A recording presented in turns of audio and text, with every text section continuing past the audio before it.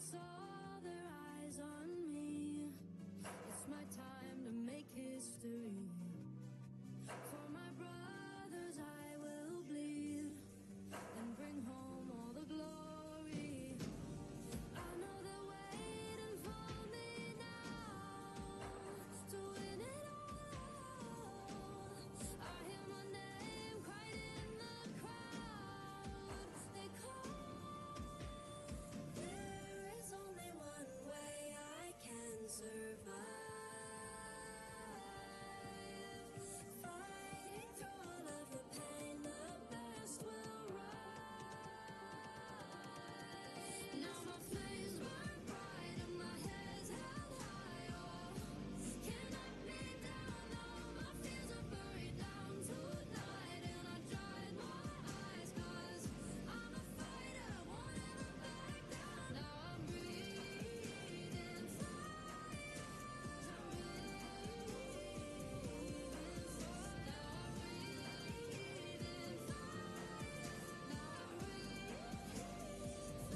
fire. Now my flames burn bright and my head's held high. Oh, can't knock me down.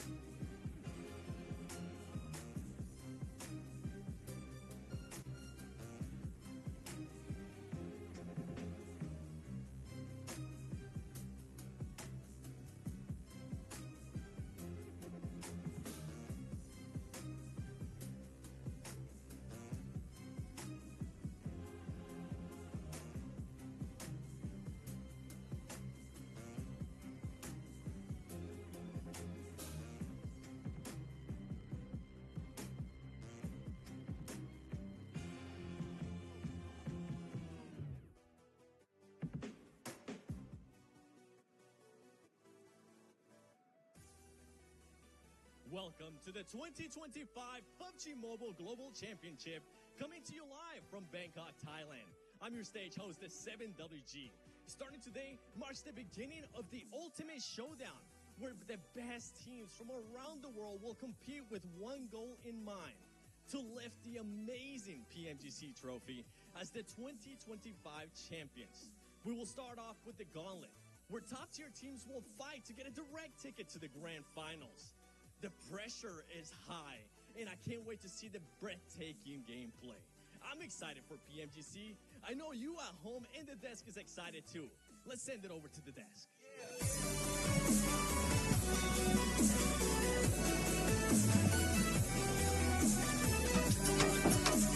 This is it. The world's sharpest aims, smartest minds, and strongest teams all are here in the arena, hoping to secure one of the 7 slots that'll take them directly to the grand finals. I'm your host, Todd Jukes, and right next to me, I got 2 of the best analysts in the business, Maxman and Neptura. Max, how are you feeling today?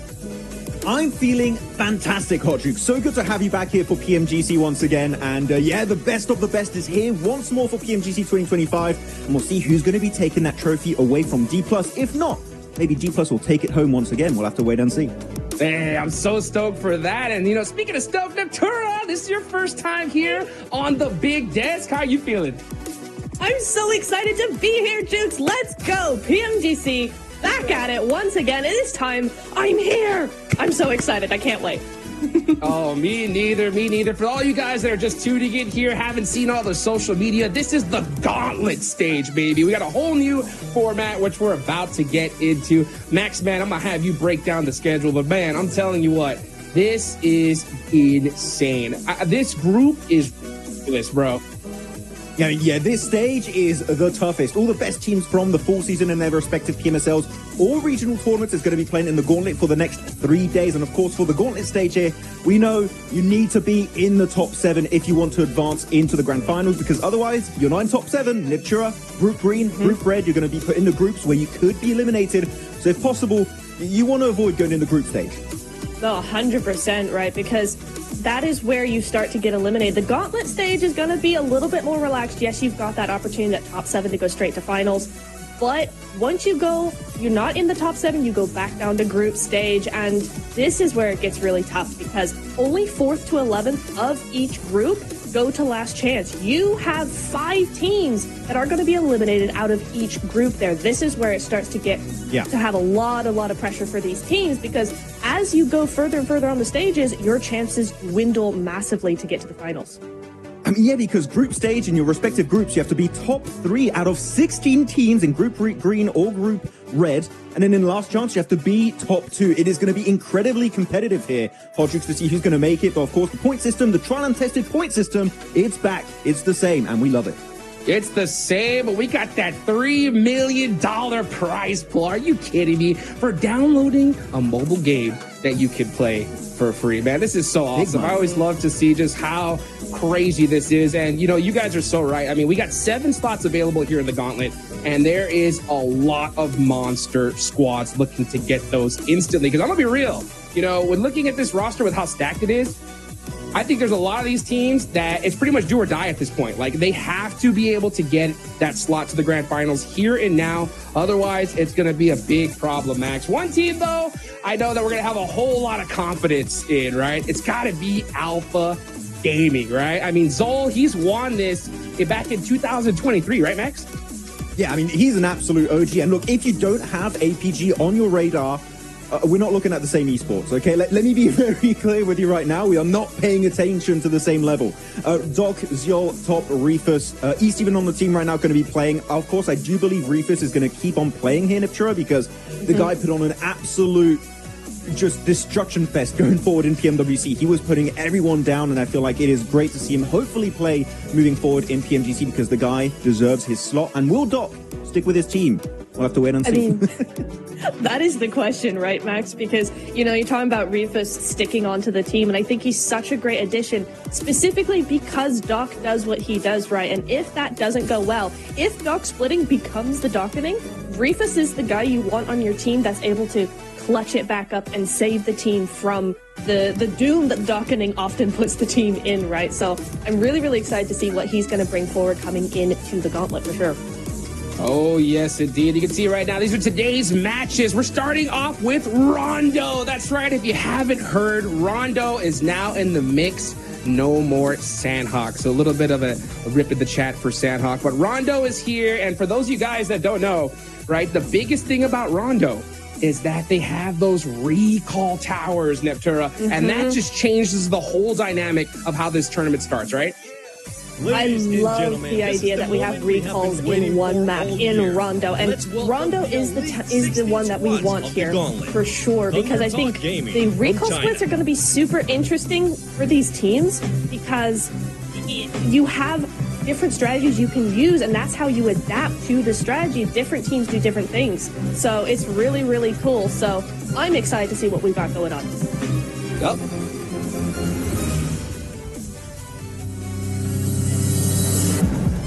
Representing Turkey, Alt Esports.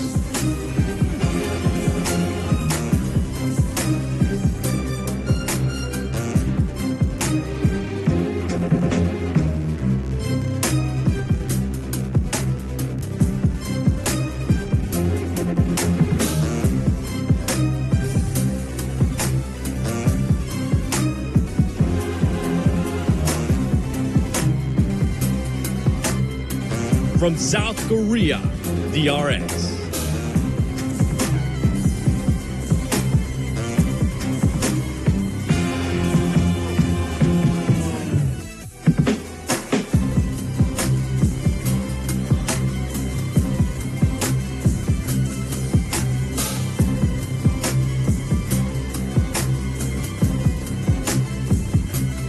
Mad Bulls from Central Asia.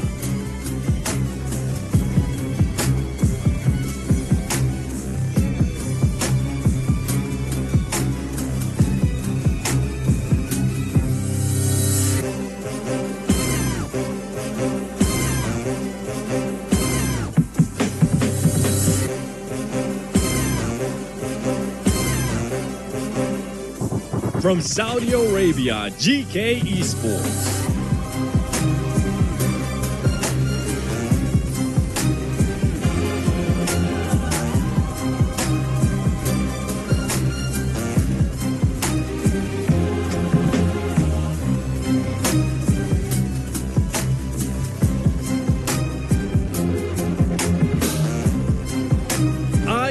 Orangutan from India.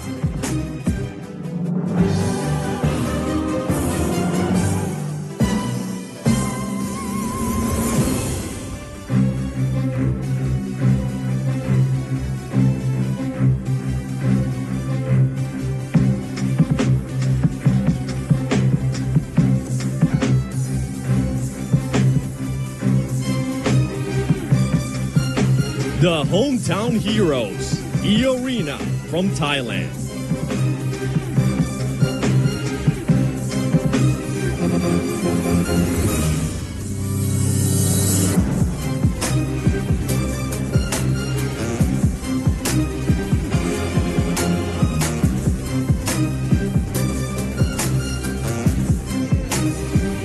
Reigning champions of PMSL Southeast Asia Fall Split, the Xavier, Vietnam.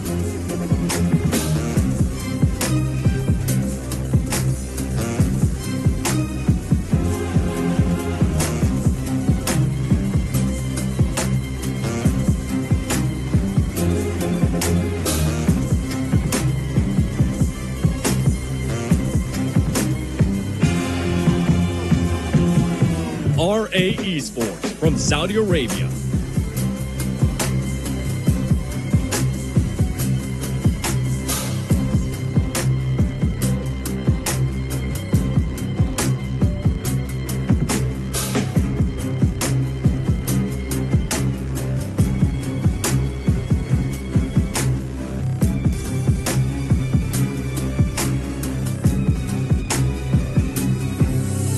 From USA, Wolves Esports, PMSL's America's Full Split Champions.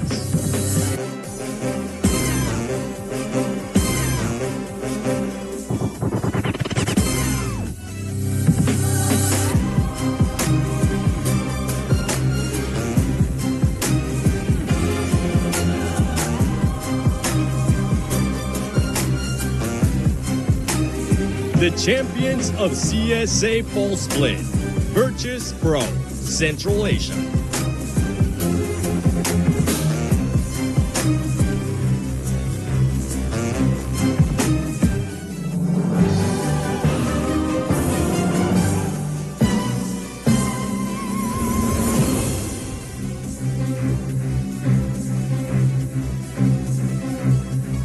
GS Team from Iraq.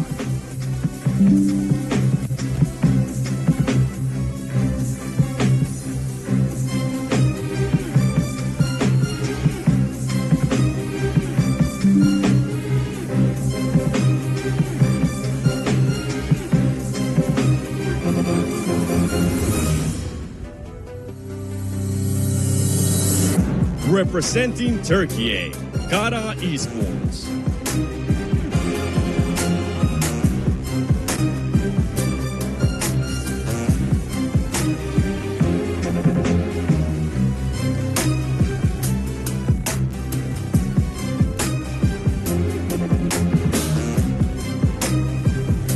Regnum Korea Esports from Turkey.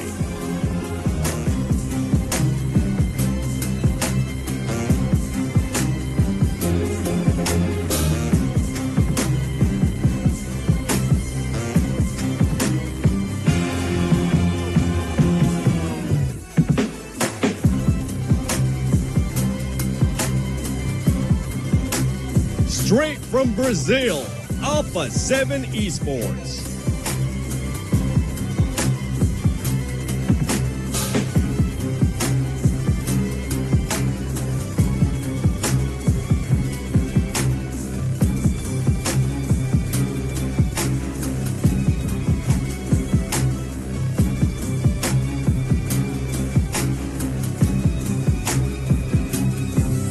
From Mongolia, Alpha Gaming.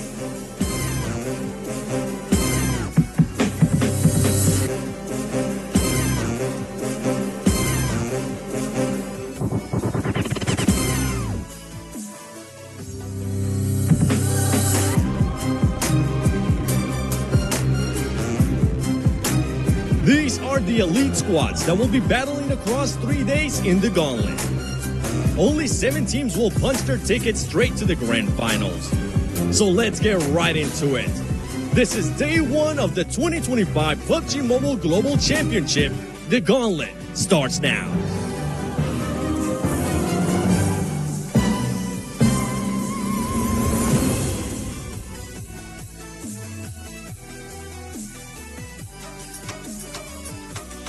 Well, there they are. We see them ready to go, man, live in Bangkok, Thailand, man. This is so great.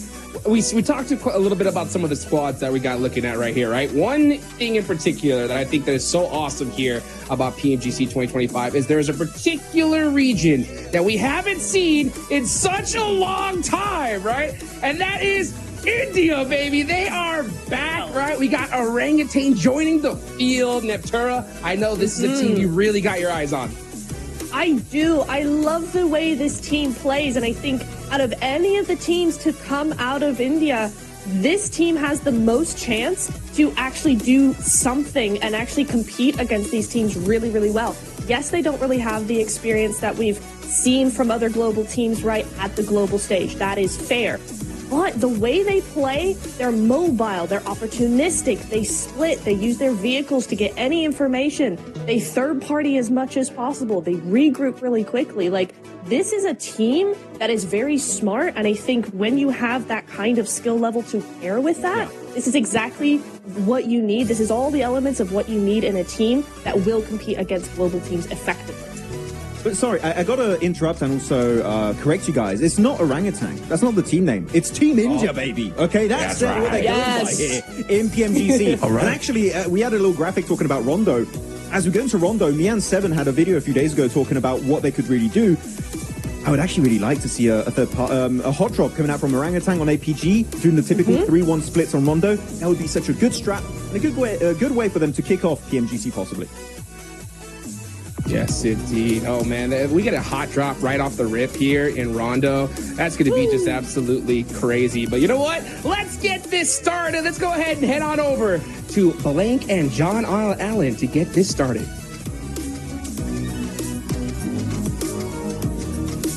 We're ready to go. That's right. You know, I'll get that. I'll get that sorted for him, so he is right retrospectively. But we are thrilled as ever to be back here at the PMGC, ready to ramp up towards the finals later on over in December. It is all to play for, and the Gauntlet, Blank, is the place to be.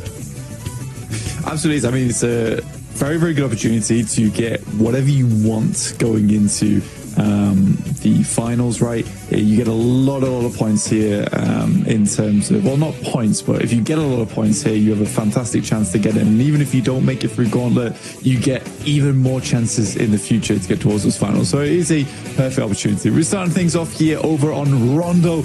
I'm sure some of you may have seen this map previously over on some of our other PMSLs. But if this is first time tuning in, we do have a new map in. It is this one. It has the recall system that the guys on the desk were talking about, and the one gal, of course, which allows teams to get back into the match should they get knocked and flushed. It's an interesting mechanic. It does make it quite chaotic at times. Absolutely. If you're wondering, where can I find these recall beacons? Well, it's the handy green hearts all over the map. They'll be visible on the mini-map as well, but it looks like we're already in for a fast start here. R8 dropping down with Alpha 7 over on the northwest side. Blank, it looks like Alpha 7, though, they've already taken a knock and a flush. But remember, the recall beacons exist, so it's not all done and dusted for the player from Alpha 7. There's a second falls as well. I think it's time to turn tail and get on out of there. I think they actually do already have an outpost ready to res if needs be. From the guys on Alpha 7, so that's fine, should be okay. I think that when you look at this over on Rondo as well, what you typically see, decent nade to start off with 2, and ID7 looks to move up. Ida, sorry. Mori. Dangerous though. Just shotgun. Oh, he's only got 2 more rounds though. 1. No, we can't find it. The AKM in the back pocket though, and the swap out is good for the turn of the spray, but the vents don't keep him safe. a couple more breathing holes than he would like there and get slashed to bits in the end. RA able to get a lot of points in the meantime, Blank. We've got another hot drop going on between Virtus Pro and Ulf. Is that a full squad wipe, or is that just the flushes coming through? I think it was just the flushes. It's scrappy. It always is really scrappy at the start here as well. Marfanning Revo, Alpha 7 looked to get back into the mix here, in fact, after that double knock occurred upstairs. Squeeze out underneath. JS9.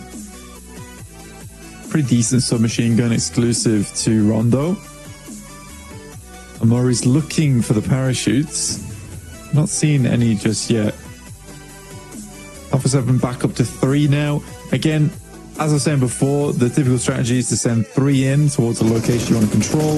You have 1 outpost sent over towards the recall beacon. Ooh, what's the battle of the M249s? Plenty of lead being thrown either way. Not too much connecting, though, but in the end, it was Marceau to win that little duel there. You can see we've already got a lot of elims on the cards, Blank, but only 2 people are currently flushed. Make that 3 now. But look at the number of elims. We're already up to 11 elims found, and only 1 player has gone down. Orangutan have lost 1. And it looks like R8 and Alpha 7 aren't done just yet either. R8's actually profiting quite a lot off of this, actually. 5 points already on the game. It's very fantastic. Creo off in the distance, Obscures having to send away now. And R8 may just get 6 points from Alpha 7 total, which is a little bit weird considering they're a 4-man squad. But for R8, fantastic stuff. I think this is the first time I've seen a team get more than 4 points on a hot drop. Yeah, certainly in Rondo. I'm talking about the Rondo recall system, but because we've hypothesized, what's the maximum number of points you can get from one team. It looks like R8 are trying to set that record right now. Goodness me. Okay, if you get 6 or 7 points from a single team, I mean they're called Alpha 7, right? Maybe that's because they're worth 7 points. Yeah, but we'll take 7 off them. That's 6 elims total. Also, that indicates that Alpha 7 has lost the fight twice, which is not great for the prospects of Alpha 7 going forward. I mean, losing to R8 as well, in the past, that might have seemed as like a big upset, but I think R8's actually improved a lot over the years. Most of those players are veterans now of the game. They've been playing a very, very long time. I think they're all very good. There's some small changes here and there. Yeah, I think Marth's always been a bit of an underestimated player, and he's consistently been getting better. Ida also has just always been a strong suitor on that team. So I think for R8, that is a fantastic start for them, but also not too surprising considering their uptick in their trend. So, I mean, it's a great start, right? If you want to have a big game, crack on with Rondo. Get towards the top of the Gauntlet. Alpha Gaming starting to make their move from Yulin down towards that southeast side. Crashing into the rocks there. Joel, not going to go any further. Maybe spotted a couple of mad balls ahead of him and decided, you know what, I'm going to wait for the rest of my team to handle this one. APG's got brightness on maximum there. Like he was gazing into the sun. The screen was illuminating half the stage. Then we switch the phone up to 120% on the brightness. Hey, they can handle it, those phones. I got all the bells and whistles. Thunder Talk. Oh, bring sunglasses in. Off the wall, yeah. I don't think they put sunglasses on your face. I think they're just short of that feature. But everything else, they pretty much got it unlocked. Mad balls crashing in, and Kara, Tulika spots one of them.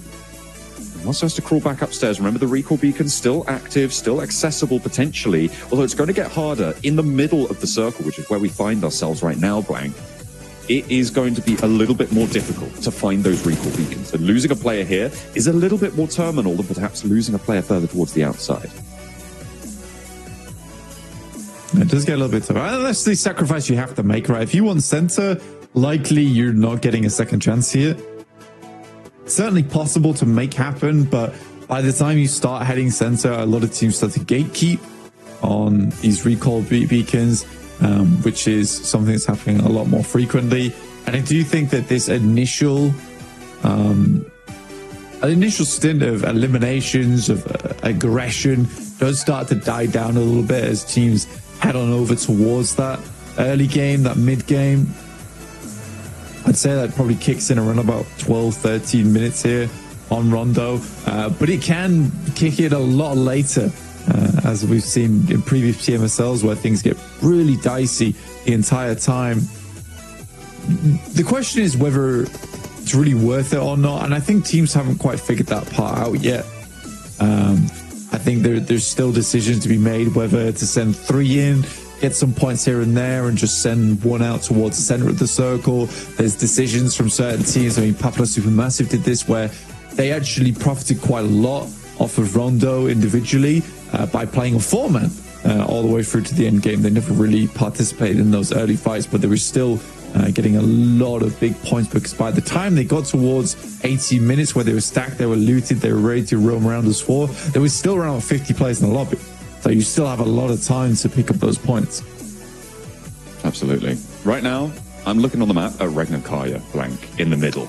And they are on a 2-2 split, currently looking at 2 recall beacons, and one of them just went up massively in value. I'm expecting that they regrouped to the east now. No real reason to stay on that western side one. Get a move on, because you know that recall is so valuable for you. Kaya wants to keep that one under control. Alpha 7 still has 2, by the way, in the northwest side. And they are now near Virtus Pro. R8, they feel like, you know what, 6 points is enough. We'll crack on, lads. See you guys later. You'll stick around as 2 in the blue. I mean, for Alpha 7, that second fight was really poor. The vision was that after that double knock, they were going to try and clear up the fight from there for R8 and deal with them. Unfortunately, there was a quick response from their side, and suddenly Alpha 7's plans get massively cut to shreds.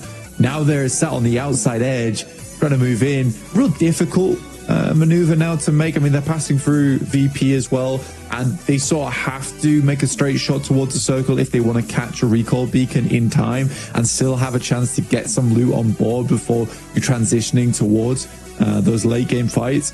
I think it's tough for Alpha 7. I don't think that this initial match is going to go all that well for them whatsoever. Good shot from CEO over towards Soldus. Real quick put down from him. Yeah, Kara, remember they lost a player earlier, and so they are staying as 3. They didn't break out to go for that recall. That's what I was talking about. Even though they are still available, they're kind of trapped in now. So Mad Bull's being able to find that opener, really very valuable. And it looks like they are still under caution, but CEO, as you saw there, getting that knock over to Solus. That should be fairly resible. Uh-oh. Hoser has to live under the cover fire of his teammates there, as Lemon nearly takes him down out of the rotate. It's one of those tough things, and it's a good point to bring up, is that if you're knocked and flushed towards the center of the circle, typically you're not getting that player back up again. But there's also that thing that's talking to you in the back of your head, right? The evil voice that sometimes you get. That tells you that maybe you could go for one of the recall beacons.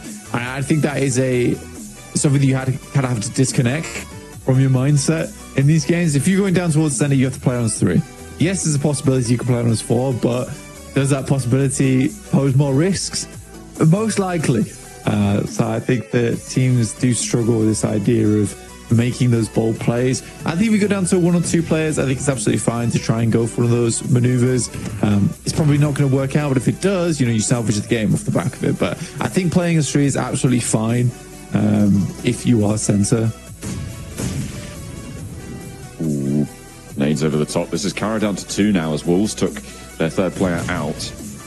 So it's just Lewis and CEO, and nade bounces on the backboard, and it manages to land on target. The circle shifts out to the side, so this has to hurry up on the fight, and I think that Mad Bull's just going to be able to close this one down here and now. CEO, though, has something to say. A nade out through the door, stops first breach, gives him a little bit more time to play with. Teams are going to be leaving from around them, so not too much danger of third party, as nade starts to bounce on in, and he goes down to the bombardment in the basement. Too much to handle. CEO, you're fired.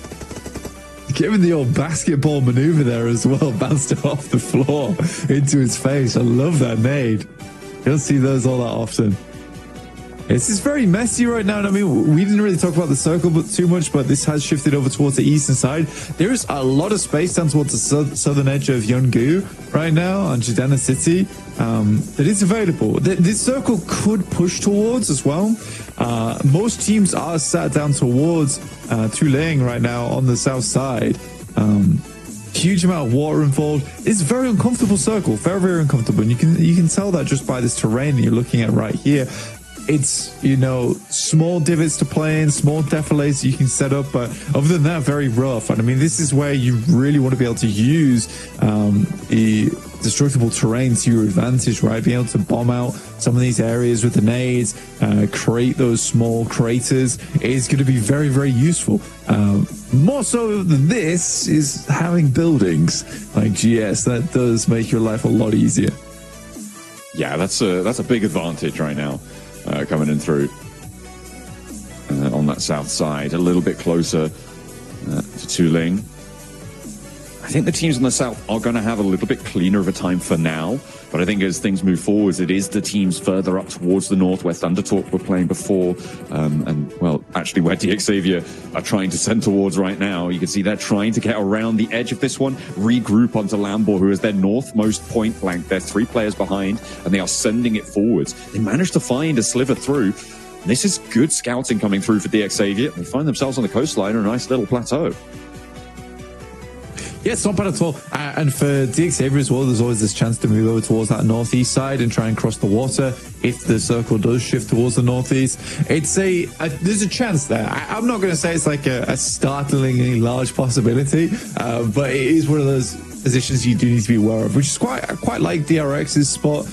They haven't set themselves up for a massive elim game, but should the circle move over towards the eastern side, they have the bridge to work around, and also they could just gatekeep if they wanted to, and that's where they could pick up a lot of eliminations in the chaos and the panic that ensues after a circle like that.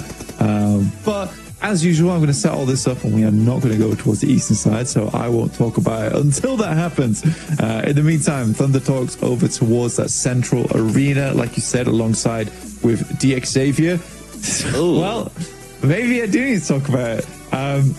Completely undefined, right? Completely undefined. I'd say it was slightly more over towards that northeastern side in terms of land. But yeah, I think that you pretty much have to stick to your guns here. If you're out for 7, you are having a great time off the back of this. Mad Bulls moving into GK. Very, very bad stuff here happening for them. But luckily, Flip's on the outside. Wonderful off-angle player, but then he's got 2 enemies to deal with here in front of him. Safji and Ragnarok. See what Flip can get done here. He's very good when it comes to clutches, usually, for Mad Bulls.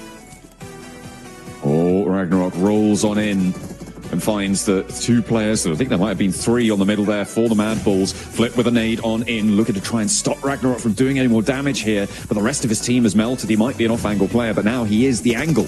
And we'll have to try and find something. Nice. A real big re-knock there as Ragnarok actually has to send around the edge. But fortunately, he is kowtowed down behind as Regnum Kaya chime into the fight. There's off angles everywhere, Blank. This is the messy area we were talking about. This northern road, so difficult.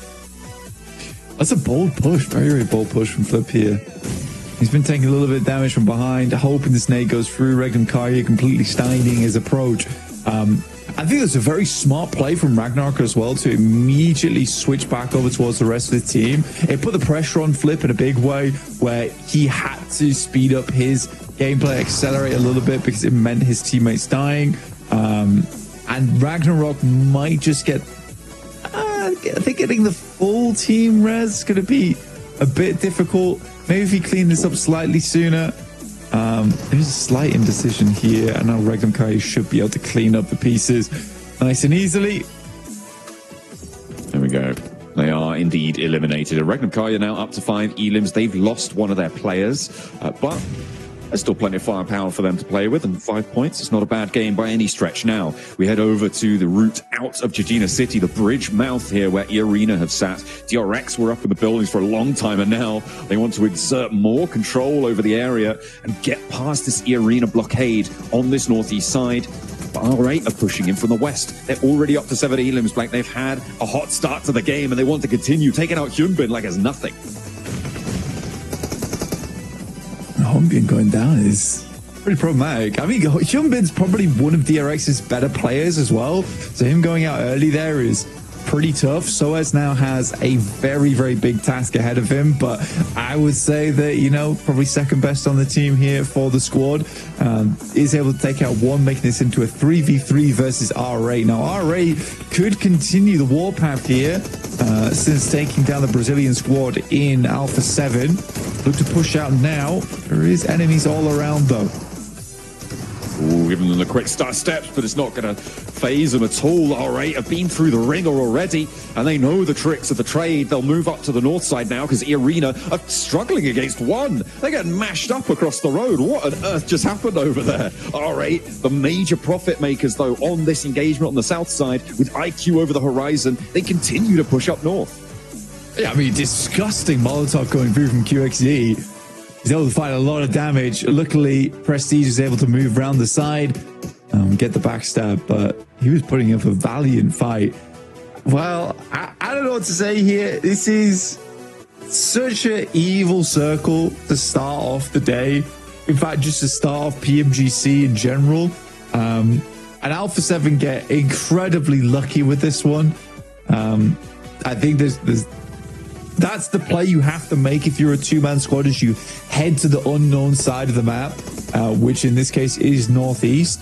But they get so lucky this continuing to be in the circle in stage 5. I mean, by stage 5, you're usually assuming the circle to pick one of two land masses to go to. But because this has been so central each time, the algorithm basically just says, well, we just have to split. Yeah, it's a real nasty circle right now, and I mean, at the start of the game, playing like lemmings, you think that Alpha 7 do need to have a little bit of an uptick on performance there. As a rotate comes through for the Wolves, they're trying to crash on in. They do not have any other option. ThunderTalk are going to be on the defense here. Plenty of teams trying to crunch their way through, as well as R8 try and move up north towards the IQ position, but they are finally falling. With 12 elims, though, they've already had a banger of a game. A nade onto the outside leaves just the one player now, Baton, for Wolves, alive, up on the wall, dancing around, trying to find an opening, but it's not being presented. ThunderTalk playing solid, stalwart on their defense, and there's nothing doing. Now he's at long range with the shotgun, and he's got to keep the lead pouring out, but it's not going to be enough to get all three. But goodness me, it was close. I mean, it's the correct move. It's the correct move from ThunderTalks. It was slightly less glamorous than they were hoping potentially, but it is the right move, is to send 3 out on a quick spin there to take down Baton, because the way he was running around, I think they realized that they were just going to be wasting nades, sending them out the window, hoping for something like that. If they get this done right now, it means they can have a lot more pressure over towards the future. DXA played a blinder here on this game, moving over towards that northeastern position after seeing that circle and getting it done so effectively.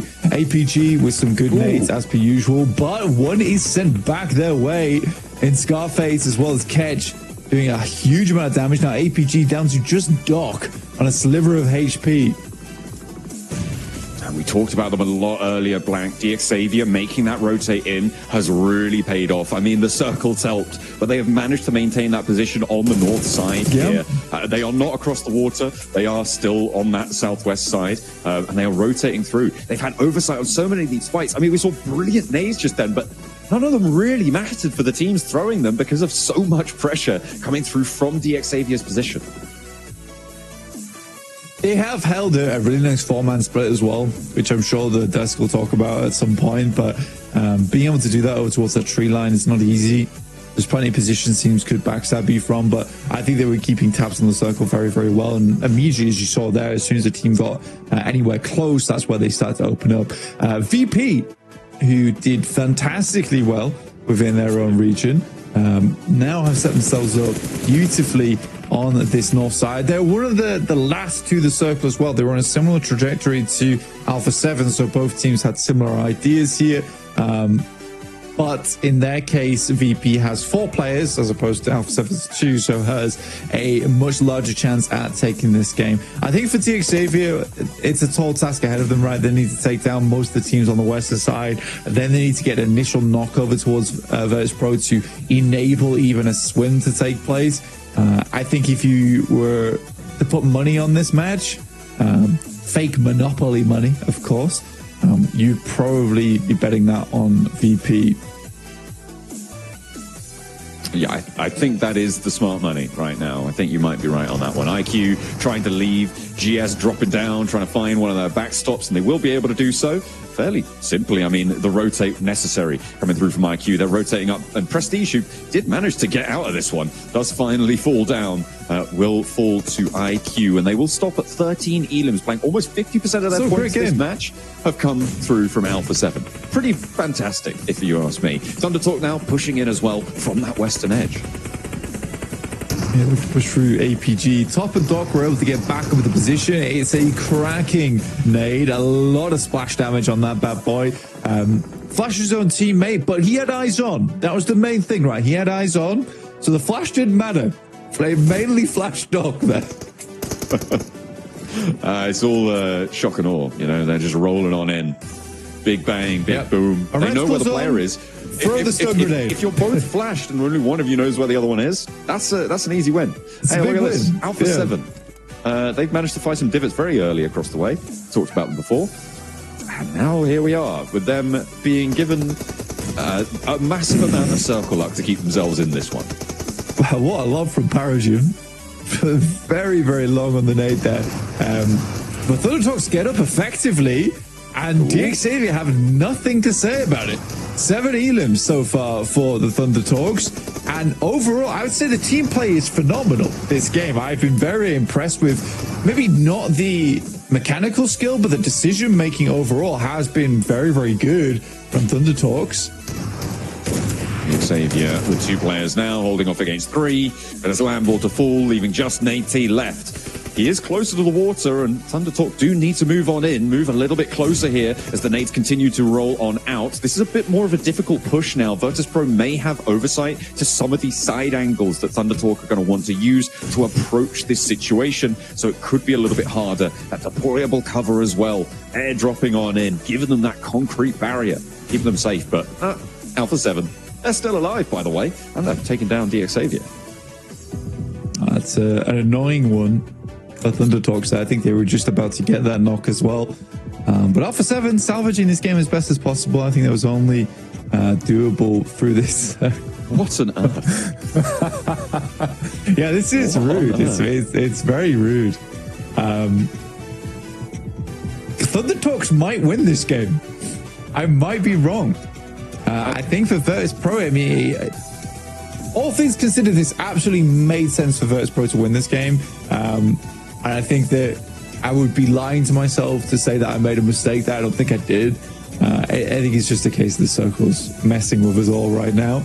But for Thunder Talks, I'm going to go ahead and say that I think that just off the back of this game, there's been multiple moments where I thought that the team play is very, very good, which is usually something that is quite present in Chinese teams anyway, is that their team play is very, very good, but they're backing up with very, very quick maneuvers.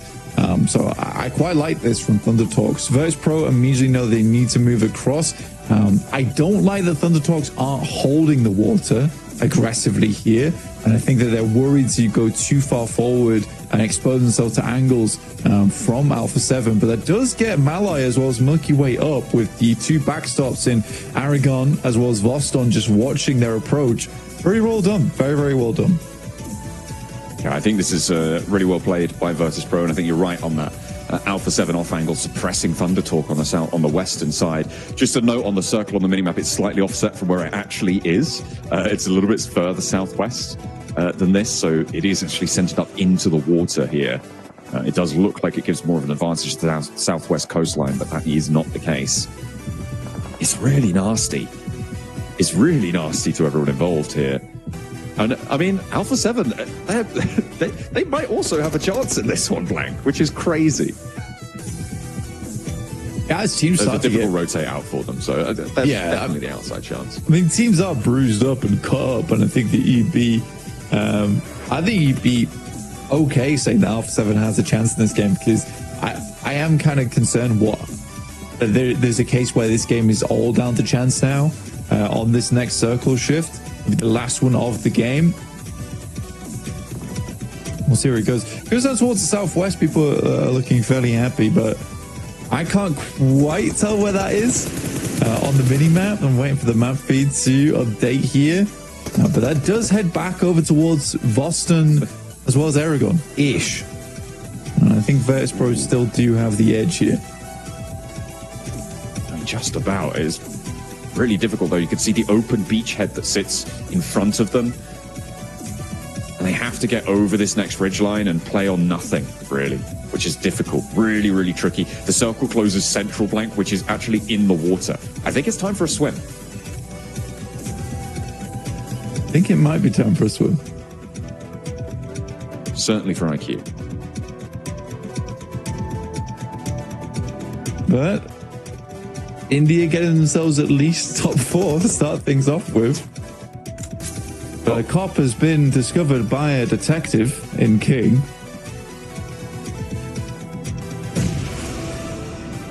Be able to take him down. 3 teams now remain. 4 players for Virtus.pro. They're split 2 and 2. A nade here could be dangerous.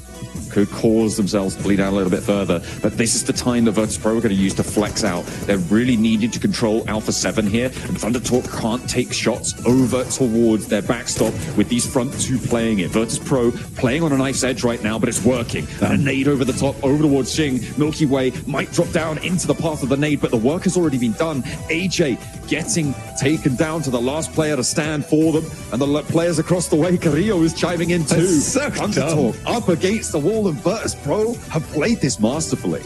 I mean, you might have a 2v2 here, though, between Alpha 7 and Virtus.pro going over towards that end game, depending on how AJ plays out these final moments. A lot of indecision there coming through from ThunderTalks.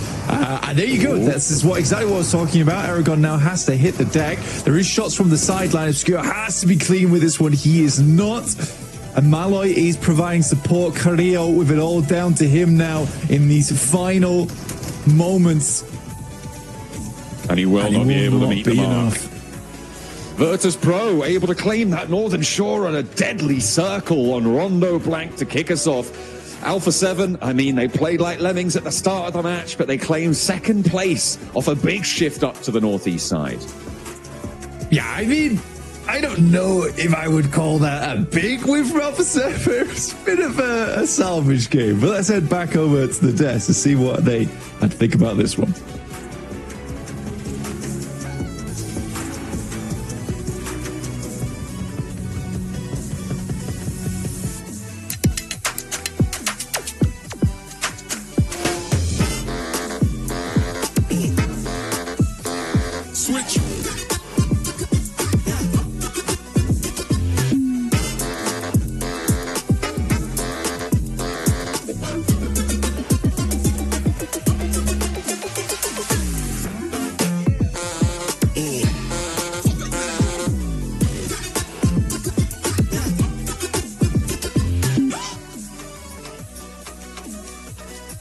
Man, what a tough game there for Virtus.pro and Alpha 7, huh? I mean, that was a very difficult rotation. It's so ridiculous. Rondo, there's only the tiniest little bit of water, and it just so happens to land on majority of water here. Hey, it's PMGC circles, Max, man. What else can we expect, right? Yeah, like Rondo, there's just a little river. There's no way it's going to come into play, right? Yeah.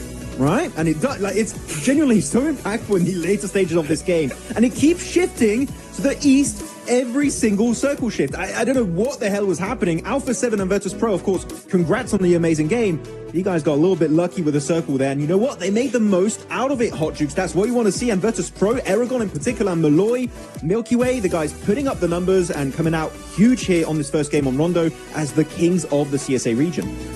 Let's go. I mean, it's so crazy. I mean, towards the end of that game, I mean, for us in the background, we were like, all right, yeah, you know what? Alpha 7, they got this win. And then for a second, we were like, all right, ThunderTalk, they are in the best position here. And then all of a sudden, just Virtus.pro with that 2-2 split, man, they crushed it, Neptura. They did. I don't know how they got off of that ridge just into complete nothingness with only smokes, right? But it was the controlling aspect of the 2-2 split either side of the river. I was skeptical at first about how that was going to go. But honestly, it worked so well because it meant that they could control each other's enemy aggressors. So really love how they played that, controlled the circle. Amazing. Yeah, as we can take a look here at that game one more time there. Virtus Pro, man, they were able to just get it done right at the last second there. We saw Obscura try to be able to get that double knock, and I think that's really came down to that last little fight there, but he ends up getting taken down, and Virtus Pro just cleaned things up here, Max. It was down to the smokes. You can see for a split second on the other side of the river, those smokes coming out from Virtus Pro were just paramount in them securing this chicken dinner at the start of the day, at the start of the Gauntlet stage. And but Malloy, Milky Way, this duo sending it across the river, Niptura, and holding off all of Thunder Talk while keeping two players on the other side of the river to control the ridgeline. That was the game-winning play from Virtus Pro. And I don't know if it's too much to say, but I would say it's as close to perfect as it really was in that scenario for Virtus Pro. It was beautiful. And to make such a perfect play out of such a difficult zone as well, right? To take that sort of high pressure scenario, it was not an easy game by any means. Yes, they might have had more time to think about it because they were on the other side of the river, but yeah, it's insane that they were able to bring that out of it. Wait, Niptura, Hot Jukes, am I seeing Malloy with 870 damage, 4 lins, and he's only taken 22 damage? What? That's what I'm talking about. Bro, he's out of the Matrix. Oh my... That's crazy. Okay. Dude, ridiculous. I mean, one thing I really love from them, though, was to have that heads up to cross the river, right? I think a lot of teams in that position, they're just like, you know what? We're going to hold this side and just see what happens. But no, they end up making that split, and it worked out for them big time, Max.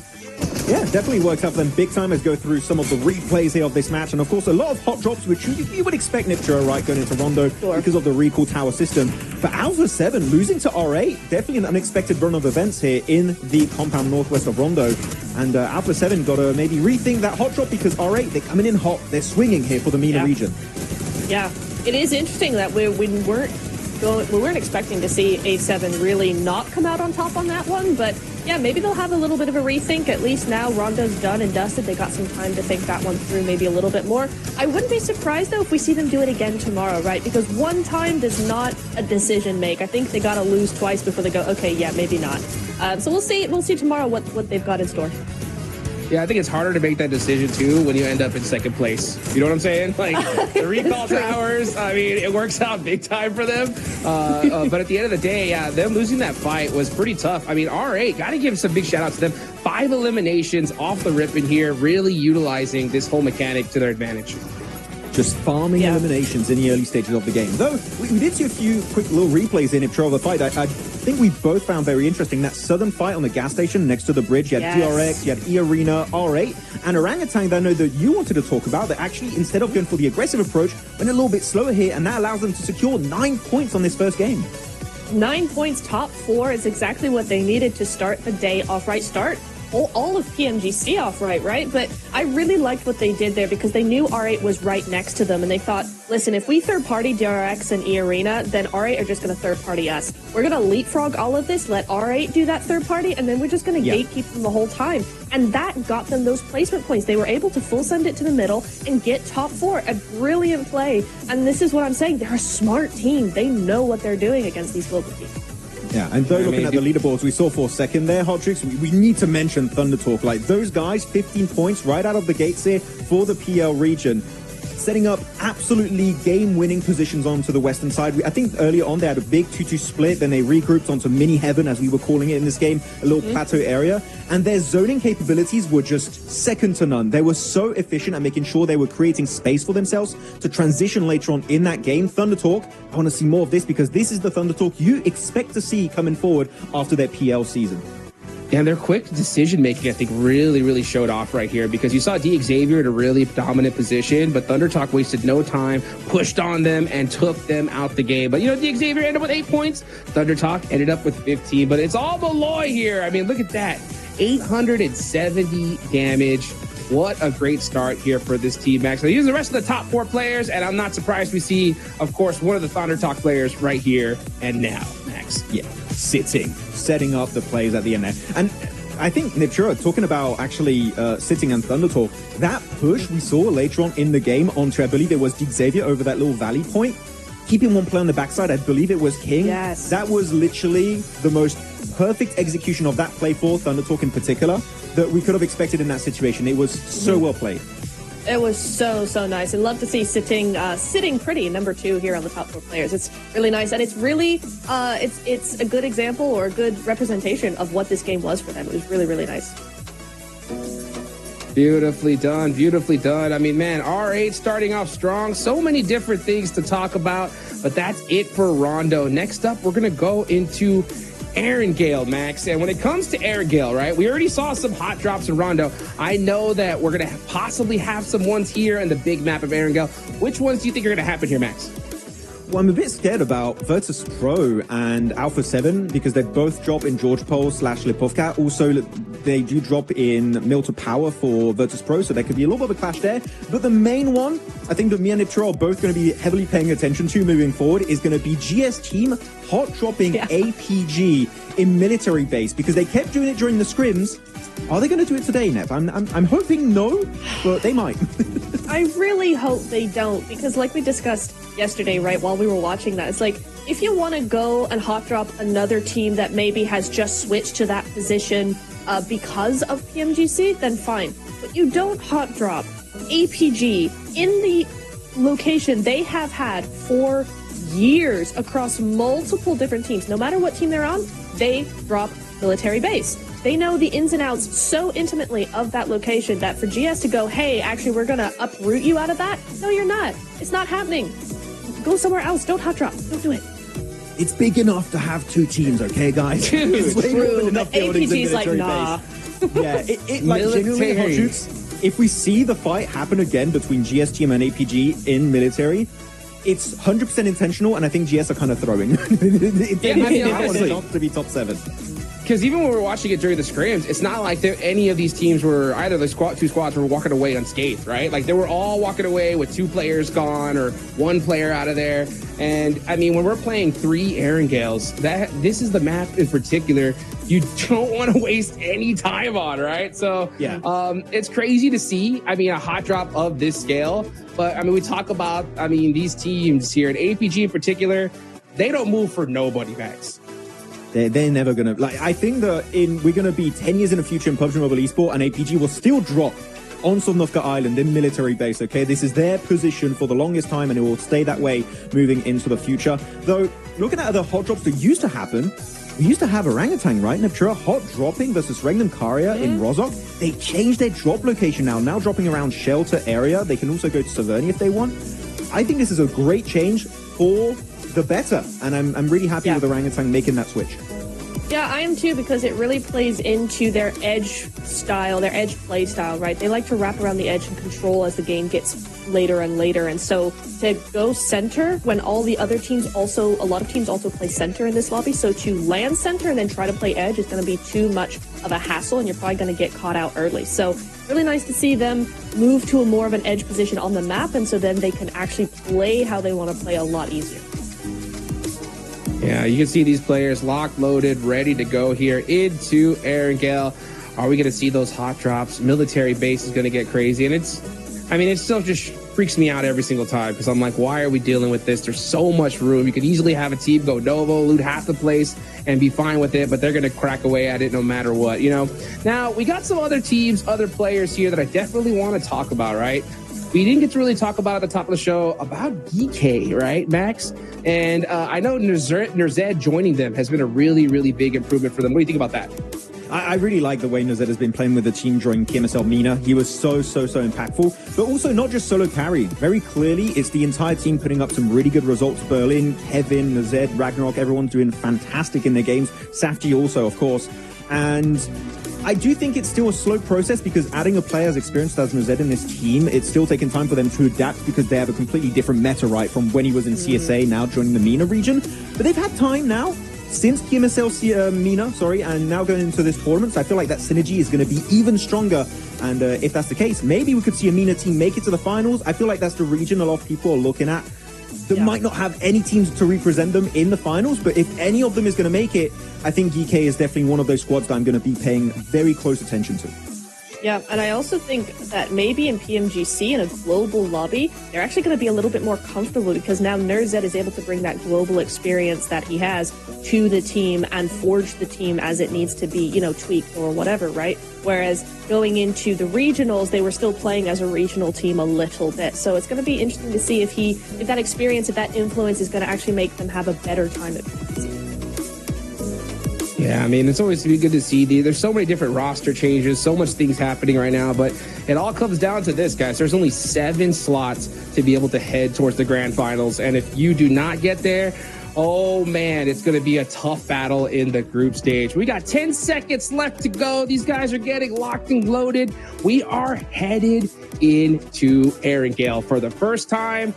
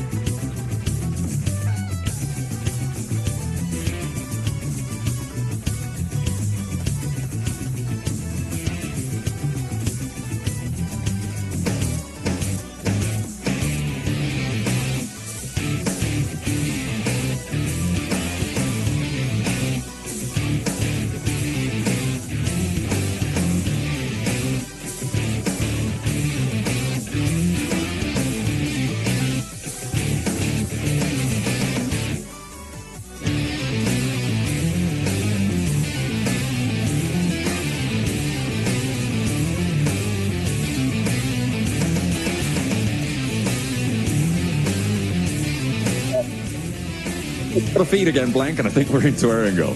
I don't know about you, but we'll see. I think we're all good. Okay, well, here we go. What's life without a little bit of thrill here as we get a little bit of a hot drop as well. Okay, down on the south side, GS and Alpha in C block. Gonna continue to scrap this one out. Let's see who's going to get the better end of the stick here. A hop in through the window from Doc and actually finds an AKM.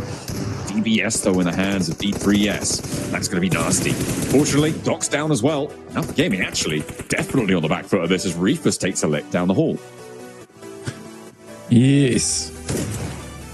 For GS, not a bad start for them. APG were fighting over this in the test matches as well.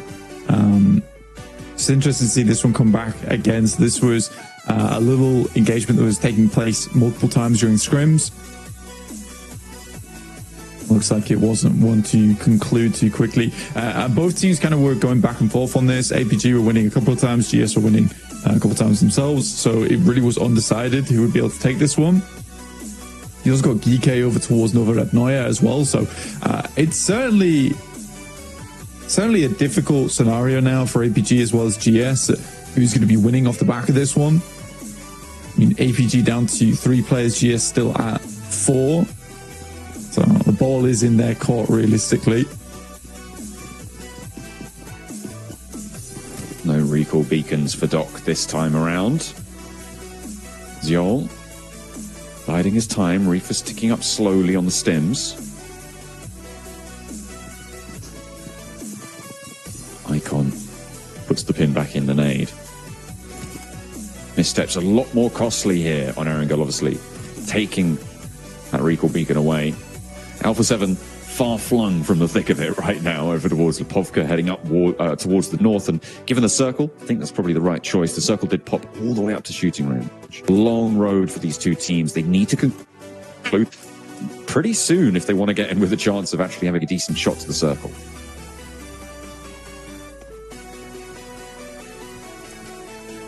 Definitely a long journey, and there's no recall beacons anymore to assuage those problems. APG is kind of stuck here now too, because you can't really make the backstep over towards the hillside behind them, very exposed. Once you move out that way, GS, all they have to do is head over towards the roof and start taking shots. So APG's sort of locked into this fight. It's a long journey up north as well, with the circle tearing up over towards shooting range. It's unideal.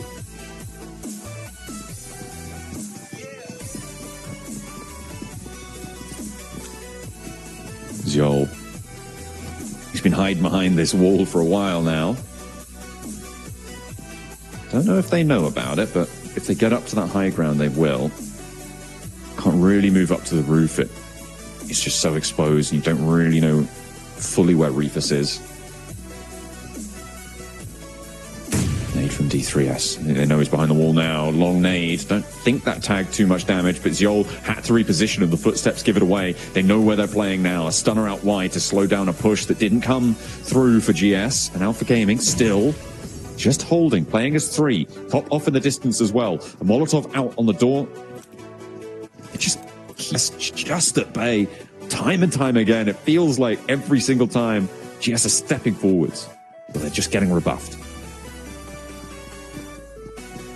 It's very much a stalemate. And again, it's one of those things where APG has to commit to this now, where if GS want to keep dropping on them over towards military, then APG need to make it as hellish as possible going forward. If you want to keep dropping here, we won't leave. Even if you take down one of us, we will remain, and we're going to make your lives very tough. Which is a bit of a stubborn approach, but I think APG and stubbornness go hand in hand anyway. Yeah, I think that's... It's the start of the tournament. So they've got plenty of time to convince other teams not to come here. Yeah, well, I mean, if they want to get up towards the top 7 in Gauntlet, which really is the ultimate goal of these teams here, they do need to try and get that one shifted a little bit further down the pipeline as fast as possible in the next 3 days. 2 or more they can earn. Erangel, obviously a major feature of these days, with a 50% of your matches played on the grassy pastures. Taking a look at the points right now, I mean, R8 with 13, which is crazy on that first match, despite going down fairly early on in the overall standings. I think it was 6th or 7th or something on the placements. Virtus Pro and Thunder Talk just a little bit ahead of that. And the fact that Alpha 7 got 9 in the end boggles the mind. Kara moving parallel now to the so-called hometown heroes right now. Certainly the only representative from the hometown in the Gauntlet stage. We'll be seeing Vampires in the finals as well. But Irina going to be moving alongside Kara.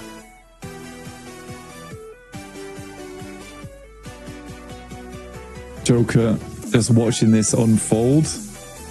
They pass on by, which isn't great, to be honest with you, for E-Arena. I think I would have rather have got moving a little bit early with Kara, taking a proactive approach there. It does set up a bit of a landmark that's going to block off E-Arena when they start to come through. VP also will be making a bit of a rotation over towards the north side. Brown Stalba likely. APG regress over towards GS.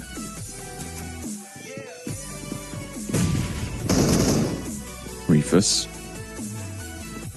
with the pump action. Alpha Gaming taking a little bit more ground back under control in the long building, but they left a backstop in the cupboard there, and 2 players go down immediately as well. It's getting turned around, it's getting traded off. It's chaos on the inside here, Blank, but Alpha Gaming managing to stand tall amongst it. The push back in has worked.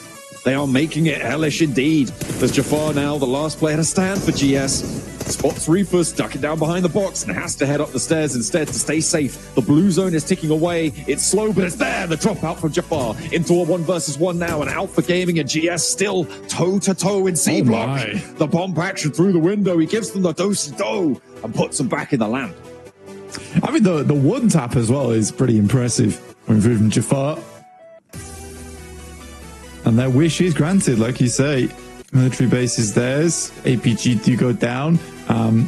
They do lose a lot for it, though. Only 4 elims and only 2 players remaining off the back. Thunder Talk over towards the north side compound, just to the west of Severny. I actually don't mind this position at all. Quite like it on our screens right now. A lot of capability for maneuvers later on, which is good stuff. It's just down towards the southwest side, where DRX is currently playing on the dead trees. Zaki for Alpha 7 is an interesting one. They started as that they have been cowed. Well, fine. You know what? I mean, they sent there early, right? And they're going to have to play for that northwest side. Kike moving on in on the east edge with Ulf. Just to their south, up in the hills, you can see the ridge lines, the trees, the terrain play here will inevitably be incredibly crucial As DRX look to regroup, Alpha 7 poking their noses in too, but Carrillo, he's turned away. Spots too much danger for his liking, waits for the rest of his team.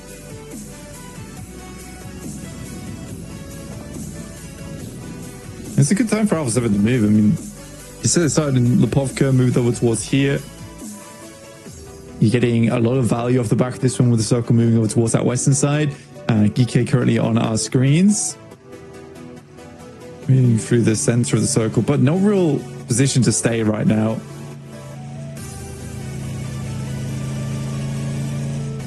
The Arena finally made that move from the western coast. They are on the south side. Kara is still posing a bit of a threat to them, being a little bit annoying, but Marceau having to swim here does give free reign now for E Arena to push over towards that eastern side.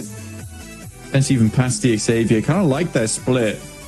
2 and 2 across the roadside, tucked in over towards the hillside on the east.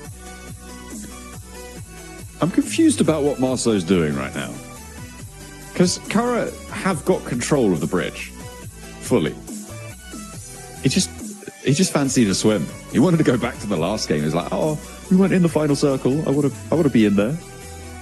Nah, just get on to North George. Come on. Kick up the pace. Regnum Kaya, they are slap bang center, but they're in a bit of a divot here with a lot of oversight from on the surrounds. It's going to be difficult to move away from this, but it's very central, which is the big positive of that spot. And they'll be able to play on from there.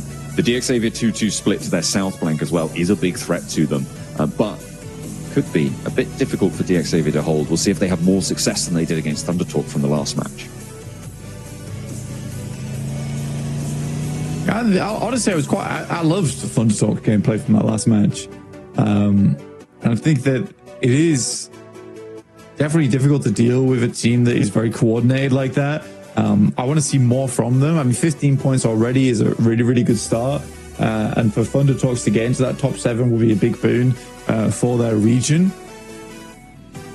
Alpha 7 starting to cross from that field on the western side, but still really difficult to determine where you want to play on this circle. It's not amazing spots all around. I think even moving down this way, you're very, very tough to find decent spots to play now. I think a lot of teams are going to shift over towards that western side, try and play the east edge of Georgia Pole. First Pro up against Thundertalks once again. Like you said, sighting does go down, but for their troubles, they're at least able to find one. They're able to get... Oh, Virtus Pro able to claim a point there. Thundertalk not so lucky, and IQ are tagging onto the back as well. King going down, should be flushed out. Going to be real tricky to make that one work. Rectum Kaya holding their central spot as well, defending as they move. Sorry, they're not holding. They sent all the way down to the south coast. Goodness me. Okay, a big rotate coming through in the midst of it. They give up the position a bit further up the hill and instead take control of the roadsides blank, which slither through the middle of this next circle. A lot of control for Rectum Kaya still. Yeah, we didn't get to talk too much about Rectum Kaya other than that initial push from last game. But definitely a team that we're expecting big things from in the future, and already a very, very good position on this map to play around with across the roadside. It is going to require a little bit of gusto from them to hold on to this spot, but I think that Rectum Kaya can make it happen. R8 currently playing box, which is not a bad position at all. I think for E Arena, it looks better than it actually is over on this south side. It's going to be kind of tough to move across that open ground, even past all 4 Xavier or Wolves even holding on that north side. So I think for E Arena, they may struggle slightly.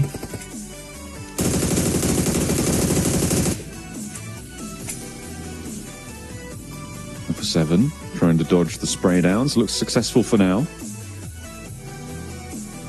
Kara moving in from that western side, slowly moving through North George. Marceau did finally get towelled off after his swim under the Georgia Bowl Bridge. And now they'll have to try and move further east with Virtus Pro and Alpha 7 in the way, though. That is going to be tricky, and the blue zone is starting to hurt now into stage 3, closing in 39 seconds to stage 4. That's where it starts to become impossible to play inside that blue, and they're kind of caught in the crux of it, Blank. I think Kara not long for this one. I mean, they didn't have a bad spot to play around with. They even got ahead of the issue with Arena. Like, the initial rotates from Kara were good. Yeah, getting torn to pieces by Virtus Pro a little bit here has been pretty rough, at least. They should be able to get the players back up in action. Next move, right? What's the next step here? How do we move Knight from here? Because I think that they're likely not taking a win back of this one, and it is more checkmate on their side of things right now. Regnum Kaya pushing over towards the bridge. Actually, unironically, a very good position. Looks bad. Is pretty good. I mean, yeah, right now it is brilliant cover, brilliant hard cover. The downside is that R8 are sort of just around the corner. Could be difficult if nades start to pour on through. In the meantime, this northwest side is getting treacherous. DRX moving on through, and Alpha 7 clashing with them. They stayed back from the fight for quite a while. They moved all the way out to Zaki on a wide wrap from the Povka. And now they're starting to push towards the circle. Kara spreading out in a line behind them might prove to be a difficult obstacle. And Obscure going down means DRX are starting to turn the tide of this fight. A second knock found as well. And really not too much damage seen in response towards DRX. I mean, that's one way to do it, right? Is if you can't quite see your target, you just blindly spray through the smoke and simply gets the job done. I think for Kara, they're so far on the outside of the circle that, yeah, it was only a matter of time before this started to happen. DRX still trying to put the pain on over towards Alpha 7. Grisao moving off in the distance. Tanky gets taken down. Quick jump into the vehicle from DRX. Can I say slightly low, but is healing. I do think for Regnum Kari, it's not actually that bad between them and R8, because the chances, right now at least, I think the chances that R8 leaves box and the relative safety of those outside windows right here to take shots or nades down towards Regnum Kaya, very slim. I think for Regnum Kaya actually working pretty well in tandem with R8. Ooh, Ragnarok doing a lot of work for Geeky there as well on that northeast side. IQ cut down. Still going with a little bit more gas in the tank, but you don't imagine that they've got too much more for Orangutan. It is going to be a difficult move now with one player left. Marso's in as well, but he's taking fire from across the way. I think that's Thunder Talk. I think that may be Regnum Kaya if they step up on that south side that they've managed to move out for an outpost with.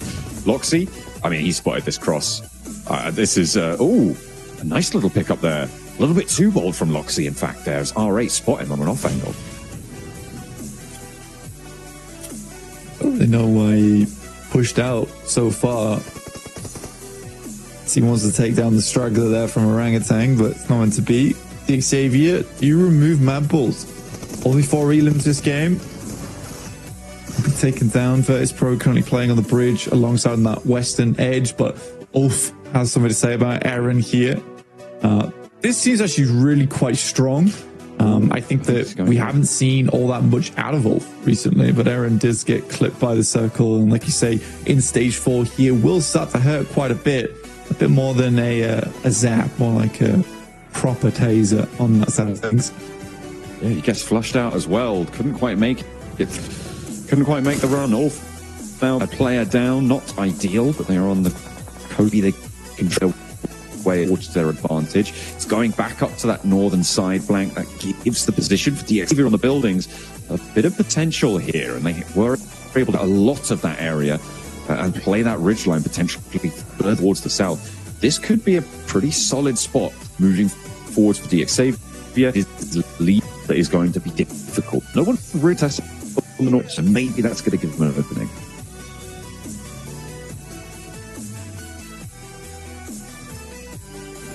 It's nice the circle does come over from the south and heads up, and DX Xavier do have a fairly strong spot to work with. You're trying to remove GS3 on the backside of this building. They're being very vigilant clearing this one out, by the way. There's only 2 players. I mean, they have to be one to wrap around towards that north side. 2 good grenades, but no dice on that.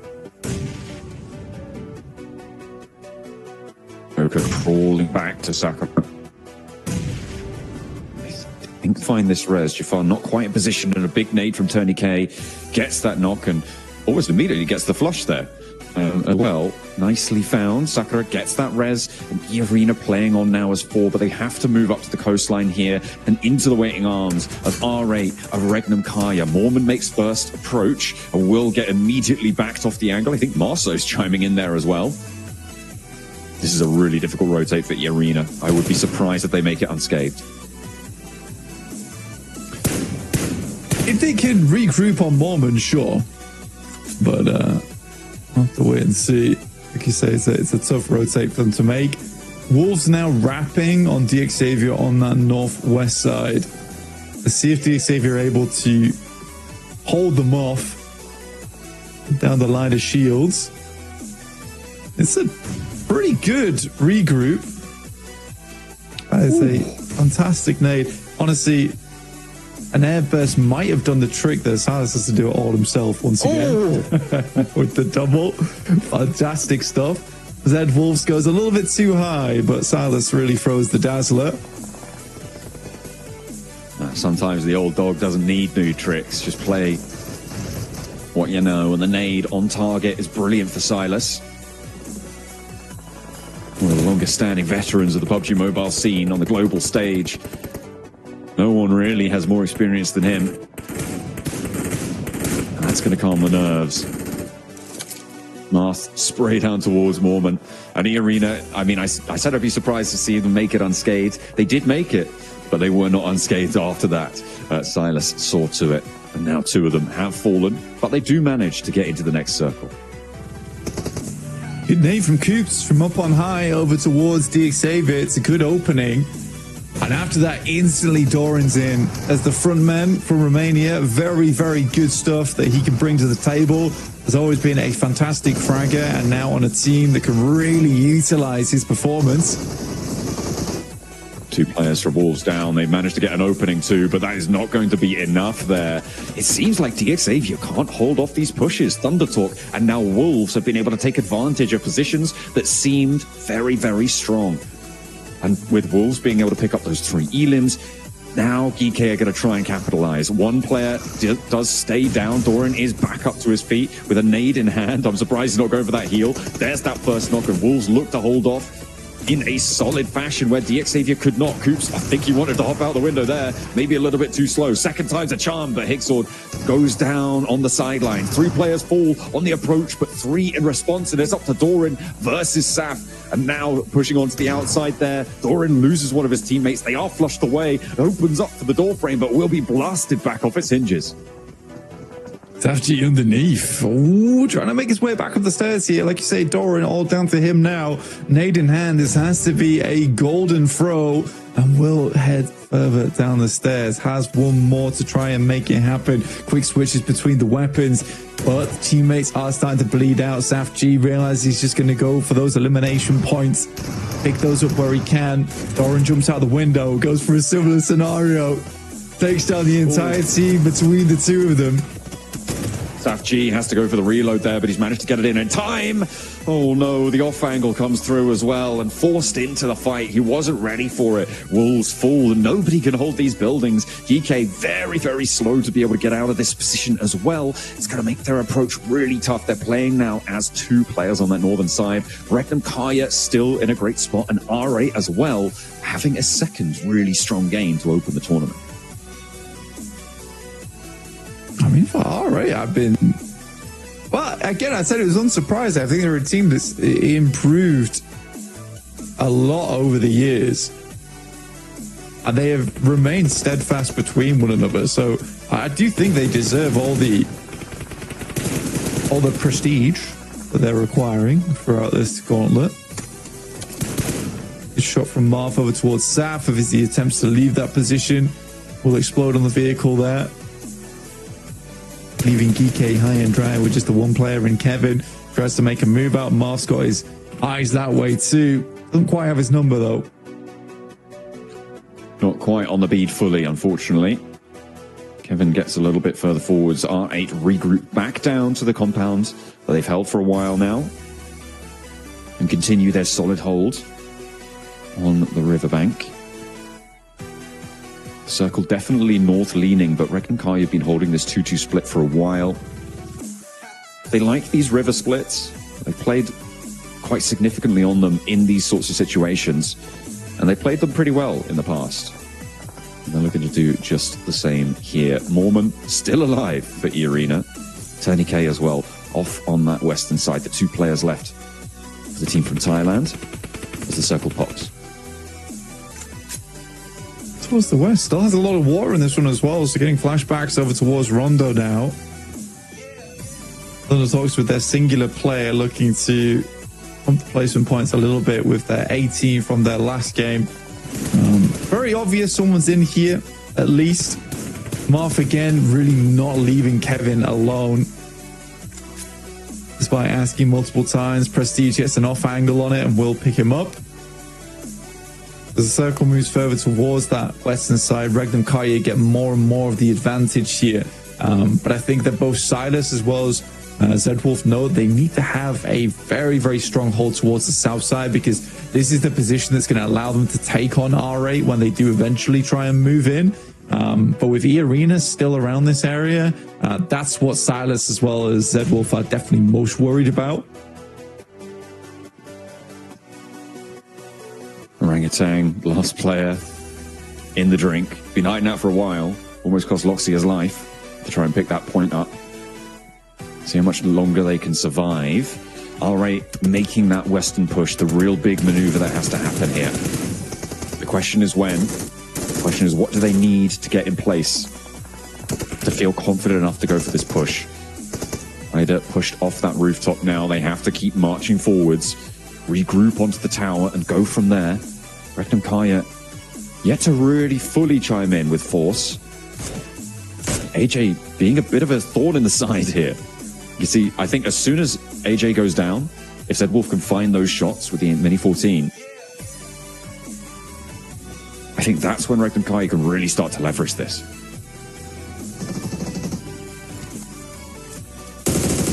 Alright, moving out, but Wild immediately finds the first shots on that one, which is a good pickup.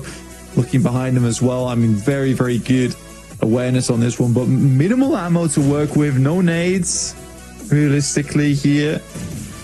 Orangutan still holding strong. R8 just about get themselves in a position to start sending nades, but Wild evades every single one of them. M79 out of the smokes now as E-Arena looks to move across. How was he not down? Goodness me. Oh dear, Tony K takes a lot of damage as well, and it is going to be maintained on that south edge. Regnum Kaya now playing with 2 on that south side. Don't go down as well. A knock there would have been really nasty for them, but they keep it going. Loxy close to Marth, close to Ida, close to Prestige. Orangutan still just with their solo representative as well. Just clinging on there. On the off angle, down under the bridge. Playing down in the dark. Wild somehow doesn't go down to that nade. It felt like I went off right in his ear. And Prestige strikes out towards the south side. And Silas is going to fall. Zedwolf now needs to pick him back up as Marth continues to move on over. Spots a leg, spots 2, and clocks the shot. Able to take down Loxy. Regnum Kaya faltering on their hold now. They play too timid blank. They haven't been allowed to do what they wanted here, and Wild needs to stay alive but can't. Another nade, and there's Amori finding the shots onto Silas. Zedwolf now the last to stand. Will give it a good go, but it's not going to be enough. Falls out and will go down. Regnum Kaya eliminated in 4th. I can't believe Regnum Kaya loses that. I mean, they did everything they needed to do, which was to take out E-Arena, clear some space on that side, and then push over towards R8. But R8 have really been putting on a clinic during this game. Very fantastic play from inside of box compound, never straying too far away from their safety. When it came down to it, this has been a really, really good hold in terms of playing from one position to the next. Marth, oh my goodness me. I think he'll give his life for it, but you don't really care. My goodness me, what a stylish way to close that down. R8, they were on the warpath in Rondo and they wanted more. A bigger slice of the PMGC pie. That is a massive game for R8. They held the box compound and nobody could deal with it. That is some silly stuff. I mean, I think I've seen Moth do that twice this game, by the way. But you don't expect it in those final moments. You really do not expect it in these final moments. What a way to finish the game. And Orangutan, once again, gets some decent placement points. The later stages of these matches, Virtus Pro here, Hot Jukes, 100% a contender not only for the top 7, but maybe for the first place in the Gauntlet. This team is a menace in this lobby. Yeah, they are not messing around here. And that's what I love when you have such a stacked lobby here. If a team gets the zone, they're going to get a whole bunch of eliminations and chicken dinner all day long. But you know what? The next game is about to start. Let's head on over to John and Blake and take us away.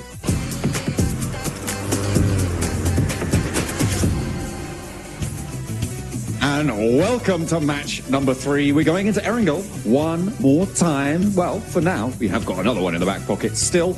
But match number 3 is underway. The plane path from Kameshki over towards the southwest side of the island.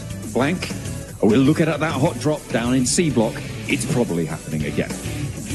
I mean, GS as well as APG really going at it that last game. That's been going on for quite a few times in the test matches as well. So we'll see how that one ends up.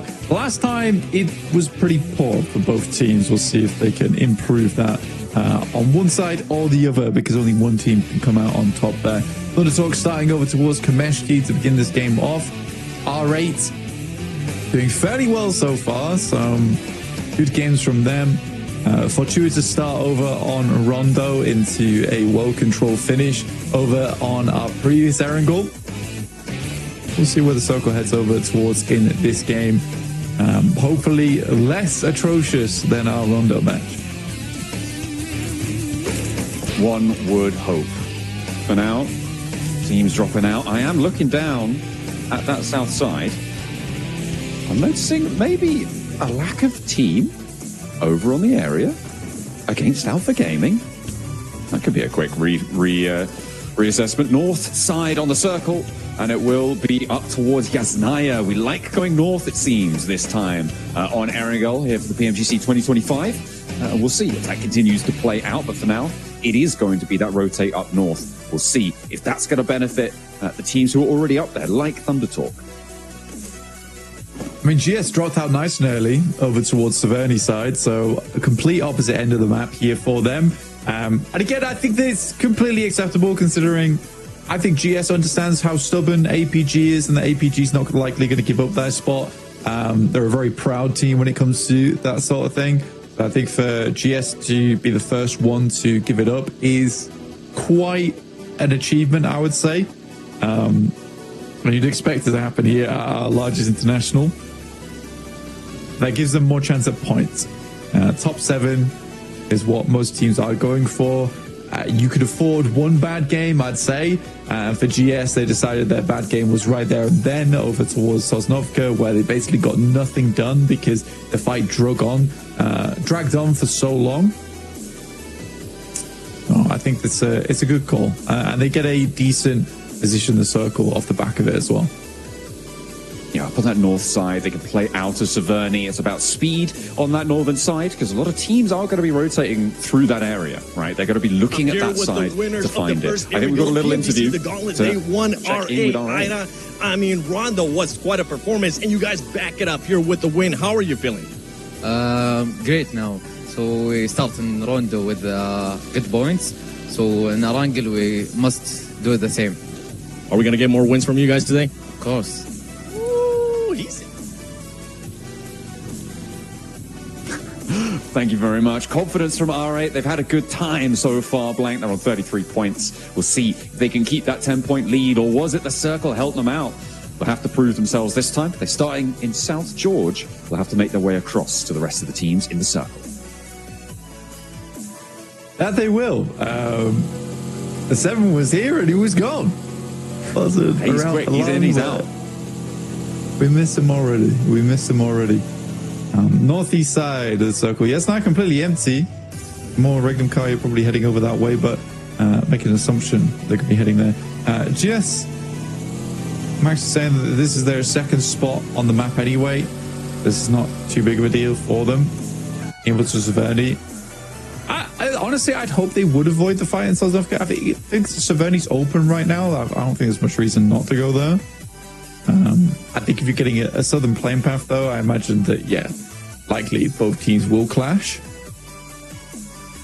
But we'll see as the game progresses. Again, it's one of those things where I think having a free open drop spot is far better than clashing between a strong team like APG as well. Yeah, definitely. I mean, they, despite being able to win it that last time around, right, it's not guaranteed, and you do have huge chunks taken out you, almost guaranteed. Oh, the lone survivor from Orangutan from the last game. He's riding strong into this one. Let's see if they can make their way up. Currently, Orangutan making their way up from around Shelter, around the lumber yard, at the top of the hill on the southeast side, and they're moving up to the east side of Yasnaya right now. They have got two players a lot further back, so I don't think they're going to be looking to take on Alpha 7 anytime soon. You can see them just over the hill, but they have stopped off in a pretty solid compound here. We'll give them a couple of opportunities, a couple of decisions to make and options to rotate into the next stages of this game. A nice little foothold for them to be playing forwards. Hopefully they can do the same as last time and get into those later stages, but maybe with a few more players.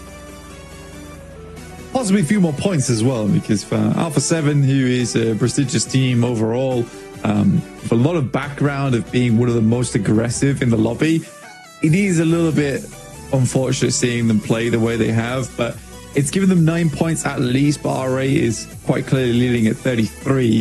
I think generally our average right now is probably about 18 points, right, across the board. So any team that's in around that 10-point region, it's not a massive jump you need to make to get over towards the top side, to get towards the top 7 position right now, but it's a case of holding on to that spot at the end of the day. Over towards northeast, though, Kameshki split from Thunder Talks. That has been regrouped over towards the south side of Stalba now, who are on our screens. And they are rotating similarly on the path of Alpha 7, and Thunder Talks, I think, are realizing that they need to hold out on this eastern rotate. King moving over on that northern side. One of the few players that can go toe-to-toe with Silas in terms of accolades in the PUBG Mobile world. He has got a storied history, although it has been a while since he sat atop the pack. Certainly Silas with a more recent dominant performance showing. We'll see if that clash continues to bear out this time around. So far, both Regnum Kaya and Thunder Talk doing well on the game so far. The first two matches have gone well for both of them.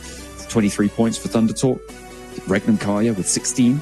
And still plenty more to prove themselves further, so we'll see what more they can do. DRX, again, another global championship title team. They're moving in over that North Yasnaya Lake, so a lot of our teams with that global legacy currently packed in on the north side of Yas Lake. Pretty atrocious gear, though. Got the Scar, level 1 helmet, vest, and a long journey from DRX to get towards a position. And honestly, from this spot, not massively guaranteed a lot of looting capability unless they're able to shift on down on the south side of the lake there and pick up the buildings. Mad Bulls finding shots over towards Silas, immediately removing him from the equation.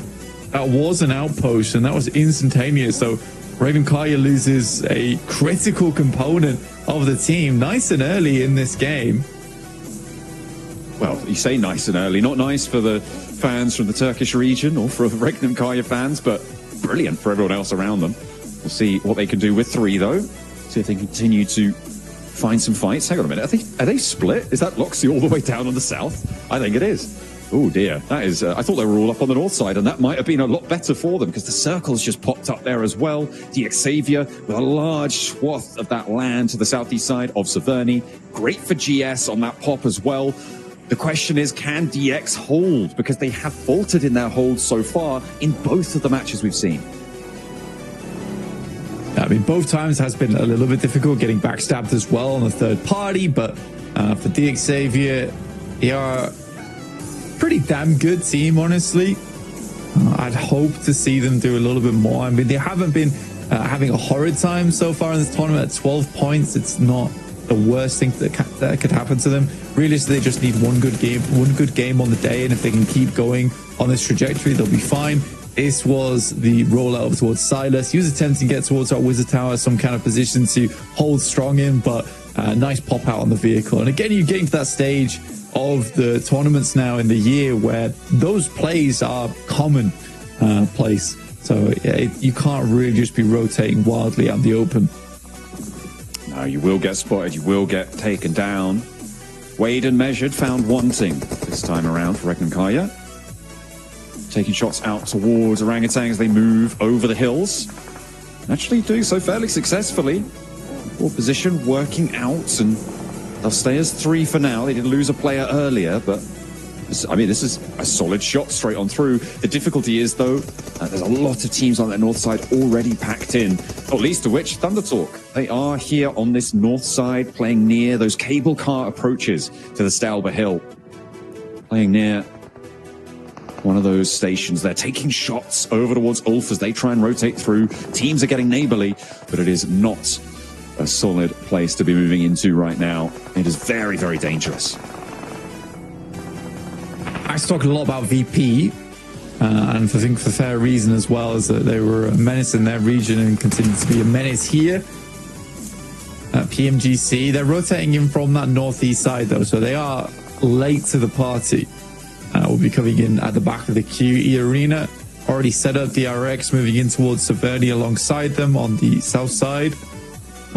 Have a couple of 2 stories to work with. DRX currently only on 3 players, though, so not wanting to engage any fight early. I mean, a very ambitious shot. I'll put it that way. Sometimes you've got to take them, you know? If you land 1 in 10 times, you get a point, or you get an opening. You get a huge profit from it, but yeah, it's fine. It's fine. We'll carry on. We'll crack on with it. Next circle coming on through fairly soon, as well as the Wolves try and take the shots over towards APG, but it's being responded towards over towards that shooting range hill. Wolves wanting to get away and wrap around towards where Regnum Kaya sit. With this circle, that's probably the approach they're going to try for Regnum Kaya as 3, actually, going to continue to send in. We'll see if they make that mystical rotate, but Thunder Talk may be slap bang in their way. I think this is going to break out into New Mutiny here in the middle. Thunder Talk on a very quick rotation as fast as they can, pushing through the middle of the field, but where do they go from here? And a nasty tire burnout from King. Well played from Orangutan, should be able to pick up that elimination. No, Xavier actually finding that off on the side as they assault the position. You're right about them holding on to these spots, but Xavier, the rest of the backers coming in through thick and fast, but a good step up from Singh there. Can't quite find the crossfire for Xavier. Now a nade in hand for Xing. There's 2 players in action on the inside here, AJ and Xing, both holding 1 door frame as Paragin. Nades as well. Xavier, they are cut down to 2, and R8 are here to play. Current lobby leaders, they want another piece of the pie. And in they go. 4 players alive on side. They push on up, and 3 players now in action on the inside. They get the res for Thunder Talk, and they get the heal off as well. This is going to be crucial, and Xavier may have a shot. R8, though, storm the gates. They are not going to allow Thunder Talk out the back here with a Molotov, forcing them to stay around, and a second knock, a third. R8, a tidal wave of force rolling on into the compound. Yeah, this is a weird time to third party. You're not really third party, you're just entering the fray here. Warzone now available for RA, but plenty of points to pick up, a total of 5 here if they're able to make it happen. Paragin should find the Murray. The rest of RA were not there to respond. Bit of inaction there, in my opinion. Playing on both warehouse doors, 2 and 2. But no one really ready to refrag him as he went for that nade. It's a good play from Paragin pushing up the way he did. Now it's in a 2v2. Xavier, it looked like they were on the ropes. They had 1 player knocked on the outside, a full force R8 to deal with, but gets caught on a tire, and now maybe they're back where they started. Unfortunate, but R8 still continue to win out these fights, continue to impress. They're up to 5 elims now. They lost a player to an unfortunate push out. You talked about Amori moving out. maybe a little bit overzealous, but they get the benefit for it. And a 5-point game to capitalize on their first 2 blank. This is impeccable stuff. Yeah, I think that what we're kind of missing from all of this is that they took down 2 teams in that process, right? Very, very quickly as well. So there's no one really outside the borders to third party them. Not only that, they clear a massive amount of space around the area, which you can see right here. So thank you very much for bringing this to everyone's attention. But you can see right there's just so much space that now they have cleared in that position. Gives them much more freedom to breathe. You can see for Alpha 7, when they're moving through Regnacaria, Mad Bulls, Kara's in the way, GS2. But R8 can sit pretty for quite some time now. Such a dangerous push. And an odd time to do it in. Again, very lucky that they entered as the Xavier went on the defensive. But yeah, I think for R8, they still play it fairly well. I think the only mistake there is that Amari pushes out solo. But even then, I think he thought he was covered by the smoke, and it is just a smart play from Paragon to just push the smoke, which most of the time is a bad idea. How are they? FGS just moved as 4 through about 9 teams just there and got through fairly unscathed. Massive confusion tactics as they move out in a straight line, swerving left and right, and nobody seems to be able to understand what's going on, least of all me. They've managed to make it to Severny. I don't even know why you would choose to go to Severny. It's not necessarily the strongest spot right now, but they'll get there. They'll be safe for another circle. Yeah, I think that they assume that the only area that's still free of space is probably Severny, considering it's on the western side of the circle. I don't think they're taking into consideration the previous circle, though, in which case quite a lot of teams would have wrapped onto this spot. ESO goes down, sadly, to QXZ, who has held this position for quite some time.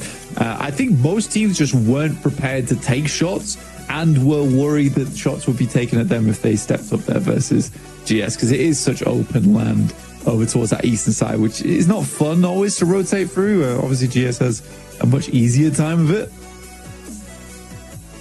Somehow, I mean, it felt like Mad Bulls should have had massive broadside on them, but just was not to be. Kara, they take a knock, but not going to be flushed just yet. Alpha 7 want to descend on the position, though. Look at that forward pressure, moving in for Obscure, playing close, and Marceau goes down. Lewis up on high, trapped out in the blue, and Kara have nothing to say about it. This is a brilliant little piece by Alpha 7, picking up a nice little opening for themselves. On that eastern side, though, they still have to put the pace down because the blue zone marches forwards, and there is so many more obstacles left in their way. Kara attempts to move up, but Orangutan immediately put that to an end as Poser goes down. I think Mad Bulls might have actually even found that knock and flush there. Wolves on the south side. A clear crossing over towards the north and see if they can pull a GS and just push on through. They have a lot of vehicles to work with. Question is where are they going? There is their destination. Will it be a little brown box on the ground? I think. Well, it's the ridgeline just before Severny for now. I mean, this is actually not terrible here. They've got terrain cover out to their east side. It's unlikely that OG step up and take shots out their way. This will be okay for now. For now being the operative word. I mean, it's closer towards the center. It's closer towards the center at least. We are waiting on the next circle shift, which does go north over towards APG and Regnacaria. So our two teams that are basically the stragglers inside of this lobby. I think Orangutan is going to have a little bit of a difficult time moving over towards that north side, but this is such a disgusting area to play. Very open over towards the beachhead. Not ideal locale for anyone. There's going to be between DRX as well as GS right now on the north side of Severny, who basically have a lot of control here because they get to decide the momentum that they want to take, as they will hold on to the compounds the longest out of anyone in this circle. Mad Bulls playing this 2-2 position. They've had it for a while. They couldn't really control too much on the rotate. Certainly not from GS, and now Alpha 7 going to try and move around it. Tulika sprays towards them, but again, just not connecting, not even taking shots anymore. But Pusher, the same story. They're waiting for the back two, but they're not even taking shots there. maybe this is how GS were able to get on through it. There's just no shots coming out from the Mad Bulls. It might be an ammo issue. To be fair, looking at those numbers, maybe that's what they're looking for. A little bit of ammo conservation. As Alpha Gaming, yeah, they're immediately pushed off that beachhead. It's tough. It's very, very tough. And I mean, as just two players, it's pretty easy for Alpha 7 just to wrap around on that side. It's the tiniest of a hill here that's giving Alpha 7 a little bit of space to breathe. They are having to drop down quite a few smokes to make the rest of the cross. Squeeze out, making sure to remain vigilant.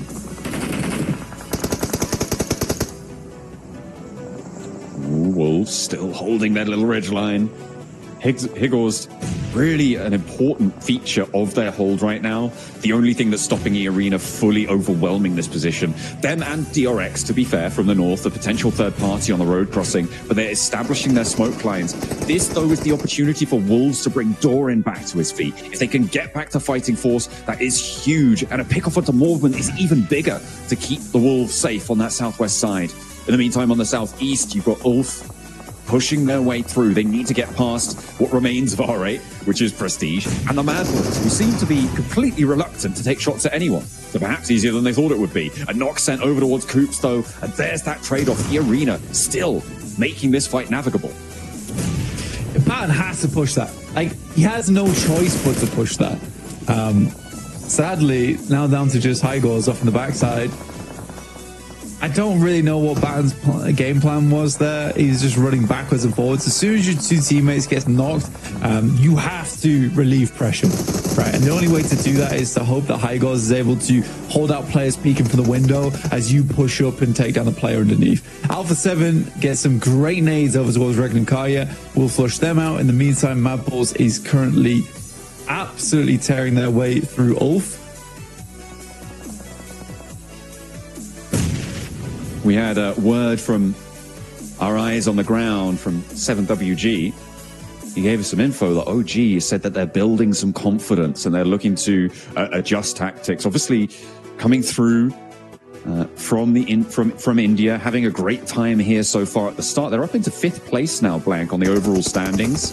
And if they can continue to build that confidence, it would be great to see an Indian team back towards one of those really competitive spots. It's been a long time before we've seen, since we've seen that sort of thing, and it would be great to have it once again. That representation would be brilliant. We'll look forward to it, but they need to hold their nerve. They're on the south side of this one. In the meantime, DRX, GS, after GS's mad dash, going to come into conflict on the edges of Saverni. DRX will just be holding high ground. 3 players for them. GS underneath. Still pretty incredible. GS are able to get here. But a fantastic game from Alpha 7, I'd say. Play slowly from that northwest side. VP were taken down a little bit earlier, but RA still have profited massively of this game. Immediate shot from Revo over towards Pusher. Kulika straight down. And more nades been sent over the top. That nade was so on target as well. Very unfortunate to take down Flip. Luckily, there's another angle from the side, from Obscure. This is a fantastic hold from Alpha 7. You love to see it. And they're playing with the barest of scraps, but they are making one hell of a broth right now. They'll add the chicken to it in a bit. That's what they hope anyway.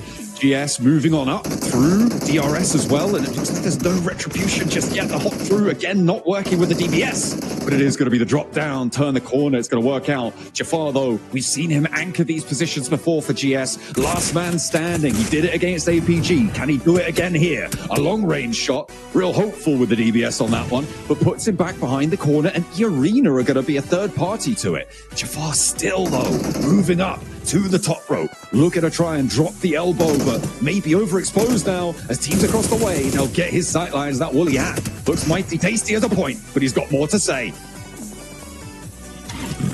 He's down. He's taken out. Jafar's gone. Shot from afar, very, very much afar as well.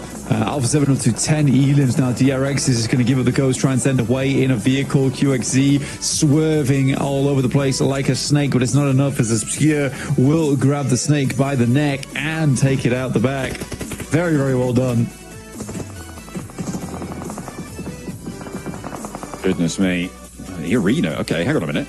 They managed to make their breakout here after getting rid of Wolves. But they have got that little ridgeline to move up towards. They're going to work it out. Prestige, last to stand for R8. Takes a lot of damage, and you've got to imagine that this is going to be done and dusted, but he finds a nade. Will fall, though, to Mormon's answer. An R8 down, but in 4th place with 6 elims. Bang, it's again a good game for our table toppers. Let's see what everyone else can do, though, as Alpha 7 continue to extend their line of influence. Orangutan, they're up into 3rd.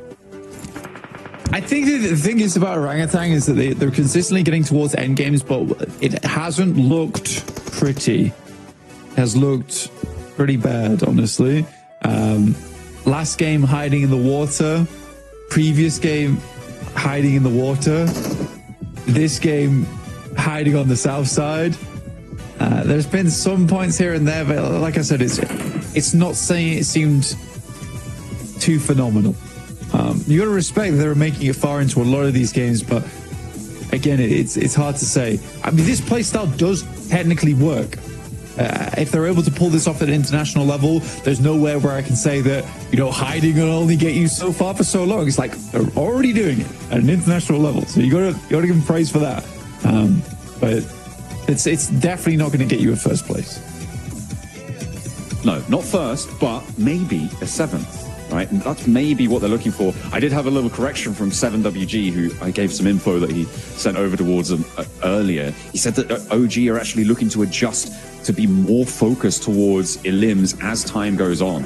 And once they build that confidence, that's what they want to end up as, a high elim focused team. Well, maybe not a high elim focused team, just maybe more focused than they are now. So perhaps that's what we're going to see from them here, potentially. They're up to 3 elims on the match. They started on 16 points blank at the start of the game. They're guaranteed to be on 19 from the elims they found already, and then you add on the placement points as well. But this is their big test, moving against the Arena. They lied. They straight lied, dude. They have not adjusted tactics for elims at all. Yeah, it's been another slow game. Some okay nades, though. I'll give him that. This one, the side does find a little bit of damage there. Good shot from Creo from the distance over towards WizGod. Again, you're exposing yourself towards the beachhead on that jump up. I think this is exactly why E-Arena is playing down this position. This should be a textbook Alpha 7 win, though. And one that couldn't have come sooner. I think for Brazilian fans, this is a very, very good way for Alpha 7 to save face after what had been a couple of pretty upsetting games. This is hopefully their game to take, but never say never, as the Arena still have got a shot onto this one, and the nades aren't quite connecting towards the Arena. Revo under danger, under threat here. The nades are still coming out for him. He's like a mortar turret there in the grass, but it's only a matter of time before he gets spotted. Orangutan, though, in the meantime, getting put through the mincer. Having a real tough time. Their backline's cut down to 2. The heal comes out, but Alpha 7, they're faltering a bit on their 3-man push here. Not quite as effective as maybe they would have liked. They do hold a lot of ground. That is their major asset right now, Blank, but it is all up pushing, and that is not the way to do it. One not found, a second needed, necessary to take down Orangutan right here and now, but they're not going down without a fight. Yeah, I mean, this is bad news. They absolutely need to keep 3 players up, otherwise this happens with E-Arena. They immediately reposition. The reason they were taking the fights on towards that high ground, though, is specifically so they could dominate over towards E-Arena later on. But I think that initial knock has been a little bit worrisome. I still think Alpha 7 has a strong chance to finish this one out strong, though. Yeah, with just Sakura now remaining, Mormon getting that knock onto Carrillo made me worry, but there was an answer. Carrillo kind of missing that spray, but it's not going to matter. The numbers still firmly in the favor of the Brazilians now. As Rizal moves out, Sakura takes some shots, but there's an answer from the side window. The lean out shows him the shoulder, and it is a cold one. Alpha 7 put them to sleep. It's just funny how that's the second game in a row we've had a drive-by be the ending moment of the game. So very cool. I like that the players are all putting a little bit of pizzazz on the game, a little bit of panache here. I think that for Alpha 7, Carrillo goes down because he realizes he makes a big mistake by not holding that off angle. It's the only thing stopping E-Arena from pushing over towards that north side. So a little bit difficult. Anyway, we'll head back over to the desk with their breakdown of that previous game.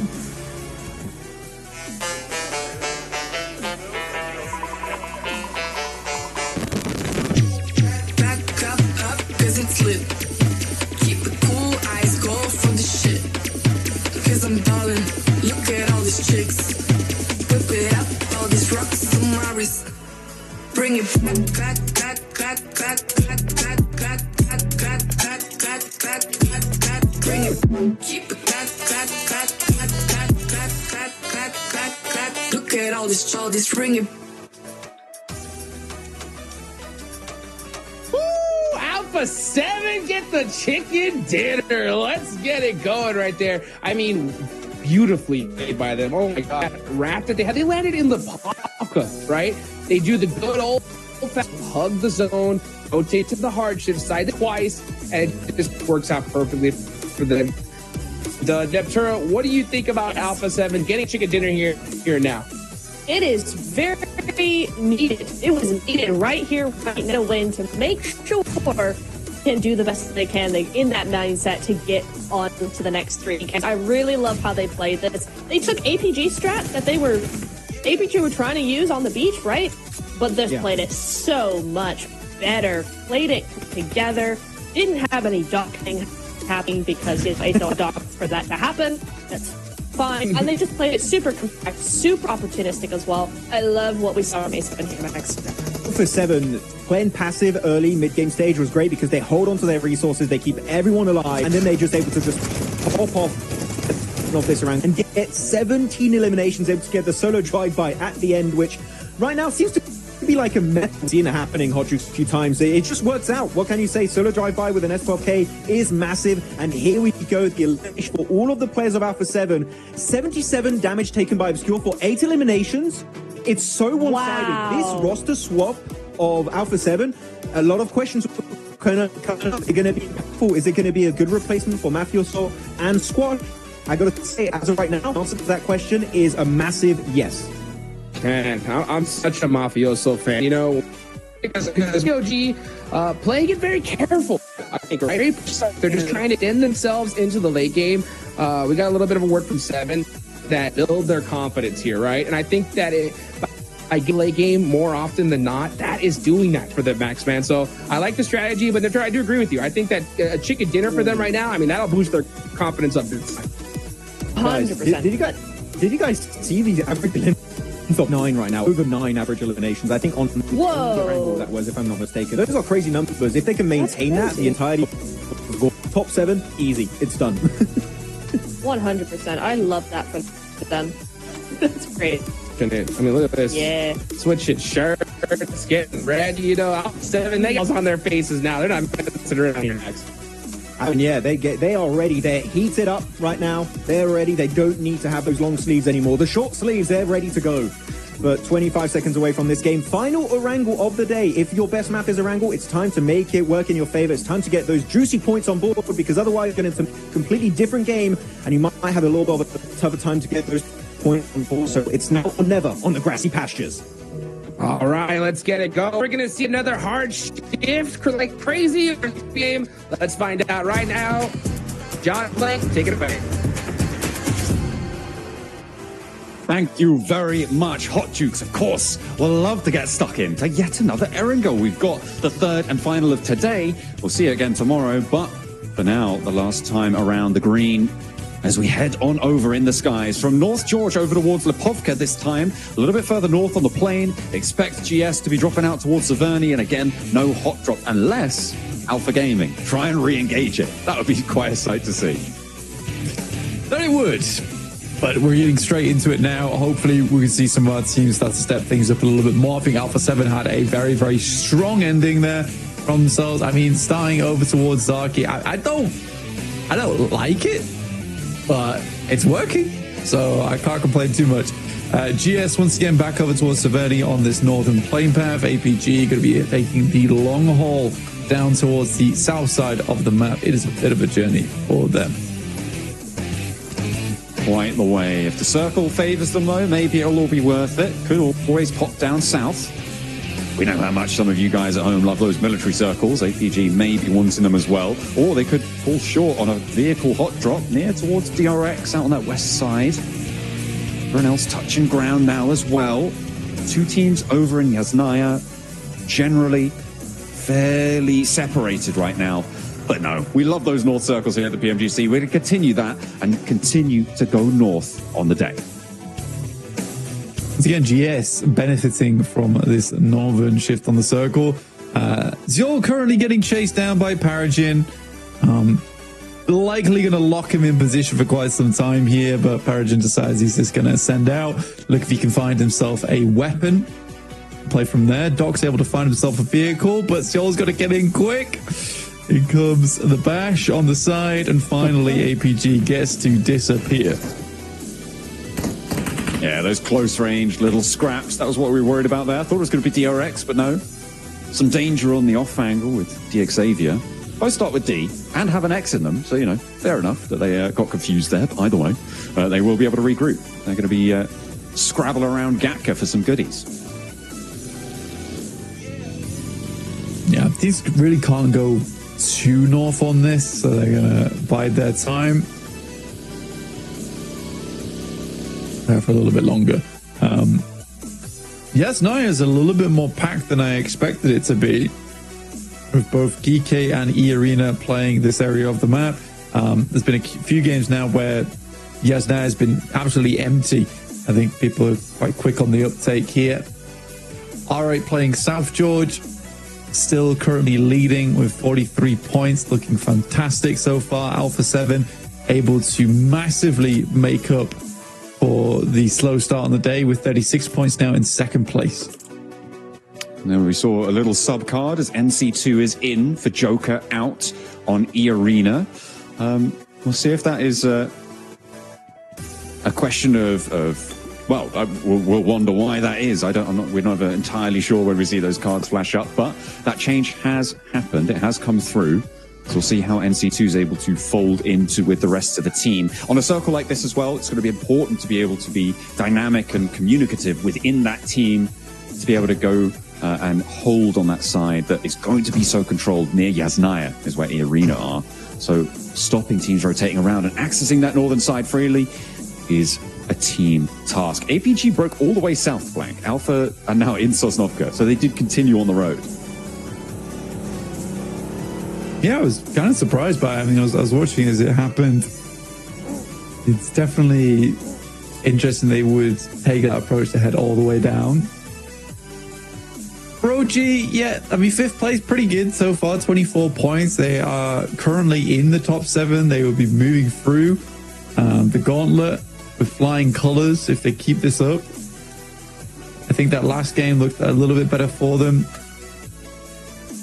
Overall, though, I think that from what I saw, like, the nades were good, the utility was not bad. It's just a case of, I think they understand it as well, and this is where I'm coming from, is that from what we've heard, they understand they need more confidence.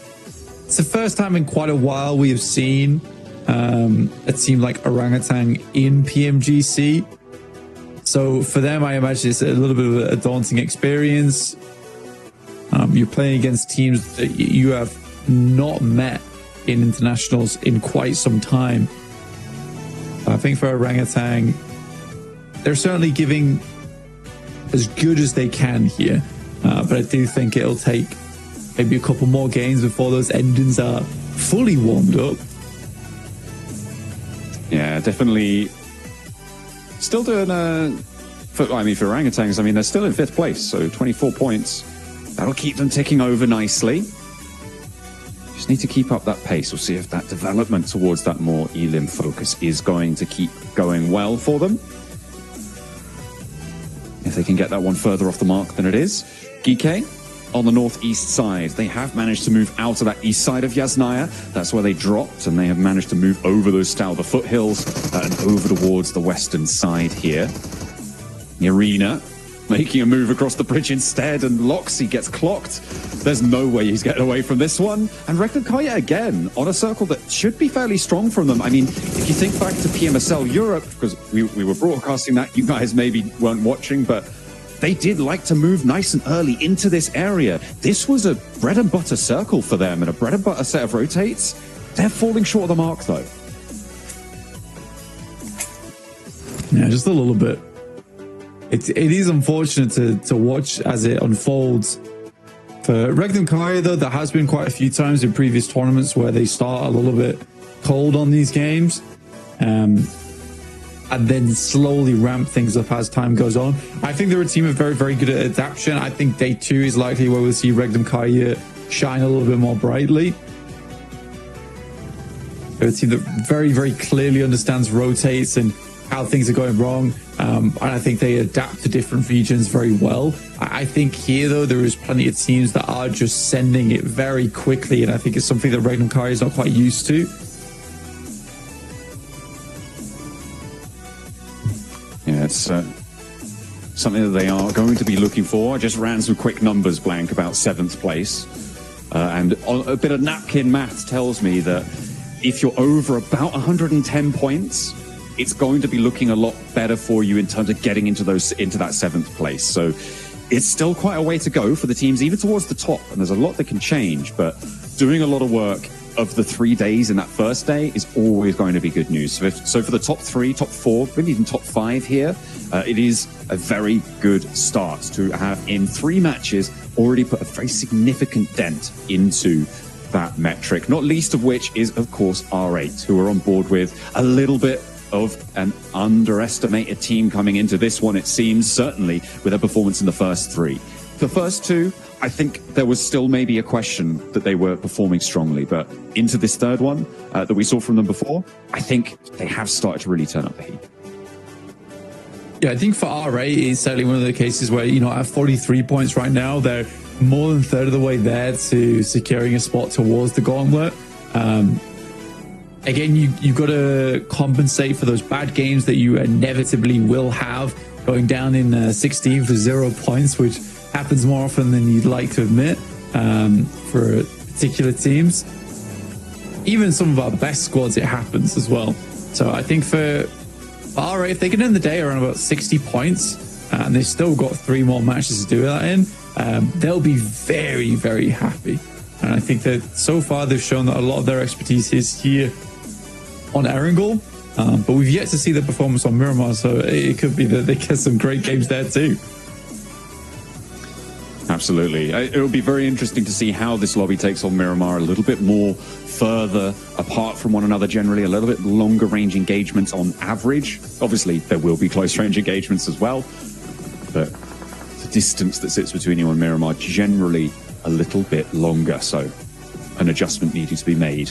The Arena, with their substitute coming on in, leaving Mormon out to scout here, maybe will be severed on the rotate by Ulf, but at the moment I think it's just Ketch on that forward position, and I think Irina have spotted it as well.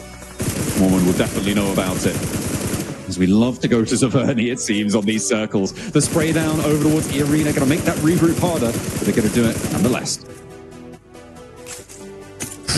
Just a minute, I thought Ragnarok was going to hit a couple more there. It's not meant to be, sadly. GS still sitting strong on the northern side of the map, with Regnum Kaya underneath them, like you're saying. Strong central position to play in, but with only 3 players to do it. It is the 2nd time in a row that Regnum Kaya has suffered from being a man down early on.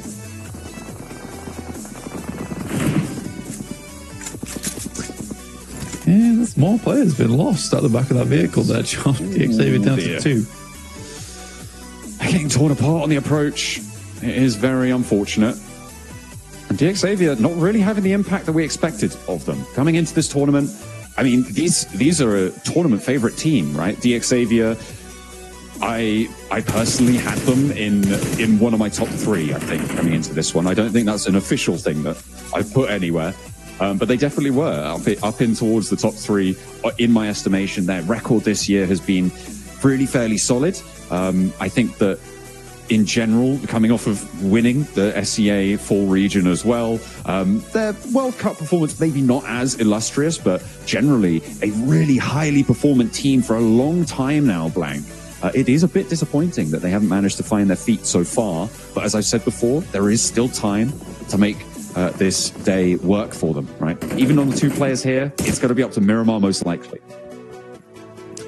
Which is where DXavier usually shines anyway, so I wouldn't worry too much. I think for DXavier, they're a team that does very, very well in the central position where they can control area. Like, area denial is like one of their specialities.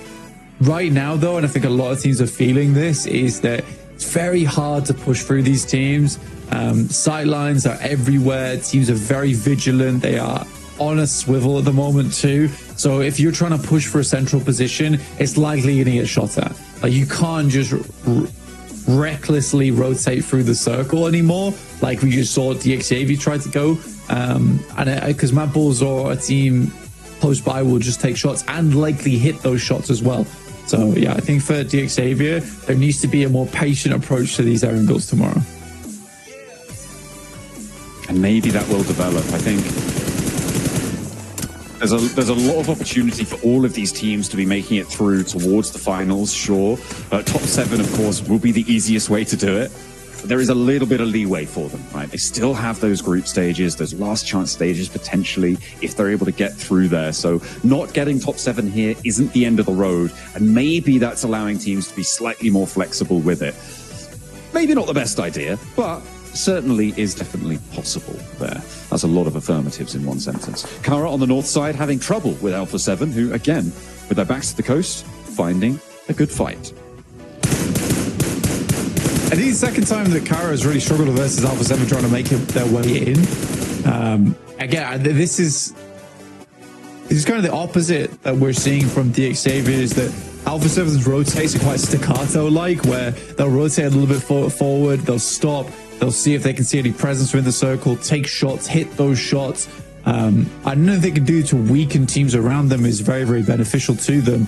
And slowly but surely, they work their way in towards a strong spot. So I think here on Erangel, Alpha 7's been playing these last 2 games very strongly. I hope that it continues during this match as well, because I've been quite happy with what I've seen since that initial Rondo game, which, although wasn't the best match from Alpha 7 in the world, they still got some good placement points off the back of it. So it's kept them in the running at 37 points in 2nd place. That's what you need in the running at this stage to get towards those grand finals over in Bangkok, in the main city itself. It'd be lovely to see them there. I mean, for Alpha 7 as well, after coming off the back of PMWC, right, for Alpha 7 not even qualifying for finals, this is a real necessary redemption for them, right? It is necessary for them to step back up to that level of some of the best teams in the world, because we know that they've got it in them.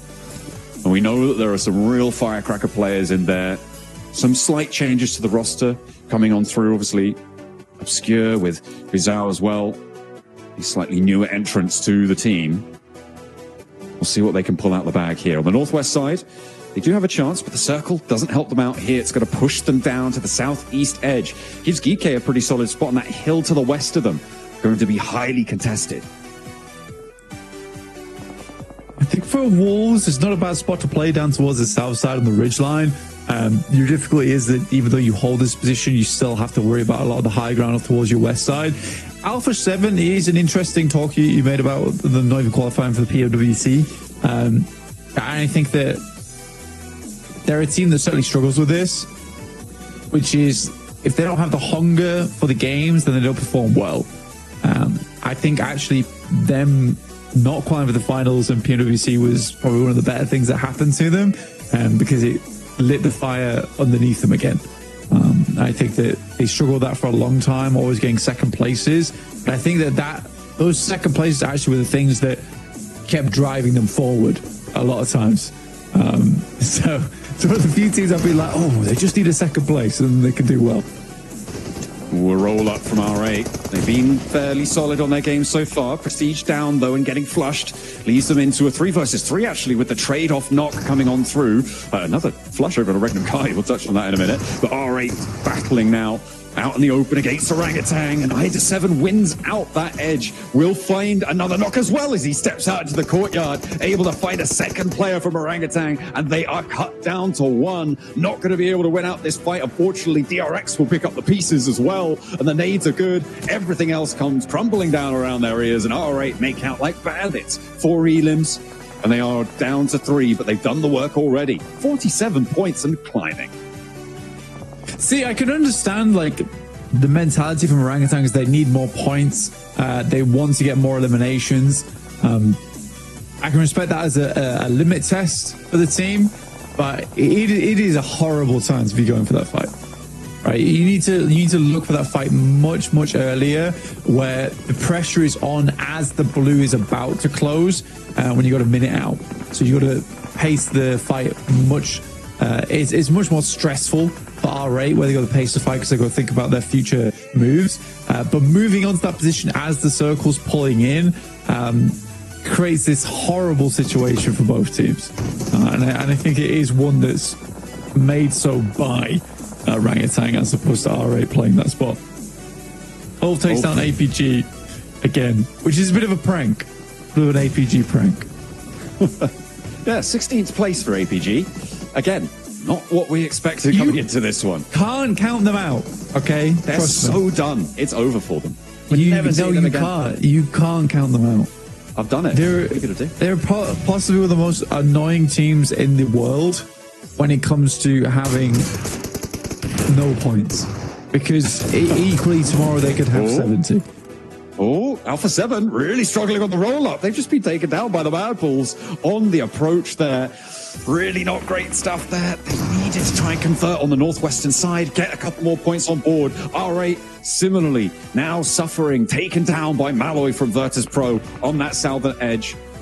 Although Malloy doesn't look at the best of shape either, but the top of the table's blank. It's been really quite decimated right now. So a lot of teams with opportunities to jump up towards the top side. Yeah. But Mad Bulls, I think it's the first time in a while that Mad Bulls hasn't been a bit of a cringe team name to utter.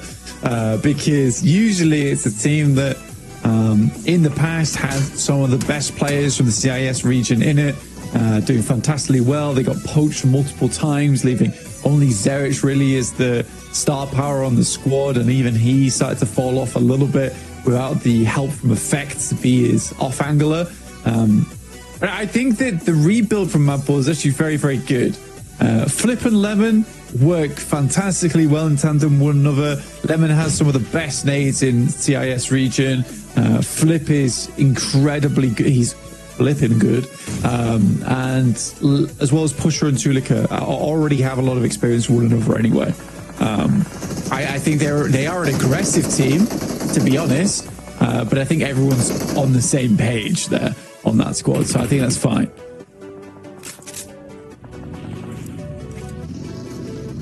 Needing to hold it out on the western side. DRX need to move forwards against Ulf and Mad Bulls towards their northern side. Malloy still that thorn in the paw of the DRX Lion. They'll have to handle it. I think you might just deny the point here at this stage. Look at the blue zone taking him down. The heal does pop through, but into stage 5, he does not have long to play this one. Maybe a backstab, maybe a little game changer on a fight. I don't think that Malloy is going to make it into the placements. That should be it. He will fall down. It is just a play zone point denial. All right, Wolves going to try and make their way through. Thunder Talks as well as GK playing on either side of the road there. Advantage goes to GK being closer towards the circle. So Thunder Talks will have to push through them eventually, or wrap. Even then, you need to take your shots there. As we see the south side rotate, DRX, they managed to get rid of Virtus Pro. And they move over towards the Wolves, and a good knock on towards Coops in the backstop position as well. That's not going to be particularly flushable as Thundertalk try and cross the road, and Ulf try and cross the road, and Thundertalk deny them entry there and get a knock over towards GK. This fight seems to be a little bit of a stalemate between these two teams, despite the number of nades and molotovs being sent between the two positions. DRX have taken a lot of damage though, and they're going to have a real tough time rolling up. Doran for the spray down onto Soaz as he breaks on through. That crash line is good, and it's going to be held. Coops goes down 1 for 1. Hyunbin follows. QX set up on the hillside needs to come up big now because he's the last player to stand. The inside getting torn apart. Nobody's alive in the shack. The points are there for the taking, but nobody's ready to do it. A sliver of help on the high ground as well as DRX last hope now trying to keep things going, but Soulless bombards the position time and time again, stopping the Wolves from flexing out, and it's going to allow the heal on the high ground. Damn, well played, Eagles. Actually able to make it happen. Hold down the fort for the time being. Yeah, this is where life gets very difficult for Thunder Talks, as I was talking about earlier. You know, the circle being on GK's side, it's just going to make their life so much easier now. The Thunder Talks even pushing far over towards the north. Yeah, you can get behind that lip on the very northeast, but even then you have to deal with GS. So we'll see how Thunder Talks plays for now. Either they push north or they expended a lot of utility here in the next 5 minutes.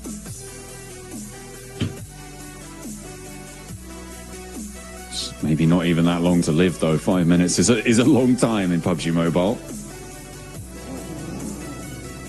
And it might even see us towards the end of the match here. GS on this northern side. Mounting up now, playing with 4 players alive. They are leaving 1 player still in Severny, trying to keep those building high ground positions under control, maybe an off angle. So they roll up towards Paragin's shack. One of the last players, I think the last player, in fact, for DX Xavier. He's going to try and fend them off, but posting a nade through will do the trick. Just need to land it on the mark. Doesn't quite connect. That one does, though. He's not the last player for DX Xavier. It's actually Levi's off across the road. You can see there on the minimap, but yeah, it's not going to be able to get that one back up. And GS move in to the shack position on the north. I think if you're Wolves right now, yeah, they're doing it at this very moment. They're going to try and push over towards Mad Bulls as well as EA. This fight has been raging on for quite a while. Unfortunately for them, Mad Bulls are able to pick their player up, as are E Arena. But I would say that E Arena is now in one of the worst positions in the world. Sandwiched between both Mad Bulls and Wolves. Egos goes down, so despite his valiant defense down on the southeast side, he will not regroup with the rest of the team.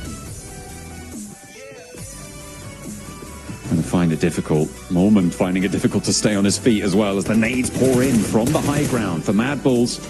They keep the pressure on the southwest side. And they march ever forwards, seemingly inexorably, but there's teams that will try and stop him here. NC2, no substitution play for him.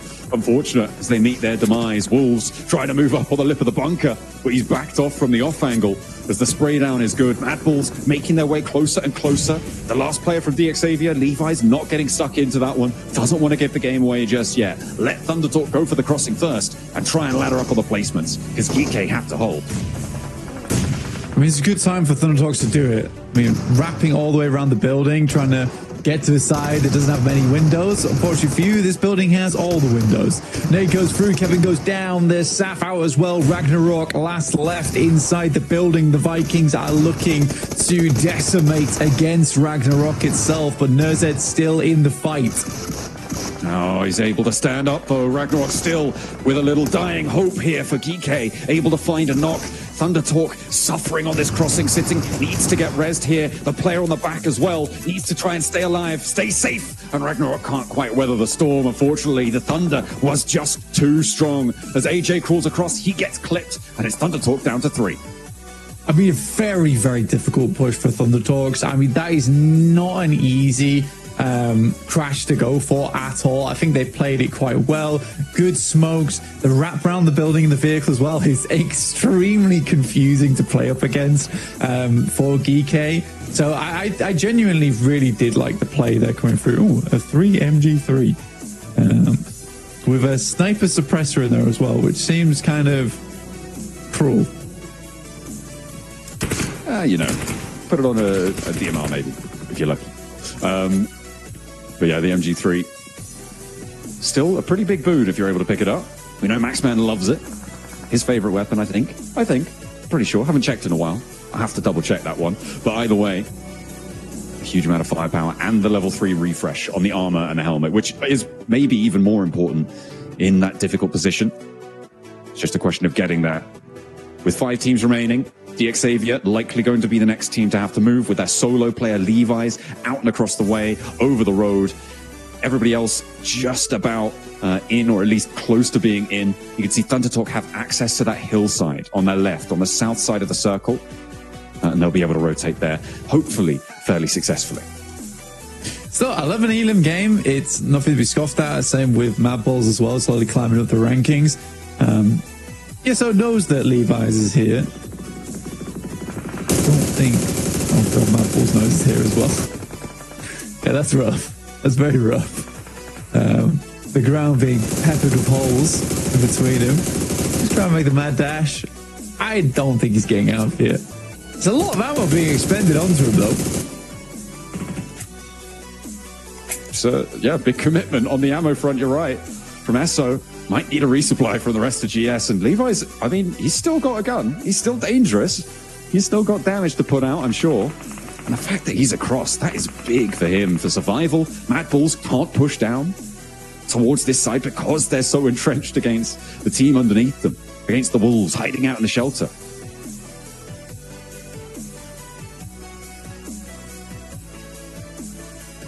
A little bit unfortunate for Thunder Talks right now. They had to use that high ground in the building to pick up a knock to try and push over towards. And as a 3, you sort of need to get an opening knock onto a 4-man squad. Wait, Levi's is still alive. Yeah, that's what I'm saying. And he's safe from the south because of that fight on the bunker. Pretty amusing. Now, what is Thunder Talks' move then? I mean, they can try and wrap on Mad Bulls, but again, it's difficult. Very, very difficult. GS knows the location of Thunder Talks right now, and it's hard to push down towards them. But yeah, King's going to go try and scout out over towards Mad Bulls. And he's coming back. And he's going for it again. And he's coming back.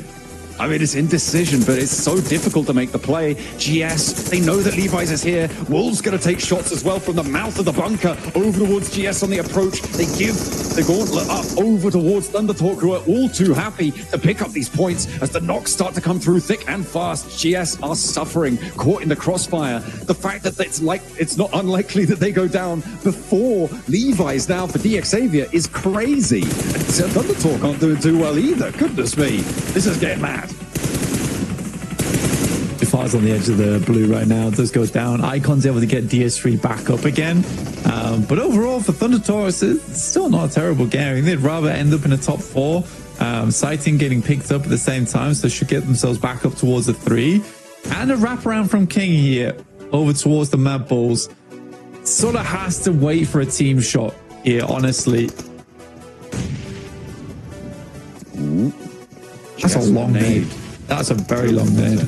They're trading nades here. Now, actually, Mad Bulls are flowing around and over towards the Wolves, who have been doing so much damage to GS in the meantime. The Mad Bulls looking to keep this one under control. All things considered, this is their game. But Levi's moving up to the tree now. Spots a player, gives the position away. Now the Mad Bulls are going to know he's here. They're going to know there's danger on the flank, and they are going to put some ordnance out his way. You can see the nades already cooking, and Flip gets taken down because of it. Pusher Low gets taken down as well. No way are the Mad Bulls crumbling under the face of Levi's. Thunder Talk may be able to take this one away. My God, this is getting crazy now. I mean, it was crazy before, but what? My God, what a close down. Over the top, towards the top side of the bunker there. There's a little bit of chip damage, but not quite enough. Wolves are now out, so the bunker is completely clean. Singh moves around the side where the blue is pushing. Tulika has to wrap around the eastern side of the bunker, but Levi's is there, getting up towards the top 2, potentially, if he could just take Tulika out. But Sighting is on the hunt. And they will be able to find him. Now the last player for the Mad Bulls is there, and Thunder Talk want that top spot for themselves. They crest the ridgeline and they contest that first place towards the end of the day. I think that's as dominant as we've seen China in quite a long time, honestly. I think for Thunder Talks, they have looked really good today. I'm extremely proud of this team. I think the combination play has been fantastic. The teamwork has been fantastic. Overall showing has been really good to see. Same with the Mad Bulls. Honestly, though, I think that they look dismayed here, but this is the best Mad Bulls have looked in many years. It is great to see a lot of teams coming back off of an off season, off of an off period of time. It is great to see this resurgence across the board. We are going to be heading over to the analyst desk now to figure out just what happened at the end of that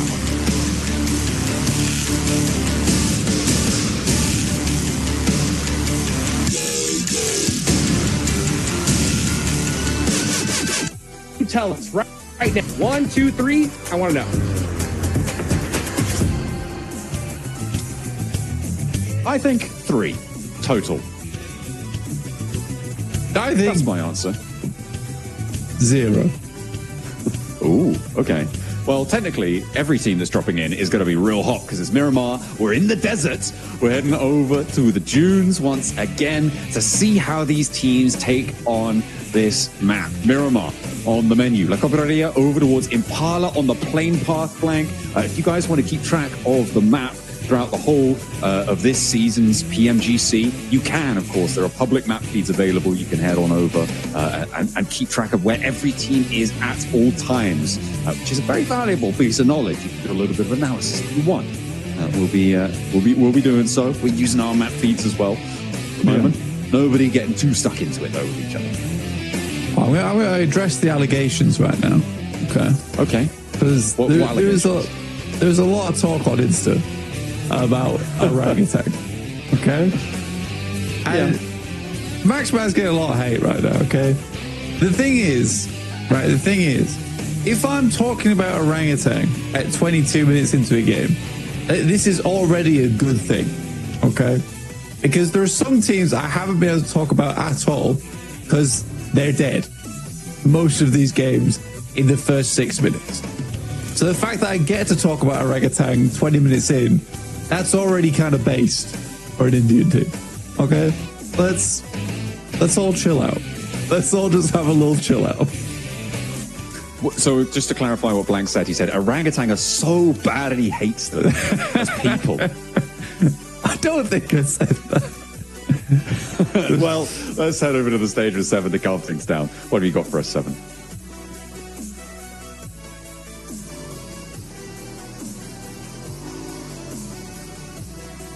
Oh, maybe. It's in 20 seconds. Okay. 15 now. It's going, we'll call it right now. But yeah, of course, orangutan doing some pretty solid stuff. Let's head over to the stage for realsies this time. I promise it's not an Alpha Gaming prank. Welcome back to a quick report with the 7WG. This time I'm joined by none other than OG, AKOP. Boy, what a performance you guys are putting up here in the first 3 matches, backing it up with great placement points, but the eliminations aren't quite there yet. But you're building up that confidence. Yep, we are building the confidence and we are looking forward to grab some eliminations too. Some situations are holding us back, but we make sure we will show the dominance performance like we used to show in India. Well, I'm happy that the placement points are there, but that fragging power, what do you feel like you need to be able to adjust for that fragging power to come through? For now, we are absorbing the atmosphere, we are studying the teams, what are the teams doing, and we are looking forward to have a team meeting and what are the mistakes we are doing that not getting us the elimination we wanted. And yeah, you will for sure see some double-digit elimination in upcoming matches. I'm going to take that as a promise. And for everybody in India, I'm pretty sure this is pretty much a light of hope. The performance is there. I'm hyped up for you guys. I'm hoping that the fragging power is going to come through. And honestly, great start, even though the elims aren't there yet. A little bit of a false start on their promises of fragging power in that previous match. But here on Miramar, hopefully they'll be able to do a little bit more. They are center on this circle, Blank, over towards La Bandita, over towards that area of the map. We'll see if they can get the business done and stay in that top 7 spot. That direct qualification to the grand finals. Indeed. So look at what's happening elsewhere on the map right now. Got DRX down towards Puerto Paraiso. And we're getting pretty much a Minas Generales central finish at the moment, which is not the most horrible position on the map in the world. I mean, up much further than dropping down towards the southwest side, which is difficult to play in, honestly. An R8 in San Martin. I actually want to see a little bit more out of R8. Very much enjoying the gameplay so far. A little bit risky at times, though. Cheeky shots coming through from DS3. It's interesting. He swapped over to the M249, was playing on the pacing that was assumed of him, dropped those shotgun shells out the window, and then immediately swapped to hop out for the spray down. You could see that the plan was to break whilst he was reloading, right, up into the wall. But that little weapon swap really very timely and well read. So nice stuff coming through from GS, and they'll take a scalp of Alpha 7 for their prize. Reckon Kaya surviving as 4 this time. Hopefully they can continue to do that. They were getting clipped quite a lot on Erangel in these last 2 matches. E-Arena, in the meantime, on the north side now, making their approach through the areas up towards the city, up towards Truck Stop now. As you can see, they're moving forward, still with their substitute in. Joker out, NC2. He played in that last match, wasn't quite able to go the full distance. We'll see what they can do now.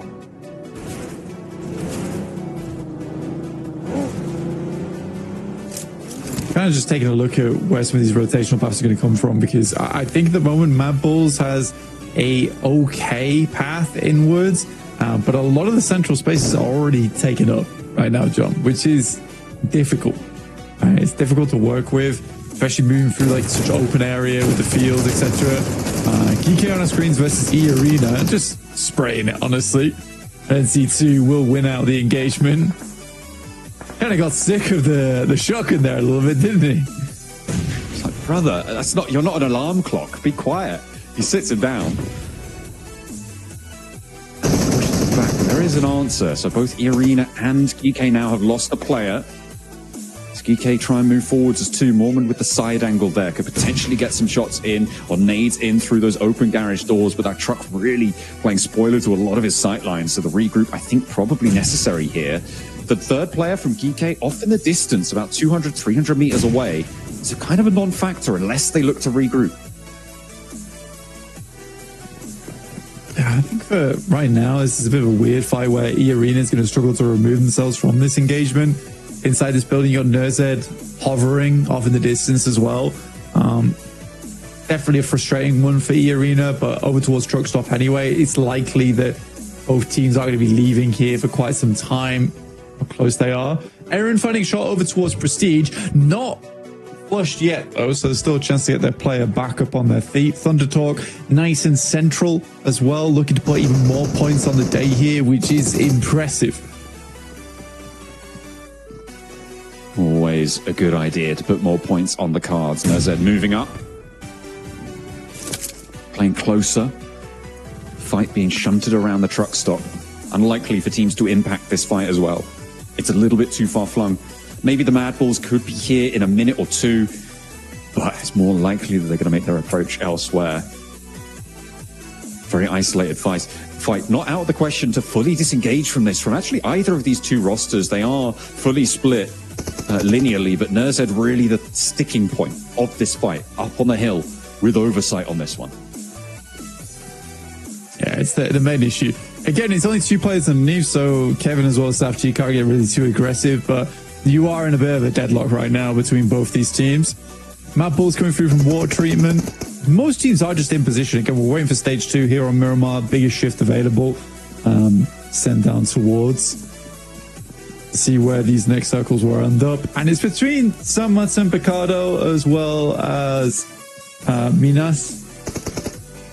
So again, this is a lot of fielded area, a lot of open area. It will mean that this fight needs to end soonish, though. Does have a little bit of a ticking clock on it. I mean, for Nerzed, does he regroup? Do they push through as 3? I'm not sure. I think it's probably a better idea just to... I mean, you could potentially just try and hold that fight out and try and play the longer game.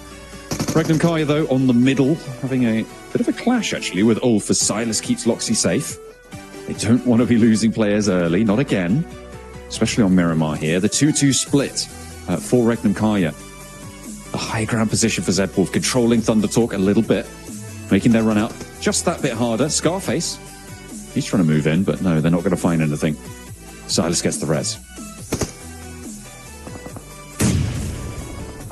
Again, for Regnum Kaya, it's definitely a case of they really don't want to start another game on 3 players. That would be tremendously bad for them. Just having one game go their way would be fantastic, especially from the position they're currently in.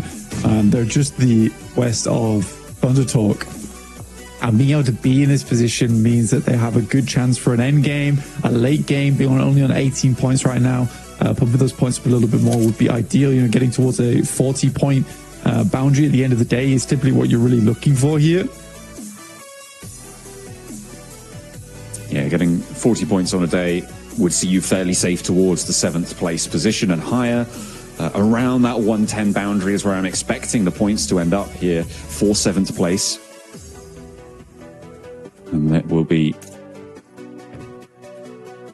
what they're going to be looking to try and convert on your right. So a lot of work to do in these last 2 games, earning 22 points for Regnum Kaya. In the meantime, plenty of other teams looking to try and break that boundary as well. Alpha 7 very nearly there and very nearly losing a player as he sails over the ridgeline for Alpha 7.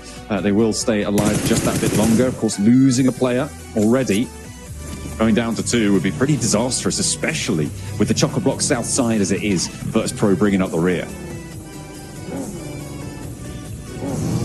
A huge amount of teams down here as well. You got Wolves, Alpha 7, Virtus Pro, like you were just saying, DX Xavier, who still need to regroup one another. You got Lambert still heading up. He's right on the south side, but his team's over towards the northeast, as you can see here on your screens. And you even have Wolves like littering this northern edge. This is a very tough position to make your way out from inside of Los Leones. Very difficult indeed. That push up over those hills to the north side of Los Leones. Treacherous at the best of times. Geek sending away.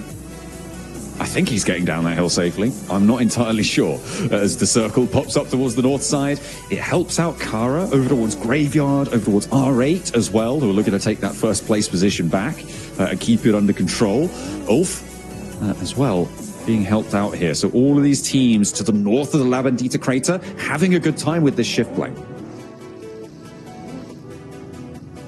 Yeah, I think for Thunder Talk, again, it is a good spot for them. They're currently holding.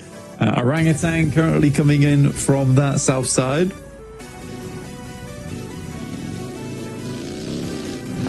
Getting stuck in with Reckon Kaya as well, as it's a 3-way fight between them, Ulf, and Orangutan. Reckon Kaya really suffering here. Looks like their day might be a bit of a downer, as they're down to 2 players. Ulf trying to keep up the spirits of European fans, but not really going well for them either, as it's just Scarface now remaining. Orangutan, they've lost 2 in the process of all of this as well. But their fight's not going as strongly as they would have liked either, but they still do have reservoir opportunities. As Scarface steps in, steps out, tries to go for the shot, bobbles the nade out the window. Will Loxy step on it? No, but he is going to get lit up from the off angle. That is Kara chiming in, and the nades are through as well. Scarface goes down next, and CEO gets a little ball, backed off the angle, but gets the points nonetheless. No, I mean, at least you got the points on the back of it. This is a good nade, to be honest, where he bobbles out of the window. It's not cooked or primed, so it forces Loxy to move around the side of the wall, but only to get shot out by other teams. So an interesting maneuver. OG took control of that northern side, just on the western edge of La Bandita here. Currently trying to push their way through Wolves. Don't really need to force this engagement considering they're further north than Wolves right now. And Kara's playing a slow game over towards the northern edge of the circle around the mines. Kidding me. NC2 is not likely to get back up here, is he? No, he's pretty donezo right now. Yarina are in the 4 corners of the map at the moment. Very, very spread. Looks like a survival play. I mean, it looks like Technique can regroup to Mormon, and maybe they'll play on us too, and have not terrible time over towards Minas Generalis, but yeah, that's going to be rough. I was looking at the Wolves' position there. I don't think they need to push, but as Alpha 7 and Virtus Pro, that this fight, actually, in fact, on our screens right now, that once it concludes, they'll be sending up around the edge of this crater, right? Most likely towards the Wolves' position. The circle, if it goes all the way north, they can divert around it, but if it pops down south, they need to take this fight, and I think that's go time. It's whoever can get there first sends towards the Wolves, but maybe they want to stay on the outside and third party the other person, whoever makes that move. It's a difficult spot on the south edge.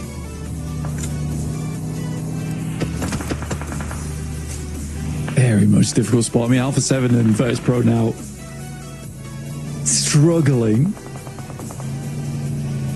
play against one another.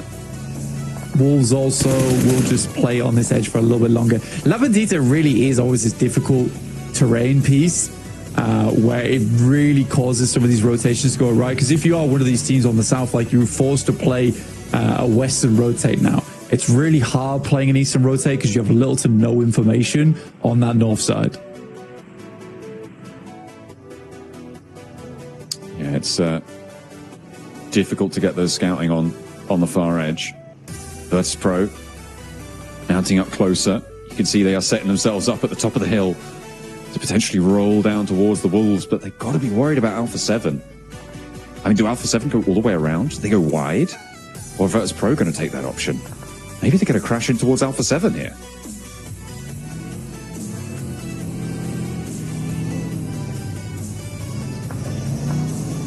I mean, they don't...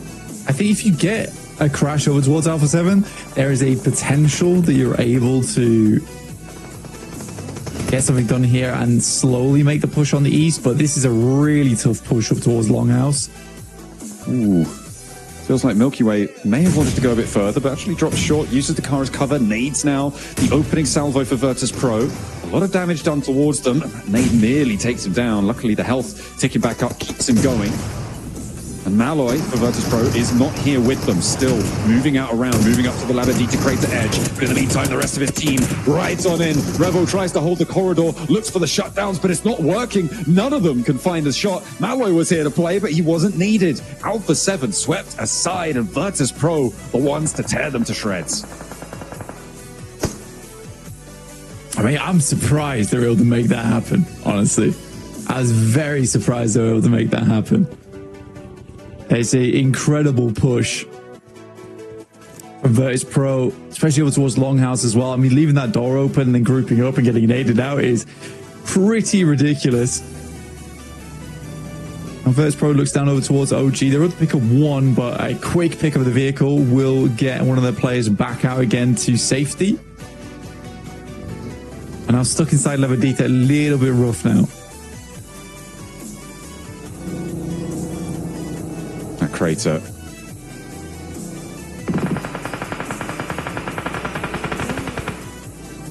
Will be potentially a difficult place to leave in the Labadita south side.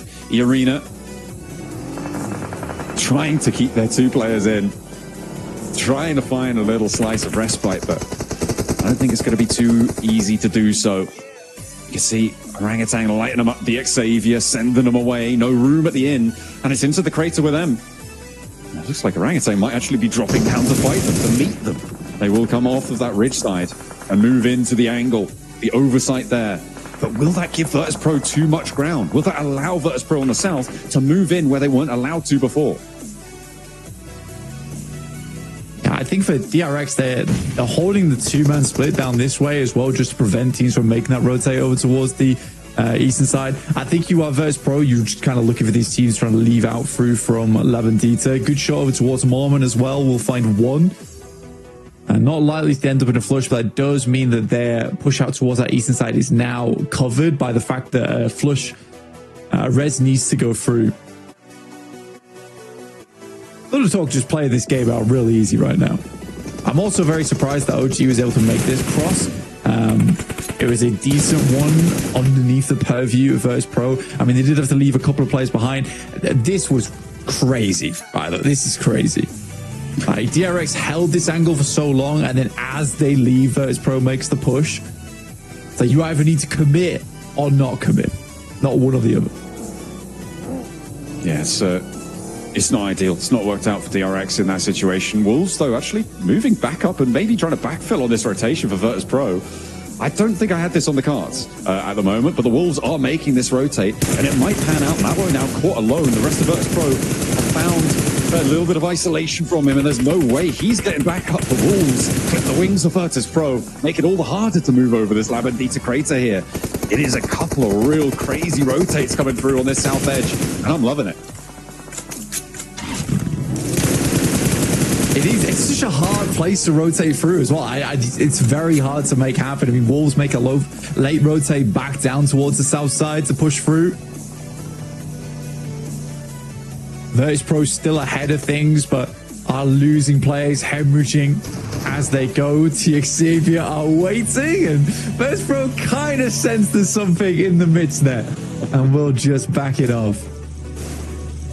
That is a strong backing off as well.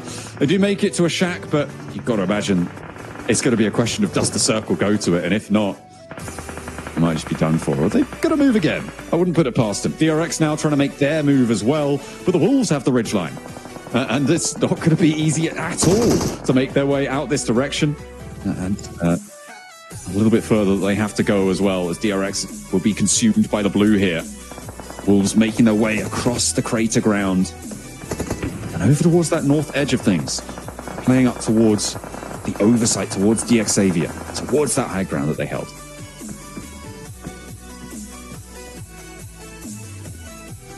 For DX Xavier, I mean, it's an okay spot, right? It's fairly central, but it's just it's a nade hole, right?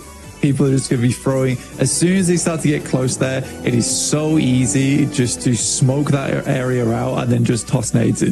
And DX Xavier's done for. It's going to keep them protected for quite a while.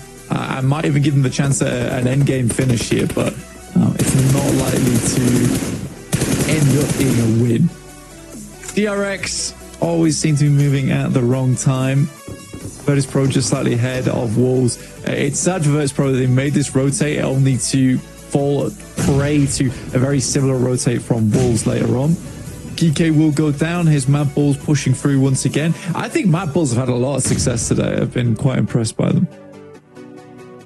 They have had some solid engagements. They're in third place. That is undeniable. 39 points so far today. Now they want to try and find DRX and GK, or whatever remains of them, rather. As Nerzed actually breaking out far, all the way to the back of the compound here. Probably going to be fairly safe for this. Until, that is, Mad Bulls actually get across the way. Because they are going to have to push through this one. And they are going to have to move towards the circle, which sits southwest of them right now.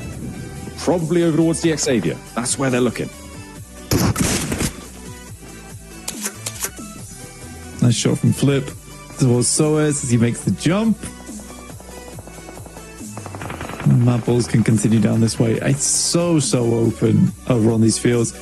Pretty much there's a big task ahead of a couple of teams here. OG have to deal with E Arena, which shouldn't be too difficult playing out on that eastern side. Thunder Talk with APG, R8 maybe moving up over towards GS.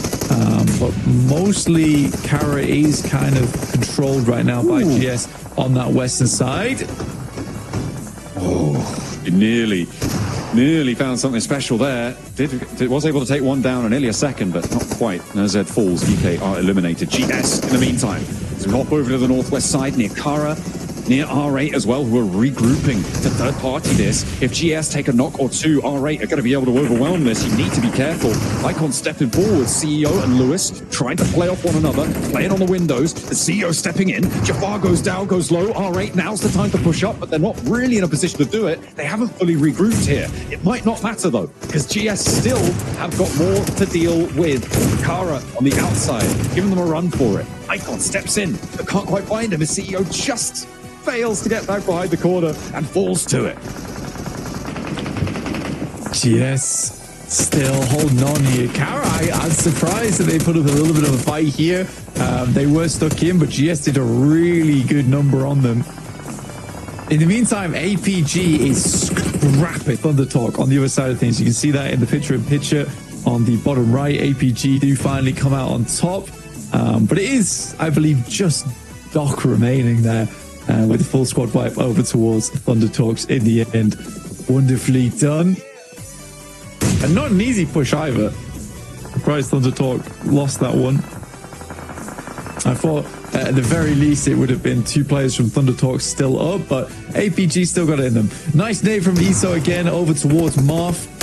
R8 loses another player. That is far from ideal. That flush comes through, that puts them down to 3.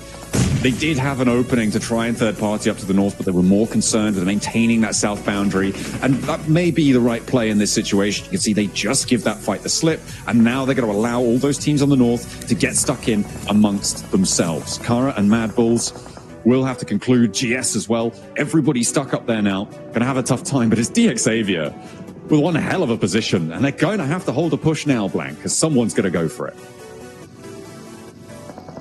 Yeah, again, for DX Xavier, like I said, this is going to be a hard hold.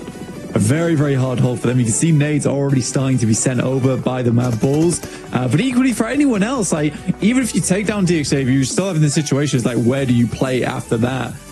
Kara not giving up too easily on the crossout. RA able to continue to hold here. They had information earlier from Marth going down, and with GS all now locked in this one position. Nades galore from either side, from Kara, from RA. Goodness me, that is damage pouring on. That one looks good. No, it's just short. They continue, though, the bombardment. It seems like they're boxing us on the nade pockets here, with more pouring in, but Mad Bulls finally humbling them slightly, stepping them back off the angle as the nades bobble over the fence. CEO trying to weather it from the Mad Bulls as well. Oh, it is really difficult to make any sort of movement on this north side. Pusher for Mad Bulls on the off angle there. Actually looking to regroup, it seems. Play up and towards the rest of the team. A CEO, nice position, will get taken down. It's Lemon to claim the point, and that is now 6 teams remaining. Just the 6 left now. OG actually making it over towards the northeast side here. Good wrap around from San Martin. And La Bandita. Now looking over towards DXavier, but Flip finding that shot over towards AKOP. A little bit of a difficult scenario to head themselves into. R8 putting more points in the back pocket, up to 50 now. And Mad Bull's not too far behind. OG attempting to reset on this one, but still 7 elims on the game. Pretty damn good stuff. 32 points total. That's how you want to do it. A little elimination refocus there for OG. Now they have to push in against DXavier. This is a really difficult bunker to hold, though, because nades do so much against you. You can see, oh, okay. I'm surprised that one didn't tag on. A little bit of cover found somewhere. Some concrete outcrop helping them out. Still got a couple of nades to play with. Doc on the off angle. Looks like OG know about it, though. They are wary of the angle. Nobody really on that south flank other than him to find it. The shots are connecting. But Wizcott is looking good to try and find the knock. The knock repositions. Oh, he steps back into the spray line and nearly goes down because of it. Wizcott going to send straight back up again. Knows he needs to pull the pin on the grenade now because he has to keep DXavier at bay. Another strong grenade over the top. Lambor last remaining alive inside of this bunker. And now they look further towards Levi's. And again, more res is coming through. They see Mad Bulls off in the distance. OG looking for even more on this game. Up to the top 4 now. Mad Bulls are the bigger threat for OG right now, but he's just launching a nade over to Levi's. Doesn't connect there. Some cover still found. That is a crazy push, you're right, but somehow goes unpunished. Mad Bulls more preoccupied with getting those reses. There's 3 players still alive here. The Molotov sent to the sky for Aru. Trying to slow any pushes. The nades continue to roll over the top. That looks like it sits under him. No, it's not going to go off in time and won't be able to connect either. Somehow DXavier are surviving these nades. Everything being put their way. They're stepping out. They're moving. They're just keep them at bay, though. This is the big thing right now for OG, is that as long as they can keep DXavier stuck inside these tunnels, it makes that end game a lot easier. They just need to control RA on the sidelines, but you just hope they don't put too much attention here. If they get that done, now they know they need to move in. This is a good setup of vehicles from DXavier. There's a player behind, hidden away, looking for the flush. Wizgod goes down now. AKOP needs to find Paragin, who's been holding a cheeky angle for so long, and Levi's will finish them off. Dear me, what an angle from Paragin underneath the vehicle. That is a sneaky maneuver. Oh, you just never expect it. That is so brutal for OG. Paragin makes it work, and now DXavier have time to... Nope, they're not going to get that third player up. Okay, they didn't go for that res. The Plazo was pushing. It is this last stage, and Mad Bulls now with an option to maybe take a chicken dinner here on our first Miramar. Levi's the last stand, and it will be the Mad Bulls to take it away. Disaster strikes for OG. Paragin under the bumpers was able to take him down, but DXavier weren't able to get out from underneath the vehicle either. And it is Mad Bulls who will be able to move on through. A brilliant close down to that game. Yeah, very, very good stuff coming through from the Mad Bulls. Honestly, really, really well done from them in terms of control recently. I think as an aggressive team, they've been playing it very well. For Xavier, coming out on top in that engagement was very astonishingly good. And I think it only really became apparent later on there with the way they set up the vehicles inside of that bunker, making it a little bit less prone to the nades being thrown over the top. I think OG's rotate up from Labandita was fairly strong, but difficult to make work there versus Xavier. Almost had it. If it wasn't for that spot that Paragene held, they would have easily transitioned from there. Light it up. Gotta do it.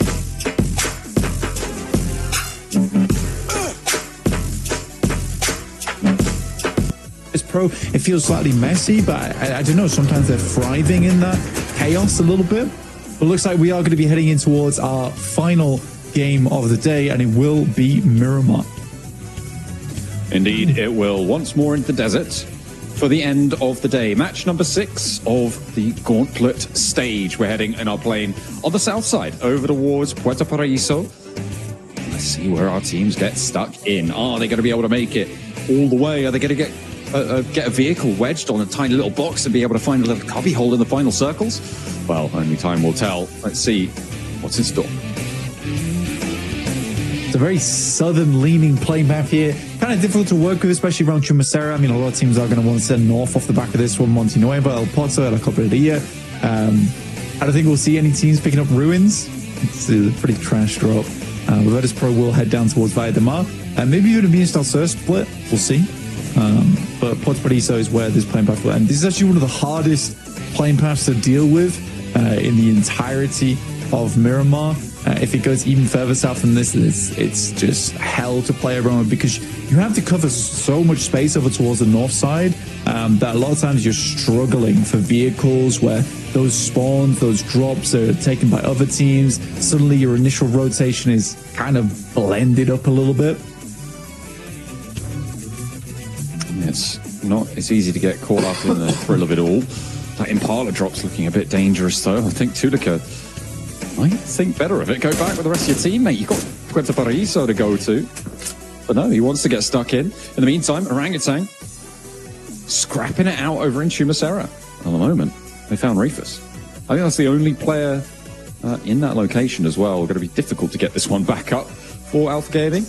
And a nice little pickup. Keep that ball rolling for OG. They are currently in 4th place. And they're going to add that extra point to the tally, make that 40. Nice, clean, round number. And that's where we said we wanted to see teams at the end of a single day, right, over that 40-point threshold to look safer to going towards that 7th place. Yeah, Thunder Talk's in a really good position right now at 57. OG just breaking that barrier of 40 is perfect for them going into tomorrow. They just need to keep up this kind of pace. I think for OG, coming into the first day and getting 40 points is a really, really big deal, especially for India in general, because typically what has happened a lot of times is that when we've seen India in international tournaments, a lot of times they play catch-up second day, just because they haven't had enough international experience by that point. So OG actually picking up 40 points here is a massive change within the scene for them and will be very beneficial for them going into tomorrow. Our rate similarly at 55 points. I don't think many teams saw that one coming, but that's extremely potent. If Mad Bulls can get another strong Miramar finish now, it's always settled that they'll pick up that top 7. Yeah, it's got to be fairly. We're looking more and more likely as time goes on. We'll put it that way. As we said, towards the middle of the day somewhere. Can't remember exactly where. I'm expecting that bubble on 7th place to be around 110 points. Could be a little bit more, a little bit less. So getting up to 40 points will give you 120 points on average. And that's when you're going to start to see yourself nice and safe. So the further you go over that metric, the better. But at the moment, Alpha Gaming, they want to get off of last place, I think is really the name of the game for them right now. Because it is not where they want to be. And losing a player early is not how you start that one out. Bad news bears for Alpha Gaming. It's so hard to talk about this team in general, just because they change so often. I mean, overall, today's gameplay has been pretty poor. Let's be honest, right? I think everyone can agree that Alpha Gaming hasn't played fantastically well today. And I think that it's a sad...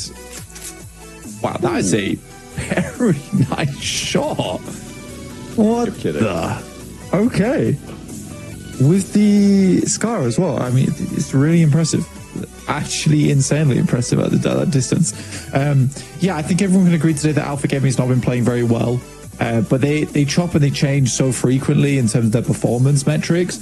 It's very hard to talk about them in a bad light without going tomorrow and then a lot of Mongolian fans getting angry at me because suddenly they have 80 points. Because that could easily happen. Yeah, that's true. For the moment, they're definitely not getting 80 points. They're down to 2 players now, Top and Ziol, isolated from one another. And it looks like OG are sort of aware of where these players start and where they drop. Spots Ziol on the ridgeline. WizGod, he doesn't want to take that fight. The rest of his team's got it under control. Tanky, not so strong this time on the flick. Ziol may actually get the flush there, but is actually going to be able to pick up a buggy because of it. This is going to be a get-out-of-jail card for him. WizGod decided just not to take the fight. Yeah, I mean, he actually delivered in the taxi. I think it's an annoying maneuver for OG right there. I think you have to assume that he's going to take the vehicle, though, once it bobs down the hill. I don't think he's going to take another fight. So I think for OG, the mistake there is just not pushing harder as soon as they lose the first player. But again, if you're down to 3, they want to be careful. They don't know where the off angle is as well. You just a little bit more patient with it. If you're happy to play on with 3, give up the 1 elimination. That's fine. I think OG can just continue on here. It's a little bit frustrating losing that buggy, though.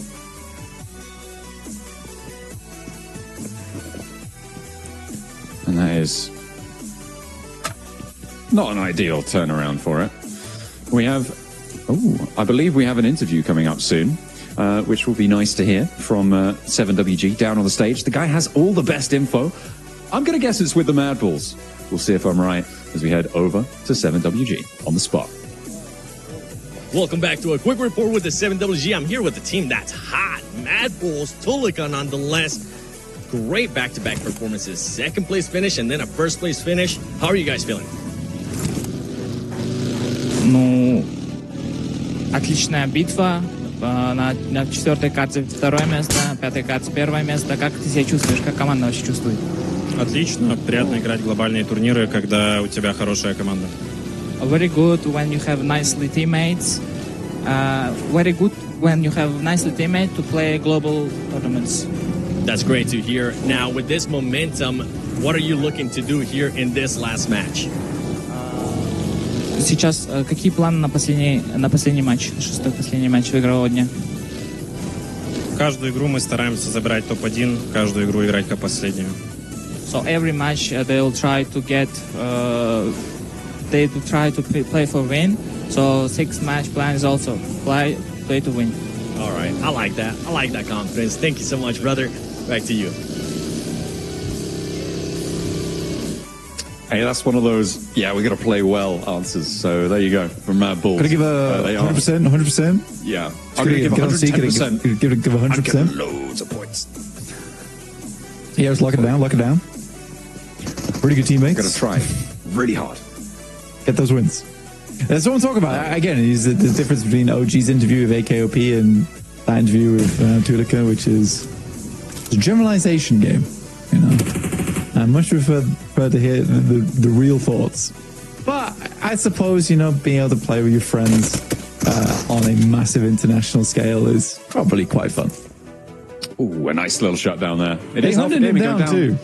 Yeah. Entirely. Yeah, they really were out for blood there. Chumacera is being claimed by OG right now. Seems fairly successfully. And it looks kind of like Alpha Gaming having a real tough time on like all of their drop spots on Erangel in military base getting contested, although they did push GS away from that one. This time around, gone pretty poorly for them on Chumacera. And we'll see if OG can make it into the next circle. I actually... It's the first time it might be a case of like, I think that Alpha Gaming just might not make it through the Gauntlet stage, and they'll be forced to play out the rest of the tournament. Just because I'm not feeling it right now. I really am not feeling it. And I think that tomorrow there's potential at like a 22-point game for them. But even then, not enough. Sighting! Sitting the team down from Regnum Carrier. What a play that was. The 180 flick. Dear me. Oh man, with the pump action, doing so much on the inside, and now Loxy has to turn around or run away. Tail between the legs, Regnum Kaya said dizzy by the pump action. That is crazy. That's a bit of mistiming from Regnum Kaya, it has to be said though. Allowing that to happen, you need to step in at the same time, take those angles together. Yeah, I mean, incredible stuff. I mean, a quick fling in the concretes with sighting. Went poorly. No second date for Regnum Kaya, that's for sure. Alpha 7 now looking over towards ESR. I mean, DBS. The gun is consistently getting nerfed, but still seems to be able to one-shot people at mid to close range. So, PUBG Mobile team, let's take a look at that one again, please. His DBS doesn't work like mine, I swear. Mine's completely different. They nerfed mine, they haven't nerfed his. It's insane. Yeah, your DBS so small. His DBS so big. It's so big, man. Like, I just can't just can't handle it. No, Wolves. Thunder Talk. Going to be holding on to those concretes on the inside. Having a good time of things now. With Regnum Kaya got sent to the wind. Backed off. A 19-point day for Regnum Kaya. Looking closer and closer now. And again, it's a similar story to Alpha Gaming, who are currently not in last place. The tiebreaker somehow won by Alpha Gaming. What can Ulf do? You know, I mean, 25 points, it's not a bad finish today, and especially for North America. All right, you know, Hot Jukes was joking. I actually don't know if he was joking at the start of the day about Wolves so big as his #1 pick, but I think this is a significant improvement for North America. Yeah, not last place. Yeah. I mean, Alpha Gaming's last place, which is also an insane statement to make. Oh, Ulf is. Never mind. Yeah. How is Ulf last place? Did they lose a point? No, they're both on 12 points. Yeah, I know, but I swear that Ulf was above APG just a second. Yeah, but look, I have no idea. Yeah, it's got like a minus point. I mean, Ulf had 11 elims and 1 placement, which is why they're losing the tiebreaker right now. But if they get 1 more point, they just win it again. APG got 1 point out of their fight. In the meantime, GS and DRX up on the rich side, and DRX having a tough time of things, but it's definitely going to be able to be, it's resable. It's super resable here. Virtus Pro get the point though, which isn't great for DRX. They're not happy about that one, but they're happy that they can survive for a moment longer. ESO though wants to change that. Is the DBS going to find the range? Not quite chewing through him as he wants it to, as 4 players roll around the ridge, and they are going to take him down. ESO not so lucky there. I mean, great, to be honest with you. I mean, I'm glad to see the DBS not come through once again. No, it was so good before, but you know, that is the problem with the DBS at the moment. It's a little bit inconsistent. Much like DRX right now. As Virtus Pro continue to bully this team. Starting to flow over towards the top side. Voston finding 1. Milky Way is down, but Aragon, Malloy, and Moston are still up and available and could look to clean out this. Jafar is just spraying. He is just spraying and praying, and it's working. I mean, fair enough. He does get taken down by Voston from Virtus Pro, who are moving out now. Tierra Bronca on the northeast side. They'll move up to this ridgeline. Not too much in the way of obstacles for them for the next step, but the Xavier are just further on down that road, closer to the center of the circle. And we know that Virtus Pro can do some pretty crazy things on the rotates. See what they'll get up to in the future. OG being very careful on these dunes, on these defilades. Wanted to get out of the blue zone, playing on the northwest side. They are playing as 3 though, so a bit diminished in terms of firepower this time around. They've got 4 elims already though, so not the end of the world. We saw the taxi delivery from a tanky over the top. A little bit too overzealous. It felt like WizGod just didn't take any shots. And that wasn't best communicated to the rest of the team. Yeah, I think it's one of those cases where a tanky went a little bit early, and then you have a case of the rest of the team not knowing where the off angle is in dock, so they just don't want to push it and rather just hold on to 3 players and just get more consistent points for the rest of the day, which I think is fair. I think that is fair. It would have been nicer if a tanky didn't take the buggy with him. That's for sure. Yeah, that is kind of the big kicker, right? It's you take away one of your vehicles and you give it away to the enemy team, who you probably could have flushed. Maybe that's why they were on the hunt so vehemently to try and close that fight down. But Alpha 7 not making that 40-point mark on this day, with their game closing out on 38. That's not what they wanted to be, but it's still very solid. Ooh, DX Xavier. They found a little caltrop in the middle there in the form of the remnants of Regnum Kaya, but they will stay alive. I don't think anyone's going to third party this, so they'll be able to get the reses going. There are shots pinging out their way, but for now, it's fine. Yeah, I think for Alpha 7, we also got to take into account that I think around 20-some points is from one match today. So although the scoreline doesn't look terrible being in 5th place right now, the consistency factor is not great. You know, that is the bad part of showing for Alpha 7. Versus Pro, on the other hand, I think they've been able to get their points like consistently throughout the day. They have been not major points, but they've still been consistent points. DX Xavier, similarly, they're going to pull the same old here. And it is nice that we get to talk about DX Xavier in a central position here on Miramar, because I think the Miramar is probably DX Xavier's favorite map. And it is because there is so much more space, so much more room to rotate through, that a lot of times you can make these crazy rotates direct center and get away with it because there's just no sightlines looking at you because the map is just that much bigger. So for DX Xavier, I'm hoping to see a strong game here from them, because especially in open zones as well, DX Xavier favors those types of maps too. I don't think you can rely on Miramar, though. I don't think you can't rely on one specific map in that way, not in these shorter sets of tournaments. I mean, 18 matches, it does start to get towards average performance stages on 18 matches, but when you're looking especially towards the last chance, especially towards the very, very quick stages that can really get away from you, it starts to get difficult, man. Like, you just don't have as much opportunity to play consistently. You do need those big games wherever you can take them, so I do relying think on that single maps is not viable. Yeah, I do think that it's not such a bad thing, though, because I think that teams that are good at Miramar are few and far between, whereas teams that are good at Erangel are like a dime a dozen, right? So I think if you're quite good at Miramar and are able to recreate that frequently, that's okay. That's going to get you a lot of points, because it's going to be the amount of teams that win like 3 times in a row on Erangel, it doesn't happen very often.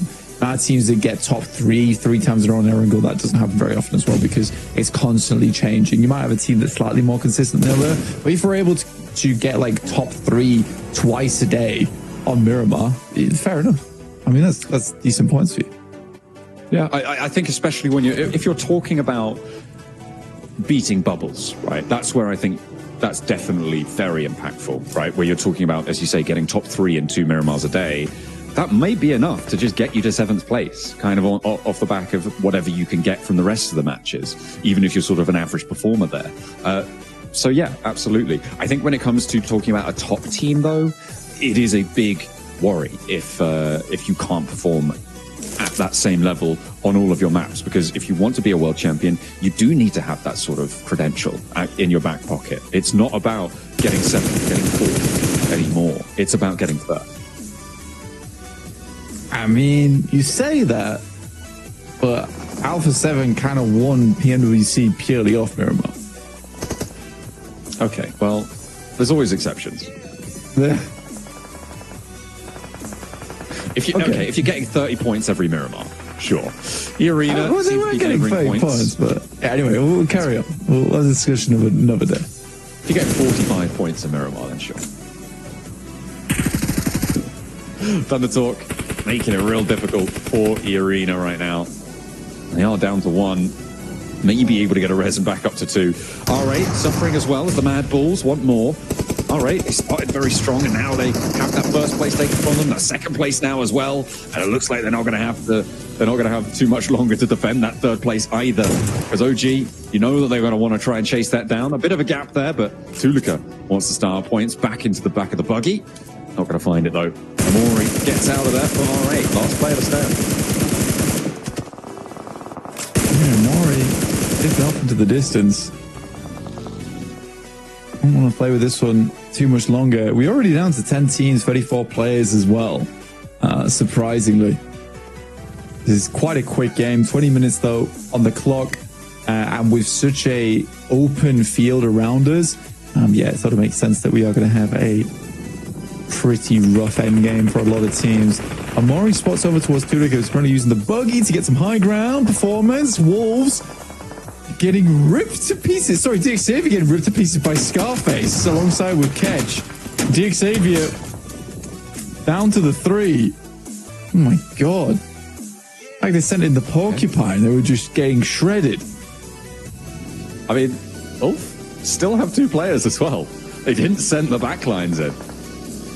The first wave did damage. There's an opening there, but the healing's going to be coming through. I don't think Ulf are going to move though. Kara in a similar position on that western side, have got 4 players. Stop this. I mean, he's got literally no tires on the buggy. He's drifting like an ice skate. I don't know what. Yeah, just shoot the grenade out the air. That's how you do it. He's got no meds.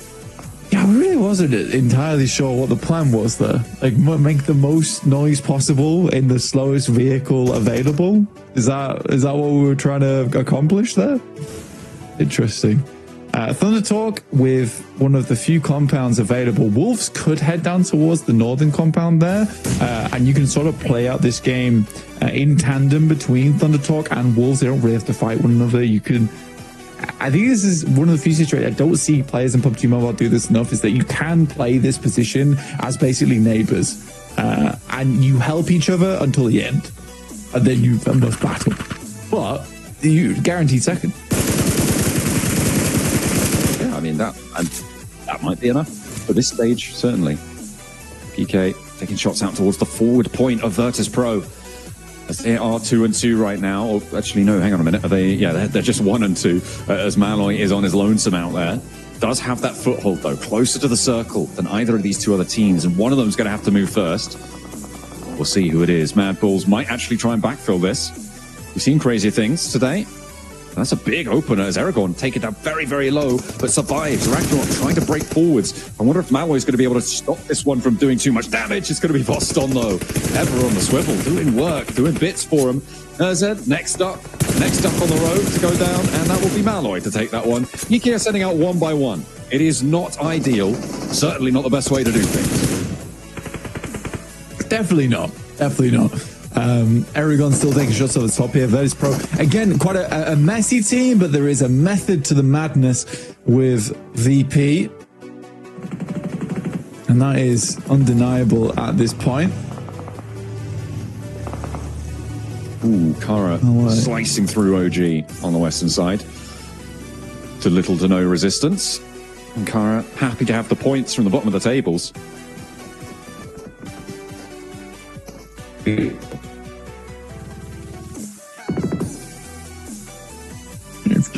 They'll do the trick for now. I mean, definitely need to get more points on the board, but I think if you're able to get like 20, 25 points, you're at least able to have tomorrow.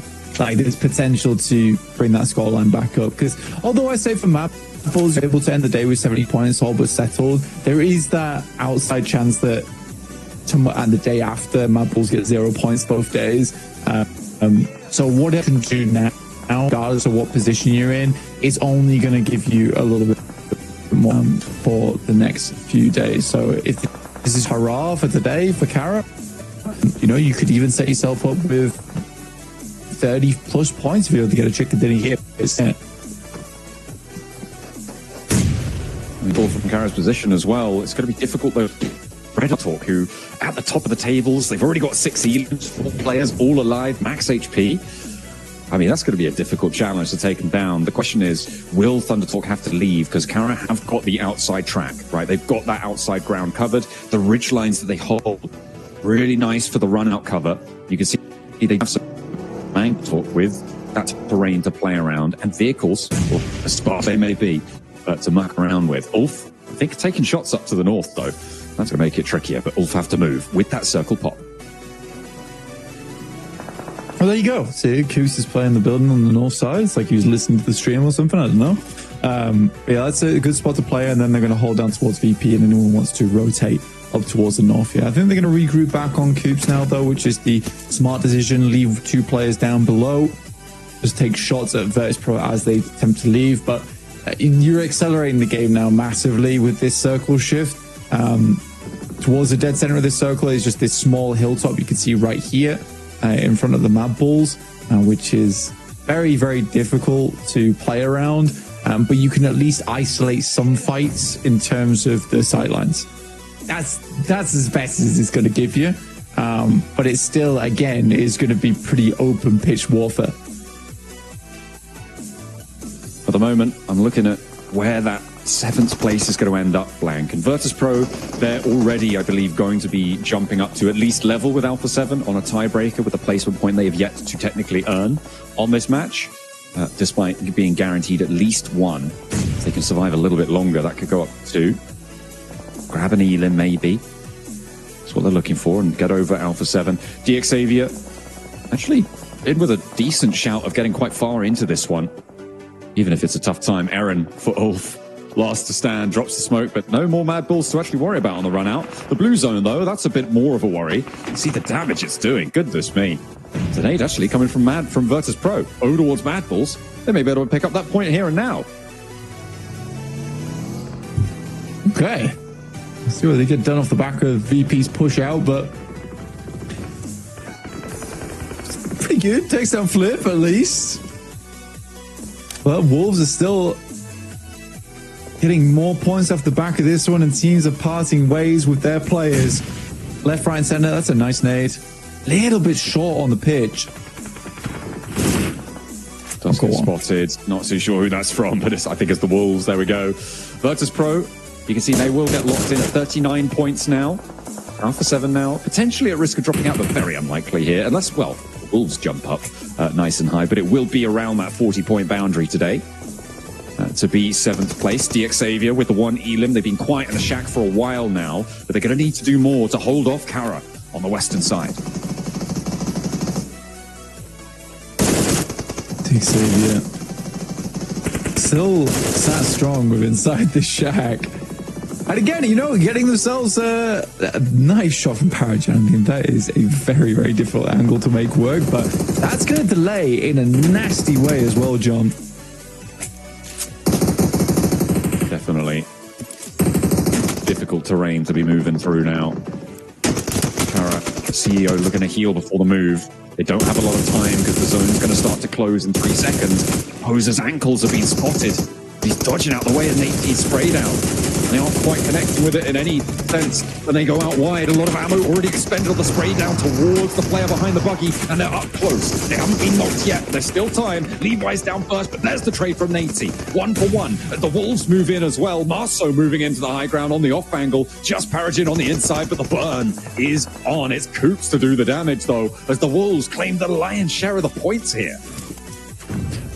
I mean, Wolves just getting a lot done off the back of this, but Kara, 7 Elims on the game, up towards a top 3. That is a really big result for them. Not quite the chicken dinner that maybe they were hoping for, but it's still very, very good. Thundertalk looking for the 2nd chicken dinner of the day. The Chinese team came in today looking fantastically strong with some very good coordination, now looking to drop down a shower of thunder upon the Wolves.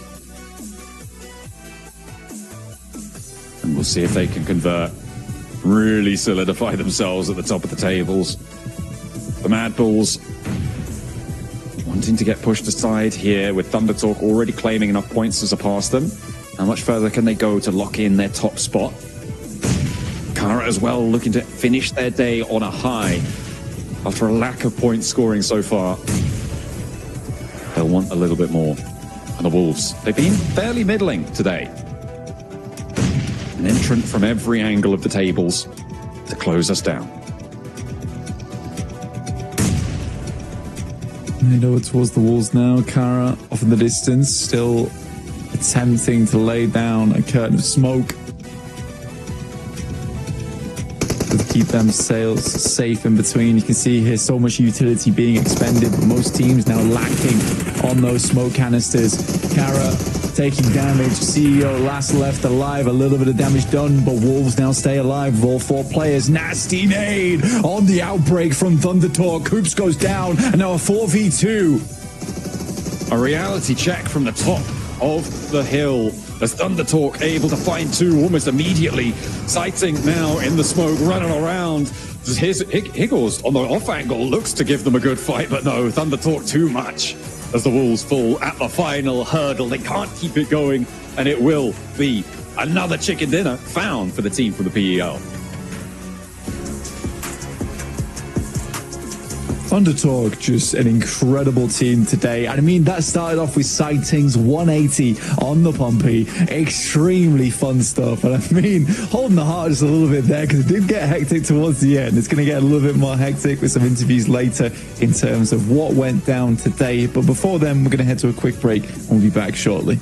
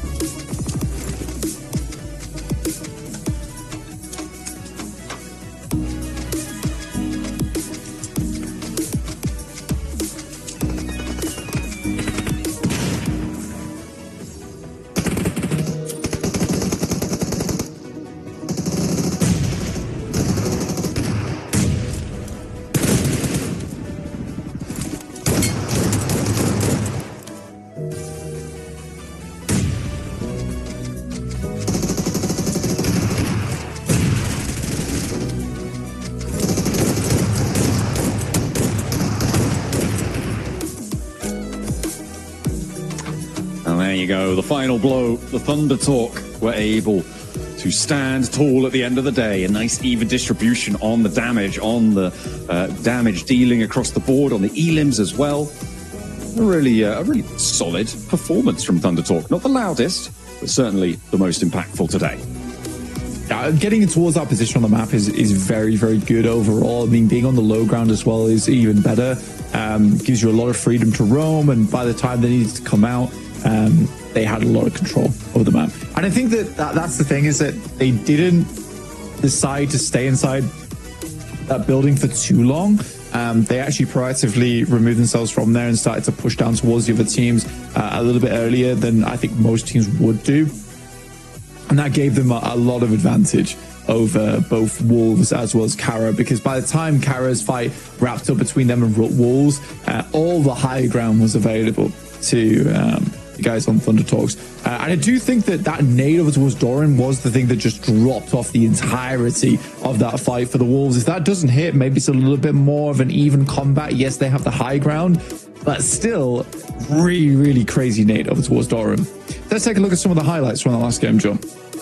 Yeah, it was certainly pretty flashy on some fronts there. Obviously, with the Wolves doing a lot during that game. Started off well for OG. They're able to get a lot of points extracted out of APG. And their day-to-day for OG has been a really remarkable one, I think. It's maybe, I'd say it's definitely not what we expected coming into this tournament, considering, you know, that the Indian region in general has not really seen the global stage in a very long time in this way. PMWC didn't go particularly well for them, but the fact that they've come up here and they've done really, really well, getting over 40 points in their first day, is going to be a massive confidence boost, not only to OG, but for the fans at home, through the region in general. I'm hoping we'll see more from them. Unless they're being nasty, and they can go away. Yeah. No, I mean, I think if I'm coming from purely from an esports perspective, I think it's very, for the players in particular, who I care about the most here, I think it must be very pleasing for them, because I think most of the time when India comes to a big international tournament like this, they do really struggle playing catch up. I said that in the past and I'll say it again now, because the first day is always the most rough for the Indian squads, because not being able to play with a lot of these international teams doesn't give you that experience. But the fact that they come into this one and it looks like they've really done their homework, that's impressive to me, and I have a lot of respect for that. Similarly for Thunder Talk, they're another region that doesn't get a huge amount of this international experience, and they play on a slightly different realm, right?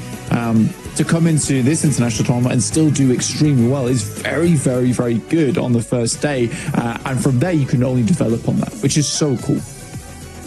I'll tell you what else is really cool. I'm liking these graphics, right? This new addition is good. You can track where the teams rotated, where they stopped, where they were playing. It's Valdemar held for a long time down in the southwest for them as they're heading on in, and then rotate over towards the circles towards the end. I mean, all coming in from the west is interesting, that we had all of our teams rotating in on that west side.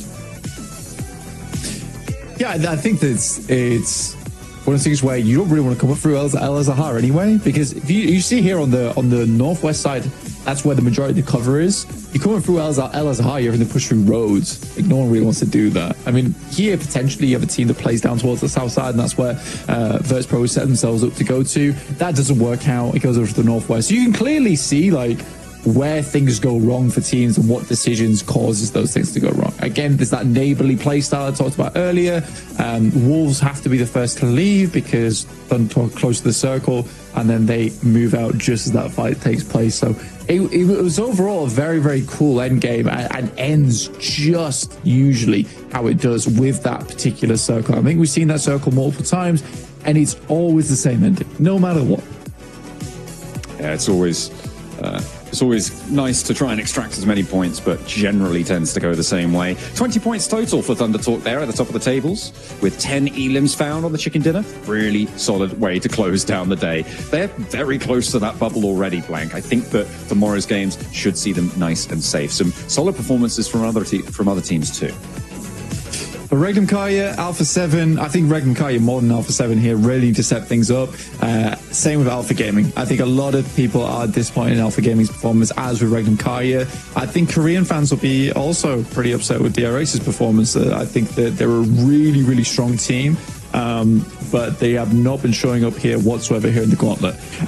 It is something to remember, though, is that the Gauntlet is exclusive to our most elite teams throughout the year, and I think that does need to be stressed, because you're almost looking at like almost a PMGC grand final lineup right now, right here in the Gauntlet, because even if these teams don't make it through, they'll still be playing out the rest of the tournament to try and make it back into the grand final. So let's say we ended it here, these 7 teams all made it in, you might see some of these teams face back up against our top 7 squads here at the top. So again, it's interesting the way this works, because we'll go back over towards groups where things might be a little bit less intense, but right now we're starting with a very, very intense portion of the tournament into a little bit more relaxed, then back into that intensity with the grand final right at the end there, John. I mean, I'm going to give you a little bit of a hot take here, Blank. So here in this stage of the tournament is where you can be a 5th place team and make it to the grand finals, right? If you go to the group stages, if you then go to the last chance, you're not getting in that way. If you're a 5th place team, like generally you earn 5th place because of, whatever reason, you do need to be getting through in this gauntlet. So I think for the teams around that bubble, it's actually more important for them than the teams that, have really terrible days. So like an Alpha Gaming, for instance, if they continue to play as blandly as they have today, then I still have some confidence that they can just go, oh no, we're really good, and be incredible again. But if you're looking at the middle of the tables, and I'm talking about maybe like Wolves, for instance, it's really important for them to qualify here and now. Otherwise, they may not get another opportunity. Yeah, for sure. And I totally understand that. I think this is the if there was a time to qualify, it's right now in the Gauntlet.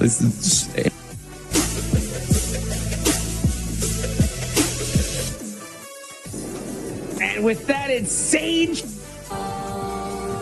Risking everything I have to stand.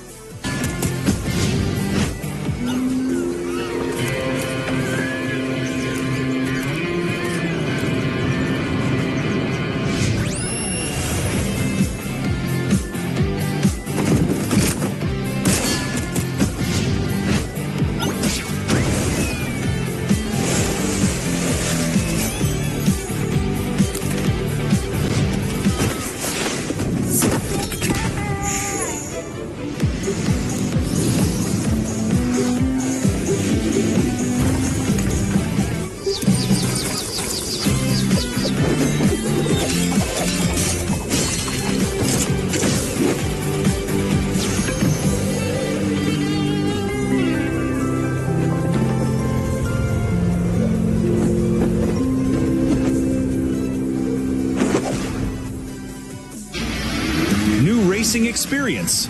Wow, racing maps await you. The new racing template is online. Create your racetrack gameplay.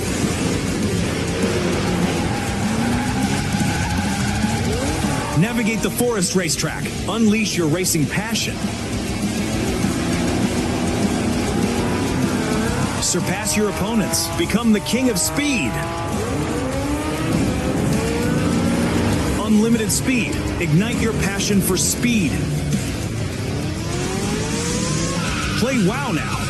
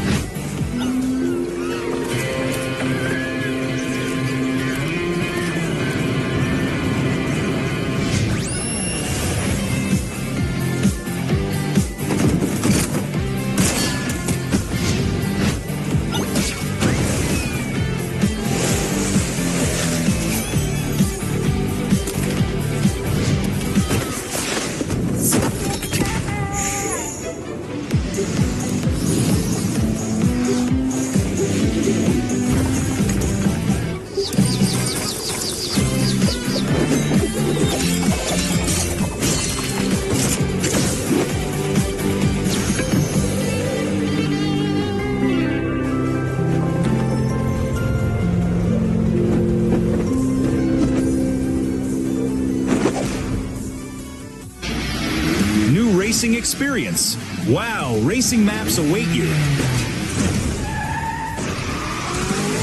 The new racing template is online. Create your racetrack gameplay.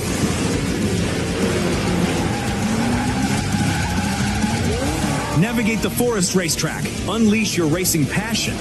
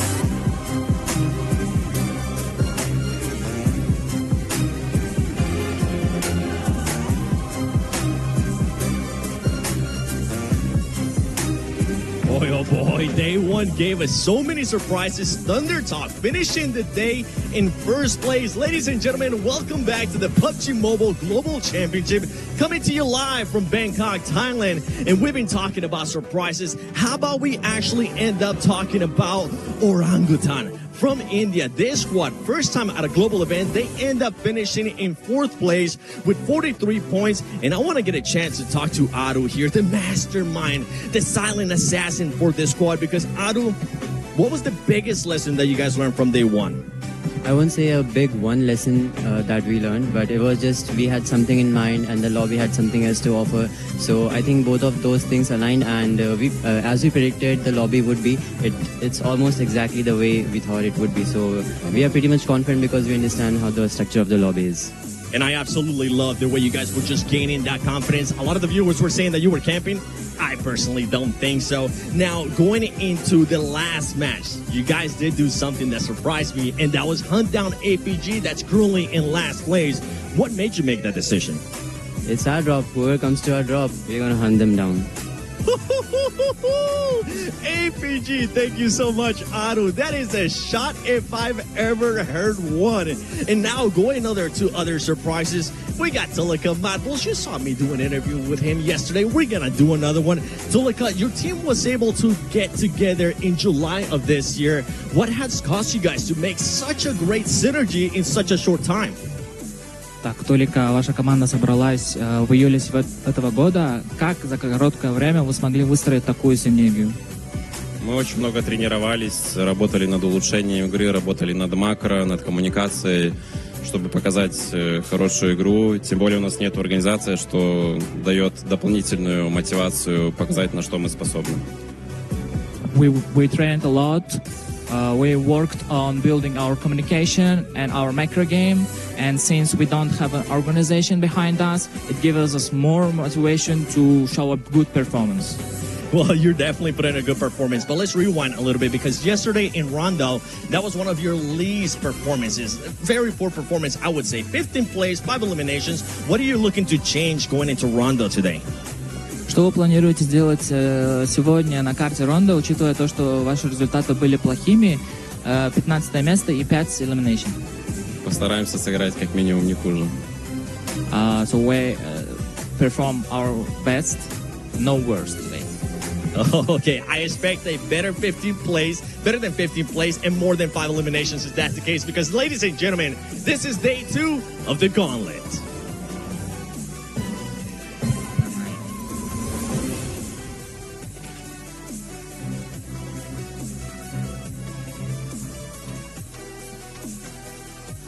That's right, Seven. It's day 2 out of 3. The time for excuses is over. The time to perform is now. What's up, everybody? I'm Hot Jukes here with Maxman and Neptura. Man, day 1 was insane. Thunder Talk leading the charge with 77 points. As a matter of fact, they have a 39-point lead over that 8th place team. That's D Xavier. I mean, did we see this coming, Max?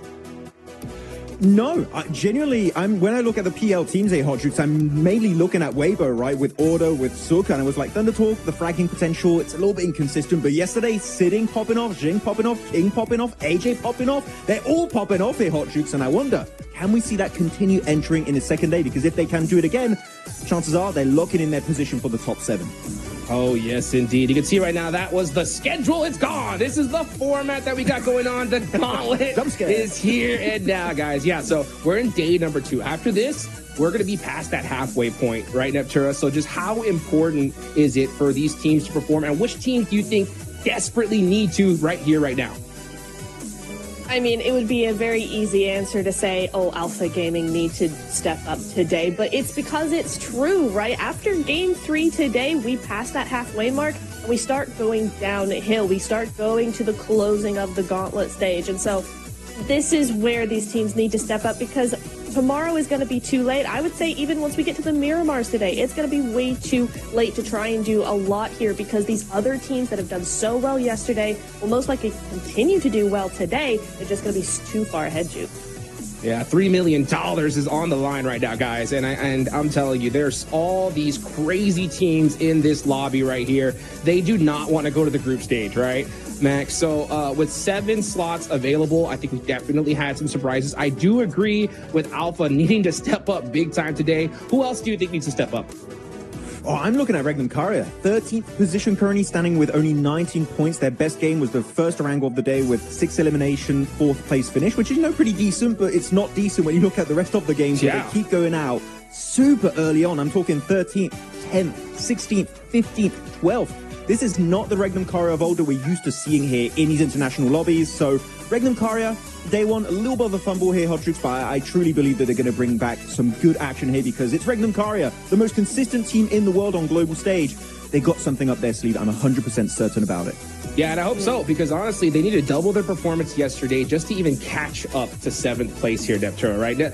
Right now, that 7th place cutoff is going to be Alpha 7, and we're going to get into that once we hit in these overall rankings, right? So, I mean, for Regnum Karya, they need to do what they did and times 2 and even more, right? So when it comes to their play style, right, because I know you're looking at their macros, so, right, what do you think they need to do differently here today? I think in day 1, they actually had some really good plays. The struggle was trying to just convert that into some points, right? Because I think when we look at the individual fights they had, several times we were like, there we go, that's Regnum, baby. That's who we know to be that team. And then it just wasn't working when it comes to the leaderboard. So I feel like maybe there's some issues there with maybe a little bit of the timing. Maybe they're a little bit too delayed. I'm not going to say hesitant. They're not a hesitant team at all. But, maybe just a little bit too delayed, or maybe they're getting caught out a little bit too much where, they need to be splitting up a little bit more to adapt to this lobby when they want to be more compact. Something like that, I think, might just turn the tide for them and get those points on the board. Yeah, it would be nice to see, but though looking at these replays, I'm actually looking at this replay here of the early fight in Rondo happening between R8 and Alpha 7. And when you're looking at day 1 here, one big key point to bring up is going to be how R8 were just so dominant from start to finish of day 1, right? Because this is a team from MENA that were like, regionally, they do great alongside maybe Geekay.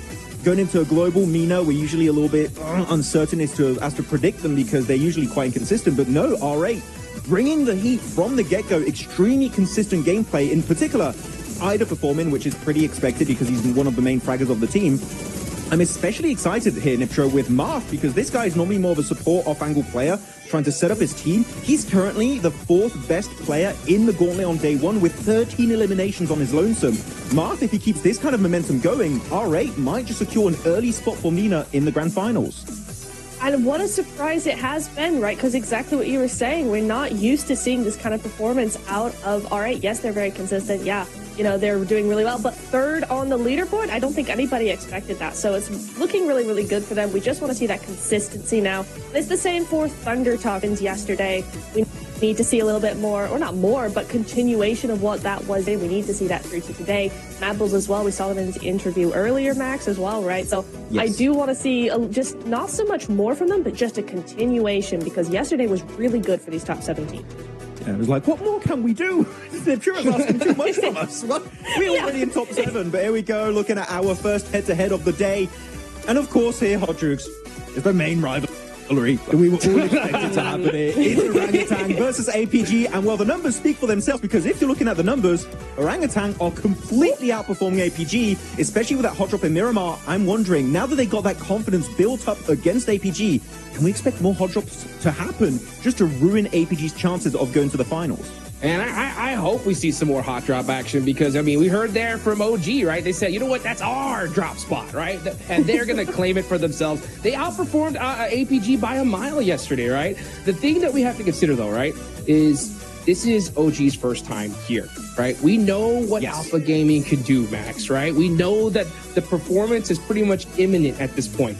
Do you think OG could replicate day 1 and hold off some of these monster squads that are on the second half of the leaderboards? Well, I've actually seen for Orangutan, going back yesterday, rewatching the games, what Orangutan can improve upon is avoiding mid-game fights. And if we can see that happening, because we saw game 1, game 2, they would survive. I think AKOP survived as a solo game 1 on Rondo. And then game 2 was Aru surviving under the bridge as a solo. If they're able to maintain their players, their entire squad alive in those similar positions, chances are we might have had an Orangutan win in those particular games. So that would be a 1 point of improvement. If we do see that coming out from Orangutan, they're going to somewhat solidify a position in top 7. But again, bottom teams in Ipchira, on top 7, Alpha Gaming, Ulf, Regnum, Irina, DRX, Deek Xavier. Do we truly expect all those teams to take a beating without fighting back? I think we're going to see a big change up from these bottom squads in these next 6 games. Oh, 110%. We have to, right? These are not teams to go down without a fight. Regnum, Karya, I know we talked about them earlier. Alpha Gaming, I mean, these are 2 powerhouses of the global stage, and not even regionally, just globally. And yet here they are in the bottom, you know, the bottom 8 here. So I think we're going to be seeing a lot before this day is done. Oh, no. For sure. Wait. What? Yeah. Marzi is in DRX. No, if you guys don't know, in India, Marzi is like, he's like me, but in India. Okay? Whoever he supports, they get destroyed. He picked Reject during BMIC. Marzi, how can you do that to DRX? I blame Marzi for this.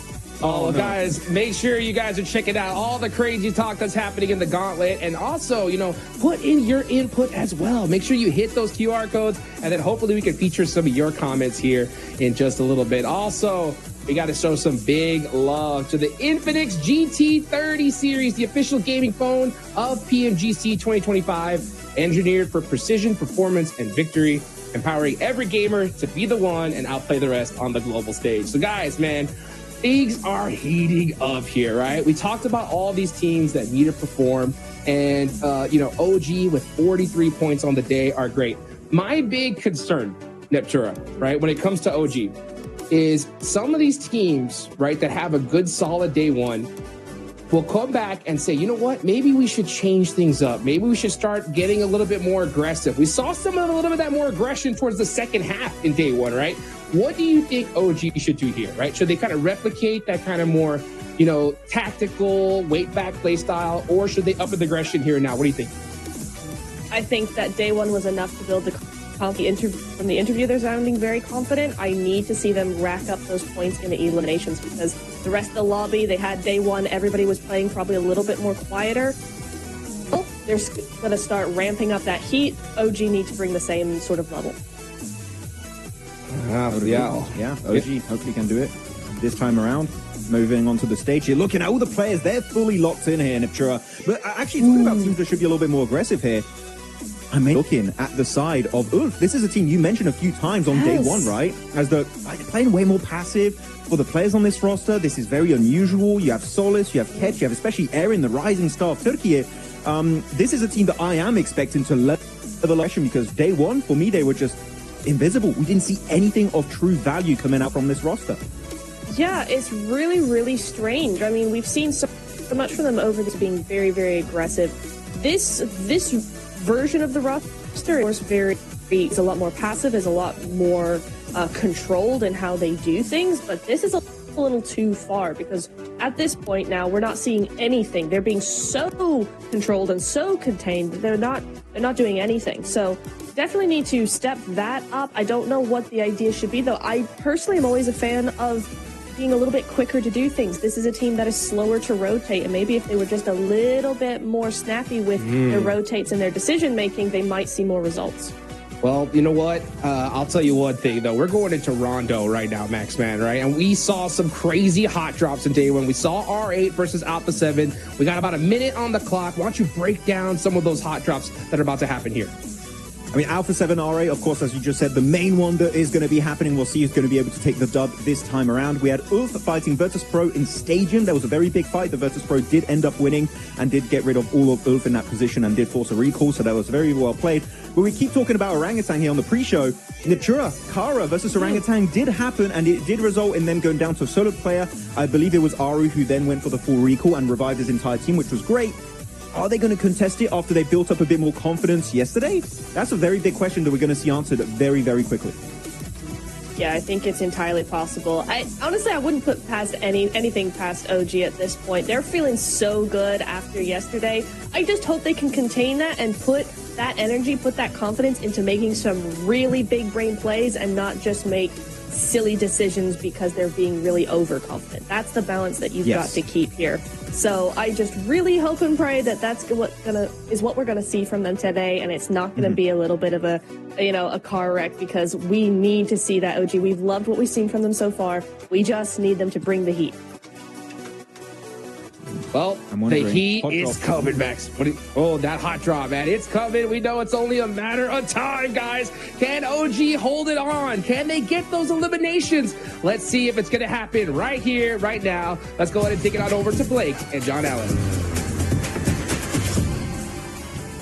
Hello, and welcome to day 2 here of the Gauntlet. And we've got another rondo up and up to bat. It is going to be big. It's going to be messy because we've got those recall beacons back in action. They're engaged. Just like us, we're jumping straight into this one, Blank. Yeah, I'm locked in. Not the tomatoes, not the onions. Stop throwing them, please. Please, I can only take so much. He's in the stocks, bro. He's in the stocks on this. I got put in the stock haze yesterday. It was crazy. But we're straight back into things over on Rondo here. Northern Plain Path. Should be a good one. Hopefully less of the water in this one as opposed to yesterday, because yesterday's finish was pretty insane, and I think we were theorizing behind the scenes. Probably shouldn't have been possible in the first place. I think it was fairly cruel.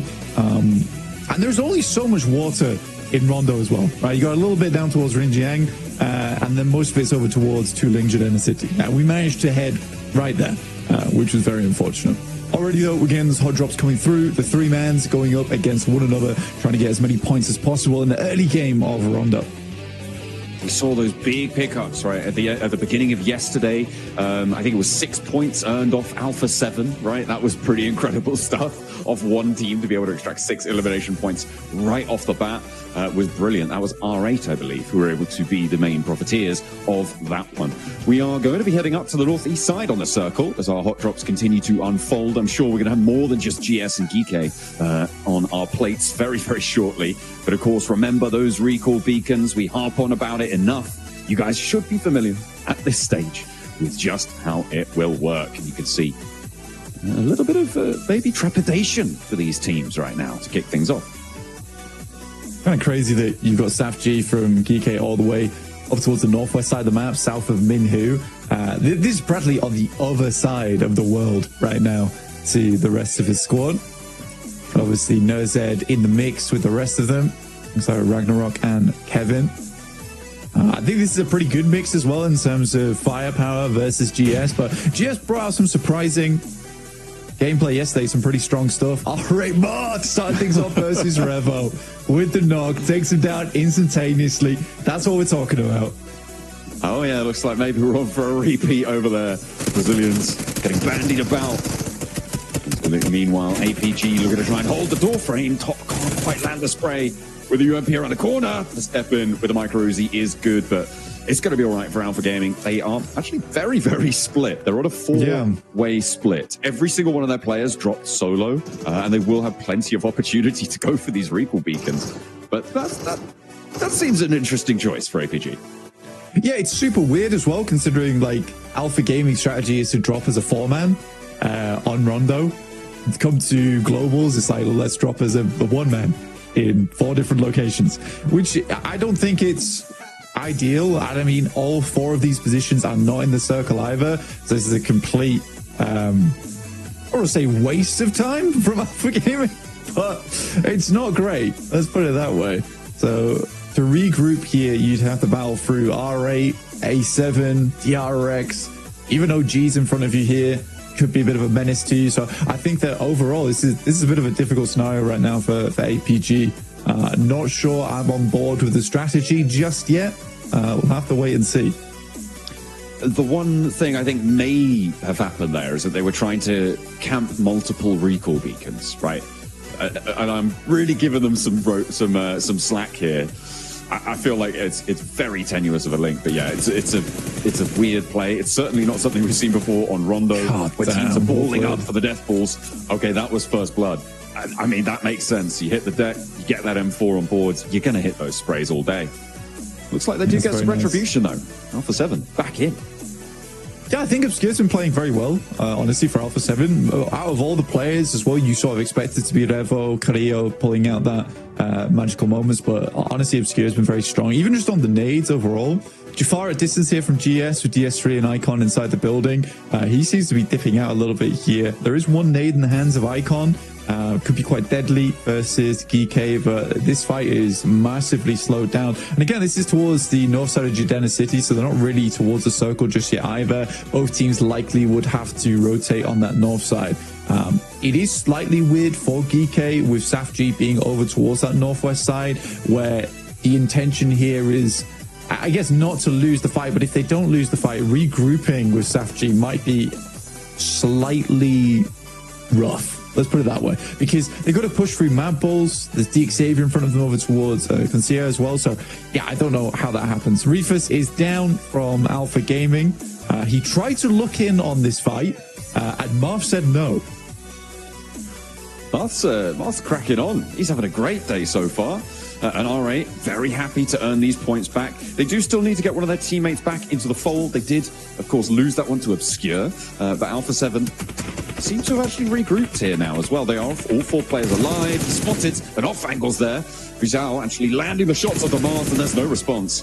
A nice little pickup. He steps through, gets the flush for Alpha 7. Another point added to the tally.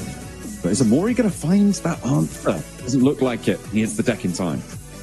Yeah, it's a pretty aggressive push here coming through from Marth, honestly. And at least he does reveal the position from Quizao as well as Carrillo, but that's about it. They do have the outpost and Prestige down towards Rinjiang, which is pretty far out from the circle, but they can pick their players up. I think right now, probably Prestige is just asking Amuri to see if he can get a knock, get a flush, and then just leave out of here. VP enters the scenario as well, as does Zjol from APG. It's a full 4-man squad now, back up and in position. All right, okay. Aragon moving into the corner here with Voston as well. Revel has oversight. He's warned his teammate. He's not going to be able to do too much more. Carrillo, though, able to find Aragon on the first. Step into the bathroom for a heal as well. Another APG player goes down, but it seems like that's just par for the course at this stage. They are just adding points to everyone else's tallies at the start of this game. Alpha 7 popping off, though, and keeping things going. Carrillo on the corner. An indomitable Fortress keeping Virtus Pro's duo at bay. I think the thing is here is that at least Joel gets information there's two teams in this area, and then they all regroup down towards Yulin. So they could push north and hold out both these squads if they wanted to. Virtus Pro's got a similar situation where they got an outpost over towards Stadium that they can refresh their players from. But Alpha 7 definitely weathered the storm there. It was not easy versus R8 in particular, but R8 also back up to 4 players. And Murray, though, looking for a little bit more. Doesn't quite find it. Carillo hits the deck, but will get res fairly quickly afterwards. Take a look at what's happening over towards the circle on the northeast side. Great start from Thunder Talk on a 2-2 split, which they quickly regroup towards a central position. They're holding high ground with Sai Ting, as well as Sing towards the lower end of things, just providing scouting capabilities towards that southern side. That river that sits in the middle of this circle, Blank, has some really difficult crossing points. I mean, we saw just how treacherous those riverbanks can be yesterday on our Rondo game, but in general, there's not the easiest time where maybe on a map like Erangel, when you're crossing that central river, the riverbanks are a little bit more forgiving. I feel like there's a lot of verticality on the Rondo riverbank. There are obviously some places where you can get across, and obviously those bridges will be an option, but it's going to be pretty tricky for teams who haven't already made it to go straight through. So I'm expecting quite a lot of wide wraps from teams on the southwest. I think getting over towards Ryan is probably the best idea, and then you can wrap down towards DRX's position, potentially take some high ground for yourself. But it does depend on this next circle, right? Because if it does shift down towards the southwest here, like you're looking at Test Track, you're looking over towards that hillside in the west, but it doesn't happen. We head over towards Huasing. I think that this is actually fairly rough in terms of position of play. And GS, though, still going strong versus Geeke here. This fight has raged on for quite some time. It shows no signs of slowing either. B3S wants to hop out with the auto shotty. Wow. Doesn't find the first, the second, not so lucky, but there is still that trade around corner. Actually, only one player now remaining for Geeke, I think. No, for GS, just Jafar. He's been in these spots before. We saw it against APG down in the C block fight that we saw in match 2 yesterday. And now he needs to find Kevin on the corner. The recall beacon just outside is beckoning, but he needs to get through this hurdle first. Kevin's running low on ammo, but he has got the other weapon in the back pocket. Nice. Jafar handles him though, not even going to be able to loose a shot his way.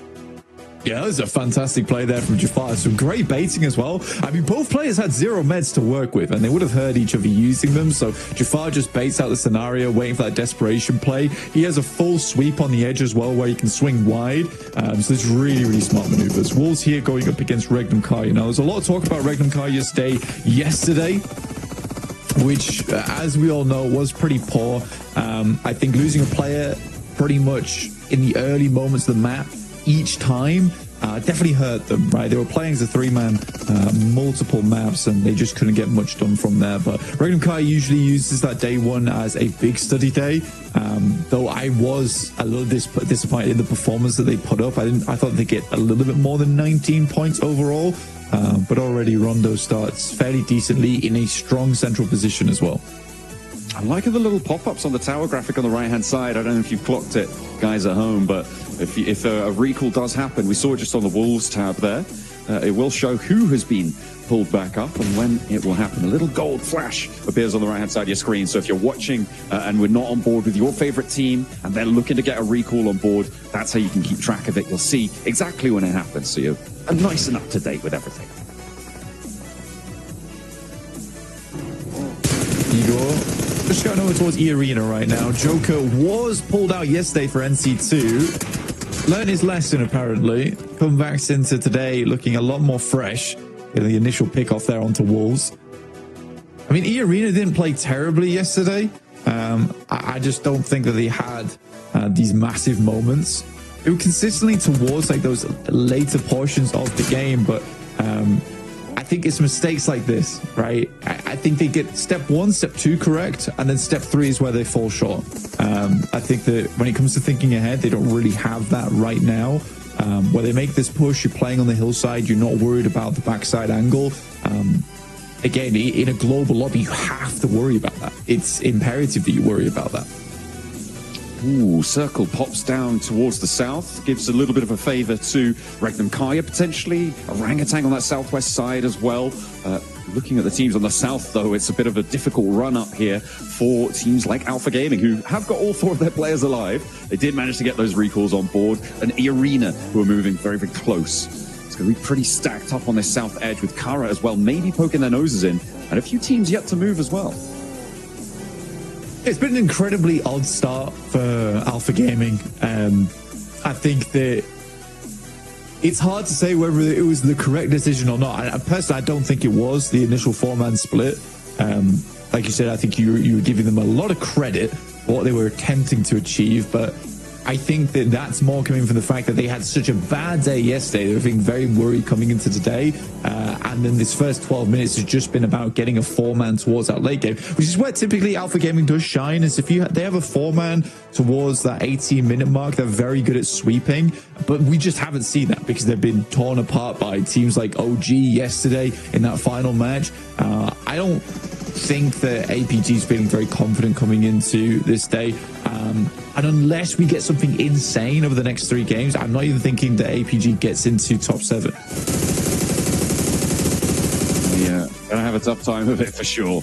We'll see if they can bring something to bear in these next 2 days. DXavier, they've spotted at least one of the players from Alpha 7. This is up on the north side flank, coming down from around Heme Town on that north east side of things. Alpha 7 struggling to get through. They got the Mad Bulls ahead of them as well. Not only are DXavier going to be harrying them as they try and move forward, but we're going to have to deal with that too. The recall beacons not long in this game, so opportunities starting to dwindle to get yourself back up to 4 players.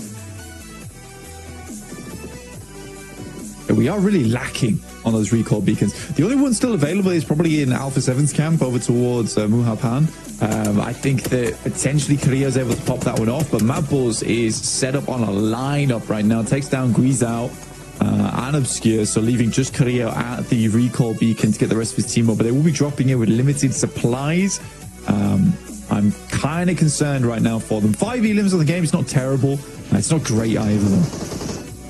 You can see those recalls popping up there. Wolves moving through as Ulf managed to get into this position nice and early on the plateau, but will they be able to hold it? The first is good. A double spray down across the way. No, it's a 1-for-1 trade. The Catch is able to find another. Coops goes down. They lose one on the off angle here. Scarface has been knocked, but the Wolves are no more. Taken away on the approach. You can't get up the top there. Ulf able to beat out the Wolves on that hold. So funny is the 2 Wolves logos going at it with one another. You know, the 2 packs are scrapping in the meantime. Though I think that Max brings up a really good point on the desk is that the Ulf does feel very weird right now to me. Rondo actually was one of their best maps that they played. They were fantastic at it overall. And I think for Ulf, there is this issue that I think it is confidence-based because they went from being kind of lackluster when they were playing under the name of Fireflux to suddenly this whole new team with Aaron on board, with Macat out, and then coming to Globals, I was just concerned because I was like, well, this is not the Ulf I'm used to seeing with just incredible long-range control, and especially having such a good time on Rondo. It just was not meant to be yesterday. We'll see if they can pick up that performance. Ooh, the Gardens not playing well for DRX. They have a lot of people trying to move into the area. Alpha Gaming actually fairly successfully taking a decent chunk of it. A big nade comes through for Reefers as well. That's going to find 2 of them, just leaving So Easy down on his last legs here. Last player to stand, and his bridge position fairly known. Look at the ground that Alpha Gaming has been able to achieve. I mean, fair enough, you know, to be able to salvage something like that. From a game that started the way it did for them. And with 2 elims, they do have a lot of teams that can crest over the ridgelines, take shots at them. The question is, will teams want to do that? Recentering up on the circle a little bit now. I mean, Mad Bulls on the northern side. It's not a terrible spot for them, but they are a little bit exposed right now. Reg and Kari are playing things slightly slower over towards the western edge. You can see here already a nade goes through, able to find good damage over towards Tulika. Likely a knock and a flush comes through off the back of that one, but Tulika is just crawling backwards as fast as he possibly can. OG playing things out smart down towards the southwest side, just biding their time, and I think that's fair enough considering your VP ahead of you. They can try and cut out any control on the south side. There's no reason to move right now. Kara. Now on the east side, we saw them trying to crest that ridgeline over towards the Alpha Gaming position in the center of the Gardens. And now they're going to have to move off of that hilltop. You can see Poser poking his nose in, trying to establish some kind of inroads for them. I think it may just be a crash onto an Alpha Gaming spot, but GS are going to move in parallel to that. It's going to be messy in the middle there. A difficult time, I'm sure. DX Xavier, they've moved in from the north side. The Mad Bulls have been leapfrogging with them, and Paragin will be the player to go down, but there's an answer, and it's Regnum Kaya to third party out to the west. Fair enough as well. I mean, Regnum Kaya able to gain a lot of control over that northwest side. Mad Bulls continuing to take damage. Loxy finishing off some of the final players there from Mad Bulls. Just one last left alive now in Pusher, who is hiding in a field of Doritos. Oh dear. I've had dreams like that, I'm pretty sure. Xavier, though, a bit of a nightmare. With the nades bombarding them behind the tree trunks, but fortunately they're just stepping into the cover at the right time as the trucks to be excavated beneath their feet. Mad Bull's putting them in the ditch. I mean, I don't know how long Mad Bull survives here. I mean, they've smoked out as much as possible, but even so, that's a little bit tough. Now we're looking over towards our final circles. With Ulf playing this high ground, I think they have a great chance at this game. There is equally E-Arena, who needs to do a lot of work now to control over towards that northeast side. OG continues to put presence over towards the northern edge. I think they understand that Regnum Kaya right now is probably their biggest threat, and Silas is continuing to poke over that way and see what they can find off the back of this. He is recalling the rest of the team now down this way. They have the high ground advantage. OG initially taking shots over towards R8 though on that southeast side and get caught off guard by Regnum Kaya. There are shots coming through. And there's the trade. Loxy looks for a second and finds it. The backline now down to one. Just a tanky there, looking for the shots, and does manage to clock Silas, looking for... Now Loxy getting backed off the angle. Only one player now as the flushes are confirmed for Regnum Kaya. Silas unlikely to get rezzed here, Blank. I mean, they could put him in a vehicle and see if he can get on forwards, drive him on in, but I think it might be more worthwhile to just send your three players away, not try and spend that time, because look at this approach. I mean, the tanky's managed to make it to a rock miraculously here for Orangutan. See if he could survive and out for the final moments. We know they are able to do it. They've got it in the tank. Let's see if they can do it this time. Yeah, trying to survive on that side of the map. Slightly underneath Ulf, though, so a little bit of a dangerous position for them, but I don't think Ulf is too preoccupied with that right now. They're looking over towards Mad Bulls and making sure they hold out VP in the process. So it's a good play from a tanky. It is a little bit of a risky one, but if it pays off, then he's able to get quite far into this game, which is nice to see. Regnum Kaya, though, that is a decent start for them. It's at 27 points now. So already 8 points on the game here on Rondo, which is massive news for Regnum Kaya, starting to catch up to teams at the middle of the pack. And a nice start to the beginning of the day is really huge for a team that struggled yesterday. That's what you need to be able to find as well at this global level. Finding that resurgence after a bad day, very, very important. Although sometimes you don't have that opportunity, especially when it gets to the smaller numbers of days, smaller numbers of matches that you're going to be playing. For now, though, Thunder Talk, I mean, we saw how much work they were able to do yesterday, right? Getting so many points and getting so close to what we expect the bubble to be already in just one of their 3 days. Nice. Is a beautiful turn up. Silas was picked up, but maybe not for too much longer as he's crawling back behind the deployable cover there, looking for another res. They are in this zone. Virtus Pro might try and put them out of it, though. You can see their VP looking to try and push further up. These nades are getting very close. There's a good chunk of damage. I think that Regnum Kaya is kind of lucky that they don't lose too much damage on their side, because the nades seem to stop a little bit from VP. They want to hold them out for a little bit later in the game there. There's no real chance of getting too much more utility going forward. So you've got to be a bit conservative now going into these final moments. Good shot over towards Ulf as well from Regnum Kaya in the midst of all that, by the way. I don't know where that came from. Silas very close to bleeding out here. Might in fact get flushed. I think he does. Oh, I think, has he gone down? I think he's down entirely there, Blank. It's going to be very close to the wire. Might be just about getting rezzed. Can't quite make it out on the screen there, but that's a nasty little turn up. And I think it was actually R8 who did a chunk of damage from that off angle to be able to seal his fate. Oh no, I'm seeing 4 players alive around Kaya. Maybe the res was there after all. Yeah, it did come through. Tanky, though, knows his location. Looks to send some nades over the top. It's a pretty nadeable position, but he has limited sightlines on this with the rock in front of him, but a great nade over the top will take down one player from R8 there. With limited vision as well. It's a great arc on that one. Brilliant little find, but will he have drawn the ire of too many around him? Mad Bulls feeling the burn as Regnum Kaya roll them down. 2 players fall, and that will be them done and dusted for the match. Regnum Kaya seems to be on the warpath here. 8 elims already. Let's see how much further they can go. Yeah, I think for Regnum Kaya as well, it's important to consider that when they were playing on this northwest side, they would continue to get knowledge, to get information. Silas is great at that type of thing, alongside a Wild, where they were consistently wrapping out in the vehicles. So they knew sort of what was going on up here. They knew Mad Bulls were a much weakened team, so they wrap upwards. They don't really want to get stuck in that situation alongside with VP, but a nice nade from Soez over towards Thundertalk will take down at least one. Doesn't quite have the angle yet to confirm onto it, but I don't think Thundertalk really have too many options here. Yeah, really don't. They're starting to run out. Barrel getting a little dry now. Sighting wants to peek over the top, but you know how dangerous the hump of this bridge is. It's so easy. He's going to be able to do it, though. Not quite connected through the smoke. 2 players run around behind, and a nice little flex out for Thundertalk. Will anybody spot it? Regnum Kaya will have heard the shots. They'll be looking. You can guarantee that much. We'll see if they're able to find it. Doesn't look like they will. Maybe a little bit of time for Thundertalk to play with. Amori now, the last player for R8. Joker steps up. He's not going to find it. Another player goes down. A Sakura falls. Tony K as well. This hold has just been a blast. A little assist from Ulf on the off angle.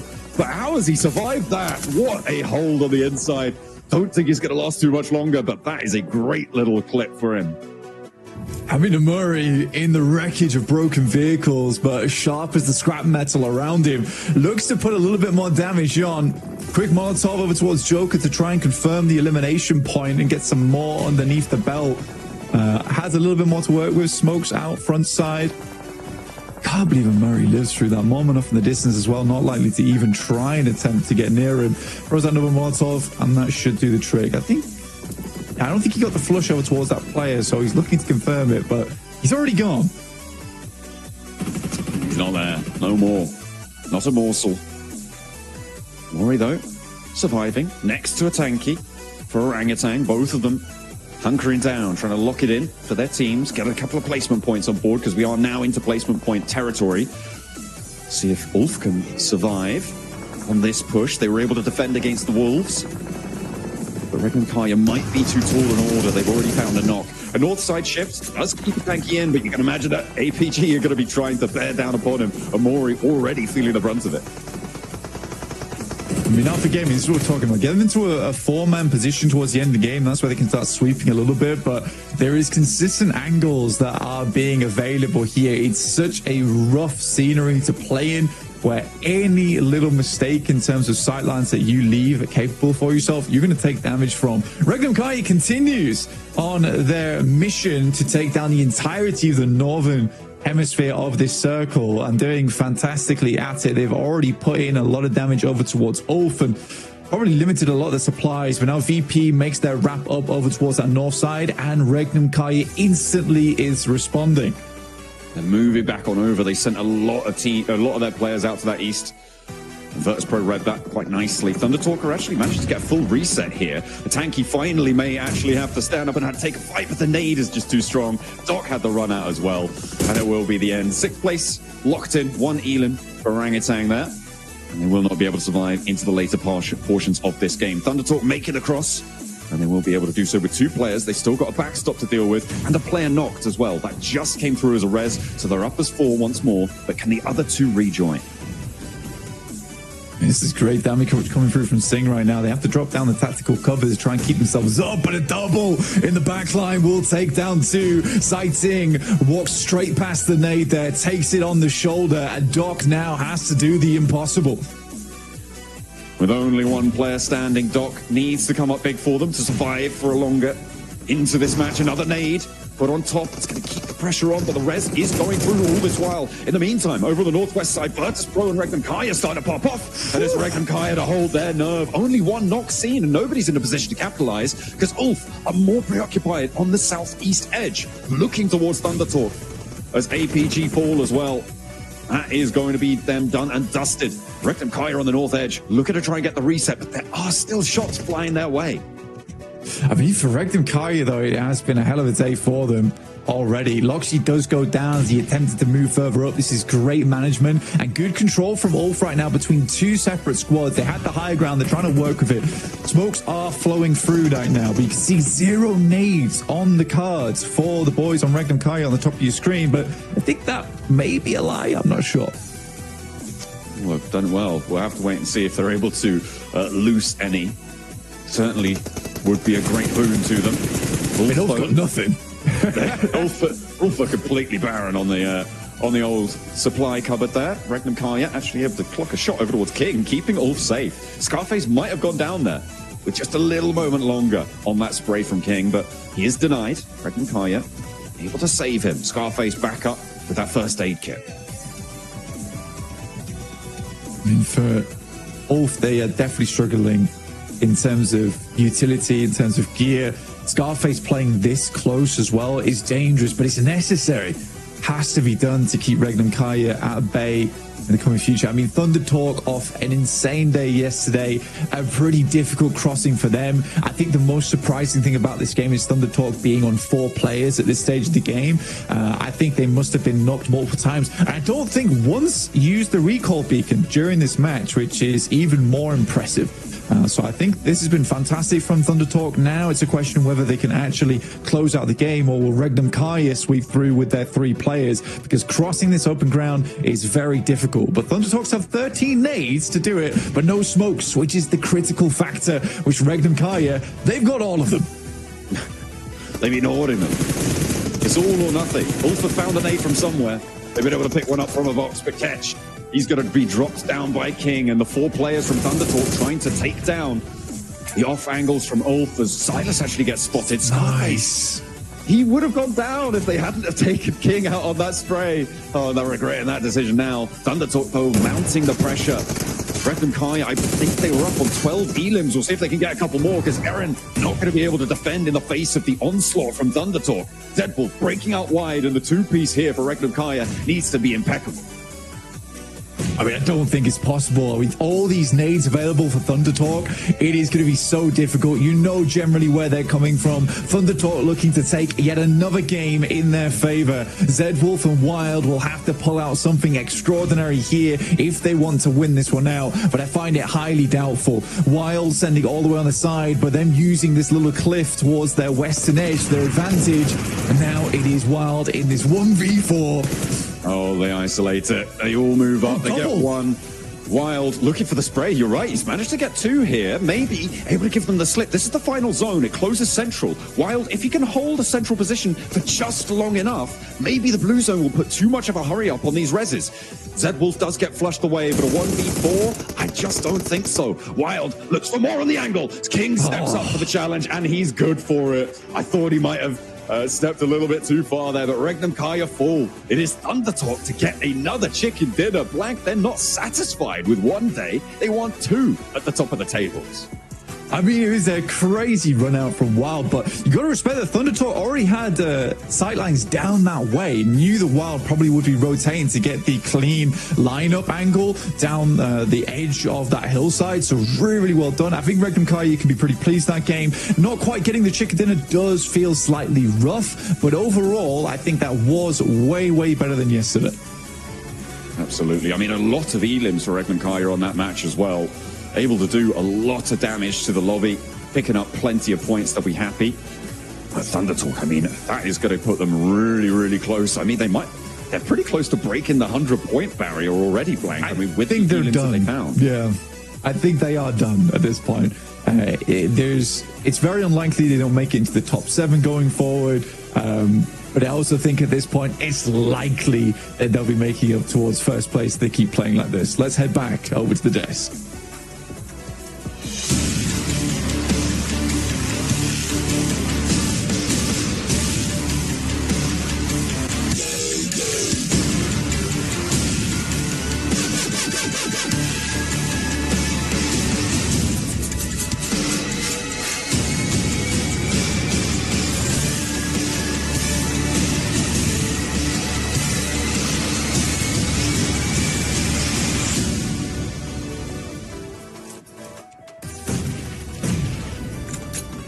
Talk gets their third chicken dinner so far, and just like that, there's now 6 slots remaining to the grand finals. I'm just kidding. No, I mean, after that performance, these guys have got to be a lock by now, Maxman, right? Yeah, I mean, look how much of a clinic they set up at the end here. Thunder Talk have to rename officially Thunderclap, because, oh my goodness, they're slapping the lobby around in these games. And Niptura, you were saying it before we just came on camera here. This is a back-to-back win now we just got from Thunder Talk. And actually, on top of that, they've now officially got a win on every single battle. Got a win yesterday on Erangel, a win on Miramar on the last game, and now a Rondo chicken dinner. These guys are putting on a clinic on every one of these battlegrounds. And look at the play stat. Setting 4 limbs, 5 limbs for King. AJ's gets 3. Jing putting up 1 elimination, still 500 damage, putting in the work, putting in the hours in this lobby. Not an easy game to Niptura because they were fighting tooth and nail in the swamp. APG, there was DRX, there was Kara on the east, and survived. They keep alive. Megan, the Weibo might not just be the best team out of. Absolutely. I mean, exactly what you were saying, right? We game, and you know who's going to win this game. You know who's actually under talking conversation all, and they just in of every fight happening. It was such master. I mean, the nades onto AP, clearing them, getting that ridge to themselves, and then just being for the right time. The timing is impeccable with this team. I mean, she's putting on a masterclass on that edge style play, right? I mean, they were playing the edge pretty much the whole way until the end there, right? Just taking out teams one by one, catch guard, and to do that, all 4 up, especially in a lot of this max, it's just super impressive. It really is. I mean, in particular, they out-naded Doc, which we know, Doc, the nade, that's a specialty usually, but no, they were able to actually outdo APG on that eastern ridge next to the hilltop of Ulf, and the execution from that was really good. And especially not just the execution and how they fought, I would say, Niptura, the timing, I would say, left, I would say, is when all the teams were at their weakest, and it was extremely well executed from start to finish. The timing was a 10 out of. Yeah, it was fantastic. I want to say, whoa, hang on. I didn't see that. Whoa. Unfortunately. Yikes. That's a cool moment for sure. That's going on all the platforms for sure. But yeah, I love as well the timing that we saw for Regnum, as well as, I mean, VP was a really nicely played in the last moments there, where they tried to come up kind of next to Regnum and take that hillside.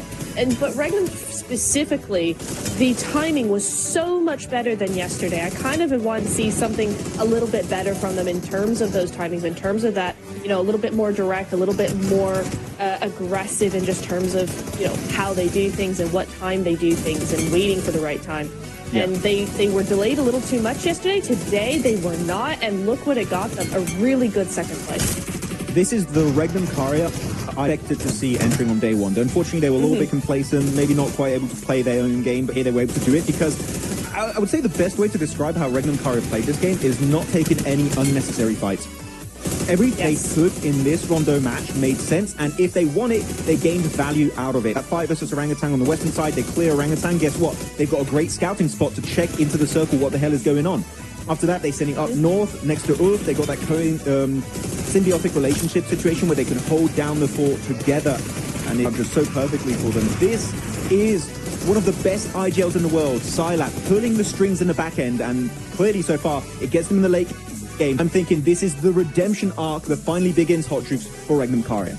I mean, it's about time, right? But they didn't just get to the late game. They got there with a whole bunch of eliminations right there, pulling out a dozen. We talked about how they pretty much needed to double their performance and then some at the top of the show, right, Niptura? And I mean, I don't think you could have asked for a better start, right?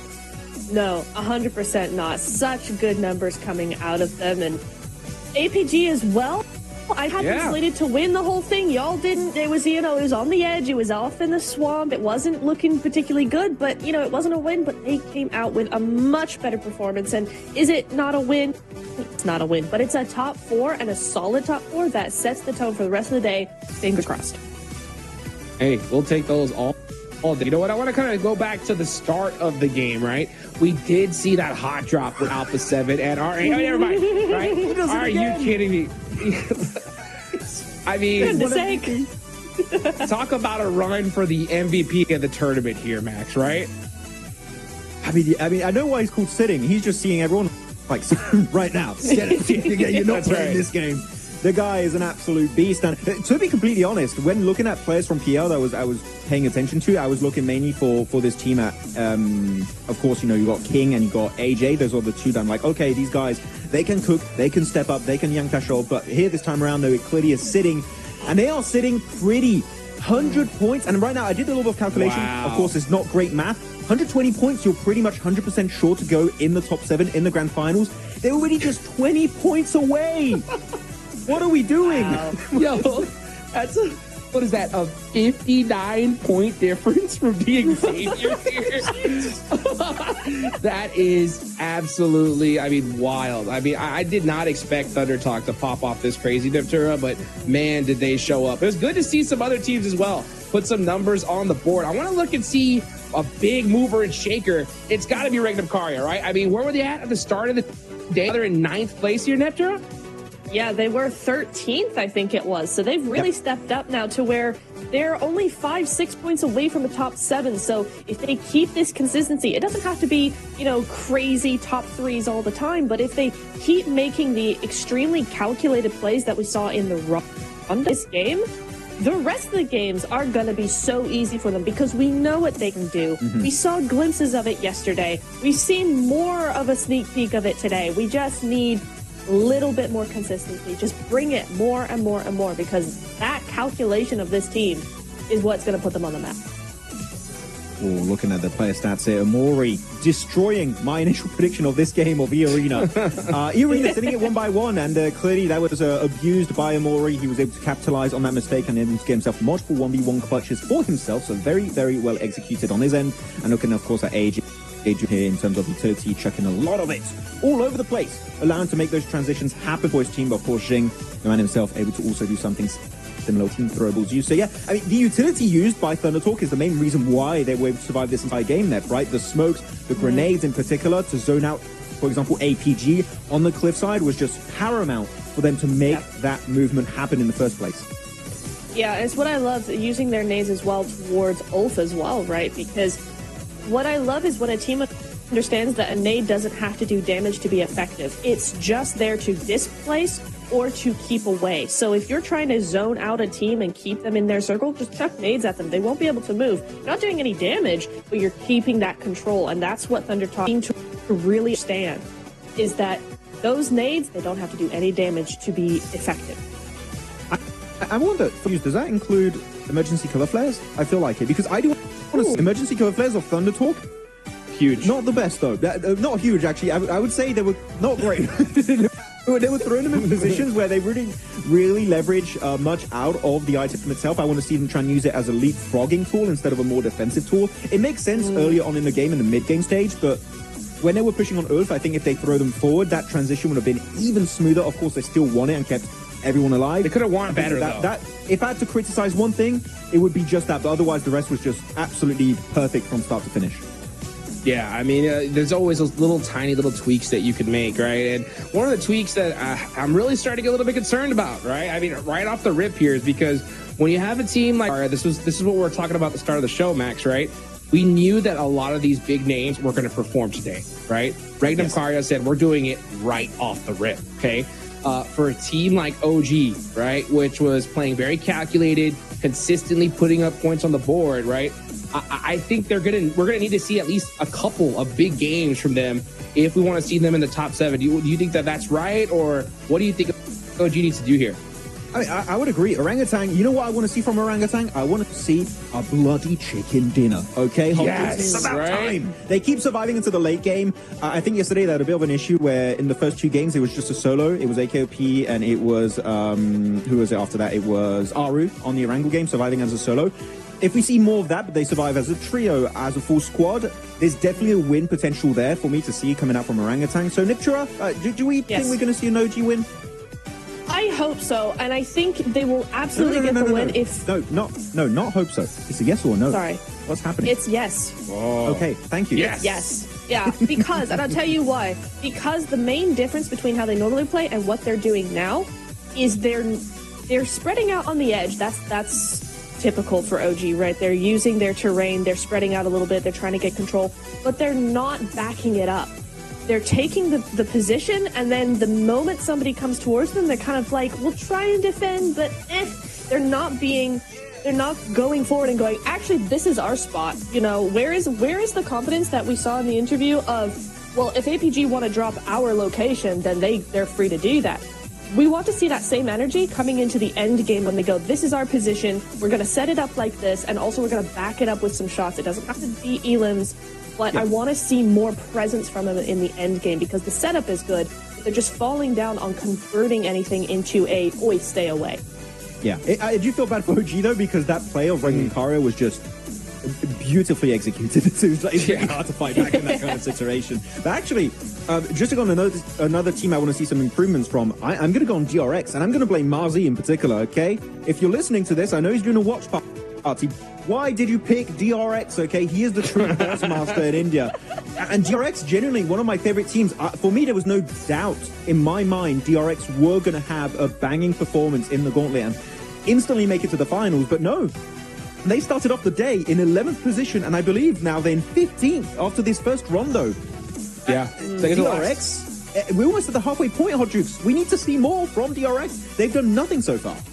Yeah, for sure. I mean, the thing is, this is my concern, right? Is that with so many big names on the second half of the leaderboards, if any of these teams like DRX do what we just saw Rengankara did, right? 18 points. They're in the running for top 7, right? So I think for a team like DRX, though, hey, get it done now. You know what I'm saying? You do not want to wait till the last is for sure. So for DRX, so many of these squads, I think the pressure is on big time here to perform right here, right now. 100%, because we're getting closer now. It's game 2 after game 3 way done, and that's where it's really going to start. You're going to start getting that pressure coming in. You're going to start going, we only have a set amount of games left. All of that stuff's going to start happening to you. So it really is now or never, Juice.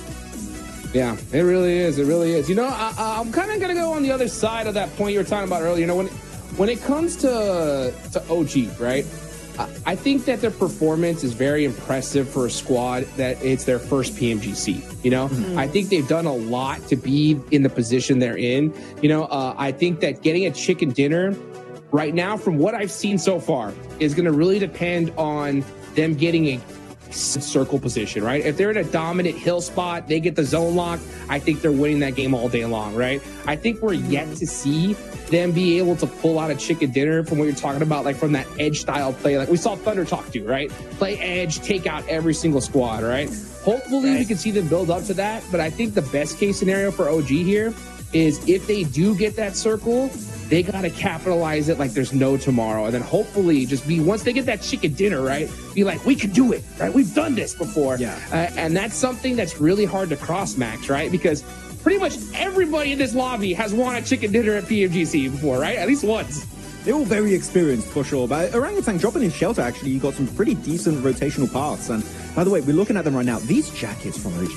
Like, I want one! Can we get one of those? I want one of the jackets. But no, really, Orangutan, the way they're playing, it's I'm having a Ratatouille moment when it's taking me back to, you know, the World League years and years ago. You know, when Orange Rock were there, TSM Entity were there, you know, popping off on the global stage. We're getting back. We're getting a taste of that once again at PMGC. So we'll see if they can perform once again, though. I'm going to take this opportunity here, guys, the conversation onto a big talking point here. GS Team APG. It kept happening. No? Yeah. Going into Novo military, into Northgard military base. Jafar in particular had a massive clutch at the end to wrap up versus APG. Are we going to see that continue if we have a Southern Plane? Or are we going to see APG maybe change things up if they are going to be clashing versus GS? What are we thinking? Man, I hope so. I actually, no, I hope we don't, right? And the reason why is because, you know, we saw GS hot drop right off the rip, game number 1 of Erangel, right, Neptura? And then in 2 games, they didn't hot drop. And I think that was mostly to the fact that that plane path was heading more towards Severny for them, their secondary drop location. Do you think, Neptura, that because, I mean, it for them, right? I think GS did a lot better when they didn't have to do that hot drop, right? So I think maybe their coach or Neptura, you're the coach of GS, okay, right now. Put on the coach hat, right? If you were their coach, what would you tell them going into Erangel here for I wouldn't hot drop. I'd be like, look at the results we got as staying full squad through most of the match, getting much farther into the match as a full squad versus when we hot drop and yeah, we get some early elims, but now we've got a really long rotation to make. So through the blue, all of this sort of stuff, everybody's already set up. That would not be my play. I'd be just like, no, you guys, we gotta switch things up, go somewhere else. Yeah. Max, you're the coach of APG. What would you do? Hot drop, because I think, on a very serious note, it would be extremely funny.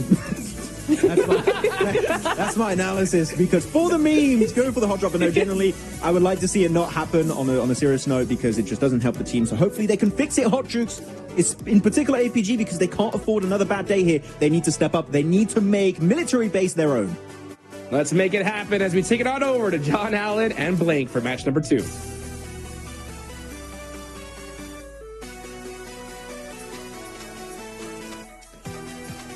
Well, you know what? We are going to have a little bit of a pause here.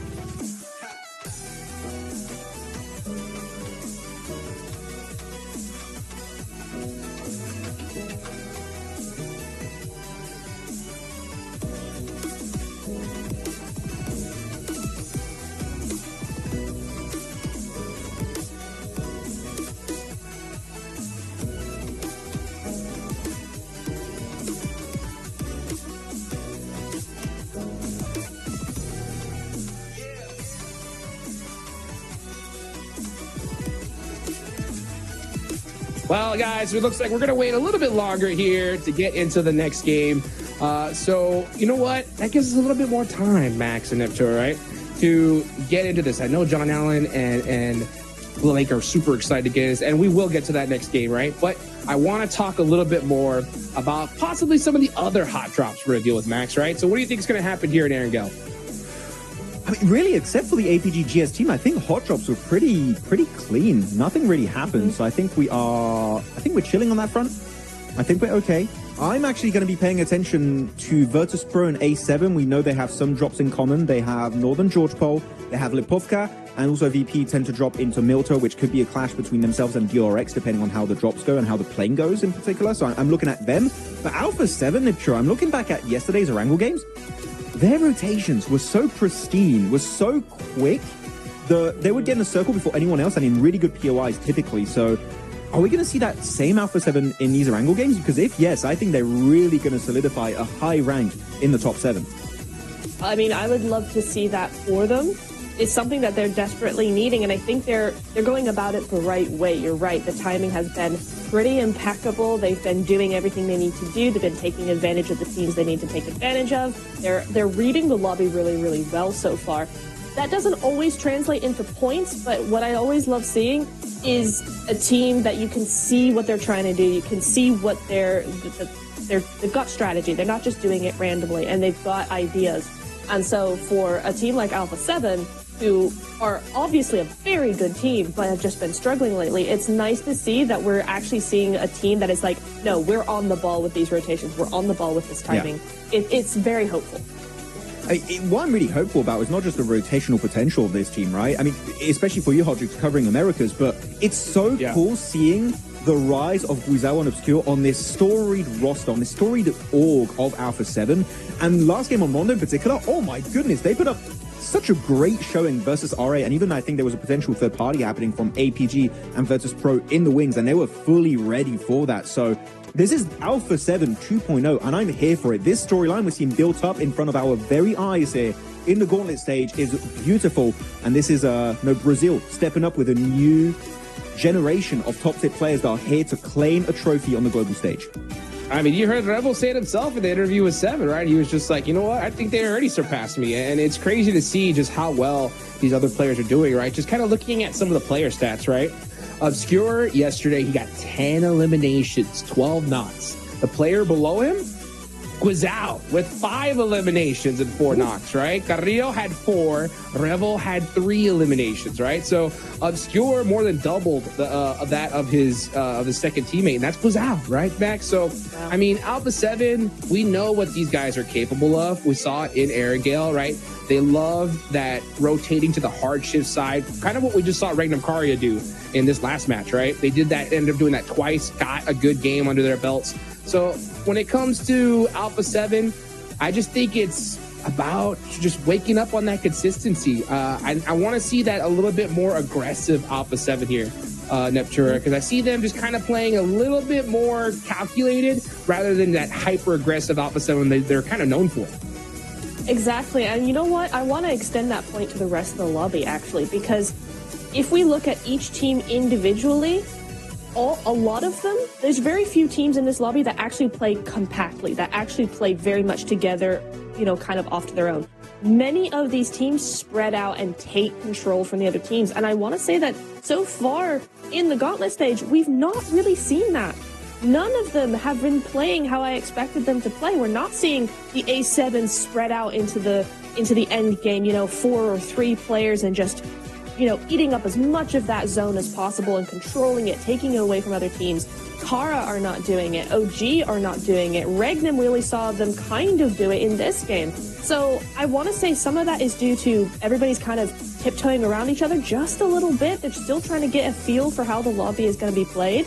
But the other half is these zones. I don't feel like any of these zones have been particularly favorable to most of these teams, because even if a zone does go towards a certain team, normally it's one compound in the middle of the field and it's kind of very play.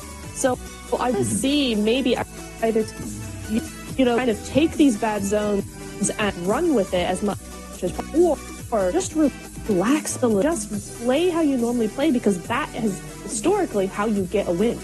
Yeah, hey, you know what? Take me back to Raheem. He had a Pachinki circle finish. You know what? Dude, give me some of that spiciness. You know, that would be really fun if that happened. We're going to Xavier to perform potentially. But yeah, circles have been a little bit very open-ended, I would say. They're not ending on any big POI. We didn't see that really happening yesterday, especially the one next to ended in nothingness. And you could see the ring. I think you had Alpha 7 just like, there's literally no terrain to work with. How do we work with this kind of terrain at the end of the game? I'm hoping we do get some like more city or compound centric finishes. I think that's going to show a lot of rotational potential from teams. Who's going to get there first? Who's going to play defensively? Who's going to be trying to initiate those crashes? I want to see a bit more variety on Erangel, because on day one, Hodrix, I would have to say, was a bit one note to me. So I want to see more variety from some of these teams, depending on, of course, how the circle tends to go. Yeah, I think we're going to definitely see that here in day 2. I think we did already in Rondo, right? We saw some of the squads that did underperformed yesterday go nuts. So I'm expecting just absolute craziness here in Erangel, because every team knows kind of how the end of these tournaments go, right? There's going to be quite a few squads that are going to be so far down the leaderboards that they don't have any chance of making it to the top 7 here, Max, right? So when that happens, typically, the last few matches are not typical of what the whole tournament was like, right? The teams that know that they're not going to make it are playing super loose. Maybe they go crazy, start pushing everybody, or they're just like, hey, you know what? See you guys in the group stage. We'll make something happen from there, right? So I think considering that, Max, teams more than ever just realize how important it is to put points up here and now rather than waiting to the end of the game, right? Yeah, no, exactly. It's going to be changed up quite significantly into this. But actually, I want to go a little bit deeper on what you said about the later stages of the Gauntlet change significantly, Hodrix, because I think it brings up a very interesting scenario where, because you need to be in top 7, right? It's very forgiving if you're in, let's say, top 3 in last 2-3 games of tomorrow. Like if you're looking at Thunder Talk, Mad Balls, R8, maybe Orangutan. Are we going to see a situation, because you would be so comfortable, that you can kind of ruin the opportunity for teams down below? Yes, I am talking about potential hot drops. Just as a theory, here, just to have a conversation. Orangutan, if they're very comfortable in top 7 heading into tomorrow's last few games, and Alpha Gaming are still struggling, do you get rid of them to clear up that position for the grand finals? Technically, that wouldn't be a bad shout. I don't think so, right? I mean, that's the thing. She's so silent. She fully agrees with my point. Thank you. Yeah, it's a hard one for me, because I don't normally love that tactic. For a couple of different reasons. I don't feel like it really does all that much, because if a team is, yes, if it's like, you know, a few points away, whatever, but I don't always love it. But then we're always talking about teams that are further below, trying to ruin, you know, some potential chances for teams a few places ahead of them, where here, I think in this instance, you're talking the other way around, right? It could work. It could, you know, just try and solidify their dominance in certain situations, right? It's like, you know, we're going to hot drop you in Chumacera again because you're not doing well, and we want to make sure that going into the finals, you're not going to drop here again. That could be something that might be worth the effort, because otherwise, I just don't really see the point.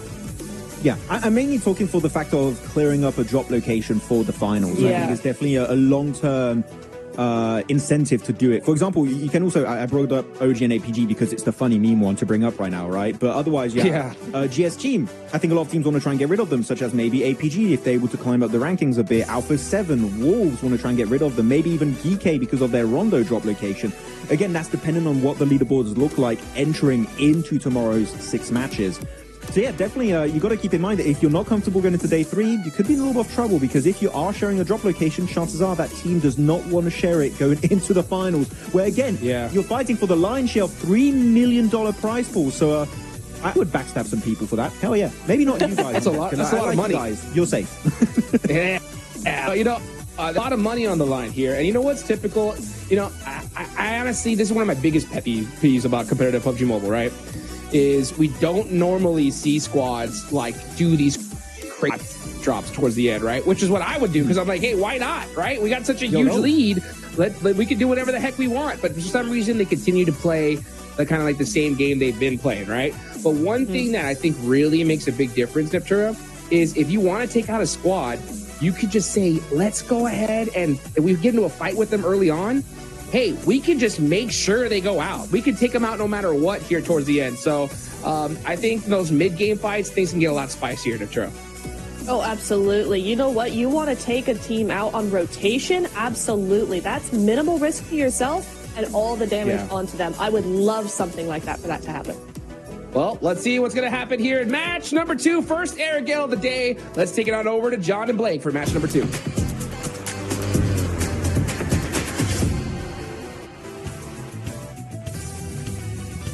And you know what that plane means. We are heading into match 8 of our 18-match set here. And day 2 will continue to unfold. We put the recall beacons to rest. Don't worry, if you're not a fan, you're not going to be seeing them here on Erangel. We are going to be back to basics here. So APG, you can't be losing all your players right at the start of the match. That's a free bit of advice.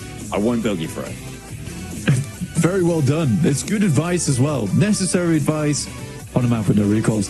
But we are heading from the western side, direct south plane path from the north down towards Ferry Pier. A little bit more difficult to head over towards the eastern side of the map, but Alpha 7 getting up nice and early over towards I guess you could call it a slight Zaki North George split that I like to go for here. R8 also out early. R8 consistently being in the vicinity of Alpha 7. Seems like there's a bit of a grudge match going on there. And Thundertalk dropping very, very close over towards OG on the north side. That is potentially dangerous for OG. Thundertalk at the top of the tables. We've seen what they can do. Although, at the moment, OG are a little bit isolated from them in Severny. It may be that Thundertalk try and grab a vehicle, head out to the east coast here.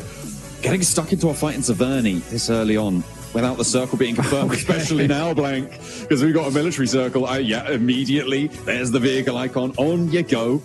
That might mean that the hot drop on the south side might get a little bit more intense, but it is going to be a military island circle here. It's pretty much guaranteed at this point. Just as you're dropping down towards the southwest here, instead of dropping on military base. So APG should have this all to themselves. Wolves, you can see here, getting themselves into vehicles and maybe moving across. But that is a heck of a lot of teams already already on Sosnovka this early, sort of predicated by the fact that the playing path was so southern, and on the western side you have to split across the entirety of the map, and that includes the South Island. So quite fortuitous for teams like EK as well as Virtus Pro, who don't normally drop down in this position. They get a really good head start, but also that makes crossing on the western side quite difficult. And I think for Wolves, this is a somewhat of, I might call it a mistake. I think they were so close towards that south side that maybe they should have shifted over towards the east, understanding that was a little bit of an easier one to go for. We do have an in-game interview coming up shortly, but in the meantime, we're going to keep focused on the map here. I think Kara makes the correct play. Currently, they're rotating on the east bridge, and I think that's the smarter play here. There's going to be a lot more space to work with going forward for themselves, rather than getting themselves mixed in with Virtus Pro as well as GS. Let's head over to the stage for an interview with Reckon Kaya. Welcome back to a quick report with the 7WG. This time I'm joined by the PMGO winner, Silas from Regnum Karya. Silas, yesterday's performance was very lackluster. What was the main thing that you guys changed from yesterday to today? Valla bugünkü performans pek iyi değildi. Dünden bugüne ne değiştirdiniz? Aslında gün yeni başladı. Neyin değiştiğini gün ilerledikçe göreceğiz. Rondo'yu biraz çalıştım. Bireysel olarak gezdim. O yüzden bu maçı güzel oynadık. So it's just the starting of the day, so we will see later what we change. But I personally actually studied Rondo personally, so we will see what's going to happen. And talking about Rondo, I mean, Thunder Talk getting their back-to-back win. They win the last game yesterday. They win this one. Is that a team that is also causing you issues, maybe going into Erangel? Rondo'da Thunder Talk güzel oynadı dün de bugün de. Sizi zorluğa çektirdi. Gelecekte sizi çıkarabilecek mi daha? Yani havaya alışma. İlk gün havaya alıştık diyelim. İkinci günde çok fazla, yani bugün çok zorluk çekeceğini sanmıyorum. Bugün daha çok alışacağız. Sonraki gün daha çok alışacağız. Finale çıkarsak da tam bir şekilde hakkını vereceğiz. Yesterday it took us to get used to the Rondo, but right now we will practice more onto it and make it better. And if we can make it to final, we will redeem it. All right, well, I'm hoping the performance here in Erangel coming up is going to be good. Back to you guys.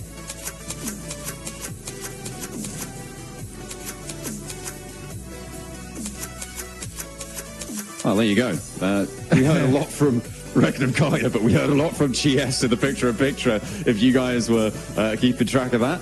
They clean wiped Virtus Pro just then. That's pretty great. Big fan of that. And Regnum Kaya, they're going to go into the drink for a swim too. Virtus Pro going out like that, fairly unfortunate, I would say, but very, very well done. Really, really big plays there. And that clears out a lot of space for them as well on the map, especially because they were down towards Sosnovka quite early. Going down in 6th place as well gives a lot of opportunity for teams like DX, GS, Wolves to overtake them and push them out of the top 7 now going forward.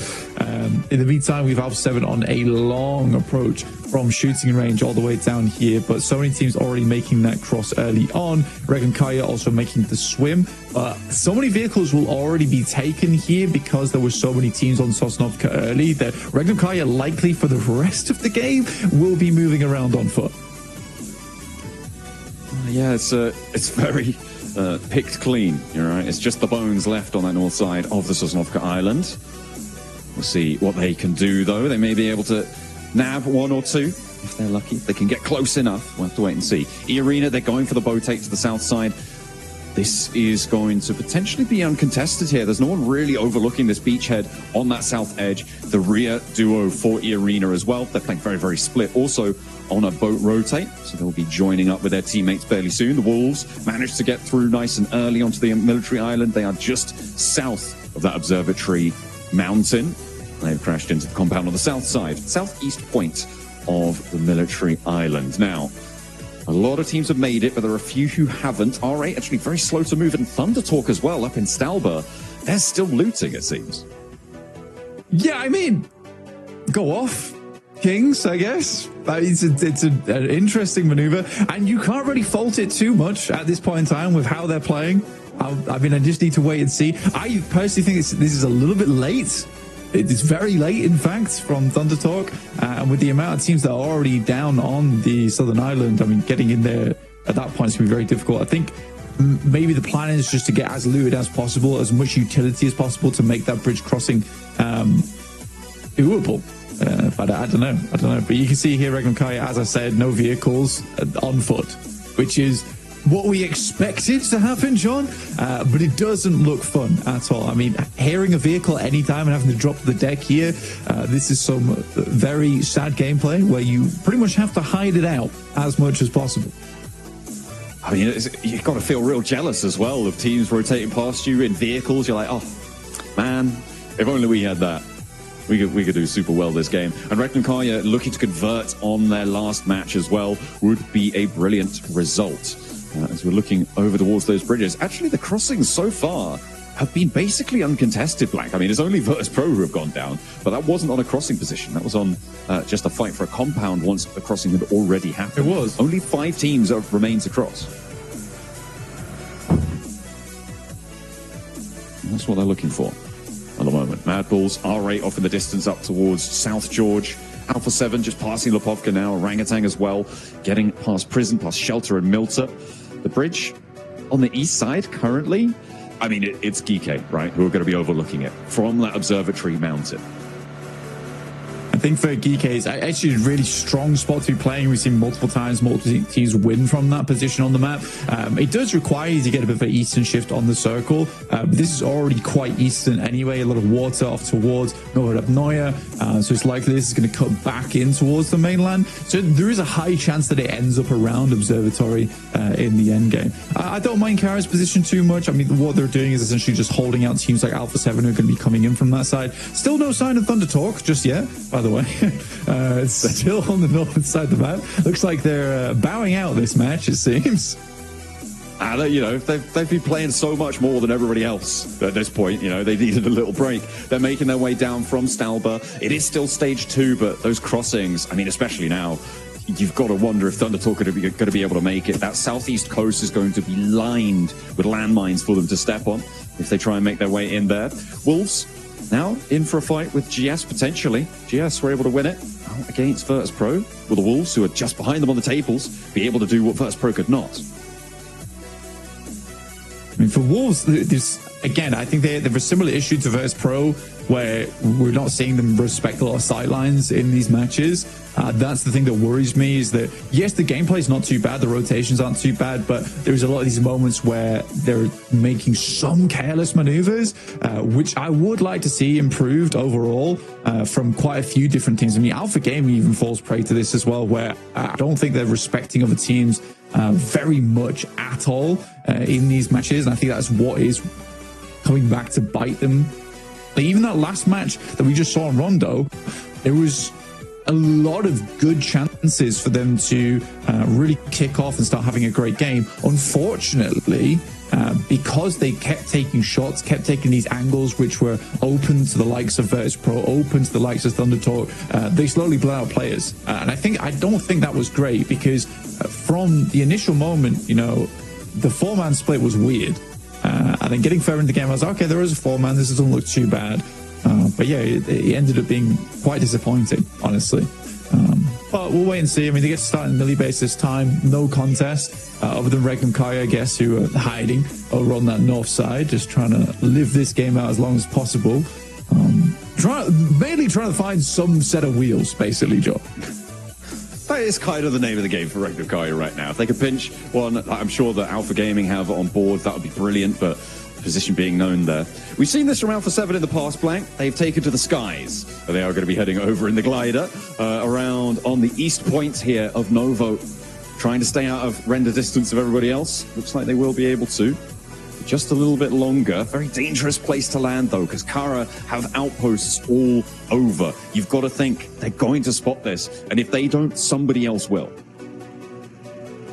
I mean, Kara absolutely should be able to look at this one, but you can also see that Alpha 7 is currently trying to play out a render distance as much as possible here. You can see that Obscure and Guizao is going very, very wide here, down towards the south side. I think they're trying to look for a point where they can make their way in, but the amount of teams that are littered along the southern coast, I think it's going to be hard to find a runway and land here. I think most likely it's going to be a crash landing from Alpha 7 in the near future.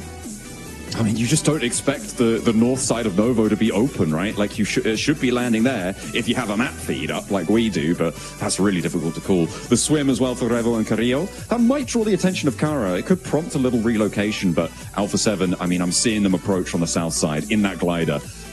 Wolves are going to take shots. GS are going to take shots. This is going to get nasty. Yeah, it's always an interesting thing watching like high-level gameplay at an international scale, because everyone has the same idea.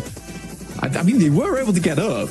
Igor's only have the pump shotgun, gets a little bit of damage done, but there isn't any backup right now, which is not ideal. Luckily able to find one with the angle off on the side from Coops, and that's Revo going down, now just Obscure remaining as they all crash into this one. This should be a quick cleanup for them.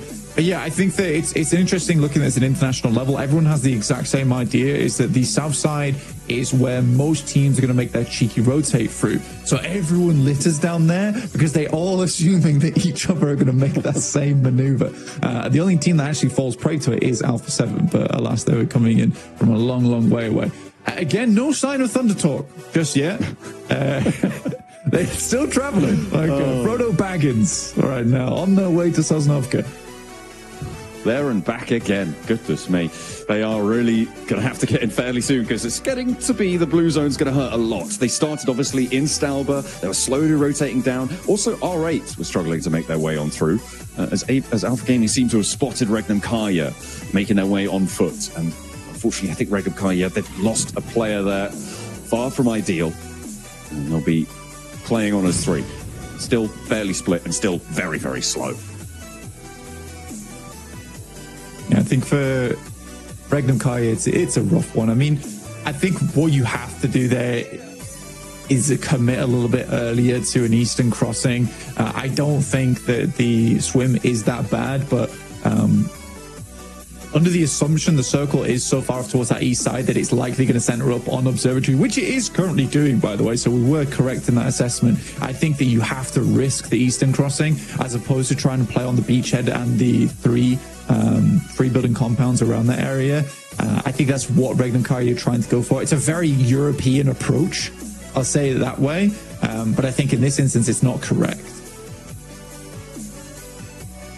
Yeah, maybe different decisions to be made in the future, but military circles always fun. Oh my god! GK getting the shift. Oh, I think I've spotted what you've noticed. They're on the map plank. It's Thunder Talk on the North Bridge, and Orangutan are going to be holding them out. The circle goes still towards GK's favor on that Observatory Mountain. Let's take a look at this bridge camp, because the health bars on Thunder Talk are going to be low here. They step out and immediately the first goes. The next as well, looking for the spray down. The backup from across the way as well is good. 2 players now stand for Thunder Talk, and the blue zone is hurting. I think the craziest thing about this is that OG expects the team to be rotating at stage 4 into the circle on the eastern side. I mean, it's a great pickup. It really, really is. But fantastically done. I mean, Aru's on the ball here, waiting for Thunder Talk to approach, and that is the top squad going down to 1 player from OG. Very, very well played. And now they can figure out how they want to move down, because you'd assume at this point for OG that there isn't going to be another team tailing Thunder Talk. If they were, it's likely Thunder Talk would have had to have fought a little bit earlier out on the coastal side, in which case OG would have heard it. So this is great in terms for OG for clearing that northern edge, understanding that now they can push south without worrying about their 180. So very smart. They managed to take 2 players down, but there is still a little bit of life in Thunder Talk, and you can't count them out. A big flex out came through from Orangutan, from OG, both sides, WizGod and Atanki moving into position to try and pick up the scraps on the last 2 players. They couldn't find the angle. Thunder Talk able to keep it under control for their final 2 players. And this is so open because of all of the teams moving to that south side. It's what you were talking about earlier. Because of the teams all putting pressure down south, that ability to move is what OG have capitalized on there well on that north side. Now, on the south side, though, it's going to get mucky because the Wolves have to leave the cliff side. They're moving off, and they've already been slowed down. They've lost Batten. Doran needs a res. Coops is pulling him back to his feet, and you can't spend too long out here. The blue zone really starting to hurt now. Yeah, basically instantly have to get that bandage off. And I think for Wolves, it's pretty much over. I think Kara set up a really, really nice lineup here across the hillside. I think that Wolves is pretty much gone. Egos is likely to go down as well. At this point, Kaido, it's one of the situations where do you just deny the point? Lewis picks up Doran. And now Thunder Talk with their two players look to put a little bit more hurt over towards OG, but I don't think that's happening. Ooh, spray down, King spotted.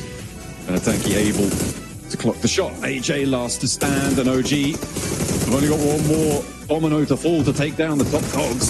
Spray around the corner, not quite fully connecting, but it's going to do enough, and it will be closed down. The roll down on the crates as well. OG want the spoils of victory.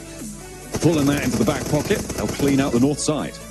Yeah, that's clean. Very, very clean. So now OG has a huge amount of control over the north. Doc moves up, does get shut down by Mad Bulls, but R8 is still having presence within this engagement. Reefus seems to be the last player alive here for APG. The DPS should do the trick as Lemon weaves in and out of the blue there. And now R8 look to weave a very different picture for Mad Bulls, one of dread and ruin as they move over the hillside. Trying to push in on the western edge. The route out of that military base is treacherous. R8, they're going to fold back, look to res Marth. Mad Bulls disengaged. They're sending across, heading towards DRX and the remnants of DX Savior as well, closer towards the middle. We're not going towards the mountaintop this time around, Blank, though. It is going to go down south towards GS and towards this ridgeline that we're seeing being fought over fraughtly by Kara, who are keeping their nerves together here. 7 elims already. It's definitely not easy for Kara, the movements they've had to make, the decisions they've had to go through, but they've done well. I mean, Ulf is definitely their biggest target in the future over on that eastern side, but even they are sort of held out by the angles from Geekay. Now, the circle does move away from Geekay on that observatory, so they need to find as much information as possible, decide where they're going to end up in the future, because they have to move now. And it's always difficult getting off from the top of observatory. Mad Bulls somehow stay alive with their 2 players, get to the south side of this compound that currently DRX are holding. And I think for DRX, a lot of fans are hoping they do well in this game, because it has been a pretty abysmal start from yesterday for DRX. A lot of games where they're just not able to get through that mid game whatsoever. And I think that has been the most worrying thing from watching them, is that mid game. It's just a lack of life from that squad.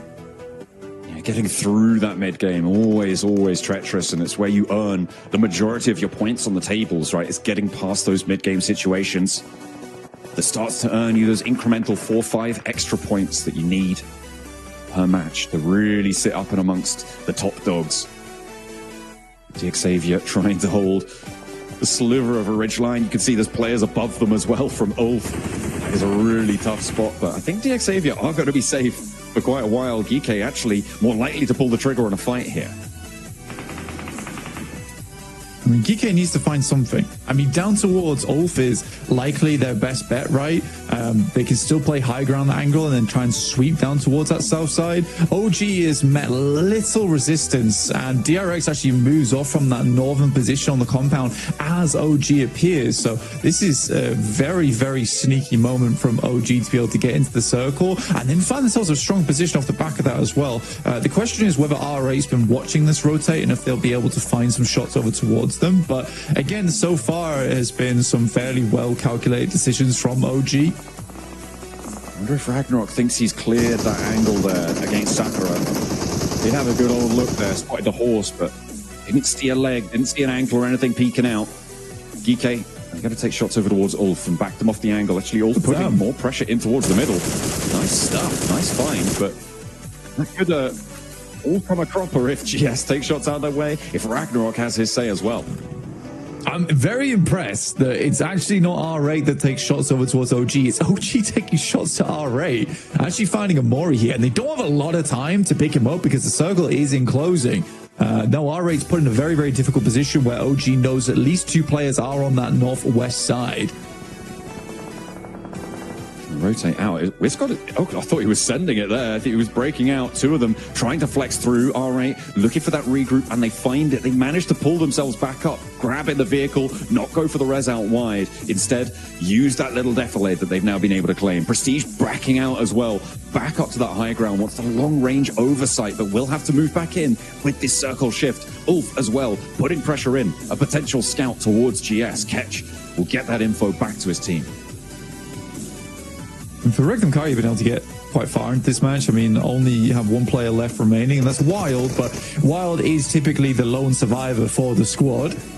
OG really taking good use of this hovercraft. No one's really looked at them, so they're having this hovercraft far into the late game is really quite a big deal. Nade's starting to pour out over the top now. A little bit of damage surely should be done, but the nades just bounce a little bit too far. Nade swings back down to the top side, dribbles down just a little bit. Another one goes through. More damage on towards OG now. One player fairly low in Aru. And R8 can maybe leverage this, but a good off angle right now from OG is keeping them at bay.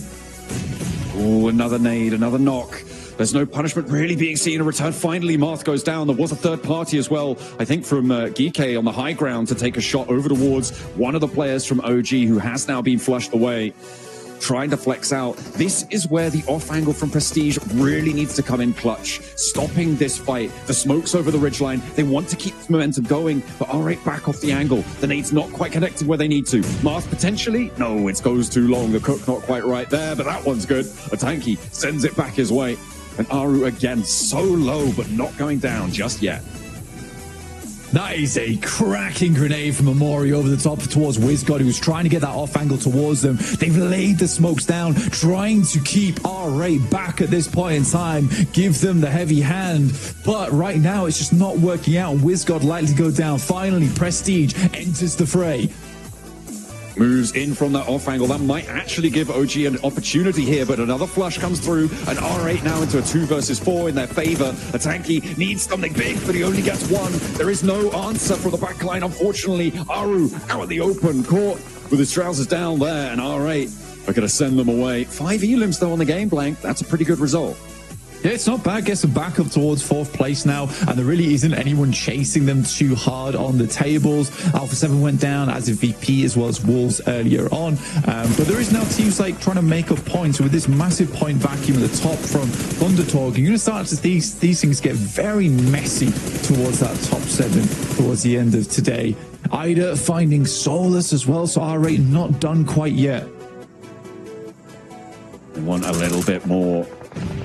Up on the 70-point tallies, we're talking a lot about Thundertalk's security in towards those finals, but over those 70-point margins, that's also looking pretty safe, Blank, all things considered. They've done a lot of work. And they've put in the effort. And at the moment, they're way over the average that they need to be able to see themselves toward those finals. Kara, 8 elims so far this match, and they want more too. Marceau hops out, looks for the flush, confirms that one, locks it into the bank. As DXAV hold their divot, they've been in there for a long, long time. And actually, Geeke going down. Okay, the descent from the mountaintop, not going to pan out. I mean, Kara's played this game phenomenally well. I think you can't deny that from Kara. From their initial hold towards Novorabnoya and then the slow sweep down towards the south side. It has been a real patience game for them and at times really tough, but they've done well off the back of it. Lewis finding catch now as well from Ulf as R8 looks to assault that position. They really only have one option here, which is to try and send down to the rocky outcrop on this south side before they head over towards DRX. DRX has had a bit of circle look. And no one really has had a shout in, but similarly DRX hasn't really found any points from this position whatsoever. Likely the thing is that if they go down in 2nd place, this game will not be as profitable as most would think. They sort of need to finish this game out with a chicken dinner if they want to have a decent performance off the back of this one. Otherwise it is just sort of another meh game back in their pocket. I mean, he's got 3 more nades, but finally someone takes a look out his way. And that is going to be the shutdown. And DXavier will fall finally. 5 teams now remaining, Blank. And DRX with this center position. Kara, they've moved 2 players up here. They'll need to regroup back down to their bottom side too and push in a little bit closer. They might be able to hold the top of the rock for a little bit longer though. And maybe they'll be able to farm some more eliminations along the way. I mean, Kara being at, 14 eliminations now is very impressive. I think the R8 likely are our utility because they had to throw everything in the kitchen sink to take down OG. They were very resilient during that engagement. But I do think for R8 it might be a little bit tricky going forward. Depends how much they're able to steal away from OG. And that's one thing they certainly did steal away is the hovercraft, which is going to give them a little bit of safety going forward, and especially in these final moments. Again, because OG held on to it for so long, it didn't take any shots. Now it's super useful for this late game as a bit of maneuverable cover. That's a long nade. Feels like the bounce is not too bad, but GS does go down to the circle itself. Aaron gets shut down by Marth, who has just been on a tear all day today. A huge Elim count being racked up still. Oh my, they want still more going for Kara, and it's going to be Marth actually starting to take those shots out the way. See if he can take them down, but R8 lost a player crucially. Amori got flushed out on that situation, could not make it any further. I'm surprised there's still nades in the pockets for R8, but they've got at least one more here. They want to try and find the opening to Kara. DRX, they've got everything on side right now. It is a question of who's getting second place in my mind. It's going to be very, very difficult to take DRX out of this one. Yeah, I mean, for DRX, this is a freebie game, right? They haven't really done much whatsoever. This is one of those games that just gets gifted to you now and again. I think that, again, praise should be going through to teams like R8, teams like Kara, who have manipulated the circle very, very well for themselves. Maybe even I'd go ahead and say OG on that north side. I think that there's like those three positions of Kara down on the east, R8 coming through the west, and OG on the north. But for DRX, yeah, there's not much to be said about that squad. I'm surprised that they haven't moved anyone up to the wall yet, or moved out a little bit. They're kind of allowing ground here. A little bit. Maybe. Timid. Cowards? No, definitely not. That's a bit too much. But it should be theirs under control. They know that these two teams outside can't really move up unscathed, but Kara are going to give it a go. They're going to have a crack at it. Poser up first, and they slink out wide as well. With what is that? Moving on in. There's a knock over to Hyunbin. I mean, yeah, that definitely shouldn't be happening here. DRX are going to have to go for that res, and that might allow Kara even more leeway. CEO's getting up to the wall now. Things are starting to get a little bit dicey as R8 have the pressure of the blue zone pushing up towards them. This is the final zone blank, and it will close dead center on this one. It does go inside the wall, which means that Kara will have to cross that boundary if they want to win this one out. Yeah, I think that they hope during that knock, I mean, two angles is all that DRX has there because one's taken up on the res, that they could finish out this fight as quickly as possible. The blues being a big issue, CEO able to hit a nasty nade again. I think this is a massive game for Kara going forward. Another nade goes slightly far, bobbles just a little bit too much. That's a wild nade coming through, goes straight out to the outer edge of the zone, but smokes is all that's in the way between Kara and R8 in this moment. And finally, DRX starts to make a move. Kaisei flexes out to the wall there. The angle spotted though in a nade immediately put towards his feet, but he has to dance out the way. DRX starting to get low on nades. They've only got 7 left. R8 are up to the wall as well. They've allowed the entrance to move on in. R8 will go down, but it's Kara to do the dirty, and they will find 2 more eliminations on their tally. A big nade from CEO. Will there be an answer from DRX? They're allowing this to go through, and the smokes there covering so much of their sightline. I mean, the big difference right now is Kara is incredibly hot coming into this engagement, whereas DRX feeling very cold off this game. They've not done too much. It's the 4v3 and the 19 elims on this game for Kara. The Crows are flying strong here, but they take initial knock. They're trying to get the damage done. Hyunbin alive for the time being. The bullet scraping his backpack. Not quite able to finish the job though. They swap over to the next vehicle and it leaves Poser as a solo. DRX finally able to keep themselves standing. Hyunbin gets the res. 1 knock is all they'll find, and Kara denied the 20-point Elim game. They will go down in second place. DRX able to hold their nerve right at the end. Every single buckle blown off the back of that backpack in those final moments for Hyunbin. But the fact that he stays alive actually is the thing that gives him the chance, because so much time was wasted there for Kara versus Hyunbin. I think if they get that knock, there's a potential for a 3v4. I think Kara is really feeling that game, but still 19 points. That's a 25-point game coming through from Kara. Incredible scenes here at the Gauntlet. a massive jump up for Kara. That has got to feel real good to be able to leapfrog all the way up the tables as they have just done. We've been waiting for it. We've seen some stuff from them previously in their regional positions, but up until now, sort of a little bit lacking. They did have a third place towards the end of yesterday, but it is good to see them finding a little bit more power into these situations. Absolutely. And I think for Kara, again, they played it well. They have strong players on side. They're not the most well-known players in the world from that particular region, but they have all played for multiple years and are all veterans of the game, which is very good to see. But again, I think for DRX, it is just a little bit lackluster win. In the meantime, we'll see what the desk have to say about that match.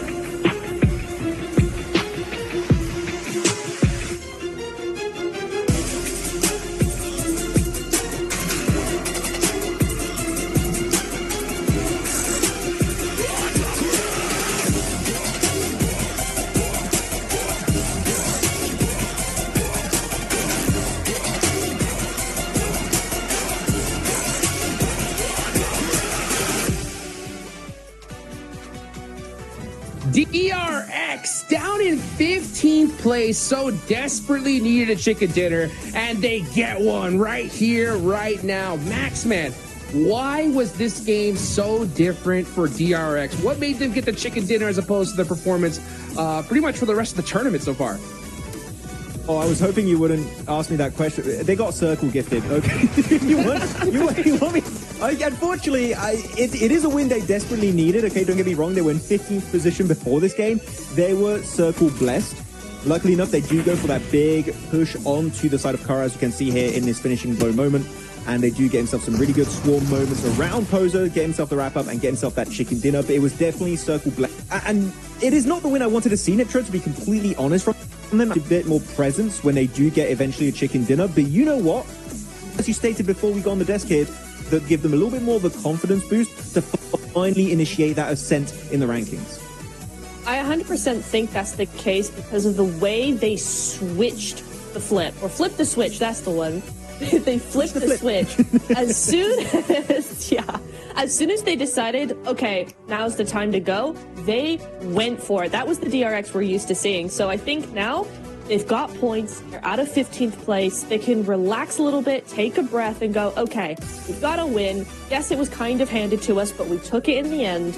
We've come back to where we need to be. Now let's go forward the way we want to play. So I really am hopeful for them now. I mean, Sizzy, you can look at his face, he's just like, yeah, it's not quite the win we wanted. Hey, we'll take it. Happy about this game. I love his expression on his player shot. So good. But, overall, like, the numbers coming out from the players are good. Like, so easy, 4 eliminations, 1 coming out from Sizzy with 600 plus damage, which is very impressive. Hyunbin, of course, 2. He is my MVP contender for the Gauntlet. Might not happen anymore. It might just be sitting from the side of Thunder Talk. Clearly, Hot Jukes, unfortunately, but yeah, again, circle gifted to them. They were able to wrap up the win, so you know what? They were given an opportunity. They were able to strike while the iron was hot. Can't blame them for that. Sometimes circle just comes your way, and you make the most out of it. Hey, you know what? That's exactly what they did. I'll tell you one team that made the most out of it, even though they didn't get that such a circle blessing, and that was Kara. Oh my gosh, these guys went crazy in Neptura, especially that beautiful nade from CEO onto R8 to take out that side. Oh man, I mean, these guys went crazy. How do you feel about their performance here in this match? I love it so much. This is the Kara I was expecting to see, Jukes. I mean, look, I saw them yesterday. I went, they're not playing the way they usually play. They usually play center to edge, and they just weren't doing it. I was like, why? Then yesterday in the Mirror March, we saw that a little bit more. Then we get to this game. Big split on the edge, 2-2 split mid-game to actually clear as much of the other circle, or the other teams in the circle as possible. Exactly what I wanted to see. They went back to their play style. They stopped letting, PMGC be a big pressure on them to change things up. Went back to how they play, and look where it got us. Well, the team looking at these three had a really, really bad time.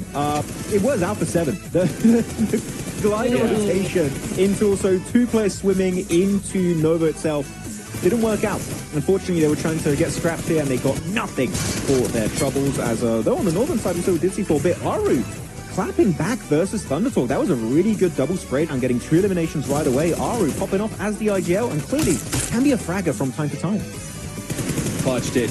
And I'll tell you what, I mean, we're talking about, you know, the confidence that we're going to see from OG building up. I mean, how much more confidence can you get whenever you take out the top team in the lobby, right? So, I mean, OG, great game for them. We also saw a little earlier, right? We saw GS be able to get the better up onto Virtus Pro. What do you think about that one, Max? That was fun to see GS actually not go for APG. They understood we can share it, but Hodrix, what do you want to do when you have a perfect military island phase 1 circle, which is like, oh, we're going to have people are going to want to try and contest those locations away. But yeah, GS just showing themselves as a true contender. This is a team, Niptro, that qualified outside of PMSL MENA with a singular point difference, barely qualifying into PMGC. And this is a complete change-up. This team is looking way more confident, willing to take fights. They're not scared, which is definitely a true sign of success in their adaptation to this kind of lobby. And I do wonder, can they maintain it for the entirety of this PMGC season?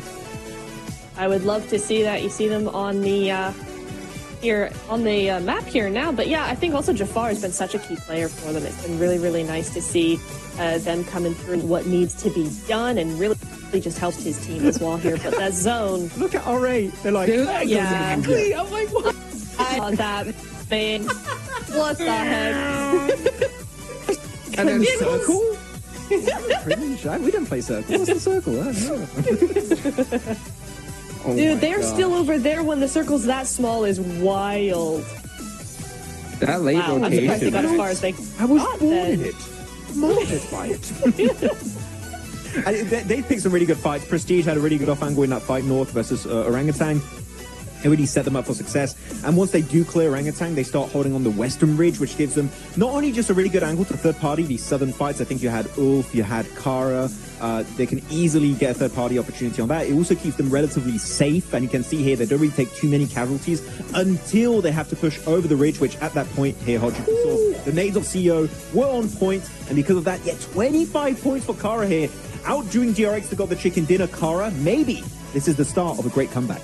It's got to be the start. I mean, come on, right? I mean, these guys, we were waiting for them to be able to put up a big performance. We're waiting for DRX to put up a good game. This is what we were talking about, Neptura, right? We knew that we were going to see some squads perform, and they did not disappoint.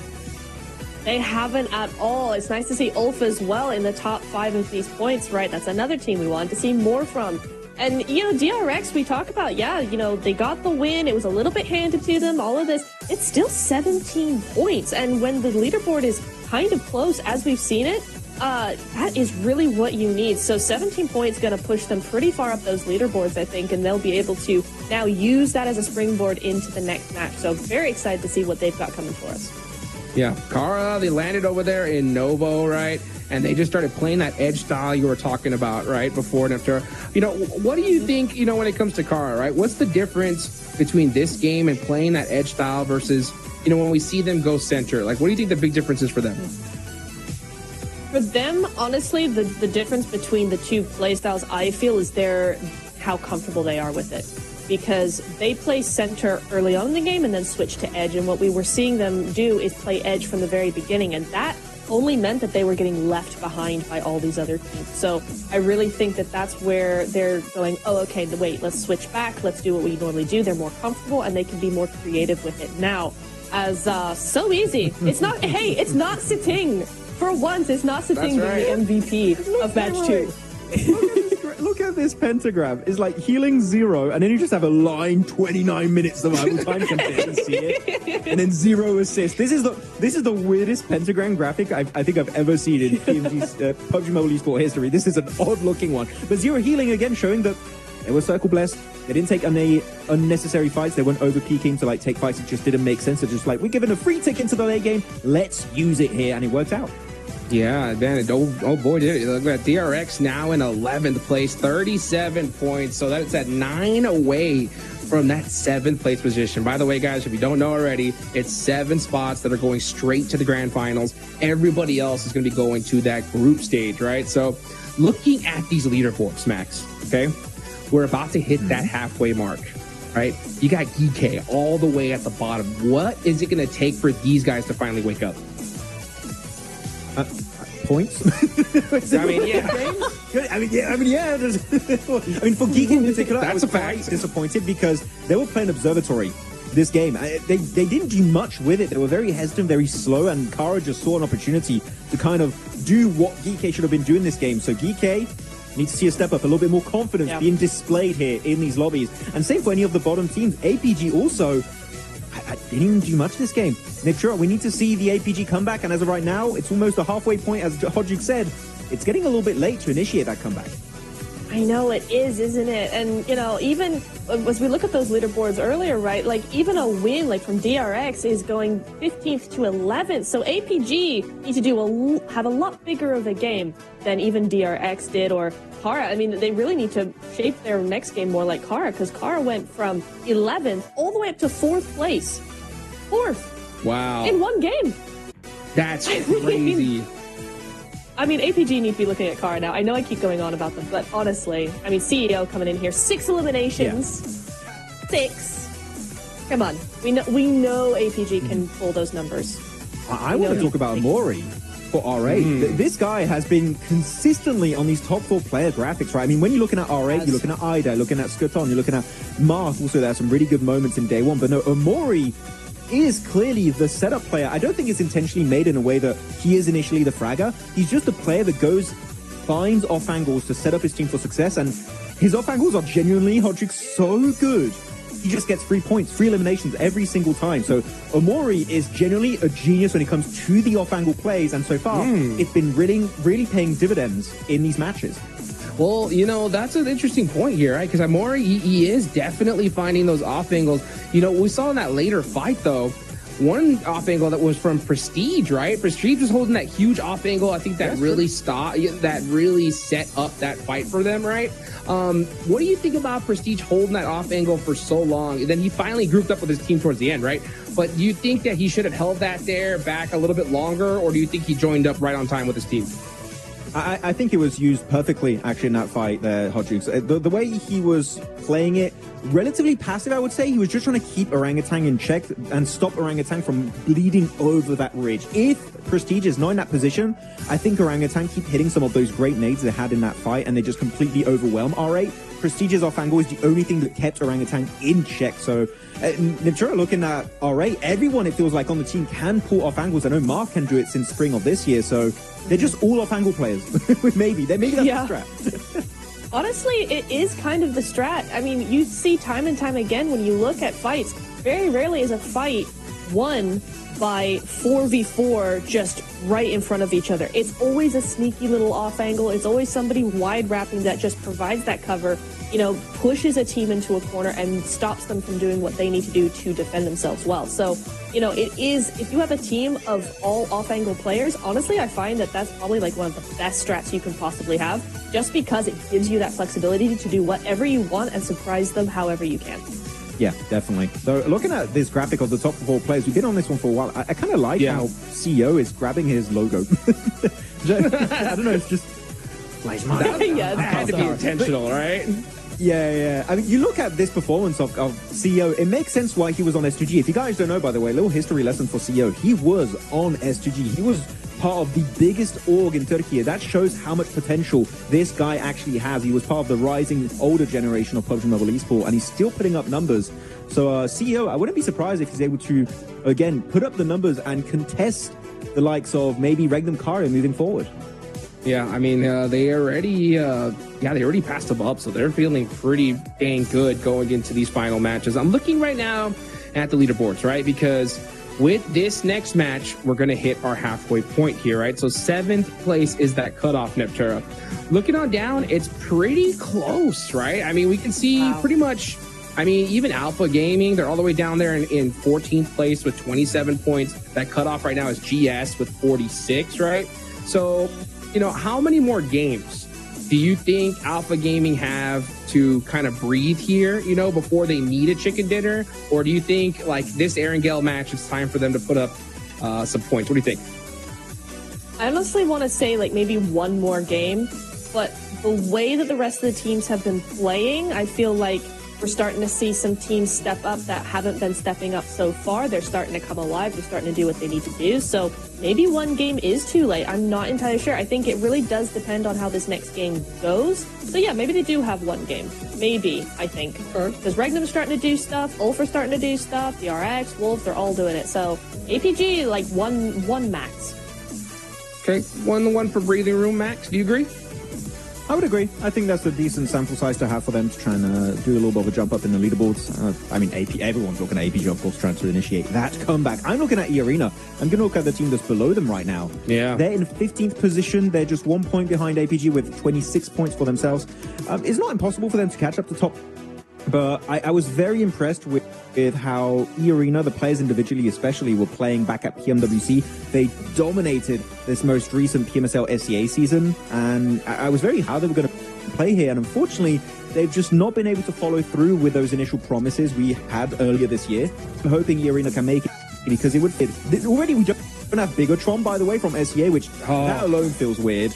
But if we don't see Arena make it, and maybe Xavier, if we go like worst case scenario for SEA, I would be so sad, Hot Troops. We need to see one of them at least make it to the finals. Please, I'm begging. Please, please. I can't tell you. I was talking to you about this at the start, before the tournament even started, right? I was like, man, how do we not see Bigatron here, right? And it is the first PMGC in Bangkok, Thailand, right? It hurts to see, but hopefully EA could definitely happen here. I mean, it's definitely not too late, even for a team like, Geekay, who's all the way last place right now. 8 teams, I mean, I don't think they have any room at this point. I mean, I think it's putting up double-digit points here and now if you want to have a chance at top 7, because, I mean, you're right, Evtur, a lot of these teams performing so dang well. You really can't wait towards tomorrow, for sure. Oh, absolutely not. It's going to be far too late for that. I mean, we have seen big things from some of these teams in the final day, APG in particular, that like to just bring out an entire different APG to how it's been the last 2 days, but I wouldn't count on it. I think the lobby is too stacked. These other teams are sick up too early. That, we're seeing things from Ulf. They're starting to make more moves. EA are starting to do, we've seen some things from them. It's a bit early just yet. No, they haven't been doing exactly what we wanted them to do, but there is still time to do it. And I think there's a lot of questions, I think, for the lower half of the leaderboard, because there's going to be the top half of the leaderboard that are just going to take advantage of that slowness now, because they've already stepped up to the plate. Now that makes it more difficult for the others. I want to touch upon your point of Ulf stepping up a little bit, doing a bit more. They are definitely a little bit more present in the later stages, but they're still not as aggressive as I would like to see them be. No, you have Solis. Yeah. Again, you have like the Rising Star. I've touched him many times. Aaron, there was great play on Zeus last year during PMGC. They are not. Then actually, I'm going to be very harsh here, Hot Tricks. They're nowhere near the level of play that I know these guys can provide in these matches. Sure. They're nowhere near. I want to see a big change up, because at this current pace, I don't think they deserve to be in the finals. So I need to see them at least attempt to take fights, and that alone would give me a little bit more hope that Ulf maybe could make it to the next step and reach the finals. Well, that's totally fair. We've seen a lot of teams on that second page do it. Will Ulf be able to do it right here, right now? Let's see if it's going to happen. Let's go ahead and take it on over to John and Blank to wrap up the first half of the Gauntlet.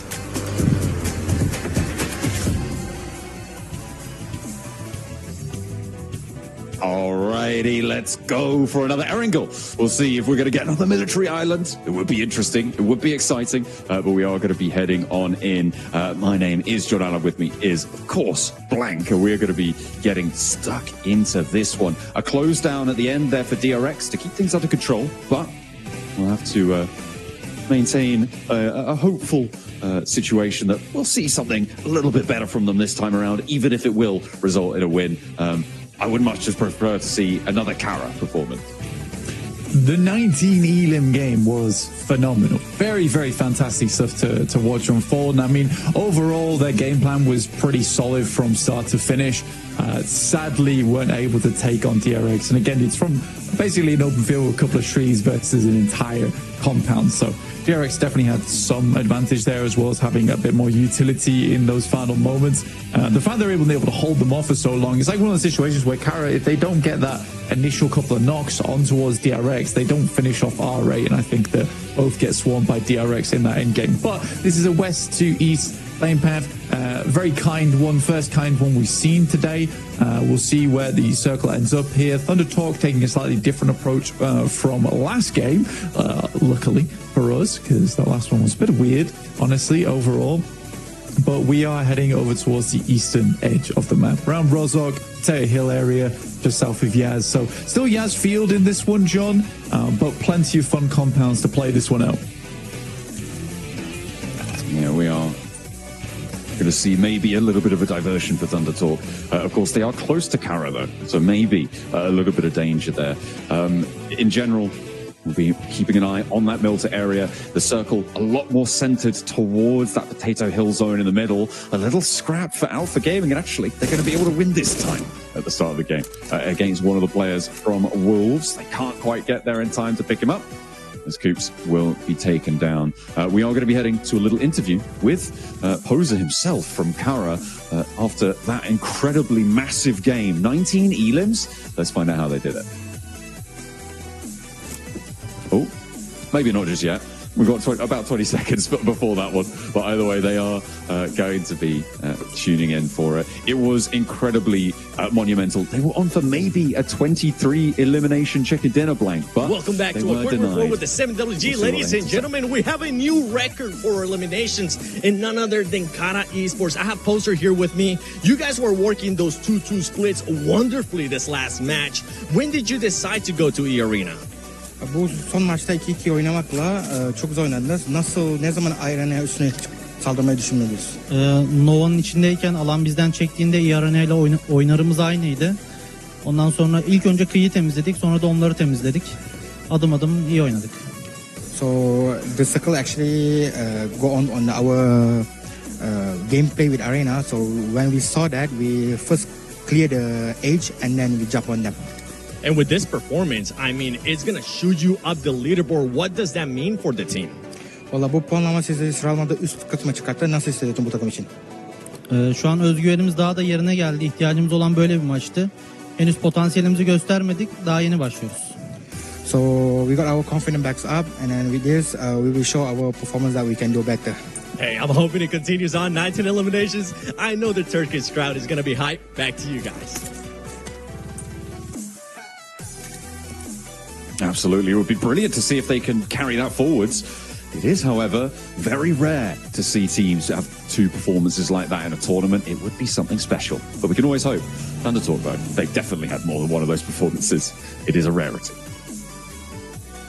Thunder Talk, definitely a rarity in our games overall. 100 points, hit the century. Weren't able to get anything done on the last match, but again, they hit triple digits and thought themselves, let's take a short break. And we'll get right back to it over on the next angle here. Let's take a look at the leaderboards right now. There is that big jump off from third place down to fourth, with Mad Bulls in third place, dropping down towards Kara with 55 and OG at 51. But as you can see, it's around 10th place where we see our next real big fall off from 44 to 37. So there is a lot of teams battling out for this top 7 here. And it should make for an incredibly fun final day tomorrow, where all the teams could be dipping in and out from that top 7. We get a little replay on Doc getting the spray down onto Coops. They couldn't quite get away unscathed with the vehicle. Doc happy to have that point on side. A nice pickup found there. As we hop towards the middle of the circle, though, we're on board with Regnum Kaya, who have managed to take a very, very central compound, really important position as well, with a lot of sight lines out to control all the teams who are very likely going to be moving in fairly soon. We're now into our 6th minute of the match, and we'll see just who's going to be on the road nice and quickly. Hopefully, yeah, Thunder Talk, they're already moving. So we're not going to see another massive delay until, what is it, like zone 8 or something like that. And they decided, oh yeah, we probably get towards the circle. R8 did it too, though. So, you know, it's not just them. It isn't. I mean, it was possible. I mean, it was fun watching that little breakdown of the pass taken with R8 really on a bit of a journey themselves down from that northwest side, starting just underneath Alpha 7 there. but having way more success from that position. I mean, even just getting on that western side anyway was very, very tough. I mean, there was so many teams there at the start of the game. I do think Virtus Pro going down so early actually opened up a little bit more possibility for space taking on the western side of Sosnovka. So some fortuitous stuff did happen. I think for Kara, they didn't quite get that benefit. They really did have to fight it out for that position, indicated by obviously the amount of eliminations they were able to pick up in that last game. You got OG here on our screens, just the western side of Shelter.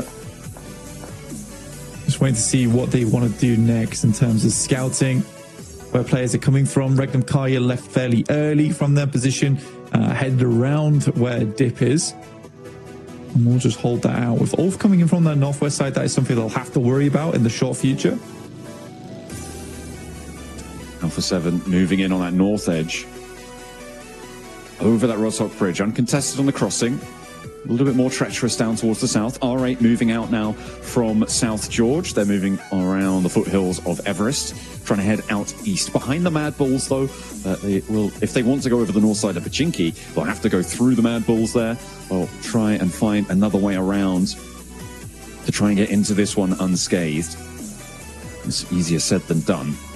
Although Mad Bulls, they're leaving players over in Sunken. They wanted to control that bridge crossing to the north, I suppose. Get a little bit of info, a little bit of scouting from Tulika on the Mad Bulls. As GS move over the north, they're heading over the north of the Yaz Lake. I mean, I think for E-Arena, heading down this way is not too bad. But again, we haven't really seen that early game prowess from E-Arena so far. I mean, Brown Geek as well. Yasnaya is easily shared. With only 2 players there, I am slightly worried for them slightly. I think the rest of the team needs to get back in action soon. The Mad Bulls, though, like you're saying, over on that Western Rozhok side, coming through past school towards Chopsticks. This is always such a weird starting circle for a lot of our squads, just purely because what they're struggling with right now is deciding where they want to play going forward. Because as we head into Zone 2, like, there's plenty of positions which are very, very valuable, but just not quite yet, because we don't know where it's centering up. Now we know that you kind of want to take some of these farm compounds nice and early, potentially even some of these positions underneath Potato Hill. Even playing over towards the southern side of the coast is not bad here. I mean, it makes the decision-making process a little bit easier. The execution phase, though, a lot more tricky for our IGLs, for our teams to try and enact their plans now. Everybody on a mad dash south, trying to get into a very limited set of positions. Ulf got to be charging in from that north side, a little bit split. They've got a backstop there for Solus, trying to regroup. Regnum Kaya clashing with DRX on the inside of a compound. We've got Ulf putting pressure on the north. You can't afford to go for a crash, as well as on the south coast entirely in the warehouses. DXavier, Wolves going back and forth here. Lamborn needs a pickup now. Paragin has to put the pin back in to save his teammate. Will be able to start that one. And Nati moves forward, securing it. They are on the inside. They should be fairly safe, but will they be allowed to get this res? Because there's more threat from the Wolves around the corner, and that's going to be Levi's taken out in the midst of it all. DXavier having a tough time on this pro. Paragin going down, Lambo going down there is very, very tough for DXavier, because they wanted a lot more speed on that one, and Levi's expected some backup on the side there. That wasn't meant to be a 1v1, that was meant to be a 2v1. Paragin getting taken out by Top, and Gara immediately picking up the elimination point for that. Goodness me. DXavier and Wolves now just bottom of the pecking order right now. That's unfortunate. I think DXavier can't really leave from this building either with the 2 sightlines that are set up here, John. And they only got 2 elims for it as well, Blank. They weren't able to extract the full 4. They weren't able to do any more than that, which is unfortunate. You could excuse it maybe, you know, if you were able to get up to 4 points, right? And then, no matter what, it's an okay game. You will keep yourselves in the conversation for 7th place, where DXavier currently sits right now. And they need every match they can get. We know how volatile the middle of these tables are going to be with the number of points that Thunder Talk are earning. And Kara having that oversight, they'll be all too happy to snaffle away any points that dare to step out of line. So, I mean, the center of the circle is pretty packed right now. You got Kara and the Regnum Kari just above them, and the DRX holding quite central, but in the open zone. Mapple spots the team crossing along the way. It is GS, and they're happy to chase this one down with a mobile turret in the vehicle. It's 3 players in 3 cars, so I think they're assuming they can take those shots quite frequently, but they decide to back it off. They don't want to deal with that angle for too much longer, and a building gets taken up by GS. It is on the northern side of the zone, though, so it is not massively likely it's going to end up there, but it will give GS a little bit of a long breath, right? A bit of relief in this match. That is a Doran goes down. Nade. What a post through the letterbox there on the nade. Beautiful stuff. Didn't even need a stamp. CEO able to hand deliver that one. Lovely stuff. Able to pick up the pieces as well. Now they're going to have to move a little bit further west, potentially. I mean, Kara should be able to hold this angle. We'll see if they're able to do so against Thunder Talker moving in on that coast side too. It's hard to make the correct decision on this one because as we head further down towards the south side of the map, it slopes downwards, right? So you don't really want to play those positions. I think Alpha Gaming actually has a very good chance from their spot.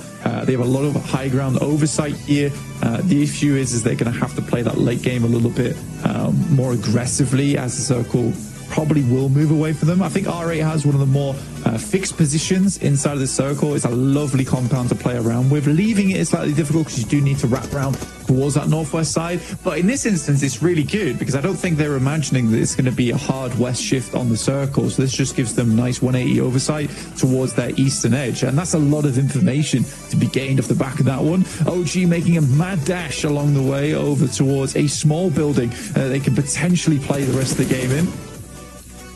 Actually diverting one out to the shack as well. So they have got multiple angles. A run-up made a little bit harder because of that.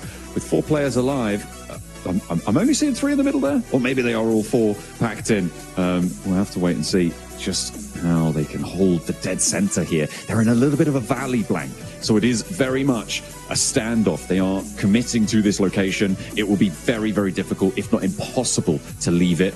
So they need to get the value in the mid-game here with Elims. Yeah, I think it's a risky play, but it's high value reward if this does continue to center up because it's very much open ground around them. Like you say, leaving through the open ground is treacherous, but if they have to deal with teams walking up towards them, it should be a fairly easy hold.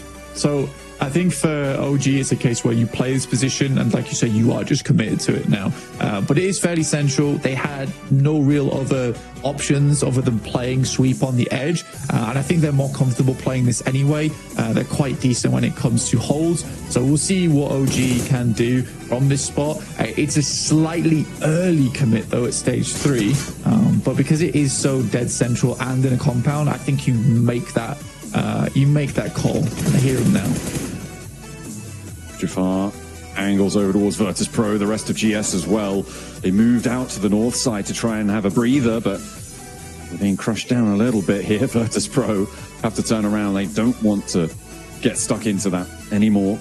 A little sweet drift there for Virtus Pro. Maybe they're reorienting. Maybe they do want to get stuck in. Okay, no, they're just biding their time. They're leaving tire marks on the grass. Someone's got to look after that. That's very inconsiderate to the groundskeepers. It is indeed. Undertalk playing down towards the southern docks as all 4 players.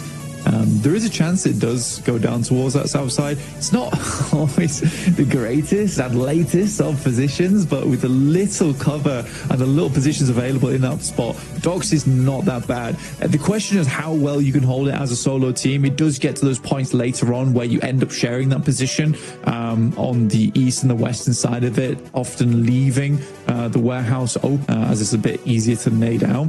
But I think that for Thunder Talks, this is a good spot to play in going forward. Now, OG has an option now because most teams are going to have to wrap around on the east and the west side, is whether they want to move a little bit close to the circle, play out in the open with some vehicles, or just stick to their guns.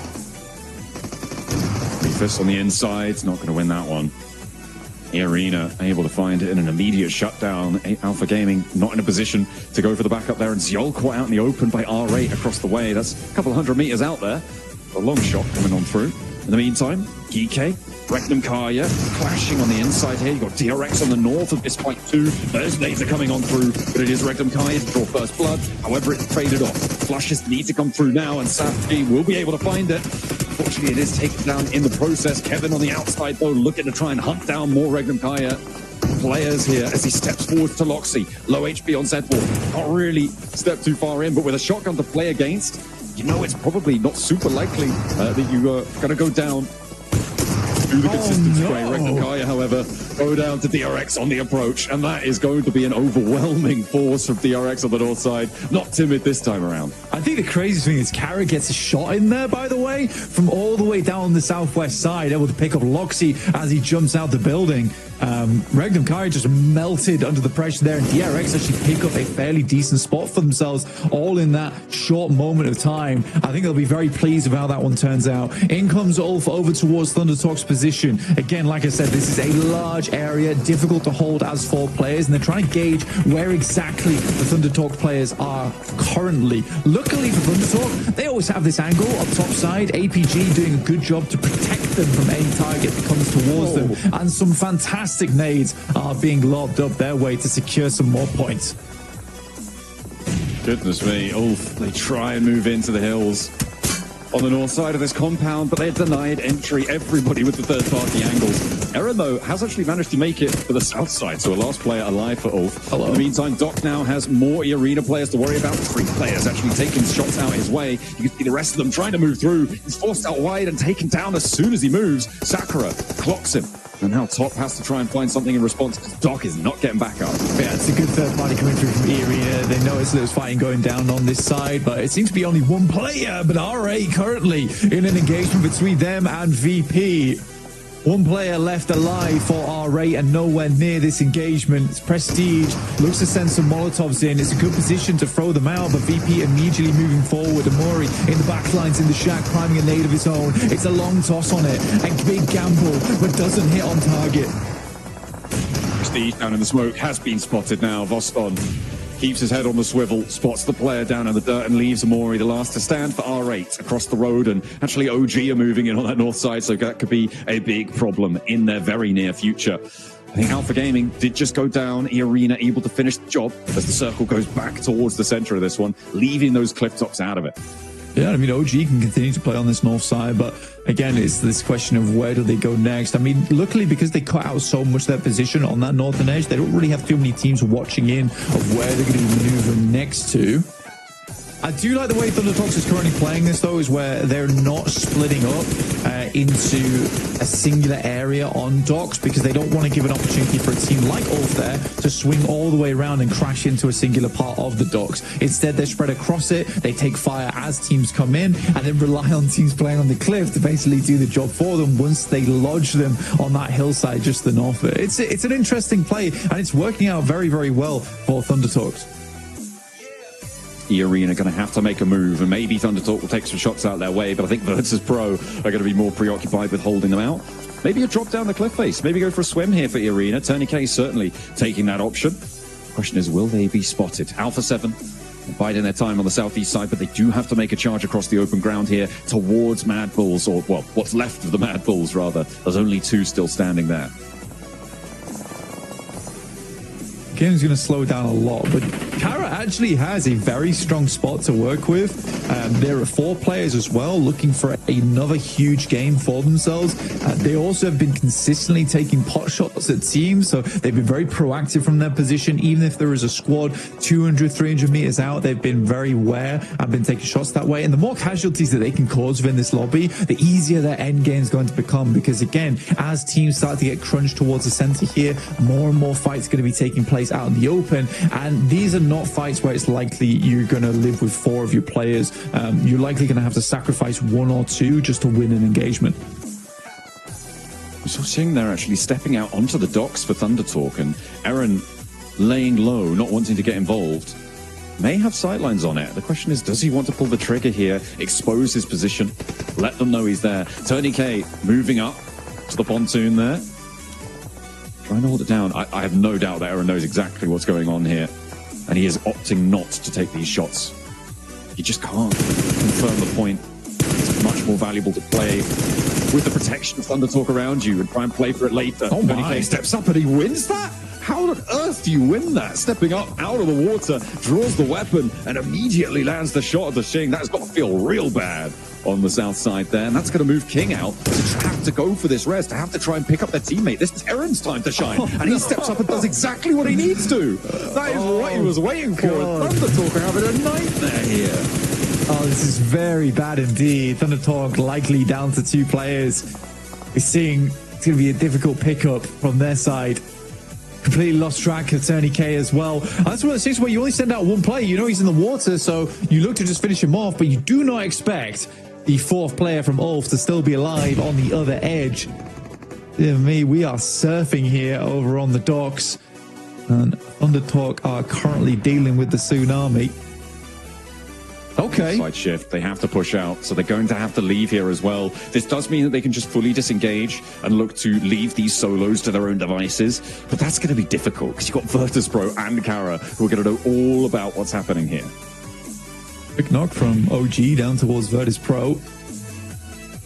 I mean, it's a good time to be doing it as the circle starts to close inwards, but Voston with an immediate response over towards that top side, gets a good shot over towards the tanky, leaving just him and Aru there. And the question is whether Virtus Pro even want to go for a wraparound on that side. I mean, OG has to call for some slight reinforcements here.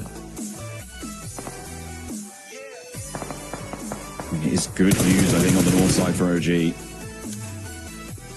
And they've got enough to play with. That cover, that re-knock over towards Virtus Pro. They didn't need to get the flush there. They just needed to slow Virtus Pro down, force them into an unfavorable fight. Tony K may have bit the dust, and he will indeed go down to the nade from AJ. Only the 1 player to go down from Thundertalk, and it could have been worse.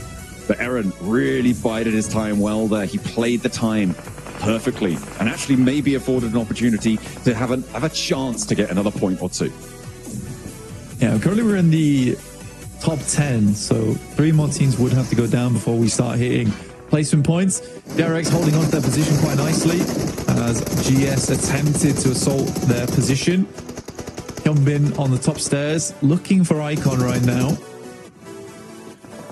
In the meantime, the roll-up Virtus Pro is dismantled on that northwest side. Unfortunately, there is a knock sent back over towards them. GS finally going down there, but it is going to be OG holding quite well. The reses, though, are starting to come through. There's the first flush coming in, and there is, unfortunately, the re-knocks coming in from Virtus Pro. They stop, though. They move sideways, move laterally on the fight, and OG not going to be able to connect these nades if they haven't spotted it. Will they put them in the right place here as the nades bomb forwards? Not quite on the target. Haven't seen the retreat here, but AJ, Thundertalk, they're all sailing on in. Virtus Pro now have another team, and the vehicles swinging around wildly. What is going on? OG, move in, get these knocks, get these points here, because Thundertalk are moving for slivers of HP. Going down? Virtus Pro go down, and 3 players from Thundertalk still stand tall, but OG, they've taken a knock. What have Thundertalk just done?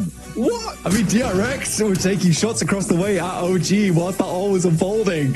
I don't know how Thundertalk gets away with it, but they absolutely do. AJ with the run down the vehicle, smearing VP across the fields.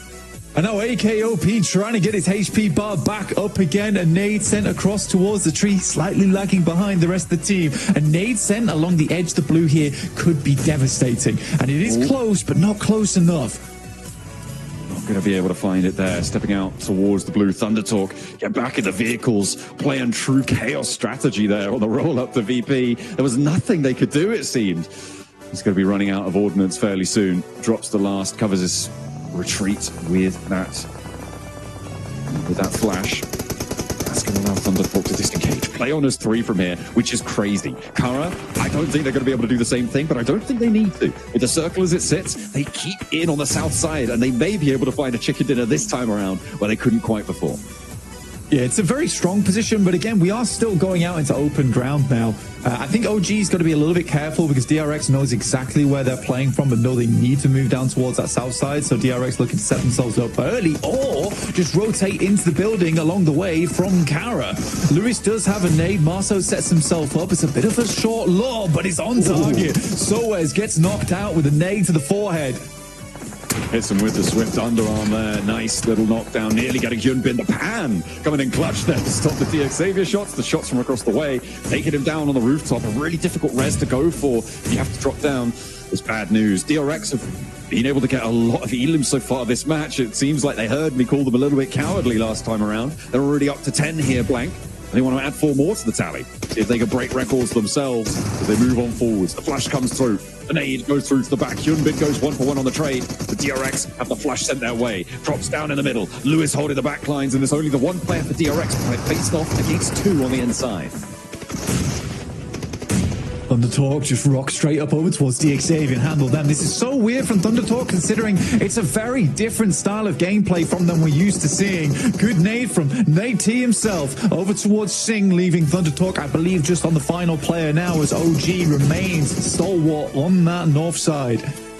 They can get the reses in the shack for Thundertalk, though. There are still 2 of those available. The question is, does DXAV have a nade? So Kara on this hold. Poser is down. They're getting that rezzed up very quickly. DRX slowed it all the way out here. You can see they're on 10 elims still, but with only 2 players, the wind's been knocked out of them just a little bit. UXZ wants to try and drop down there, and he will get the shot. Over at the Poser, the relock is strong. Gonna keep Kara from overwhelming them on the repeats here. He goes in for more. He wants to find another, but there's his teammate going down. Lewis steps out, put into a shotgun, a barrel straight into his face, and Lewis goes down as well. They will finally take him down, but they lose a player, and they have to get these reses fast, Blank.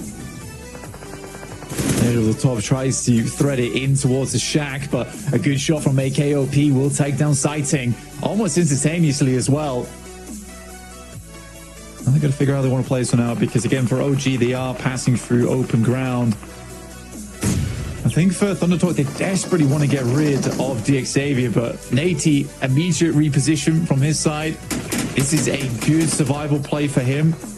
Again, DXAV has been on the receiving end of survival plays for quite some time now. We haven't seen a truly dominant game from DXAV just yet. It's disappointing as well, given their prowess, given their record this year. They've had a really, really strong showing, but it's just not coming through yet in the Gauntlet. We'll see what more they can do. Nades being thrown out by Thundertalk still. It's good, right, they got anything left, and they find an opening. You're kidding me. Thundertalk just seem untouchable here. Nading Aru off the tree, doing a lot of damage. That's going to be unresable now. But rotate out wide. AKOD needs to stand tall. We'll be able to do 1 and a second as well. The double knockdown. But across the way, there's still a 3rd player for Thundertalk going. It's all up the WizGod. It looked like OG might have had the game under control there, but Kara now with the numbers advantage. I'm just so confused of what Thundertalk's doing in this game. Sighting sending it out again over towards OG. It's like a completely different type of Thundertalk this game. Nate maybe going for the 1v3. CEO is able to put him down, fires him from the company, and at least will be able to remain up and present. WizGod moves up, and in the meantime was able to take down Thundertalk. Now, it's a 1v1 technically as the blue continues to push in. I think they've got time to get these reses off Blank. The blue zone's not going to move for a couple more seconds. They may just be able to get through. Marso will heal. Poser will be able to get up and step out for another sightline. Unlikely that Poser's going to be able to heal, though. Actually, they might still have time here. They do. Goodness me. This means a full 3 for WizGod to be able to have to deal with here, and he doesn't have any nades in hand. With a nade, this could go a different way, but I feel like WizGod might be able to find 1 or 2, but 3, I'm not sure. When Marso goes out, drops the smoke train towards him, they know exactly which rock he's on. As soon as they get in range, they don't have the nade either. He steps out, and that's a little sliver of HP taken away, and he doesn't have any meds to play with. This is nasty. Big stun grenade. WizGod just has to hide it out for the time being. But it's looking close. Can WizGod close this down? It's looking slightly unlikely. Regardless, he has been through the war zone this game and will go out valiantly. But it will be Kara to come off from a 2nd place and 19 points into a chicken dinner. What a sweep from these guys. With 11 elims, they find another game really, really strong. It felt like they were the winners in that last match. This time, it rings true. That south side shift playing well to their compound. And Kara are on a massive resurgence here. It's what Neptura said she wanted to see from them over on the desk while she's being treated to a repeat there. Orangutan as well, playing very well on that northern side, doing a lot to control. It was just so unfortunate that Thundertalk somehow are able to apparate wherever they want to within the circle. That was some crazy rotates coming in.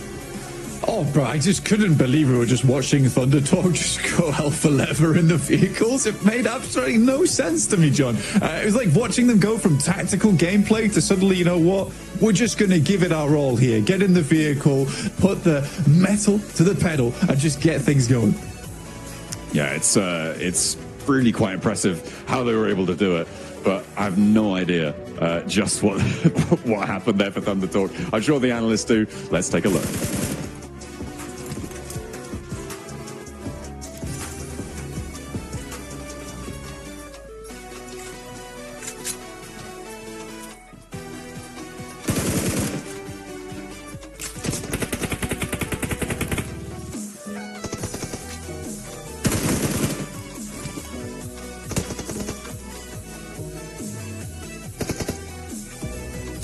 Okay, man, what a game. Are you kidding me? This game had it all. We saw the crazy push from Thunder Talk onto Virtus Pro. I mean, these guys are flexing themselves out, but Kara with the back-to-back chicken dinner. Max, man, what we've been waiting for. Hey, Kara, back-to-back win. Niptura, you are the reverse curse. Yes. Right now, for the team. You wanted to see step up, and like the thing is, they drop arm, right? This is their drop location through and through. They love this area, and it was just so lucky for them that the circle ended up going that way. But it was not just a game like we saw for its last match. This is Kara actually zooms away by building. Lewis in particular, top angle versus DRX was just in particular. He just putting Turkey on the map when it comes to the Gauntlet. They are the best from their region, which I did not know that Regnum Kara in this 6-game lobby. Right? Yeah, guys coming here. I didn't know Kara were gonna be a foreskin with it. It took a little thing to get beat, but once they have, I cannot them the edge, the controls that they've got. You know that, like you said, that roof angle was just demolishing for DRX. Really good game, all right, but no match for that angle. And rest of Kara just able to support those angle great shots. Big stuff coming in from them. I don't know why in my mind this was a back-to-back Kara win because they got such a elimination shot. I'm like, wait, in place. It was DRX that did end up winning. I'm like, but no, it almost was a win in terms of how many points they did bring home after that first Erangel game of the day. They're going through the replays here. I think we were quite critical about Alpha Gaming. Why do we take this unnecessary fight versus E-Arena in the double warehouses? They could just hug the cliff and they would have been just fine. Easy access into the late game here where top is on this replay. And they decide against it. That was a big fumble in my opinion. I'll take it one step further, Max. I'd say that once EA were in the building, they should have let it go. But why are they in the building in the first place? But Turney K coming in here, EA, I mean, this was insane. Just insane. He's like, I am Tony K. He's going to rename. He's taking Tony K's name now. He's in. Oh my goodness. Crazy after crazy play. I loved this game so much. It was just, what was this game? It's just such chaos. Back-to-back chaos in the end game. I did so much. Look, you're going to see Kara barely. You're going to see them barely move this high again. Okay, even E-Talk, technically, they dropped Milta, so they didn't have to do this game. Orangutan also similar, drop in Shelter, playing the northern side. Everyone got in position pretty much phase 1, transitioning into phase 2, and then they didn't move much for the rest of this game because there's so many compounds open for the taking early on in this game. They just go there, play it for as long as they possibly can, and hope the circle does eventually favor you towards the end, which it did for Kara. Actually, Kara did do a really nice 2-2 split there. You did see for a second there, 2 players north of the road, 2 players south, to just keep their options open if Tura, and here clearly that was a position that enabled them to get easily into the later stage while really taking no fights at that point. Yeah, it was really nice because they were able to regroup and know when to regroup as well. As soon as DRX started making too many moves, they were like, you know what, it's not worth it. We're going to go over here. And it really didn't work for them because look where that zone takes them. It doesn't take them out that compound hardly at all. Only until they're up against just one player left that they have to move out of that compound. So really, really worked out in their favor. And 21 points. Remember, they jumped 7th to 4th place after the game. Now with 21 additionally. Where on earth is that going to put them now? Oh my, it's ridiculous. I mean, yeah, they had 5 now, 21 at 46 in 2 games, Max, man.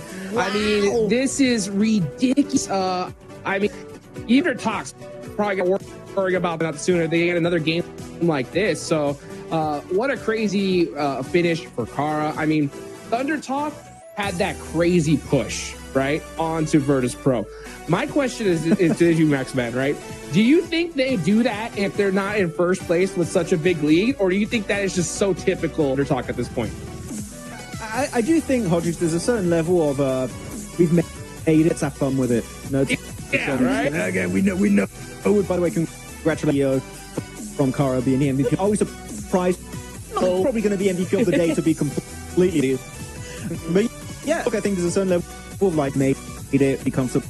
Let's just try and flex out possible and just not secure their positions. You play in very aggressive, which actually kind of hurt them right now, because they lost 2 players to Aaron, and of course we did have a Tony K coming in from the arena, also getting the clutch. Maybe they're getting they're doing some big plays, but you know what? As of right now, it's enough because they still are first with 111 points, 3 wins. Thunder Talk, yeah, they're done. They're in. You're the first team in the Gnus alongside Vampire. You did it. So good. So good to see. I love that play. It's chaos, and I want to see honest. Dude, I mean, just look at Kara. Third play was 6 points in total. Like, again, in the 2 games, they have outperformed these teams in their entire day's performance, Max. How crazy is that? And they were in the middle of it. It's been a quick comeback story. Kara, they're still quite a bit away from Thunder. They've just been so damn consistent as a team. But you know what I do want to highlight is the fact that RA are still holding strong onto that second. Right, of course, they're currently tied between third place between them and Kara. This, you would have showed genuinely at the start of the Gauntlet and say, this is what we're going to have at the halfway point of that. I'd say, there's no way. This is a big, like all the and a lot of the teams that are rising star effective regions are at the top. What is going on? PMGC so negative and...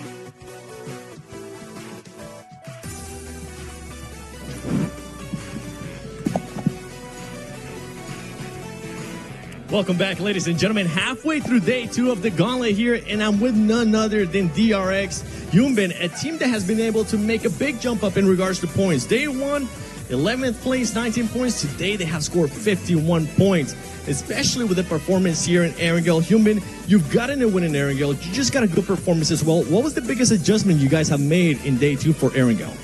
저희 DRX 팀이 어제보다 오늘 점수 엄청 많이 먹었어요. 혹시 어제보다 오늘 좋은 점이 뭐라고 생각하고 있어요? 어제 저희가 했던 운영 방식이 좀 많이 맞지 않았던 것 같아갖고 오늘은 이제 운영적인 부분을 좀 많이 바꿔서 한 것 같습니다. I think that our team has communicated a lot and changed our play style today, so we do very good today. Okay, well, I like to hear that. I'm glad you guys have made those adjustments. Now, let's rewind it back a little bit because there is a map that you guys are struggling with, and that map is Rondo. What is causing those struggles in Rondo, and what can you change going into tomorrow for that last Rondo of the Gauntlet? 론도 G2에서 그렇게 잘하는지 아는 것 같아요. 근데 혹시 내일 외에서 어떤 노력은 할 수 있을까요? 오늘 론더 같은 경우에는 저희가 이제 중앙을 잘 들어가는데 저희 스스로 이제 쓸 자리를 잘 못 써서 터졌다고 생각했기 때문에 내일은 좀 더 잘 보면서 생각 많이 하고 좋은 자리에 쓰려고 할 것 같아요.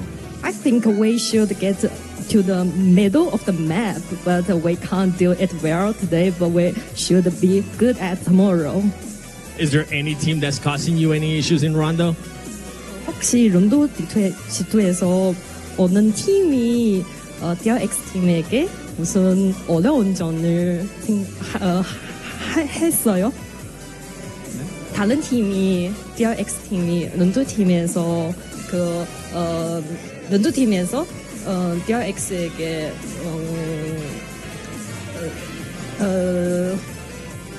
in like the rotation or anything like that? 싸우는 거 아니면 그냥 DRX 팀이랑 무슨 어려운 저희가 네네네. 그냥 저희가 쓸 자리를 잘 못 찾고 다른 팀들한테 여러 번 맞아갖고 죽었던 것 같아요. I just think we can't get our position in this map, so we will be better now. All right, well, I'm hoping you get that position tomorrow. You guys are currently moving up that leaderboard. You're only 1 point away from getting into that top 7. That might happen. Thank you so much for your time. Back to you guys.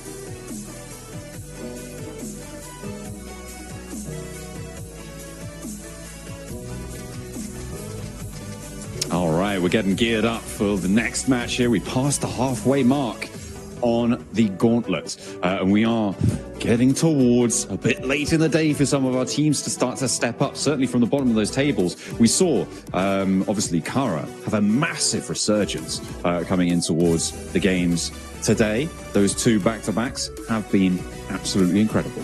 We're hoping for more in our last Erangel, though. Yeah. Absolutely. I think their last Arangushan would be pretty good, to be honest with you. I think we've seen some incredible plays from most of our teams today. Here's a quick recap of what has occurred over the last 3 games. Obviously, there was some fantastic stuff. And I think Kara's the big storyline so far. An incredible comeback overall. OG making it into multiple of the late game circles too. And then Thunder Talk suddenly deciding once they hit triple digits, they're going to go on the aggressive. Because that last game, they were just decided, you know what, we've had enough of being in dock. Let's just drive around like madmen. Yeah, why not? You know, give it a go. They've done everything else successfully. Why not try and break the mold a little bit, right? Make it a little bit more exciting for yourselves. Seems like they are on easy street at the moment, certainly if you look at their points tallies. And with that match, I mean, they basically locked themselves in, right, for the finals. There's pretty much no way that they don't go. There wasn't before. It's almost definite. It's definite now.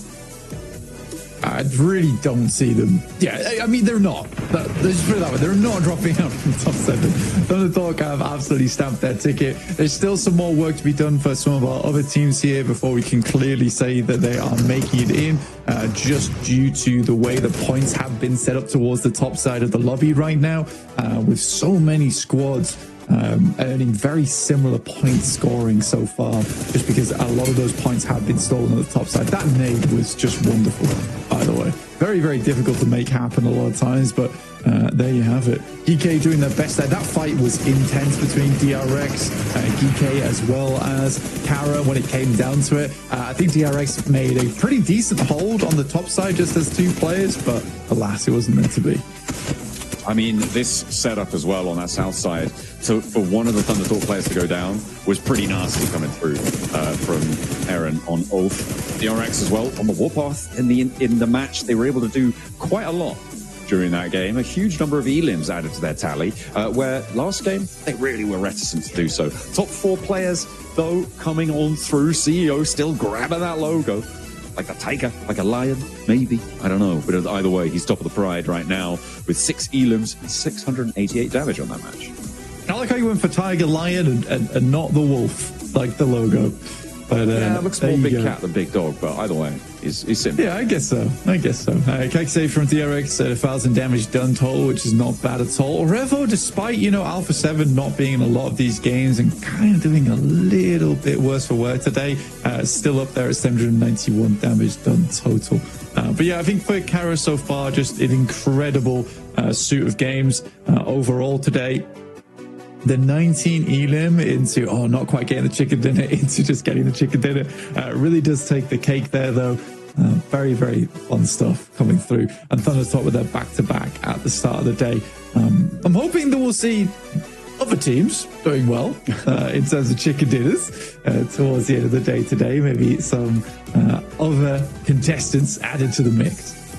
I mean, it's still very possible for anyone to jump up towards that boundary. It is starting to get a little bit more unlikely for teams like GK, who are currently very much lagging behind everybody else, to see what they're going to be able to go for in the rest of the matches that they have. But they still got half of the games they have left to play.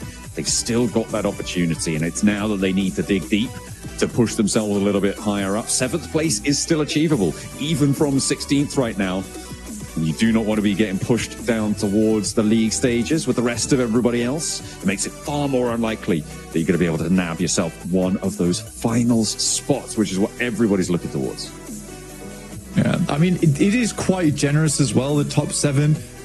Even if you do just marginally better than some of our other teams towards the middle of the pack, you're likely to get in towards 7th place here. Obviously, you'd like to be a little bit higher than that to really secure that position. I think Virtus Pro, from yesterday, I said there was a bit of method to the madness for them, but today it feels a little bit more madness than anything. I mean, there has been some decent plays, and they're still making it towards the top side of those lobbies, but I think that, that messy style isn't quite working out anymore, and I think that reliance on just gun skill, mechanical skill, doesn't quite work here in an international lobby. So I'd like to see a little bit more out of VP. And again, it's also understandable because you look at that team, and after they go down, they are very much upset about it. I think they understand more than anyone that they're not playing up to scratch. Yeah, it's going to be noticeable from within their own ranks. They're not blind to it. It is the sort of thing you do need to keep under advisement. Taking a look at some of the utility used during that last match. You can see able to do 2,100 damage for Kara. I mean, seems to be fairly chill. As you put their games back to back from day 1 to day 2, you see it's a big improvement coming on through here as they step on in to the limelight and really take up the majority of the stage. DRX getting 2 big back-to-back games too, Blank. I mean, we talked about their first match not being super strong. They still did get a chicken dinner, and here they were able to back it up with the elims. So a little bit of that worry that I had before is slightly assuaged for the South Korean squad.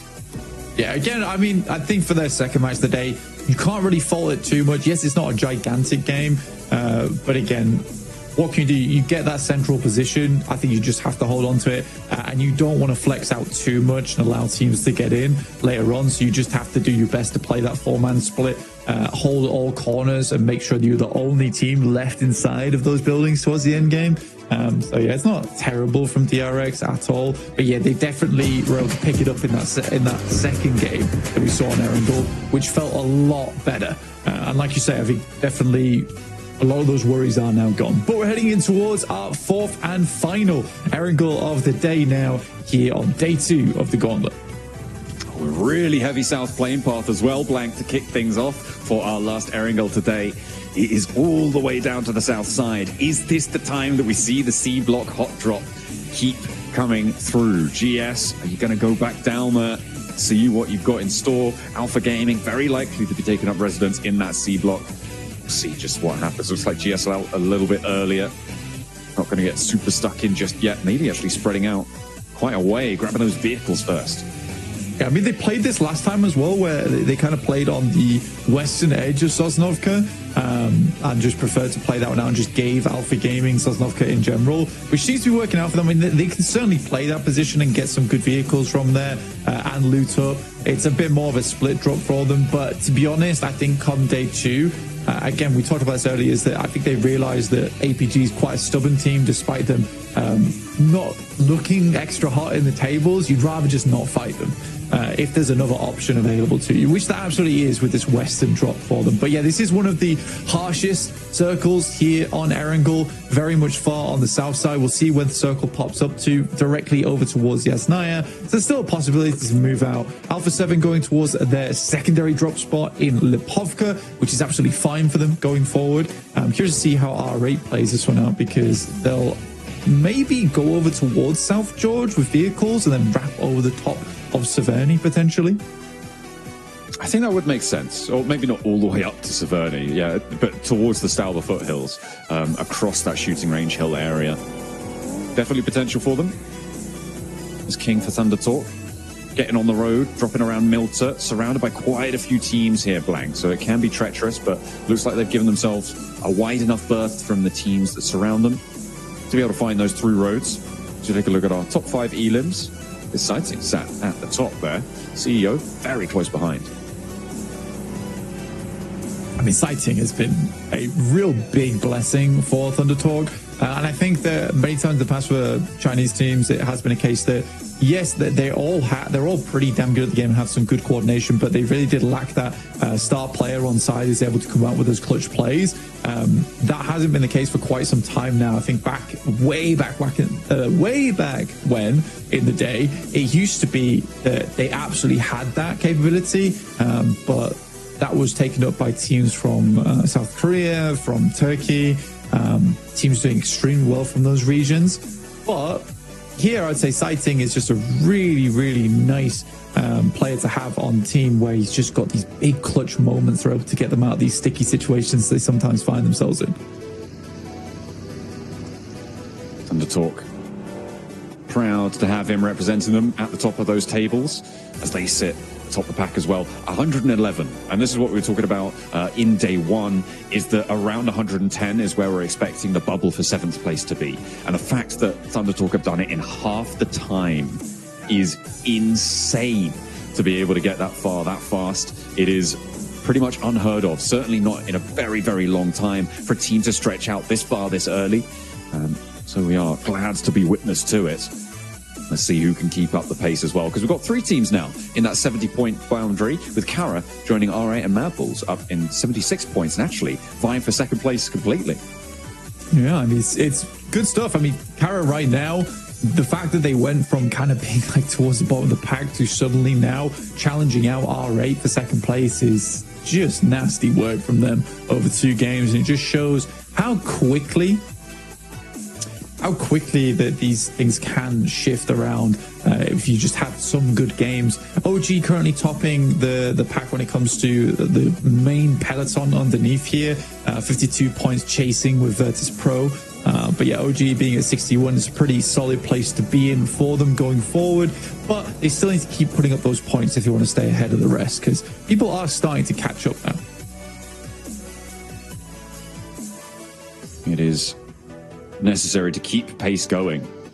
Unless you don't want Thunder Talker done. They could basically sleep for the rest of the tournament and probably be okay from like this. At this stage, Wolves, GS trying to make their way across this western bridge from the military island. They're not quite able to find any knocks, and now Batten under a lot of pressure. A lot of players bearing down upon him, and he will not be able to pass that one off. That is going to be Wolves losing a player. First blood is drawn.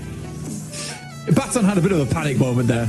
We've all been in that situation where you got 4 players all barreling towards you. I think that he didn't really quite know what the protocol was for that situation. The rest of his team left him behind in the dust, kind of providing himself a little bit of a scouting position. But sadly, not meant to be, as Wolves go down yet again to 3 players. They've not been having the greatest day today.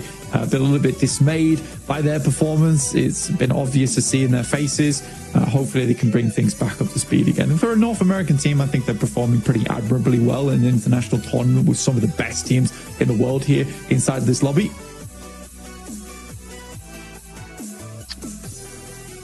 It is a big set of representation to come up against in this lobby. You're right, it's literally the best in the world at what they do here for PUBG Mobile. These are the regional toppers, the teams that came out ahead of everybody else. Everyone here is a champion in their own right. But you have what it takes to be the champion of champions. That's what it's all about here, to get out of the gauntlet and into those finals. GK currently a resounding no for the time being. Yeah, GK running 16th place right now. It's tough. It is tough. APG not quite living up to their own expectations, because they're in 15th and not 16th after all, with 30 points. Still pretty rough for them. I think for APG, something needs to change. I don't know if I particularly don't think it's going to change here in the gauntlet. I genuinely don't think that they're going to make it into the top 7. I think this type of gameplay is just not on par with the rest of the lobby right now, and it is frustrating to see, because I think a lot of people at home understand that these are some of the best players in the world, and all of them have incredibly high namesakes. But right now, it's just not meshing. It really isn't meshing. As they come into contact with Regnum Kaya, Silas looking not to go down early. Quick duck there to get out of the way of the bullets and sent his way. We'll be able to stay alive for just a little bit longer there. The roll up for Silas with the nade, looking to try and find one of Alpha Gaming. Good arc on it, but they've already got away from it. And Top hops into the car last. Alpha Gaming, I don't imagine that they're going to want to push this too hard. Don't need to press the issue just yet. But on the other side, Regnum Kaya may be looking for something here. If Ziol gets a little bit too big for his boots, then I wouldn't blame him, but he does back up. Slam it into reverse, hit the compound with the UAZ, see a little bit more safety. Yeah, still taking more shots here. Reefus even taking shots to the face as he gets inside the vehicle.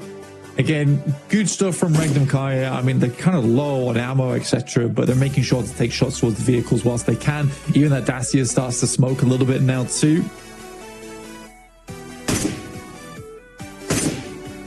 Getting a little bit too smoky there for their liking.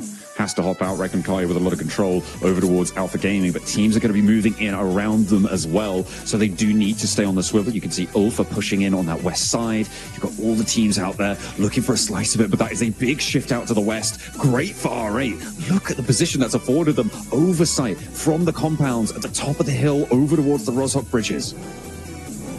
Yeah, that's an incredible position for them.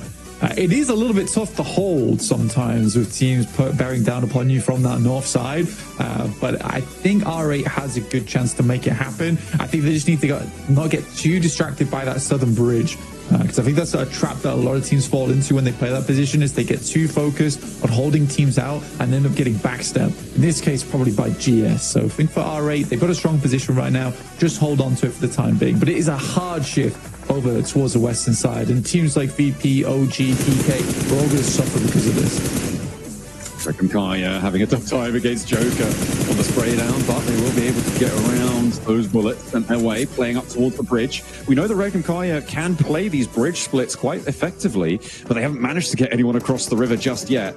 Maybe have to go a little bit faster there. We'll see if they're able to manage it. In the meantime, Alpha Gaming find another player from the Wolves, and now they're busted down to 2. The PMSL America's champions having a tough time of things against one of our, well, currently weaker teams, right? Which is crazy to say that it's Alpha Gaming. Yeah, it really is. But I think that we absolutely can say at this point. I don't think it's unnecessary to keep saying that this is a prank at this point, which is sad. It is definitely sad to say. But we'll just have to hope that they come back stronger in the group stage. And if that's not the case, well, it just wasn't meant to be. Teams have made their way up to the north side. You see Alpha 7 moving over the top, so past the Stalber Hills. Now further in, you've got OG as well, actually very close, getting kind of intertwined with this rotation of Alpha 7. Tanky does get blocked, and it's Obscure. That land the headshot to pull him out of the vehicle. That's going to be an easy rundown for Grisao as well. No chance of getting that one back up. OG playing on as 3, and with Virtus Pro to their north, it might be a little bit of a meat grinder up on the north side. I mean, that's really, really not an easy shot to take as well from Obscure. Like, long distance on that one. So a very, very good pickup there. I think OG gets a little bit unlucky because I think that rotate was kind of fine with the boys from A7 still on their rotate. I think OG's like, well, at this point, we just need to pass by. But for Obscure to hit that shot, I think that happens only a few times, and it has to come through a very, very good player. So very well played to him. OG's going to have to try and go for a quick rotate over towards the northwest side and see what they can get done there. There's 3 players. WizGod sending out as the scout. Over towards Carolo, and we know that they are on a bit of a tear. It is dangerous territory on the northwest side. We're going back over to the lake, though. Circle really not helping anyone out. Well, I mean, maybe, except for Thunder Talk here. They are in a really solid spot on the west side of the Yaz Fields. No one really going to be able to approach them from their east side. That west side approach from the bridge going to be so tricky. Regdom Kaya, they're going to give it a good go, though, before Thunder Talk have managed to go for the regroup. That approach from that south side is probably the only time where they'll find it, but that wall keeps them so safe in the compound. And maybe they'll just play in the shadow. Yeah, potentially here, John. I think for Regdom Kaya in particular, it requires very much also here in terms of shots over towards Thunder Talk, Wolves, as well as Ulf as they make their way through. You can see on our screen, Wolves able to pick up the Wizard Tower. Coops and Doran, the 2 players alive for the Wolves. Kaya trying to get across, trying to play another bridge split, but not going well for Loxy. Not going to be allowed to stay on that far side. Surely they knew that was going to happen. Regdom Kaya now have to play on as 3. Yeah, I think that Loxy knew that it was happening, which is why he was trying to cross back in towards the rest of his team. But Thunder Talk got there so quickly and set up so fast. I mean, the rest of the team is not even in position yet. This is an awkward circle, right? With Yaz Lake being over towards that northeast side and the river that splits in between, it's very undecided where it's actually going to end up. So I think teams are struggling a little bit. I think I would prefer to be over towards the southeast side, though, just because it's where a lot of the field is. If you can pick up a position here early and it does shift down towards the southeast, you're going to have a much easier time than a team that confirms over towards that northwest side, and you have pushing over towards there is a little bit easier. There's more cover, more hillsides to work with. I feel like one of the sleeper positions here is maybe the bridges to the east of Roshog. If you can get around that and stay safe for a little bit longer, I feel like you have access to both sides of the river where a lot of other teams just won't. It looks like DXavier got to try and careen the remainder of their players down towards that position, but they are drawn short on the approach. The shots ringing out from Hyunbin and the rest of DRX as well, making that a very difficult escape for the rest of the Xavier.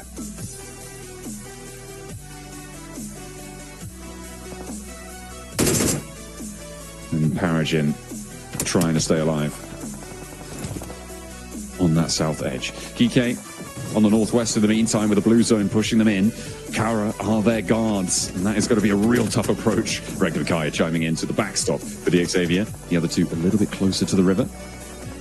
Now, OG making their dash, trying to regroup with WizGod. Moving across the open ground, they manage to get through the first salvo of bullets, and they find the cover. Will they be able to survive long enough to regroup? There's already a knock, there's already a second as well. They desperately need to find some sort of cover, some sort of respite, but the shots are ringing out from every single direction around them. R8, Arena, you've got Kara as well, who are going to be putting some pressure onto this one, and OG are having a real tough time of it on their approach. Not allowed in at any turn, and they will start to fall, start to crumble in the face of it. AKOP, the last to stand. Nobody quite making their way on through. He's playing dead. I love it. Dealing the final blows. He's actually working right now. Oh, damn. I actually thought he got away with that as well. I think it's a cool play to make because you just stop dead and you're like, I am not here. Trust me, please. But yeah, unfortunate stuff will go down. That's OG going out in 16th here. Will not be a good result for them. Unfortunately, the Arena somehow getting through on the hovercrafts, giving themselves a nice big burly buttress to keep themselves nice and safe. Prop themselves up on. Kara moving over towards the lake because there's a lot of water in this final circle. Well, these final circles here, Blank. It is a real tough time. Keeps the whole lake in, but doesn't keep the far side of it in through the next zone, which makes it impossible to rotate around that way after the next maybe 30 seconds have elapsed. It's kind of frustrating for Thunder Talk as well because they played this 2-2 split and it actually was such an insane play. I will say though, it was very, very greedy, but if it paid off, they would have both been able to move down towards this southeast compound and they would have had a very good game off the back of that. Now it's up to APG to move towards that north side and pick up that compound off them. But APG still doesn't really know whether there's only 2 players within that building. And it's likely something they'll think about doing a little bit later. They have to clear Mad Bulls as well on the southwest side. Carrot's still going strong, but only with 2 players also. This is a very, very rough circle to play. And this is exactly why I say that you kind of want to confirm down towards the southeast side. If you were already there, you didn't want to move, just because it is so difficult now for teams to find purchase in the circle from the northwest. It is really difficult. You're right.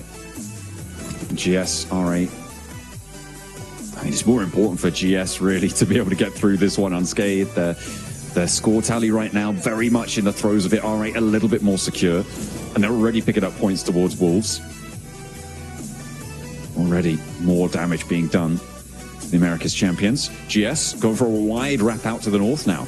They're trying to get around all of this engagement, get away from R8, get away from Kara, but they are heading straight towards Alpha 7. Alpha 7's position, there's actually a lot of little bits of cover here that they can play. Ski has to hit the deck. There's some good shots initially from the vehicles as they pass by. They need to find one of them, break this train apart, but GS are able to get onto the other side. Immediately pins need to be pulled here. GS Icon already finds Obscure in the backline. These first couple of nades have to be massive, and they absolutely are. Rebo and Grisal holding their nerve in the face of the approach from GS, but the first to fall is there. The second not so good though, and it's going to be Grisal and Carrillo holding the line for Alpha 7. One player did get taken out there, but GS, they try a wide wrap, but it was not going to work. In the meantime, plenty of damage being done around these bridges, and R8 are going to be moving out on the south side. Regnum Kai, it's actually a tough game to play because there's a lot of angles, at least for R8, that they can still pick up, and then R8 plays that position after them. Still so much water in this one over towards that north side. E-Arena playing this building that's slightly on high ground is pretty good for them going forward. And no one is even thinking to look over towards Thunder Talk right now. I think most teams assume that's a 4-man squad there, which does give their position a little bit of defense going forward. That's always good to be able to spike out a little bit bigger than your reality. In those situations, it is a valuable asset. APG moving into the very, very west borders of Yasnaya. It's a difficult rollout. You can see Doc is lining the vehicle up because they do know that they need to move fast on this next exit. The question is, where do they go? Right, there's a couple of buildings further down the road. The arena are going to be very close to them, though, and it's going to be a difficult push to it. With Virtus Pro as well on the north, I mean, that is very, very dangerous ground. Alpha 7, Carrillo would as much as possible, but again, I think for Alpha 7 is a very, very difficult push down towards the south side to make this happen.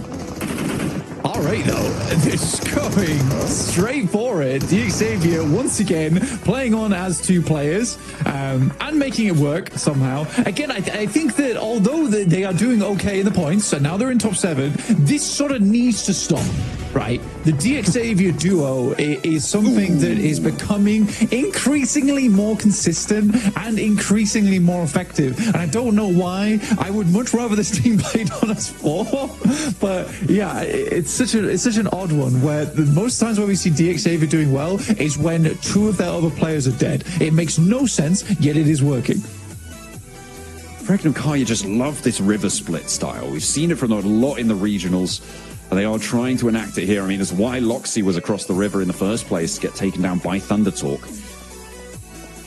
But it seems like they're a little bit more entrenched now with Wild playing there. They've got Kara trying to put nades across the river, but just a bit out of range. Fortunately, they find that knock, and that could be a huge opportunity for all the teams around to make a move, including DRX.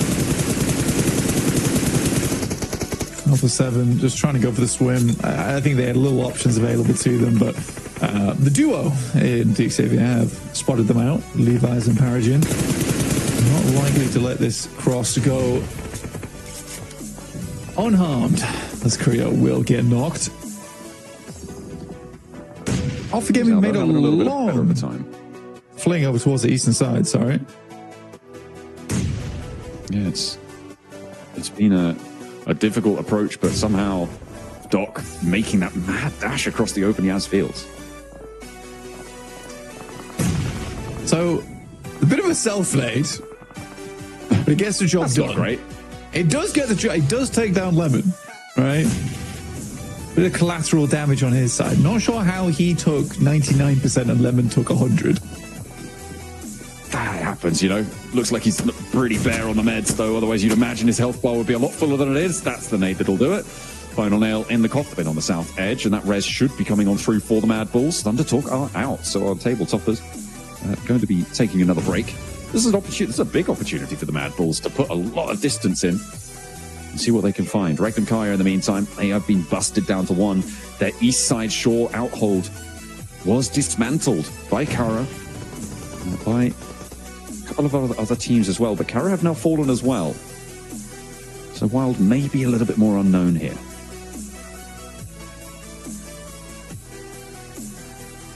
DRX, QXZ were playing underneath. Regnum Kaya were picked to pieces. Only Wild left remaining, as per usual, as is customary. Alpha Gaming still playing as 4, but it's a rough approach for them. Ooh, he doesn't have too many meds. Look at that. Only the 2 first aids. Doesn't want to overexpend himself. And needed to try and get a re-knock there. Levi's actually chiming in, but a nade bobbles its way over. DRX have to cross, and the blue zone's putting too much pressure on to make this one realistic here. I just don't think they're getting out of it. With Grisao as well on the far side. The nades coming through from the Xavier duo. Oh, it's dastardly. It's mischievous coming through from Paragon and Levi's. They are doing a lot of work for Xavier on this west side. They're up to 5 elims. I know, it's paradoxical, but it works. This is what's happening for Xavier right now. I don't really understand it. I mean, the fact that they're in top 7 is wild to me. But as Pro go down to just 1 player as the arena takes some very big shots towards them, and with Aragon down towards the south side, very unlikely VP gets back up into the picture. Whoa. Good step up from DRX, jumping into the bow from Kagsei to get a separate different angle.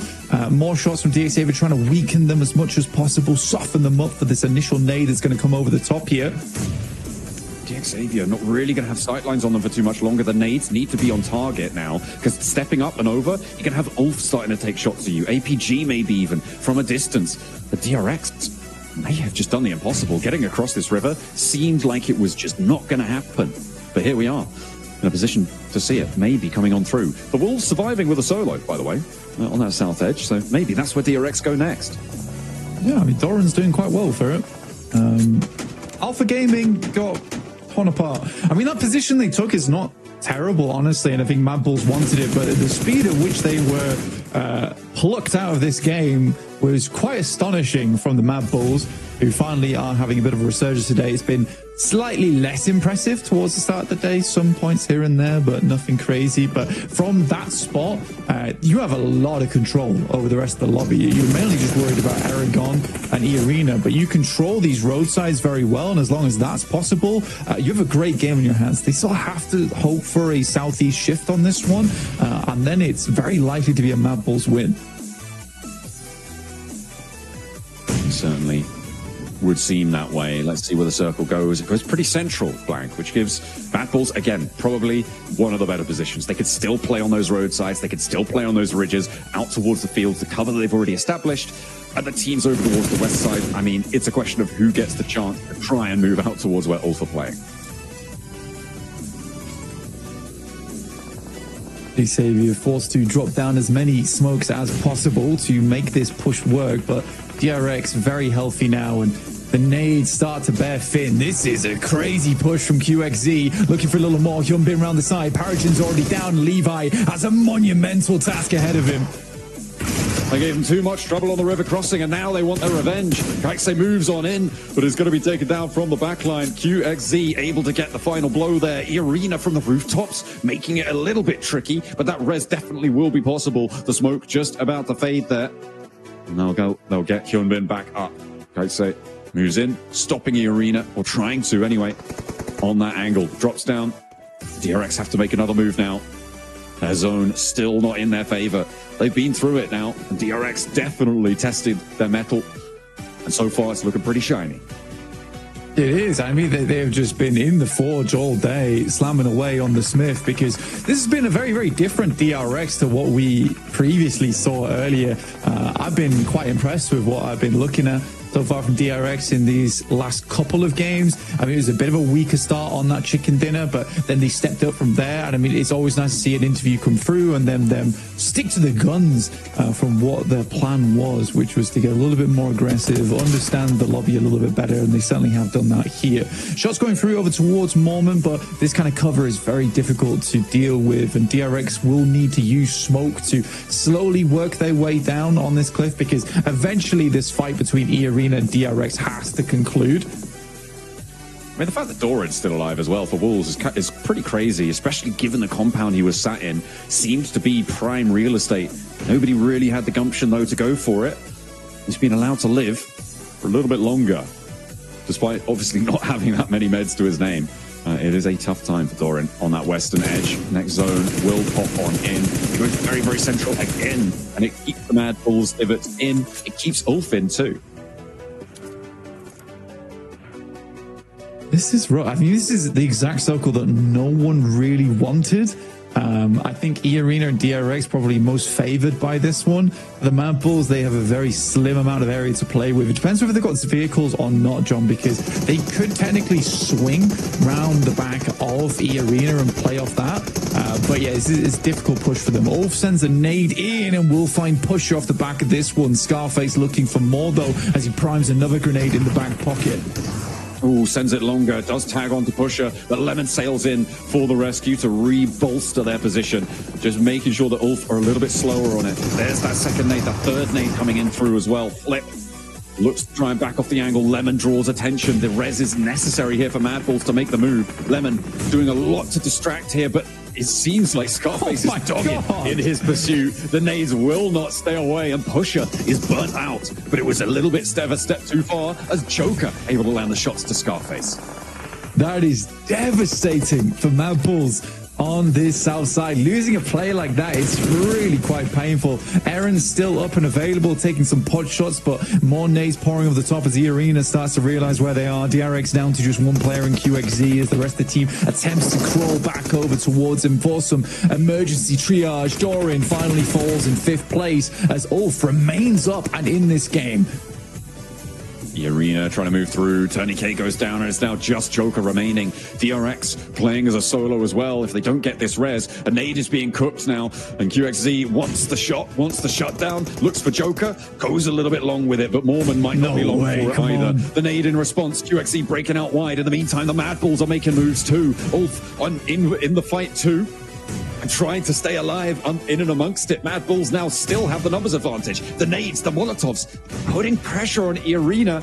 But what's going on the south side, Blank? Who's going to be able to take control of that roadside? QXZ looking for the full squad wipe over towards E-Arena. Joker on the low ground, starting to move up. Nade sent long, slightly off target though. Immediately sends another, lets it bubble through. He's just littering the ground with those mines, but is it enough right now? QXZ needs to step up, knows roughly the direction he's coming from. Tony K attempting to provide the information back from inside the bush. QXZ extremely low now, needs to step up soon, but Joker might just make it happen with this final nade. In the meantime, Mad Bulls going toe-to-toe with the remnants of Ulf. They are 2 players standing. Tulika unlikely to get back up here, and they've got the angle. They step up around the side of the tree. The Mad Bulls were able to claim it from the ditch. Ulf could not hold them out. It looks like it might be a little bit ropey for a time there, but they play off one another beautifully, and the Mad Bulls reclaim their spot towards the top of those tables. I mean, for Mad Bulls, what a great way to finish on out. I mean, taking down the entirety of APG in such short order as well on the position that won them the game. I mean, it wasn't even massively advantageous. And I think the thing that does win the game for them is just how long QXZ lives out in that engagement. The amount of knocks he's able to pull through over towards E-Arena as they push towards his position. If not for that, I think Mad Bulls might have had a slightly harder time against a rebolstered E-Arena on that side of the map. But they were so distracted for so long by DRX. Getting that picture line up just perfect. Why not? Make sure you're looking fresh, looking hot. Is everyone giving them the mad dog down the lens? Love to see it. Love to see it. No smiles. They're not celebrating. They're just going to do it again. We'll see just what they're able to do as we head over to the analyst desk as well. Represent, had to do it hella big, had to run it back again. Light it up, hella big. Light it up, gotta do it.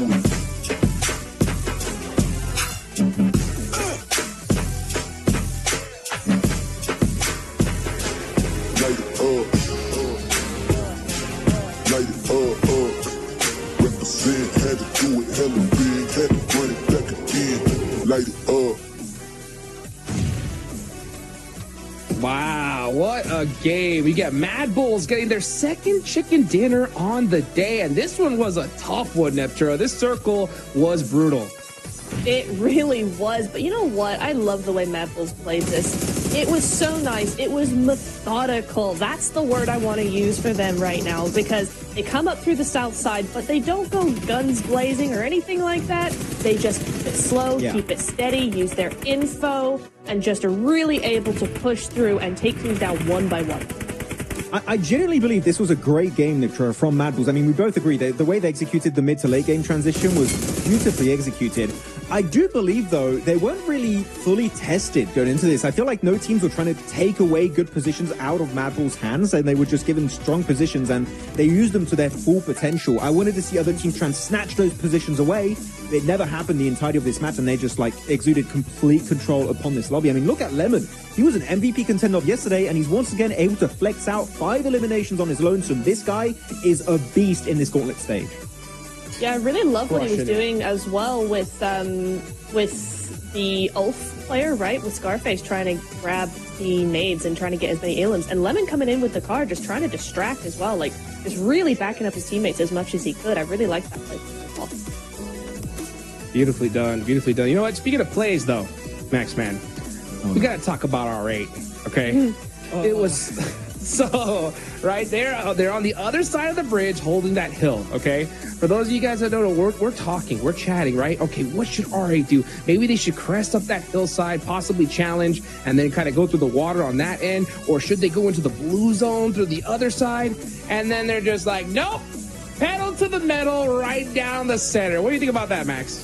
I was hoping they were going to take the eastern bridge of Rozok and go for a wide rotation in the blue onto Mad Balls. That was my guess. This is why I'm saying Mad Balls were not really contested on any position and given for free. But R8, they had a clear path to success. We'll see it possibly at one point during these replays. And they're like, no, how about we go through the meat grinder of the lobby, Nitra? They go to the main bridge in the center, and there was Rangdom Kara, Deke Xavier, DRX, Kara, and they're like, that sounds like the good option. But it wasn't! What are we doing, Alric? There was this way better option here going south into Mad Balls, but unfortunately, I feel like they got a bit narrow-minded here, and that did cost them to go out so quickly. It's not even funny. They just disappeared. Yeah, you know what I would almost have liked better if they did want to go for the crazy play, is just send the vehicles into, not over the bridge, but over the water. Flow over the water, get to the other side, get to the other bank. You're low ground, but at least you don't have 6 teams looking at you. I mean, that would be so much better. We should have gone down the middle earlier, right? We should have listened to Max, man. You know what? Actually, even though I'm not a fan of the play of sending cars in the water, definitely would have been better than whatever that was. Sorry, I feel like I'm being extra harsh on this. There were decent options here, and they just got very desperate because maybe they delayed their move too much, and then they go like, oh, we have to do something. We took way too long to make a play, and unfortunately the play they ended up doing, in my opinion, was like the worst option of all. But you know what? It's fine. They're still looking comfortable in the rankings. It's not going to hurt them too much. But at the end of this game, so many cool 1v1 scenarios here. Joke in particular, able to survive and outplay DRX with the nades. A few of them didn't connect, but the last ones did. And that does get them a second place as we go over the recap of the rotates here. And some really interesting rotates moving around the board here, Niptra, this match. Yeah, I really want to... I really want to look at Mad Bulls in particular, because you can just see how south they actually go and how split they actually were as well. They had some really pretty big splits for the area that we were in, so I really like seeing that as well, because I mean, I just love splits so much. I know a lot of teams don't play that way, but splits to me is just so controlling. You can do so much with them as well, and you can see that there, like even splitting across the other side of the river just to get as much control as possible, then moving on up, just playing it super slow, Max. I loved this from them. Yeah, I love that rotation in particular from Mad Balls. They see the circle going east of the river, which was a hardship for a majority of this lobby. It's like, well, we can just avoid the big meat grind on the western side where DRX currently are on the minimap, and they just get easy access into Thunder Talk's compound. They snatch it away in that 4v2 and just, again, showcase perfect control in the field on the rest of this PMGC Gauntlet lobby. So very well executed, and that is a 20-point bomb here, Hot Jukes. Coming out from the Mad Balls, they were looking good after their win yesterday, and here they're going to solidify their position in that top 7. Yeah, I'll take that all day long. Beautiful rotations there for Mad Bulls. 20 points, huge, especially at this point in the stage. We are now past that halfway point. We got 2 Miramars left. By the way, I mean, DRX, right? They were right there on that cutoff, trying to get into the top 7. 10 points here, I think they did it, Neptura. I mean, they really grinded in order to get every single one of those points, and it worked out perfectly for them. I'm so happy they got the win earlier on in the day. I mean, yeah, it wasn't the big show-stopping win we might have wanted, but it put them right back where they need to be now in the last 2 games. A completely different team to what we saw yesterday. DRX are back. They're feeling good. They're building up their momentum step by step. I mean, I wouldn't be surprised if we saw a second win from them today. Like another Miramar, I could see it. Totally possible. Look at that lemon. 5 eliminations, 644 damage.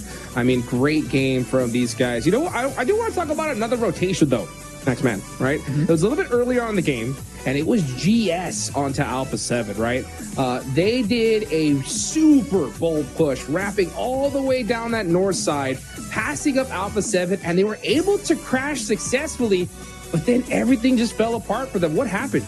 I'm happy you bring it up because I genuinely enjoyed that play from GS. I think it showed that they wanted to try and contest that position away, wrestle it out of the hands of Alpha 7.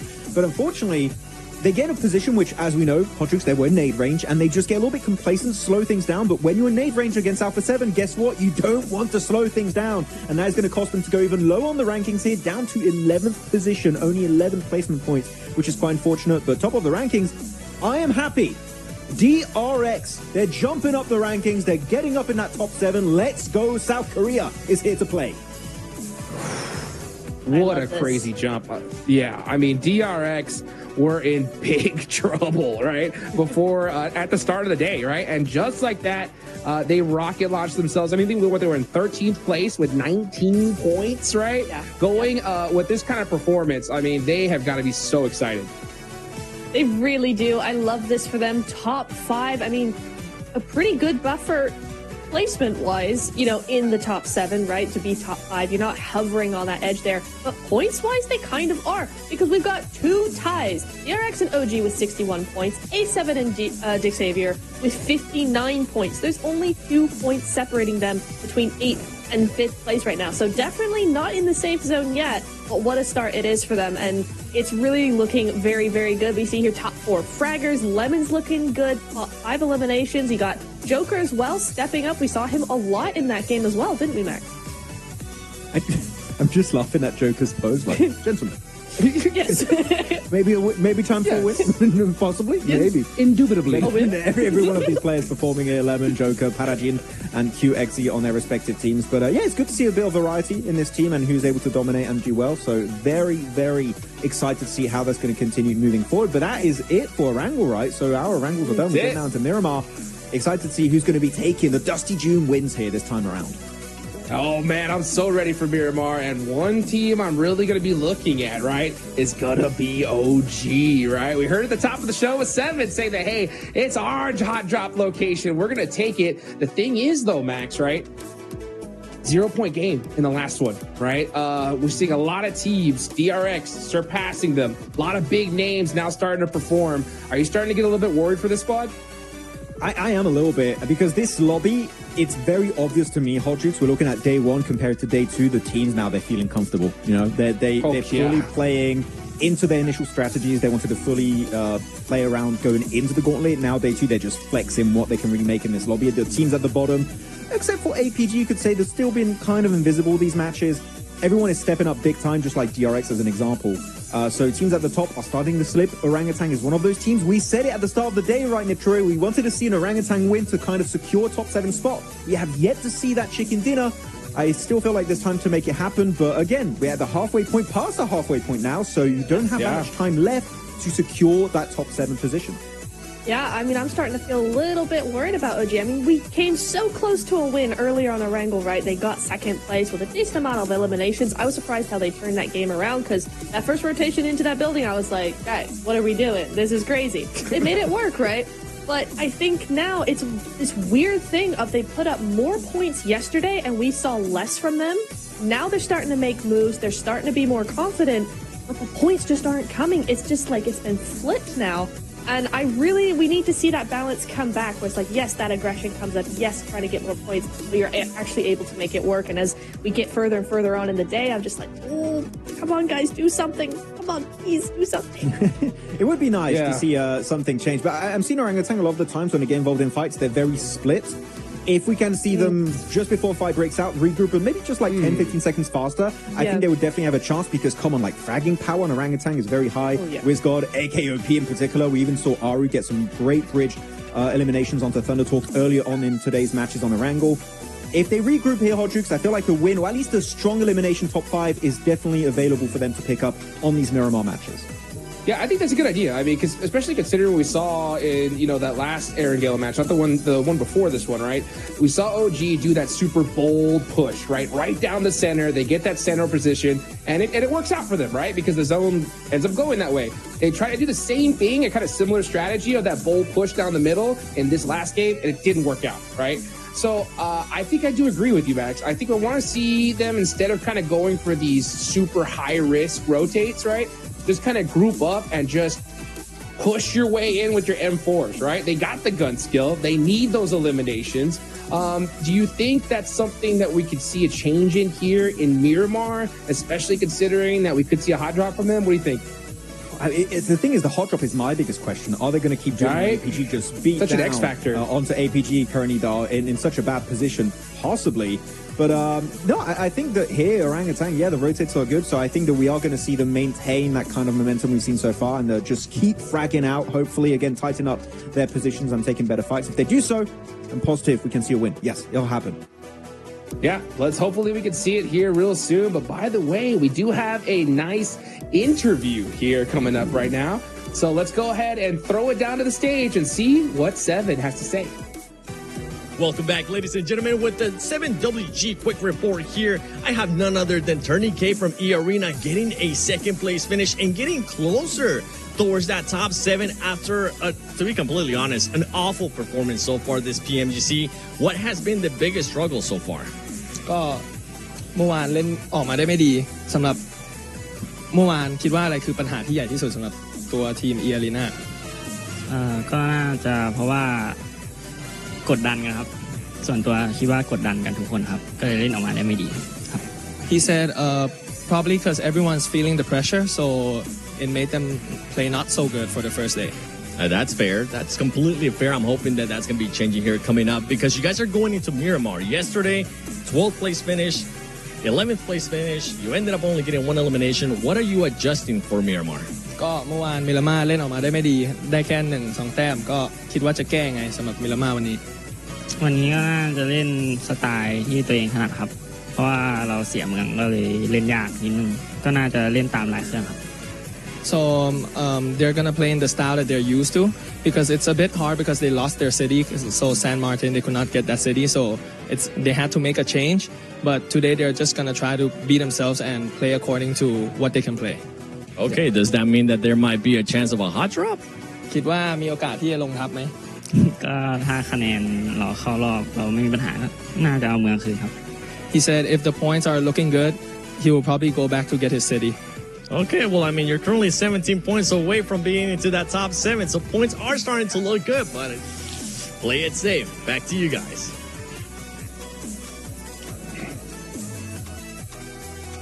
Oh, play it safe or take the risk, Neptura. We're heading into Miramar, 17 points in the top 7. I mean, that is, it's definitely doable. But I don't know. What do you think? What do you think they should do? Play it safe? You go for it? What do you think? I see both ways, right? Because hot drop sometimes is the way to get your mojo back. You come in hot, you get the points, you've got the momentum at the beginning of the game, you're feeling on top of the world, ready to roll. However, wasn't it yesterday the time for all that? Now, past the halfway point is a little bit late for that kind of talk. I'm not sure. It is doable, but it's just so risky. I don't know. I could see both sides, but I don't like look, it. You're looking at E-Arena. They're currently in 13th position. They've got, 42 points total. When you're not comfortable with a ranking, sorry, hot drops does not make sense. It is not. No way. It's not. Do you really think you're going to go from 13th position up to top 7 with 4 eliminations? Sorry, that then does a dent in what the points you need. Okay. Mm-hmm. But the momentum. What if you die? What if you go out? What momentum? Your momentum is go back to the lobby, play DPS. No. If you get 4 elims, then you get the momentum. But it is insanely risky. I don't know that I'd do it. But what if you lose a player? There you go. Counter to that. What if you lose a player, then you're not going to get the win? I don't know. It's a tactic, but is it a good one? I don't know. I'm just saying. I don't like it. No. Yeah, I don't love it either. No, I would have to fully disagree. Oh man, he's flexing. Hey, let's go. Them guns. They should be out of game. Look at that. Yeah, literally. Yeah, you know what? It's so crazy. You're right. You know, if you get that successful hot drop, yeah, it is just, you're so hyped, right? But honestly, at this stage, yeah, you lose one player, it's like utter devastation at this point, right? Because the thing is, Max, is that these squads that are winning, they're not just, it's not just getting handed to them, right? They're putting up some serious eliminations, big numbers. So any squad at this point, right, with a good chicken dinner, I mean, you got GS, they're sitting in 11th place with 51 points. That's only like an 8-point difference from that 7th place spot. So if they get it right here, they're going to rocket launch themselves up, Max. So yeah, it's super risky at this point. Hey, anyone, Hot Jukes, in the leaderboards can still reach top 7. Ian Geek currently last place, 21 points. They have a horrendous Gauntlet stage. And yet, there's still hope that with a win, they can close that gap and actually be in a position where they can try and contest a top 7 slot away. It could still technically happen. Are you hungry enough to go the entire way, though? Do you have what it takes to try and be not only good enough to get a win, but then follow up with consistent points to then play catch-up and get in top 7 and reach the grand finals? That's the big question mark here. As of right now, I'm doubtful. if that's going to be happening for some of these squads, because I don't feel like I've seen that spark of like potential Neptura, right, for them to leave these bottom ranks. But maybe a hot drop would, as you said, maybe that's going to give them a bit more momentum and confidence. But I still feel like that's not the right path for these guys. It's a desperate play. I am going to give you that 100%. I don't love it. There is some thought behind it, but is it the best thoughts? Maybe not. I don't know. I think the other thing is that if you are that low on the leaderboards, you know, it's such a struggle not only to come back from doing really badly and, you know, teams just taking you out left, right, and center, nothing is working, to suddenly going to the opposite way and going, actually, we're making it work every time. We're being very consistent. We're getting all these points. Like, that climb in your mentality from nothing is working to everything is working is so hard to do for any team. But if you're at the bottom of the leaderboard, yes, it's possible, but is that mountain of just trying to flip that mentality just too much? That's a big question here. You know, one team that is on that second half of the leaderboard, 'cause that's what I'm looking at right now, because this is where things are really starting to get interesting. You know, it's got to be Regnum Karya, right? I mean, I think we definitely saw a flash in the pan for them today, right? I mean, they had 19 points going into today. Now they have 39. So they put up 20, but they're still 20 points away from 7th place here, Max, man. We know what the squad can do. They're going into Miramar. What do you think their chances are of making it into top 7 by the end of the day with 2 more matches left to go? Not happening. And the main reason why I'm saying that is because Rondo was their best map, right? They got most of their points on Rondo at the start of today, getting that 2nd place up against Thundertalk and Ulf with high elimination count. And after that, nothing. Literally nothing of value stood out to me regarding Regnum Karya. And we know what these guys can do. They're one of the best teams in the world, and yet nothing of value has been showcased today. So I would love to see Miramar be a good game for them, Hodrix, but unfortunately, if I go on past performances, Miramar is not really a map that stands out to me as like the Regnum Karya map. It used to be Erangel. Erangle's done. You got 2 Miramars back to back. I don't think they're going to be top 7. If they're going to get there, it will be tomorrow. That's my guess. Yeah, well, let's see if it's going to be tomorrow or now. Tomorrow's going to be absolutely crazy. So these next 2 matches are so crucial. 7 spots left to go. Who's going to go and grab them? Let's find out as we take it on over to John Allen.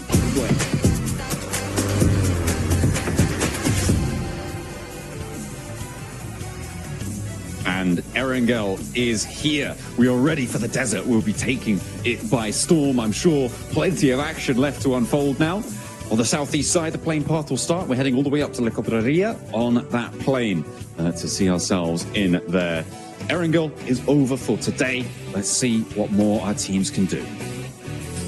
Indeed. So a bit of a larger map to be playing around with. We've seen some teams have a big resurgence from yesterday. Kara in particular, Thundertalk. Basically, I think after they reached 100 points, they pretty much just slowed things down in a big way.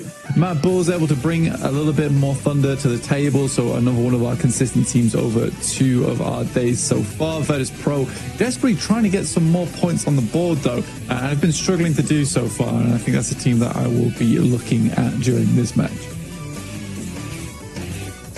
It will be necessary to keep up the pace around that 7th place bubble. It's starting to get a little bit less hodgepodge than it was before. Obviously, Thundertalk having a bad game. They're sort of due one, right, at some point. But not having the greatest of games did allow a couple of teams to add some significant points to their tallies. So the number of teams that are going to be more flexible towards that boundary gets fewer and fewer as time passes. Circle heads out to that northwest side. El Pozo, Montenuevo, the areas to the south of Crater Fields as well, going to be a heavy feature now in this phase. I think probably my favorite circles on Miramar over towards this side of the map. I enjoy a lot of the high ground gameplay as well as some of the Montenuevo finishes, El Pozo finishes, and those are always really fun to watch. And there's some decent terrain to play around, and it's quite tactical in terms of the approach that you need to make of where you're rotating, because there is slightly less areas to cut yourself off from other squads other than this northern side of the map. But in the meantime, most teams did have to make a big west shift over towards on this circle. It seems like DRX, Alpha Gaming, they can make these quick swings out towards the western side and probably get some good rotates off the back of that. Similarly for Mad Bulls on the north end of Cobreria to start with, and Alpha 7 should have a decent start from El Pozo. but again, only just barely making it into top 7 right now with 59 points. That is very much by the skin of their teeth. They're tied with both DXavier and Alpha 7 on that 59. Makes it all the more uncomfortable. The drop-offs, not far to be comfy either. Alpha Gaming, 33 points. Still need a lot more from them. They have been playing mucky. They've not been playing great at all over certainly today and yesterday as well. Just a little bit wayward. Nothing really standing out about them. They've had 1 or 2 moments from individuals, but they need to find that put-together attitude that Thunder Talk's certainly been exemplifying. Wolves quickly into Monte Nuevo here, John. I think Wolves is certainly a team that needs to pick up the pace a little bit, because although they are finding points here and there, there's been no real dominant games so far from Wolves. A lot of it's been very scrappy. DXavier, another team that I would like to see more out of. And again, it's frustrating because I think for DXavier, despite them going down to 2 a lot of times, they're still a force to be reckoned with. So why can't there be a force to be reckoned with 4 players instead? I think that if DXavier starts to get things rolling, we could really see a quick result in towards that top 7. But for now, I think if they consistently are losing players towards that mid game, that's going to be something that always holds them back. I mean, even saying that, currently in 8th place with 59 points, it's actually incredible that they are here in the leaderboard right now, John. I mean, yeah, especially when you consider the teams that sit behind them, not least of which Regnum Karya, right? They are currently now 14th place, 39 points, a very disappointing start. You said that, you know, they were looking to that first day maybe to try and speed things up, but they haven't really been able to keep pace at all today. The first half not going their way. Erangel now done. They've only got 2 matches to start to pick up that pace, and I don't think that you're going to be able to take 2 research days very often at all. And Regnum Karya certainly falling by the wayside. A disappointing showing. But on the flip side of that, you've got Kara still representing the region and having a great time in 3rd place. Yeah, much better stuff from them. I mean, Ulf's also trying to get in towards that top 7 at 45 points. It's a little bit more of a journey for them. Again, I think that Des has talked about this at length about how Wolf, you know, really aren't displaying that same caliber of gameplay that we saw from their region in particular. And we'll have to wait and see how things pan out for them, because I do think Ulf is certainly a strong team, but it feels to me like they're very much an off and on team, right? You know, it could be one set of 3 days are fantastic, the other set of 3 days pretty rough, and I hope that's not going to be the case. You need some consistency as a team. And again, it's so funny, like, looking through the list of teams, because the conclusion you come to every time is that we know these guys can perform at a high level, but then again, you know, we can only have a top 7 team. I mean, yes, it's the sort of leeway that you're afforded by having that sort of legacy on the global stage, right? There's a little bit of room for breathing on some slightly unsavory days, we'll put it that way. Virtus Pro, though, it feels like Virtus Pro, I mean, you're talking about, you know, needing to step up that pace. Virtus Pro, it feels like they'd be doing much better than they've actually put the points up for, right? I feel like I'm seeing them quite a lot in these late games, but they are having several catastrophic results. They're not having the floor level of their performance rise high enough to match where we're seeing them in the later parts of these games. I mean, early mid-game rotations, pretty damn good from Virtus Pro usually.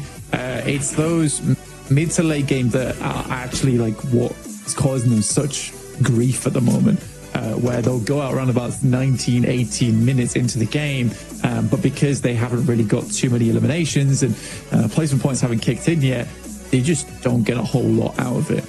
I think most of the points that we see Virtus Pro get were from yesterday and then some scrappy games here and there. So I do think they need to tighten up some of that gameplay towards the end game, because, you know, early to mid game doesn't look too bad for Virtus Pro at the moment.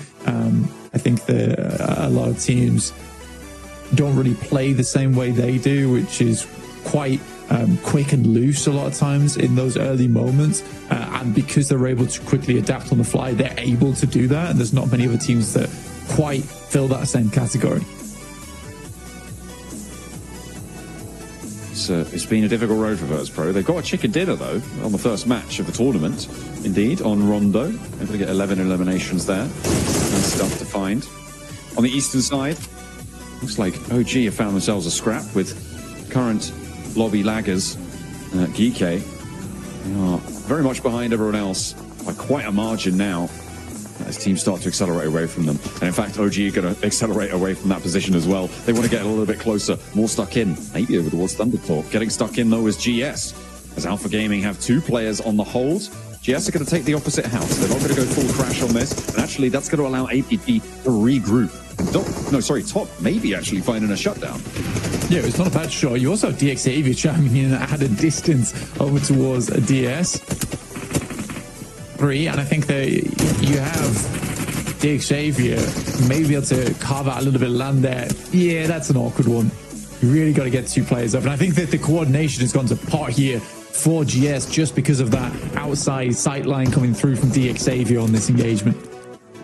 The circle's going to pop as well very soon. Regnum Kaya have oversight on this as well as DXavier. This full compound is on surround. A hard west shift. It's speed now that is of the essence for teams looking to try and hold this western side. Alpha 7 primed and ready to rotate into the west. Regnum Kaya as well could give the slip to Montenuevo, try and get out there nice and quickly. But they may want to stick around and pick up a point or 2 here. I would say that might be a mistake, though, as other teams are definitely not going to waste any time.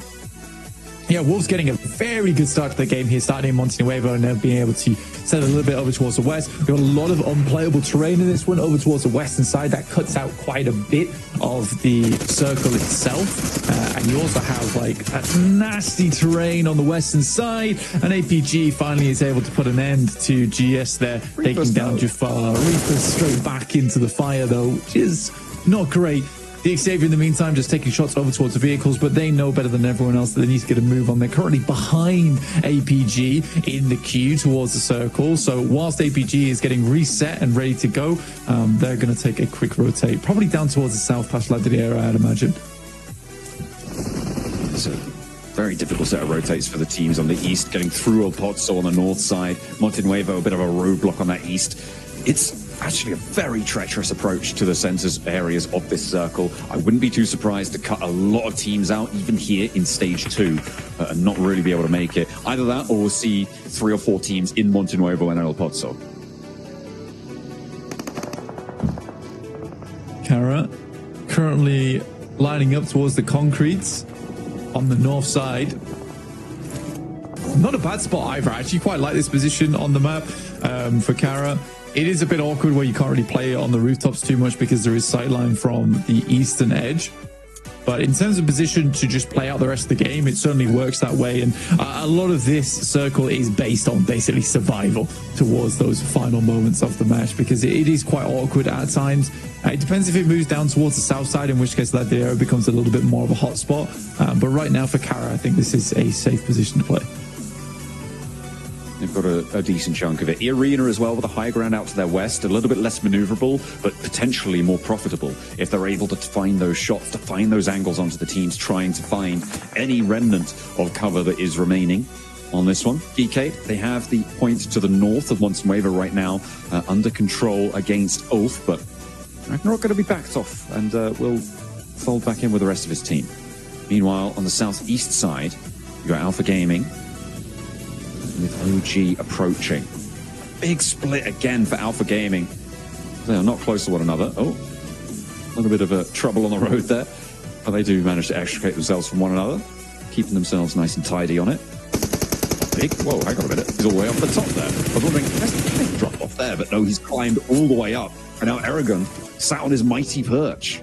Gonna take shots down. Yeah, I mean, wow, you got up there and now you're immediately leaving. Okay, interesting. Wasn't worth it to him, apparently. Doesn't take too much fall damage, at least with this next circle moving away. Again, that spot would have been really good if this shifted hard over towards the western side. And I think Virtus Pro, you try and take the gambles where you can. In this case, they're already on the western side of the circle, so you may as well try and take high ground off the back of it. In the meantime, circle moves a little bit more comfortably towards the center here. There is really awkward ground over towards the western side of Regnum Kaya, which is dead center, by the way, which is very, very open. But I think the Regnum Kaya could get some decent results off the back of this game. I also like where DXavier is currently playing on the high ground just on La Deriera, watching as teams rotate in from that southeast edge. Yeah, it's going to be a real roadblock on that south side. You're right. It's going to force teams like OG, like Alpha Gaming to go through a city which is already trying to get pretty packed, or try and go over a ridgeline out in the open. Ulf have spotted a player from R8. Aaron able to find that shot, find that shutdown. R8, one by one almost, are leaving their buildings here. They flexed a player out now to try and combat on this high ground, but it's just not really too many easy positions to try and take against it. The arena, they descended from the mountaintops and then now up to the Mad Bulls to try and slow them down. Lemon under a lot of pressure here. The team sallies forth to go for the rescue. Kara chiming in too, and they're getting lit up for the arena. Yeah, Arena backed off that position, and Mad Bulls will take the advantage on that one. Nades have to keep pouring through from Arena to keep Mad Bulls at bay, but there are shots from up on high. That's from the walls already, finding good value off of this position. Kara did send out one outpost towards a longhouse on their south side, and because this fight is taking place, they might be able to get the rest of the team towards there, which is a little bit more central, a little bit more playable for them as well, as opposed to those concretes on the northwest. And there's about 5 teams in these cracks and crenellations right now on the rocky outcrops here, trying to survive like insects in the desert sun, scuttling from one bit of shade to the next, seeing if they can weather the onslaught from Kara, from Regnum Kaya, if they get a look at as well. The Wolves up top a little bit less worried, but still in danger. Circle will appear in 20 seconds. We'll know just where we're going. Who's going to have that advantage? North, south? Is it going to go out to the really horrible western part of this circle? We'll have to wait and see. You see here, this valley that cuts through the center of the circle is just really awkward to play. All finding one on the side of the map here. That's over towards R8, I believe. Enough engagement for R8, really stuck down the hillside here, and slowly but surely more and more damage pours through, and R8 will be going down. Ulf will live this one out, but still lose one player in the process. That's all the way on the northeast side of the map, so they've still got to cut through many teams here. But yeah, this circle being so central does cut a lot of teams out right now. OG able to find a position just underneath Ladriere in the longhouse, which should keep them safe for a while. I mean, leaving there is going to be slightly difficult as they push over towards Thunder Talk's position. But because it's so messy on this side of the map, OG might be able to find themselves a little position or a little route to get through. We'll wait and see how they want to play that one out, though. Alpha Gaming rolling, barrel rolling in towards Geeke and finding a knock to start things off. That was stylish. Okay. Looking for more as well. There's no re-knock found so far, but Yol and Top try to go in. Nah, it's under guard, under lock and key. You're not getting past them. Nerzed will be safe for now, but Reefus had more success on his angle, on his approach. APG down to just one player now. It is just Reefus alive for them on the roll-up. Will be able to get a house all to himself, and PK actually surviving as 3 here. Looking for the heals to come on through. Excellent work to hold that one down. Nerzed thought he was a goner, but no, he had a savior. Ragnarok, though, wants to try and force his team to save another person as he charges in on his own. Yeah, it's just another curious crash with really no setup whatsoever other than the barrel roll, I suppose you could call it. And I think APG is just trying to win out these fights. It's a lot of ego challenges from Alpha Gaming. I don't know how far that's going to take them. In this gauntlet, at least, not very. I am slightly confused by that one. Did not feel like an international level play. I mean, the thing with ego challenges is that they're supposed to bruise your ego when they don't go well. But it feels like APG are sort of immune to that factor, which is maybe why they're sort of poisoning themselves with it. It's a real tough time. They're on a big split right now, and understandably so. I mean, playing around this region of the map, like you say, there is tons of teams all tucked into these positions right now because there's not many great places to go. For Regnum Kaya, this is a fantastic opportunity to get more points on the game. They have a very good location on the map to work with. The circle centers up towards them. So many good sight lines to just be taking shots, and they roughly know where all the teams are coming from as well, because it's absolutely down towards the southeast side and up towards the north. You know, no one's really going to be wanting to be playing on that southwest edge of the map, and the only safety is on the western edge of this hillside. APG down again. That is unfortunate. Can't style it out this time. TT The Thunder Talk at the top of the tables, happy as Larry. The only team who's actually very, very chill right now. Not really too worried. And actually, they're in a pretty solid spot. This west side of Monte Nuevo is going to work out for them for the time being. I just question how long they're going to be able to survive into this game. Getting out of there, going to be a tough task. DXavier, they are holding this South Ridge really, really well. They will have oversight onto that Thunder Talk position.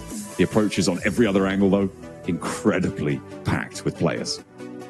And there it is. That's the circle we were looking for Regnum Kaya at least. And now things are going to get very, very difficult. I'm curious to see how OG plays this one out. I think DXavier have a good idea that OG are underneath them. But the options aren't amazing for OG here. They could just brute force it through DXavier. Considering how split they are as well, there's a good chance for it. It's just a question of how well DXavier scouted out his position. And I remember saying that about R8 versus OG, and it's R8 who took the first knock there too. So again, I don't think OG's been slacking at all in terms of the information gathering down that side. Great nade from Rebo over towards Doran, trying to take control of this high ground from the north side, but time is limited as the circle starts to squeeze them in. Only 3 players alive, 4 Wolves, and that's going to leave Batten without a sight line up the top. It's really on to Highorst to try and stop Alpha 7 going up, but it looks like that is going to work. They're worried. They may be too worried about it. Push-up could have been successful, but in the meantime, Ulfa crashing in. There's about 8 teams up here, Blank, and in the mountains. Regnum Kaya are going to be overlooking at them all. They're going to have shots at maybe a few of them. Scarface has to hit the deck behind his vehicle there. Had a real tough time of things. Alpha 7 continued the nade up top, but the res already came through. Kara want a chance at it, and they'll not be quite as timid as Alpha 7 in this situation. Doran trying to reposition, get away from things, maybe regroup. Nah, not so lucky. CEO's got your number. Yeah, super opportunistic right now coming through from Kara. This is a great moment to make this push over towards the top side. They waited for a team to start taking shots and split the attention of Wolves. And when Wolves were looking both ways, that's when Kara looks to cross. Very, very good stuff from them. Now sending nades down the hill. Marso's also got an outpost towards the front side of things. This has been very, very calculated so far from Kara. Super clean from them. In the meantime, OG attempting to brute force it basically through DXavier, but struggling slightly on that side of things, and time is only running out for them down the southeast side of the map. I mean, DXavier are going to have to move as well, and the teams on the north, not as necessary for them to try and shunt on in, but it is so prickly on this northern edge. So many teams, as I said before, like desert insects scuttling around this hilltop, having a really rough time of it. Survival, the name of the game. With 13 teams remaining, I mean, we're getting in towards the sort of zones that you expect a lot fewer teams to be in existence here. OG are making their ascent, though, against DXavier, trying to find an opening. Shot. That's what they were looking for from Lambor. He will fall down. AKOP able to land that shot, tag it on. A Tanky moving up as well, but the Blue Zone's putting pressure on. They're playing around these smokes quite well. Farajin has to be backed off the angle, and AKOP doing a lot of work. Heavy lifting coming on him, but his teammates have fallen around him, and it is going to be so much harder now to make this ascent. Fortunately, the reses need to come through for DXavier, and they're allowing him to move on the back line. AT steps in, and that will be the end of OG. Into the Valley of Death they ride, and they will be shut down because of it, but not before extracting their pound of flesh from DXavier. Yeah, it's a tough rotate. It's a tough rotate to make, and I think for OG, they were banking on this being a southeast shift. And I mean, that's a very strong position if that's the case, but pushing up on that hillside, so hard. For Regnum Kaya, though, it's an easy game for them. Honestly, it depends how Kara plays out this end game, but I think for Regnum Kaya, this is kind of an easy pickup overall, just taking more and more shots to the outside chances. They have to hope that it actually shifts away from them on the north side, but that's purely to pull players off from the north. A 2v3 over towards Thunder Talk. Okay, GK dominating. They got 5 elims. Why not have a little bit of a late game resurgence? What more can you do with these 2 players remaining? They've managed to do quite a lot of work, and now it's just Shing left, and he's thinking, guys, that's 2 players, and they're from GK. Like, how has this happened to you? How far have we fallen? They've already got 114 points now on the tally. They want a little bit more, but they're still feeling very, very safe. They just need to get maybe like a point a game and see what they can find. Ah, there we go. There's a knock over towards Nerzed, even in the score. Meanwhile, over on the north edge, teams are starting to fall. lower and lower on these player counts. You can see a lot of empty bars there. Not too many teams fully wiped out, but with 12 teams remaining, there's an average of just over 2 players per team, which is quite a significant metric. It's now exactly 2 players. No, hang on a minute. That was a team that went down. Ugh. The maths keeps getting harder, by the way. Not a lot of players per team. DRX make their way into the top 7 with that. To 62 points now on the game, but are able to handle PK. They take a lot of casualties for it. VP similarly also on the chase here, down towards the south side of the map as the final player from DXavier finally makes his way back into the moment. But Kara is just taking names left, right, and center. I mean, you say that, but now it's just down to Pusher. 30k on a sliver of HP, stays alive in the smoke. On the off angle, the ult player could be big here against Poser. Has to fall back, look for these reses. On the top side as well, you've got Mad Bulls to worry about. The player there, Tulika, could take a crack at it. CEO has to hold for the rest of his team. I think he knows that Tulika's there. That'll keep them safe, but Tiny K's on the hunt. He's moving in with a pumpy. Need an assist from the top rope, but CEO has to hit the deck. That's going to give the game away on the push, however, and Kara can hold firm. Tiny K falls and Kara stay alive. They're up to 12 elims with a possibility of a full reset. This is insane work from Kara today. Again, that's very well played from CEO as well. I think a lot more players would have full committed to that spray, but all he knows he needs to do is just delay for a little bit longer for the rest of his team to pull out, because as soon as those shots go towards his end of things, he can immediately back off. The team can do the rest of the work. So there's good trust in the rest of his team as well. And Marsto's finding a hell of a shot across range over towards Milky Way there. Goodness me. That is the outpost they sent on the western side of the road, so very unlikely that VP gets that player back up again. Might go on a mad dash, but oh, they are. Okay, hang on a minute. I thought it was unlikely, but they desperately want to keep their players in check. CEO still seemingly having sightlines there. Ketch now the last solo player on that north side, the remnants of that hilltop struggle. Higgles as well was able to get out of there earlier for the Wolves and surviving as a solo. A real tough time on this northern edge. And Regnum Kaya, I mean, they haven't got too many elims for it though, Blank. Which means that even though they've got this far, 6th place, that's not enough of a reward. They want more. Yeah, they basically need to get first place from this position, and it is a first place position too. Nade over the top, quick bubble, underarm, easy peasy, 13 elims added to the tally now for Kara. A hard push ahead of them over towards Regnum Kaya though, but Marso doesn't seem to think so, as he immediately sends shots down range over towards Regnum, keeping them at bay for the time being, carrying them off this spot. Virtus.pro did get that res. They were allowed to get Milky Way back up, but they're leaving him out there for the time being anyway. They must have an exit strategy somehow. Boston moves up to the hills as well, gets a little bit more of a foothold in that direction. I'm wondering what DRX are going to have to say about that, because they're going to have to run out and they may be able to spot. Shots over towards VP. You have to make this rotate now, and I think it was a little bit dangerous for them to actually try and get Milky Way back up again, as the circle was going to enclose. But I think they just about get a player back into position, but Voston immediately taken down. Milky Way flushed by Silas, and Kara's just sending it, dude. All right, 2 players straight across the field. Lewis leaves his teammate out in the open, will go down himself. Kara, they're not going to do too well on that rotate. Player from Virtus.pro did go down in the process. Voston has been knocked, but yeah, I don't think Kara are going to get too much value from this one. They've already extracted a lot of points from this lobby. However, they are stepping pretty close to being in contest with Thundertalk, which is really saying something. Yeah, it's a real lobby annihilation coming through from Kara at the moment, leaving Poser and CEO alive. And again, I really did respect the rollout there. It's a very hard one to pull off, but if they're able to take down the 2 players, I think they pretty sure are inside of that shack. And then they take a formidable location that can maybe challenge up against Regnum Kaya. So it's a risk that realistically they have to take here if they want to go for the chicken dinner, which is, I like that. If the fact that they're thinking towards the chicken dinner is amazing. That nade is disgustingly on target from Zed Wolf, and now they're with 3. Kara 7 nades in pocket, 2 players up the top. Virtus.pro have 7. Regnum Kai have a lot of smokes, but maybe a little bit thinner on the nades. They've only got a couple of players to handle, 4 players total. CEO spotted, challenges on the spray down, needs to be bold with it. And CEO sticks the landing on that. Unfortunately, there's the trade, and there's the nade from the off angles. Only 1 for the price of 2, and Zedwolf may be resable even still by Loxy and maintain this rooftop position against Virtus Pro, who've been holding on the outside here. Regnum Kaya up to 8 elims. It has been a good game for them, and they desperately needed it.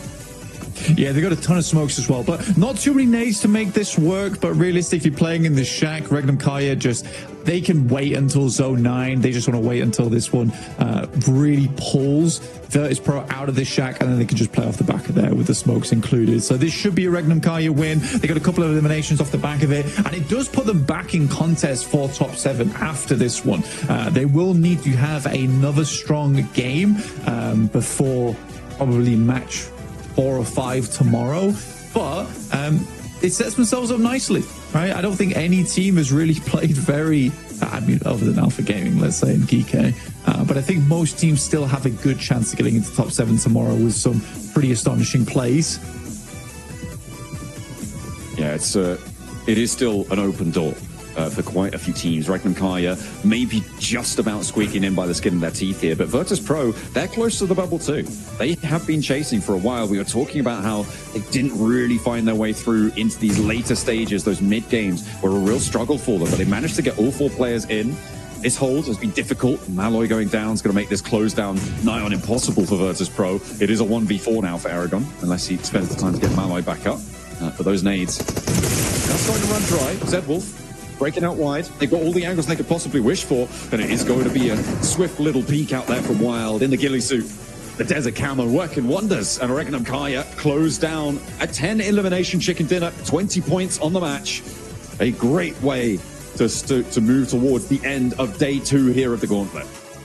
A tidy sweep at the end there for Regnum Kaya. Set themselves up nicely. It was the winning position for a long while, and they definitely played it well. Again, it's very similar to DRX, where, it's not the crazy win. They took a strong position, but the rotates to get there were fairly good, and they didn't flex out too much, understanding there was probably like 1,800 teams over on the north side of them playing on the cliff face. But I do think, again, big props to Kara. The way they played that hillside again, very, very good opportunistic gameplay. Absolutely brilliant stuff. It's good to see them getting a chicken dinner on board as well. Silas going to be happy with that performance. He'll be happy with the position that they were able to hold, and they made it work for themselves. Obviously that north side, as you said before, really, really treacherous for so many teams, and they just held their nerve. They didn't need to push out. They knew the mess that was unfolding. A lot of it because of the lay of the land, right? The cities that sat around it forced teams to go around Del Pozzo. Yeah, it's so tough, and especially when it moves over towards that unplayable terrain anyway. Teams don't really want to go on that bottom side. But Regnum Kaya with a nice, clean win.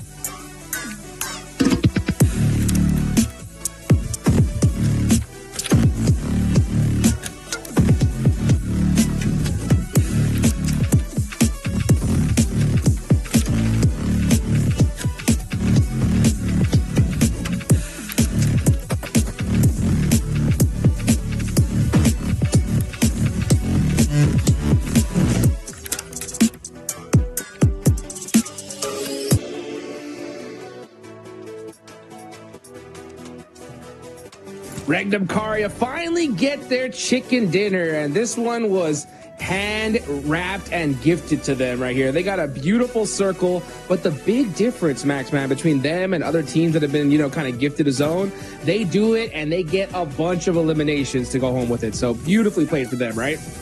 Yeah, I mean, there were like 8 eliminations. It's not enough. We need more. You can send it on to Aragon and Malloy, try and wrap it up with a few more eliminations to reach those double digits. And I genuinely thought, Niptra, VP were going to deny them, try and nade themselves or molly themselves, because you said it also during that game, that's something VP typically tend to do, is deny points away. But here, they try to take the fight, maybe find an extra elimination here or there on solos of Regnum, but they can't even get it against that Groza shot from Wild. And Regnum coming out big here, finally, with their first chicken dinner of the Gauntlet stage. All I can say is it's about time, right? I mean, Yeah. This team's given us a heart attack 1 or 2 times. Like, just guys, come on. We know you can do better than this. And they do end up grabbing the win. I do think maybe VP were going to try and do something about that, try and steal the win. Maybe they were counting maybe Regnum were going to maybe push 1 by 1, something like that. But nah, Regnum too good for that. They're going to go and make sure that they get that win because it's so desperately needed. I do want to ask though, Niptura, is this the win we wanted to see from Regnum Kari? What do you think on that? No. Exactly, because I agree. Yeah, I would have preferred maybe the win coming from a play like Kara made, right? I think if they had come up, swept the north side, had that dominating effect, played it really well, and then go into the compound and then sweep out from there, something like that, I think that would have been a lot better because Kara played that very well, doing exactly what they do normally, and it worked out for them. Regnum could probably take a page out of their book. Exactly. I mean, looking at Regnum Kari, I'm not saying this was a bad game. This is just, you're gifted a circle and you use it really well. You get a bunch of eliminations, double digits, really happy about it. But it doesn't sell me yet on that potential comeback opportunity, Hodrix, right? I'm not like, oh, they'll make it top 7 this next game. For me, I still need to see a bit more for me to be sold on that potential comeback opportunity. Yeah, I mean, it wasn't like the crazy high school, like high skill chicken dinner, right? That we would love to see for Regnum Kari.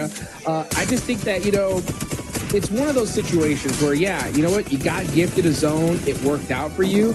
But sometimes, we've seen this happen plenty of times, Maxman, right? That happens, you get that chicken dinner, and then you just start going crazy afterwards, right? Sometimes you just need that little luck to spark that intensity, right? Hopefully that is what we see from Regnum Kari.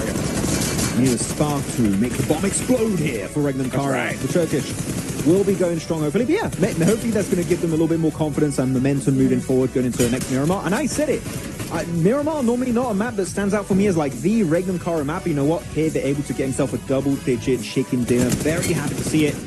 APG, you can see they're depressed. Normally, I know I should not do this, by the way, guys. Okay. Because the moment I say this, they're going to start doing a comeback. But man, APG are washed right now. I'm sorry.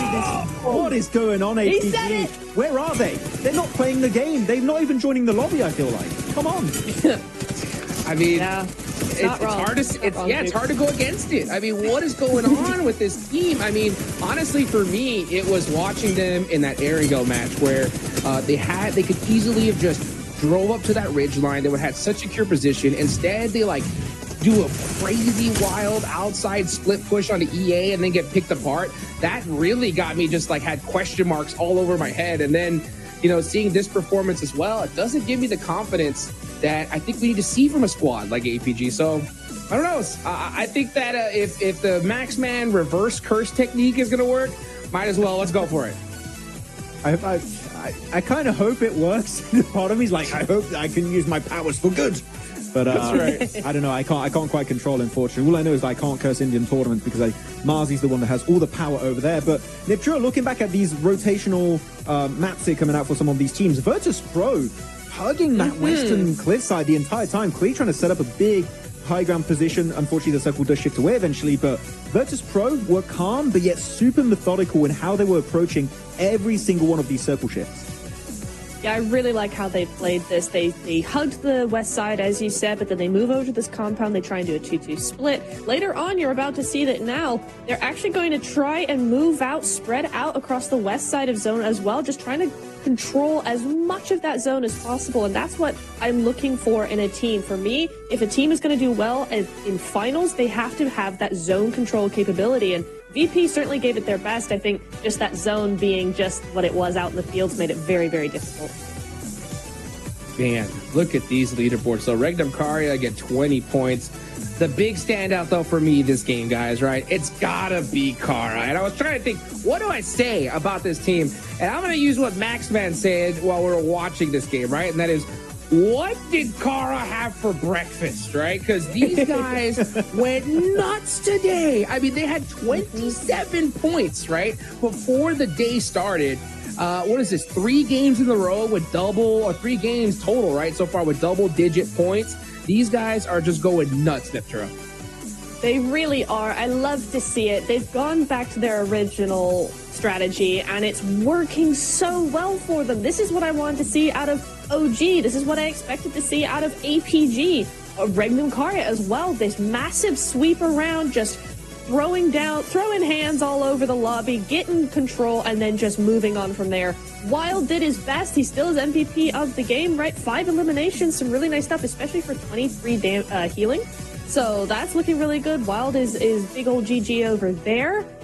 I want to see, though, if they are going to pull a DRX, right? DRX won a game. It was slightly handed to them, but they made the most of it in the next couple of games. Regnum need to do the same, especially as the points are just getting further and further away looking at these leaderboard, Max. And yeah, Kara, you talked about it here, Hot Jukes. Maybe Kara looking to play catch-up with Thunder Talk, and they are doing just that. 17 points away. And keep in mind, they are 17 points away from Thunder Talk, despite having only 1 chicken dinner compared to the 3 wins for Thunder Talk. This is a crazy comeback for the ages in the Gauntlet stage of this year's PMGC.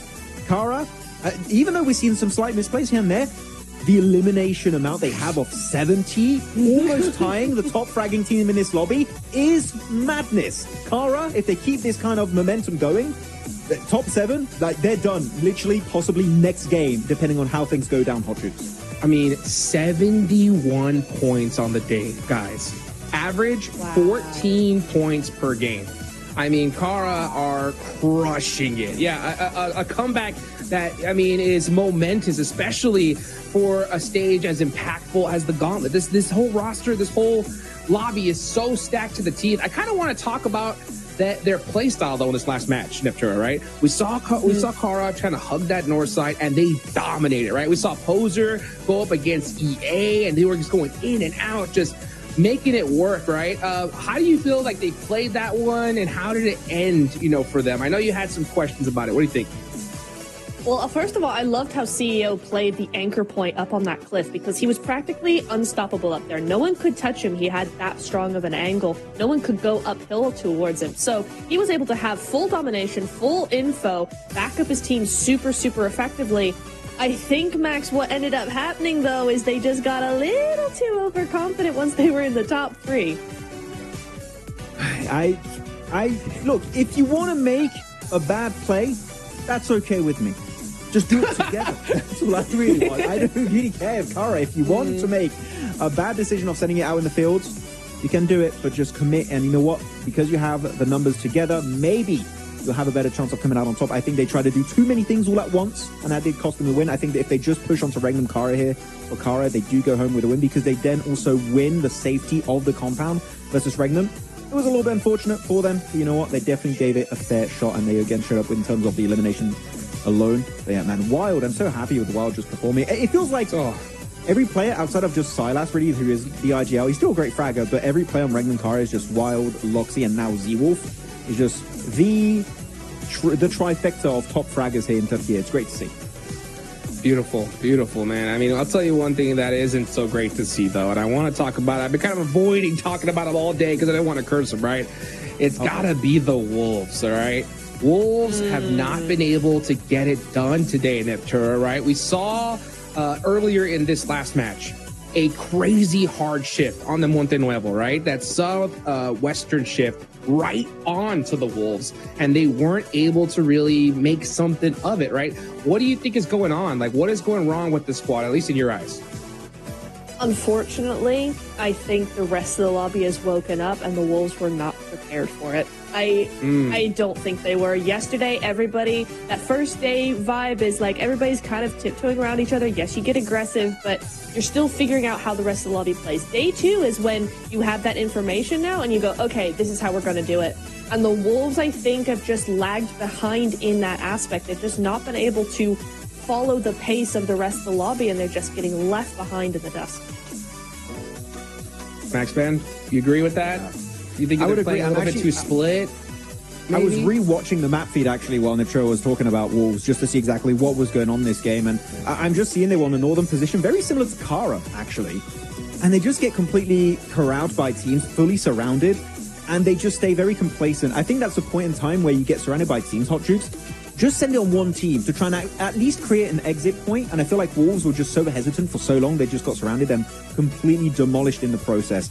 Wolves, more commitment to a play would make me happier with their current performances. Yes. As of right now, they're unfortunately, I don't want to use the word scared, but they're definitely very hesitant to make plays happen, and that is hurting them a lot in a lobby like this, where decision making is literally do or die for these teams if you want to be in the grand finals. Yeah, I gotta agree. I mean, I've been looking at their play style very closely, and you know, there's something going on, right? They're definitely in their heads, at least from my opinion, right? You see them putting themselves into good spots, but when it comes time to fight, it doesn't seem like their decision making is all in unison, right? You see one player looking in this direction, the other one looking the other. We're not seeing that unified Wolves that we saw in the Americas, Neptura. So we got one more match left to go, okay? I'm looking at the leaderboards. Who do you think needs to get a chicken dinner right here, right now? Honestly, OG. I think OG need a win now because they're falling down the leaderboard pretty drastically. We've not seen much for them. They need a win before we get to day 3. Max?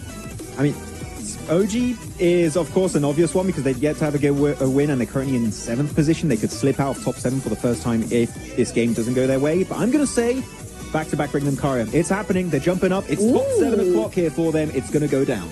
Let's see, was that the spark they needed to explode? One match left to go. One more day after this. Let's go ahead and take it on over to John Allen and Blank to wrap things up.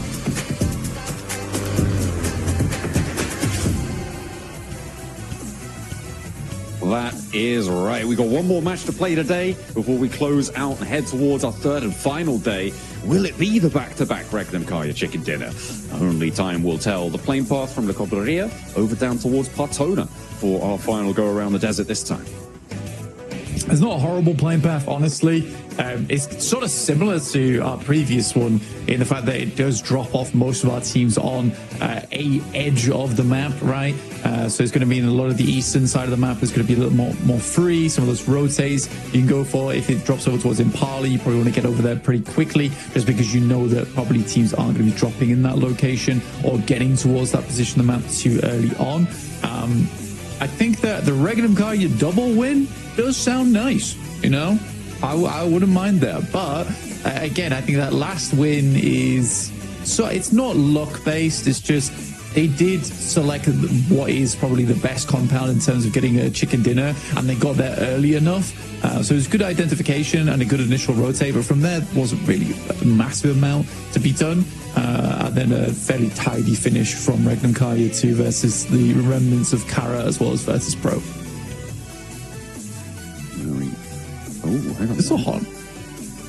I don't think it's very close. Okay, yeah, no, it is going to be a full hot drop here between APG and OG, looking to try and take the fight. Maybe could see a disengage. At the moment, the numbers advantage for APG on spot, but the regroup definitely possible. 3 players on the inside of the compound for OG. A couple of weapons found. Body armor as well for Zyol, and he's moving out, trying to get an angle here. He needs to be careful, though. Always go down to a long shot. Like there is a long barrel, maybe sent his way, or is that Pumpy off in the distance coming on through? Maybe a little bit less of a danger. No, it is. Okay, it is the M24 for AKOP, but he gets backed off the angle with a swift shot. A lot of damage to the level 2 helmet there, but we'll get away with his life.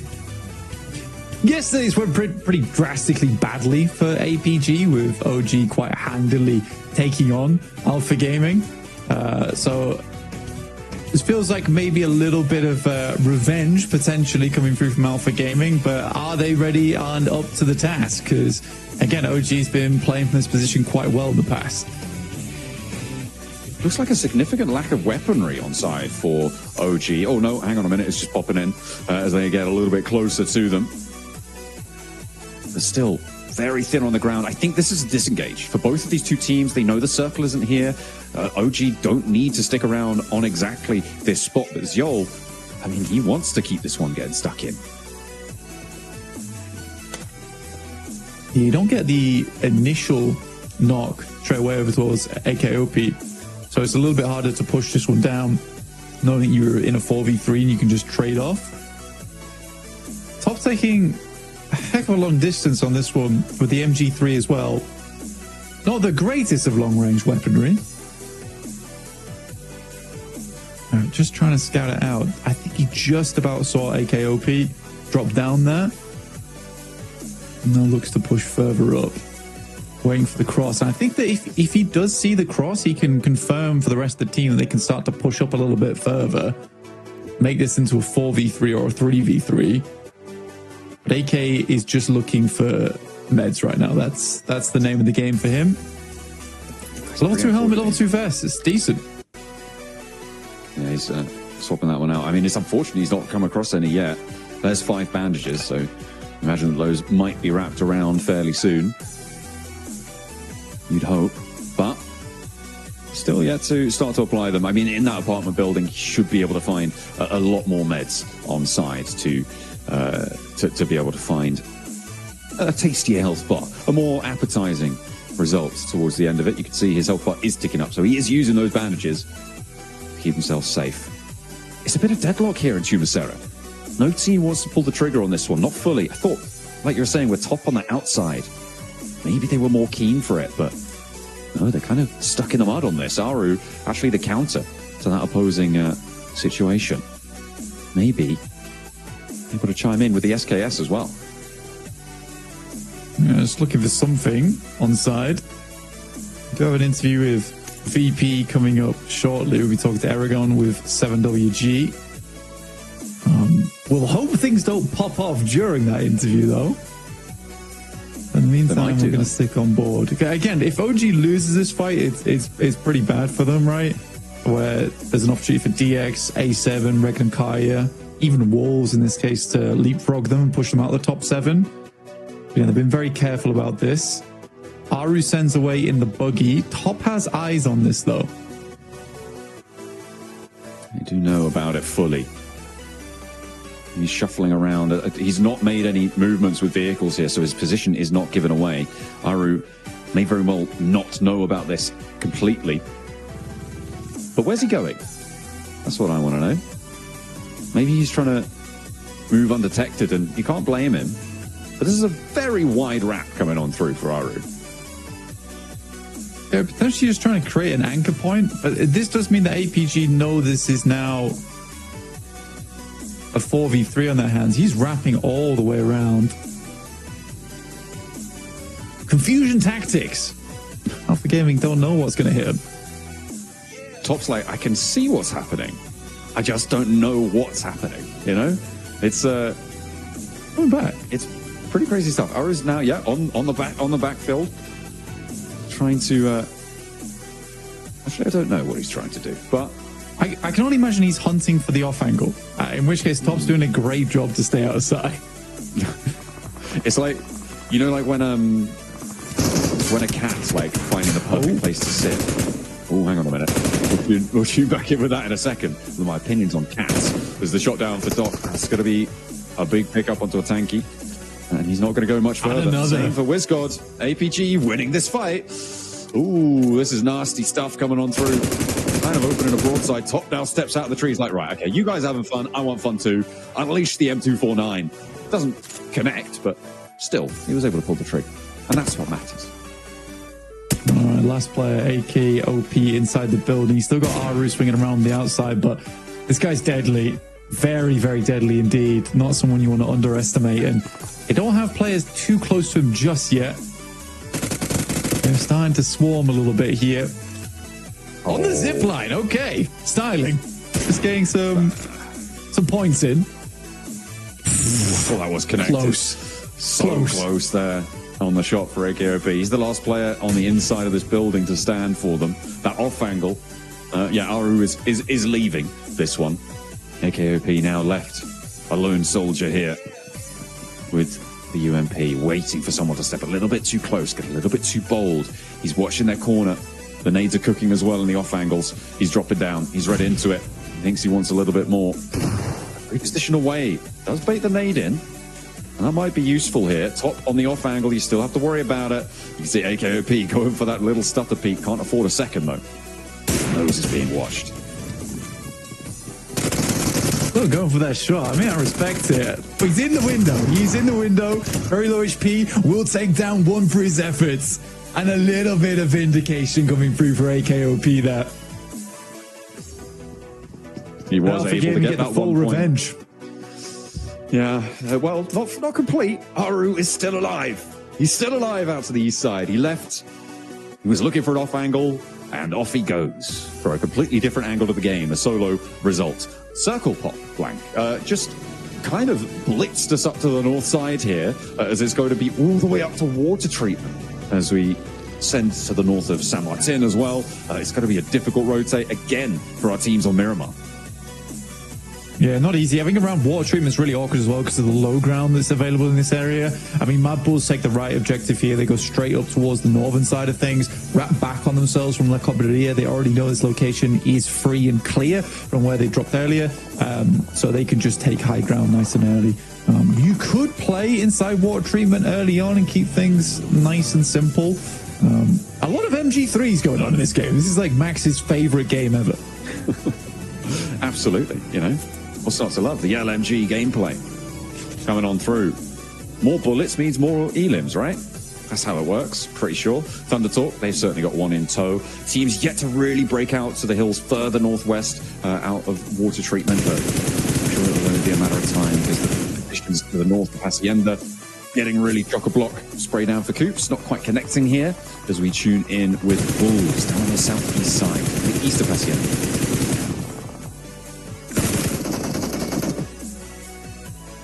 So as getting lit up here. I do love how the M249 sounds though. Just keeps going. It is it's never pretty terrible with the 4X as displayed earlier. Onto Ari. Didn't quite work out. Yeah, it's not ideal. You have to really be very, very stable for that one to be able to connect at that sort of distance. DRX eliminated. All right, they end their day. 65 points. I mean, it's maybe close enough. We'll have to wait and see. They are in 6th place. You can see there's so many teams just beneath them, lurking below the surface of that 7th place bubble, desperately wanting to clamber a little bit further. That's the name of the game here. Stay out of danger, get towards those 90 pointers at the end of the day. Yeah, it's a good place to. I think Kara also in similar boat to Thunder Talk right now, where they've sort of done enough. Thunder Talk definitely wanted a little bit more points. I think coming first place in Gauntlet's nice for all things, you know, reputation, money, etc. So I think for Thunder Talk, they'd like to hold on to that. I don't think they expected much competition, but competition has certainly arrived in the form of Kara. They are fairly formidable today. Not really so much yesterday, but this is a brilliant turnaround for them.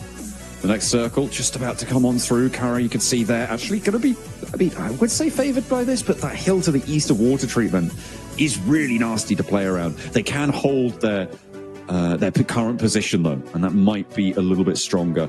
All right, moving in just beneath them. They were certainly starting out very, very strong, but a little bit of a downturn just before. Don't mind this spot coming through from the Xavier. Trying to rotate on this northeast side. They do have competition in the arena though. R8's been fairly quiet today, but taking fantastic shots over towards Regnum Kaya, finding a double on the crossing. Martha's just been a monster all day. Real Martian. Sorry. I'll say it again. Oh no. Oh no. But yeah, either way, Regnum Kaya cut down in half. The back-to-back looking much less likely. However, they do get into water treatment and into a building, so they'll be able to survive for quite a while longer. They want to be jumping up towards 70 points here, which means 11-point game blank. That's just got a whole lot less likely, given their position, given their lack of real presence here. OG aren't done. They chime in over towards Thunder Talk, maybe looking for another point here for Aru on the southeast side. No, I mean, every little point counts, to be honest, but did draw the ire of Thunder Talk by doing that. You'd imagine they're going to be turning around soon and taking shots his way.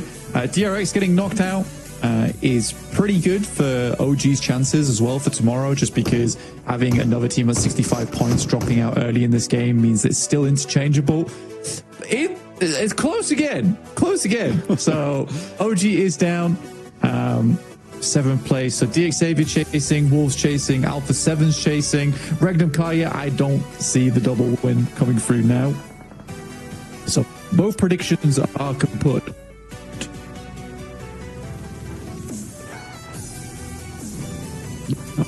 Oh, it's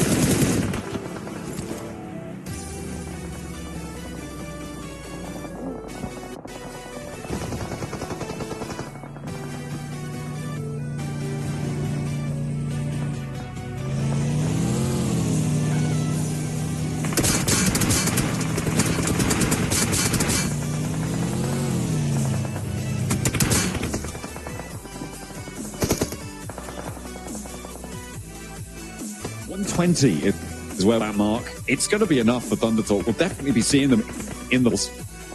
That is what maybe they were expecting. They did the lion's share of their work yesterday, Blake. It was almost all done there. It was. I think for Thunder Talk, they're absolutely fine. They had good points at the start of the day as well, and they were like, we're fit, so we can chill out a little bit now. They only really need to hit 140 points to be absolutely certain of it. That's unfortunate. The bounce off the back of the US. Oh, adds insult to injury there. Mormon extremely low, but just about gets the heal off, but won't protect the rest of the Wolves as they come in. 5 elims now.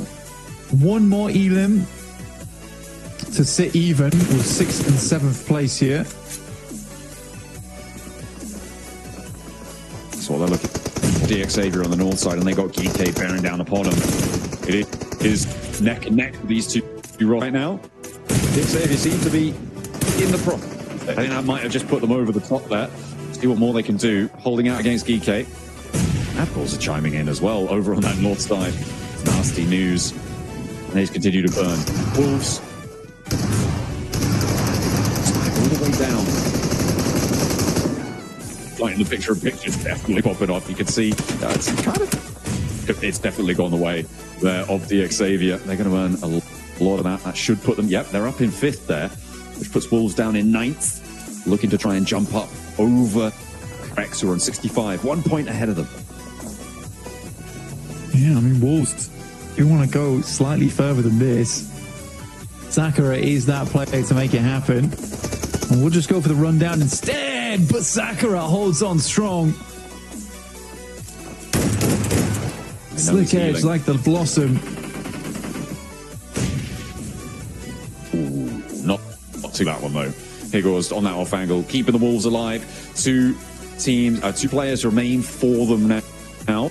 They are still on a 65 point, drawing even. So they are losing that tiebreaker with DRX and OG, which puts them still down in 9th place. So they need 1 more to jump up into that bubble. Of course, it's not the end of the day that matters, it's the end of tomorrow, but it's a nice to end in of an unsure. Circle closes fairly central. There's teams on the north, Mad Bulls, Virtus Pro, who are going to have to move the most. And Virtus Pro will be pushing in through that side. Right now, they do have angles on towards Mad Bulls just yet, but equally both teams are kind of formation game from one another. Virtus Pro could make the mad dash over towards What Treatment. That's a possibility. It's a bit of an uncomfortable finish on the circle around where Alpha 7 is probably one of the better spots right now where they can transition to the high ground on the west or even just play out to control the eastern side. But that's a very good pickup for the start there over towards Tulika, and I would 100% take that chance on the fight. They'll send up Voston immediately trying to control that ridgeline. Tulika getting back for the rest of the Mad Bulls. Now to reflect, catches him.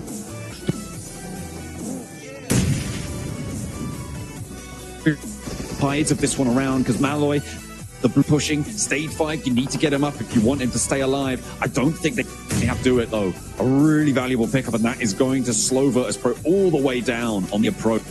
Flip keeping them safe for the time being, but Voston wants more. Wants another bite and wants another go. And Voston moves in forward. But it doesn't go down. The DBS arcs around the corner and connects with Malloy this time. A flip on the inside, burns the top window, but it's the other one you need to worry about. Voston still ducks away from it and stays alive for a little longer. It's a nasty nade you can get out from this backward window. Voston's looking to send one back here on that side, gets a little bit of damage done. Flip now looking to get that nade out the side, but VP very aware of this one right now. Fall into that. I think he's a little bit impatient on his push, could have waited for some of the attention to be taken away, and for VP, it's kind of been the thing that slowed them down. Concerning themselves with getting Malloy back up into picture. Good jump out from Milky Way, takes down Tulika. Immediately flips back down the stairs, leaving it just one player alive for Virtus Pro in Aragon. He will go for the spray down, connect on the first. That's the play zone actually coming in clutch there. And the drop down leaves Mad Bulls again, just on the one player. Lemon now on the off angle versus Aragon. Trying to keep themselves together. The last player now for Virtus Pro. They want to chime in. They want a piece. They're trying to third party the engagement, moving lead. He's flexed the other 3 players from the Xavier. It seems like they might want to regroup on it. Look at that push around to the north of the Xavier. They get this fight as Virtus Pro falls. Very well done to DXavier. They hear that fight, they move up. And if you can play off from this hillside and this ridge down towards the south, you actually have a very good chance in this game. But not only that, they've cleared out so many teams now on this northern side. It's 2 total, so they know a lot of the presence from this northern side of the map is gone, which is super helpful for their finish towards the end of this. Also, in other news, this is the first time in a while we see DXavier not with 2 players, not with 3 players, but with 4. I mean, you wouldn't look at their point on the north, though. They are split still 3-1. Paragin remaining that backstop. We'll see if they can figure it out. Lay back as a 4, send after Lemon from the Mad Bulls, maybe look to move up. It's Alpha 7, though, the major threat within this circle, holding the building. It's going to be a difficult approach. Southside, Kara still in effect. We'll see what they can do for their players still too. Eagles getting shut down on the southeast side. Baton being the last player alive for the Wolves. Not quite placement point range yet, but a 6-point game. Terrible for the Wolves right now, but they would like some more icon moves in and moves down wild. Down to the maestro himself in Loxy. Just as good. Able to gun, but the second peak for Icon is going to work out for them. Kaya eliminated. Definitely no back-to-back for them. 11th place and potentially lower could be on the cards. R8, they've heard the noise and they want to roll into water treatment. They want to sit themselves. Oh.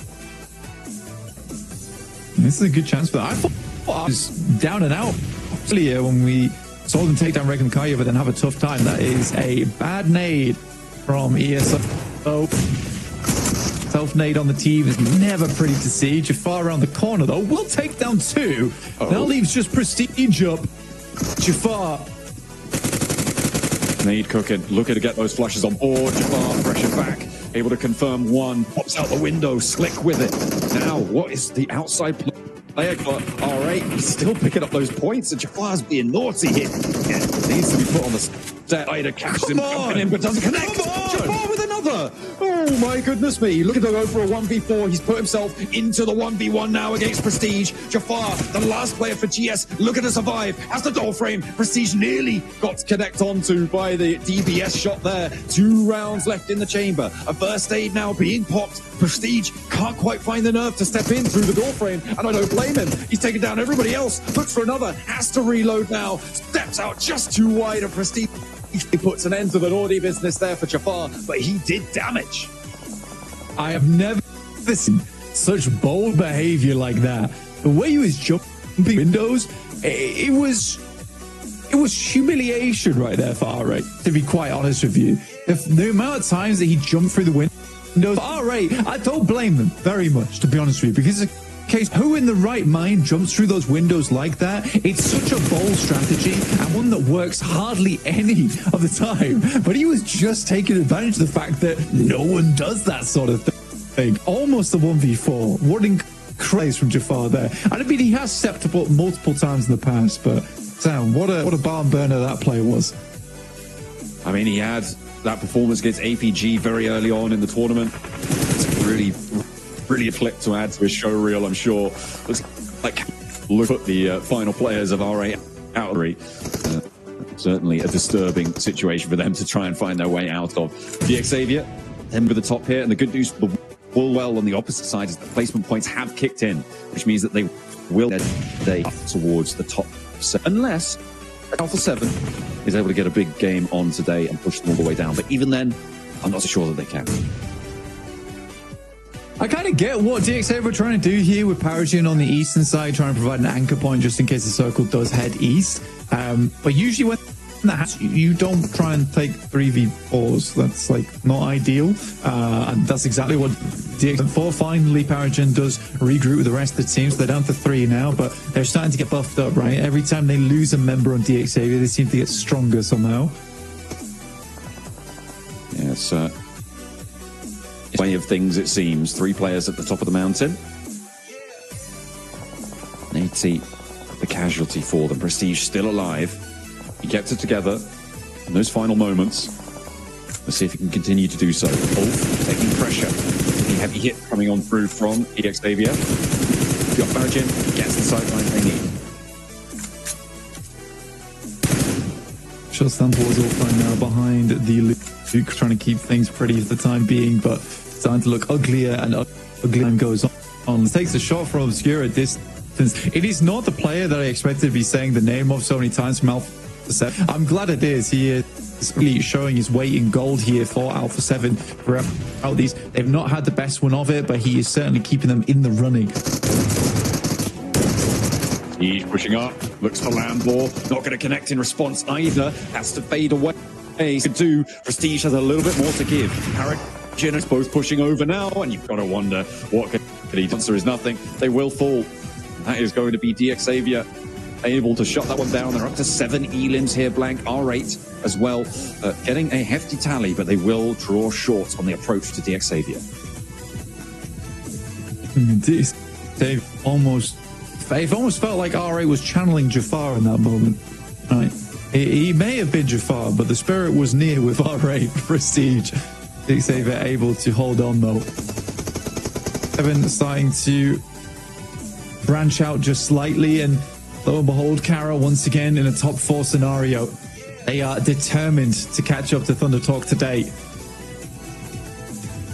I mean, they're 17 points behind. Got 5 elims, so it would need. I mean, 5 and 7 that would be a 22-point game. So 12 elims and the chicken dinner total. Which, I mean, for Kara, that's doable, right? That's easy. That's easy work. That's light loads. It is light work for them. Just a warm up. Well, I don't know. The warm around has gone. They've added too much weight to the tables. DXavier is able to find at least one over their way, but should be short order before that's picked up again. But it does give a small chance for DXavier to. They're taking a 2v4, of course they are. I don't know why I thought they would be trying to do anything different. Okay, he's pulled out the side. No style points on the roll up there. We saw it a couple of times yesterday, and Kara learned their lesson from the other times. And they've seen it before. They'll put it to sleep. And that's a res. It's like DXavier has no limits. They just have no limits. Like, we're going to go for a 2v4 show, and I'm going to drive in and do a flyby. Don't worry about it. Yeah, makes no sense. Anyway, Kara, Alpha 7 going head to head, but Revo already being down. They need it badly. Able to tag on Tommaso. You'd hope he was laid very still on the deck. And then knock as well. Alpha 7 finally stopping Kara where nobody else could. There's a nade, there's a follow-up. The spray downs are good, but now two players. It's a 2v3. Kara wanted to try and answer. He's out actually fairly isolated here. The next circle does close center. Worried. CEO spots Obscure on the off angle. There's not a really forced presence from Alpha 7 towards CEO, and they were right on the edge of the blue zone. That's what they needed. Obscure on the Mini 14 at distance. Give him Lewis next, see what he could do. It's a good swing up movement to finish off our day today. Lewis behind the loot crate, but the only loot here is going to be the chicken dinner for Alpha 7 when Obscure will finish this off. And beauty that Obscure is the final blow from that team. But a nice relief here for Alpha 7. I think that does get them back up into the top 7 now off the back of those 10 points they gained. And they can look lively going into tomorrow, John. They definitely will be in the top 7, and unfortunately for the Wolves, that's going to push them out, despite the point that they were able to earn in the survival rankings there towards the end. So, yeah, I mean, too bad, so sad. I guess you get pushed out by your co-America's team as Alpha 7 look to try and regain former glory towards the end of day 2. Great little turnaround for them. They're building very, very strong, and they moved out nicely to cover the ground around them. Quiet until the very end, but they did start to turn up the heat then. Yeah, and it's all that matters really is just getting those points consistently. And I think Alpha 7, despite, you know, it's not been amazing, they have been putting those points here and there. I feel like it was a matter of time before we saw a good Alpha 7 game because we know this is not a bad team. Yeah, it's definitely a team with a lot of power, a lot of legacy as well. They have had their low, so we'll hope there's going to be another performance like that. For now, they'll be happy. Let's head over to the desk.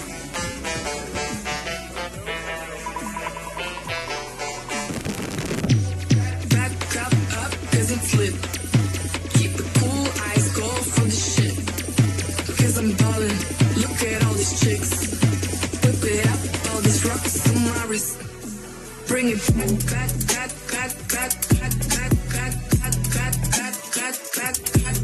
bring it, keep it, look at all this, bring it. Alpha 7 get their second chicken dinner of the tournament and their first one on Miramar, and a much needed one as well, Max, man. These guys just dropped out of that top 7. A chicken dinner right here is going to pay dividends for them. And I'm telling you, we were kind of talking about it in the background, right? Once I saw this circle and Alpha 7's position, I was like, they don't lose this. And I'm so glad they didn't.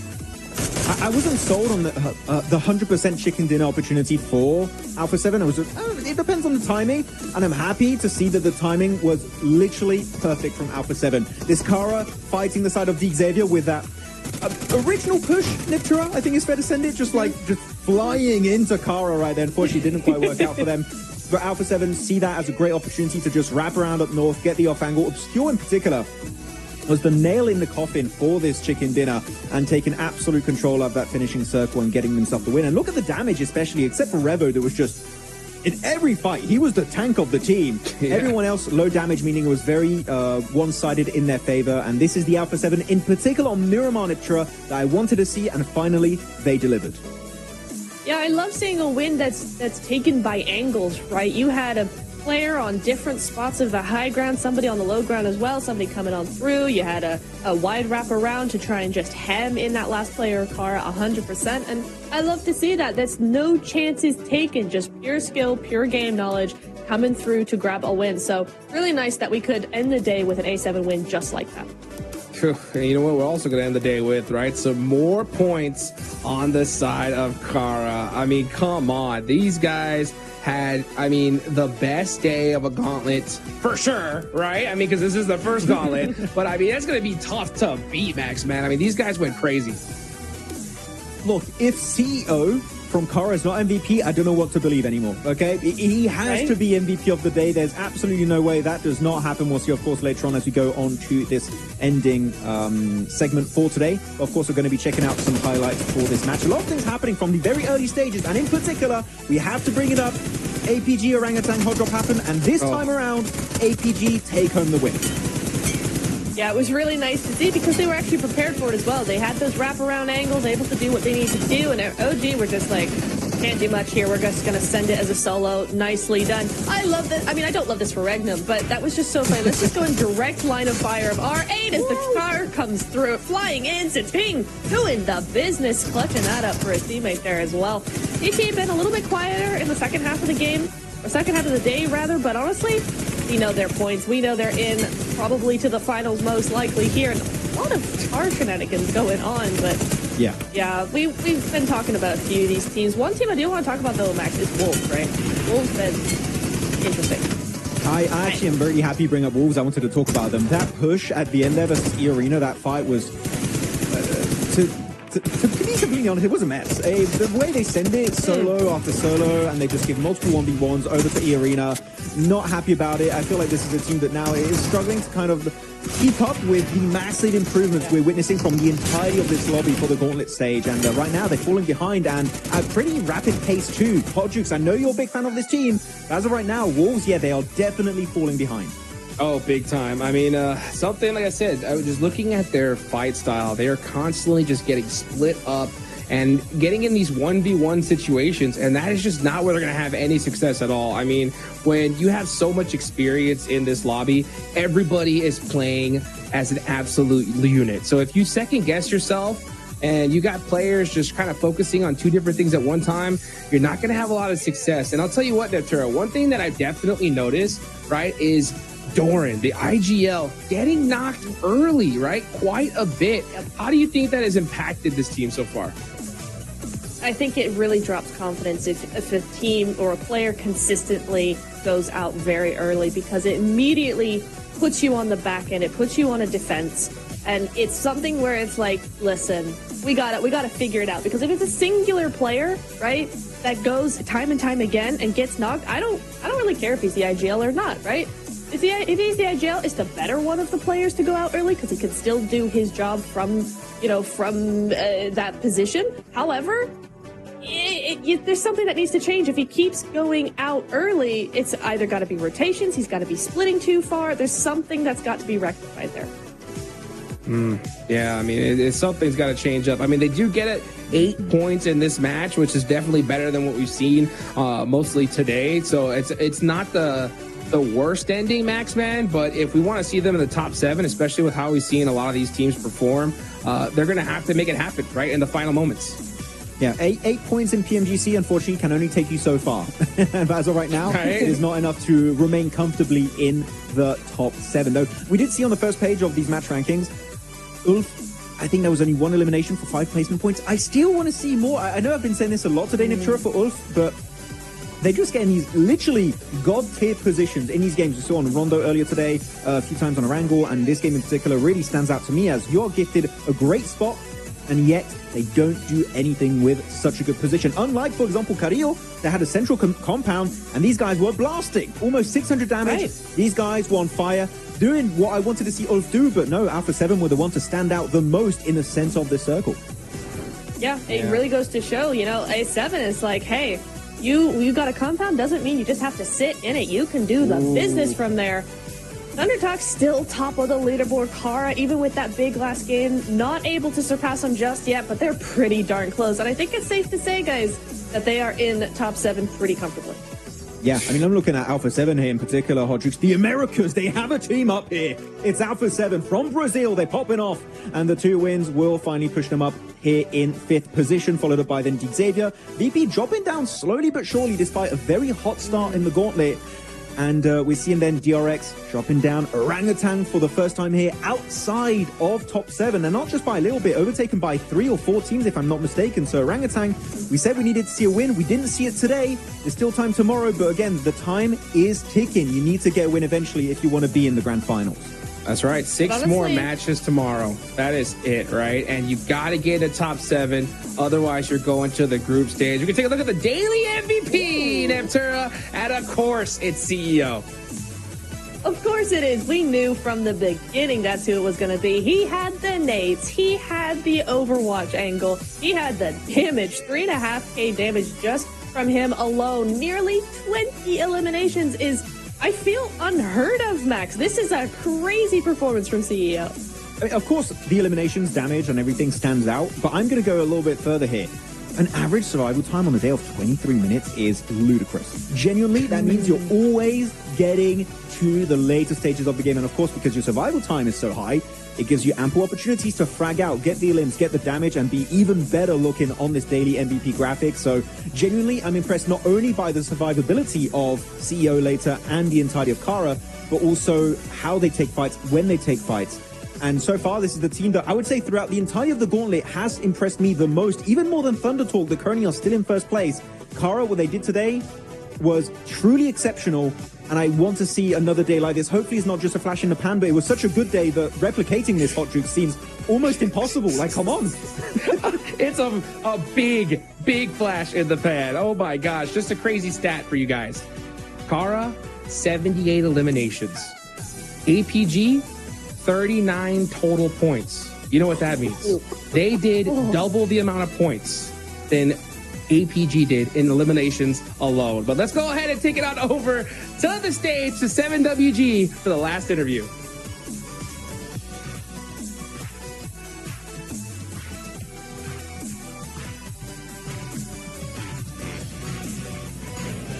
Welcome back, ladies and gentlemen. That is the end of day 2. We have played 6 matches, and I have none other than Thunder Talk C team next to me.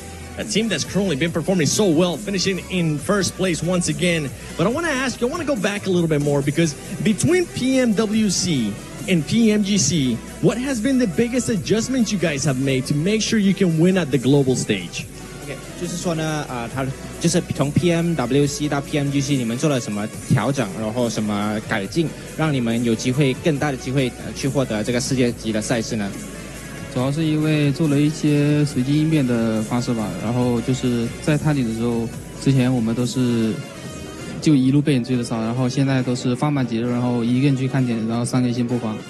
Okay, so his response is like he keep calming and he changing the strategies, like from starting to keep chasing, and like right now he's going to be like one people staying in the main point and looking over on the situations, and 3 people we're going to like chase detecting the opponent locations. Yeah. All right. Well, hey, great information, especially if all the teams are currently watching as well. Now, after 2 days of the Gauntlet, has there been any team around here that's causing you guys some issues? 就是他问的是你们目前有没有遇到什么最难缠的对手呢？我觉得最难缠的对手就是我们自己，因为在这2天比赛看来，只要我们正常发挥的话，基本都没啥问题。Okay, his response is like the biggest enemies in between the lobbies is self, because they face like the own is the biggest enemies at if they like keep calming down and like relaxing in the playing the games, like maintaining their performance, everything is good. Okay, well, that's good to know, and you guys are maintaining that performance because you guys are currently in first place. Now, as back-to-back PEL champions, the fans have a lot of high expectations for you guys that you guys haven't been able to meet in previous global events. Do you feel that pressure having to perform here at PMGC? OK， 就是说呢，作为背靠背的 PEL 冠军嘛，就是到了这个世界级的赛事呢，就是怎么说？ Like, are they feeling any pressure from the fans that having the high expectations? 对，就是你们不负观众的所托嘛，这个对于你心里中的分量是怎么样的呢？ 我觉得有他们的相信也是能让我们打得更加的自信。So with their supporting, so they can feel like more greater and try their best to feel like try their best in perform more better. Okay. All right. Well, you guys are currently performing. You guys are in first place. I'm pretty sure everybody currently watching you that are your fans are going to be happy, and you're shutting some haters up too. Thank you so much. Yeah. I hope you guys enjoy this day, because make sure you guys tune in tomorrow, because day 3 is going to be spicy. We'll be finding out which top 7 teams get a direct ticket to the grand finals, and those 9 teams that will be going to the group stage.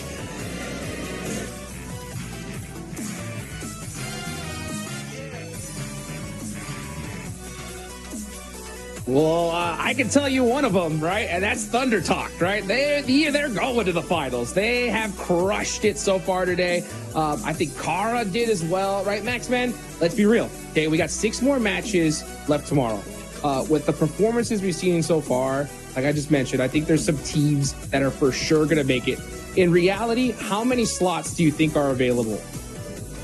I would say currently 3 slots and a half. Wow. It's all depending on how R8 perform at the start of tomorrow. Thunder Talk, Kara, Mad Balls, for me, all those 3 teams, they're in 100% in top 7. They're locked in right now as we speak.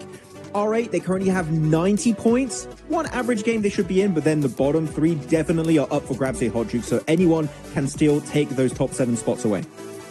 Yep, it's totally possible. I mean, with that few amount of slots left, it's going to be crazy tomorrow because, yeah, there's definitely a point bubble right there. So, Neptura, right? Which teams tomorrow need to just come in swinging? We're talking chicken dinner off the rip.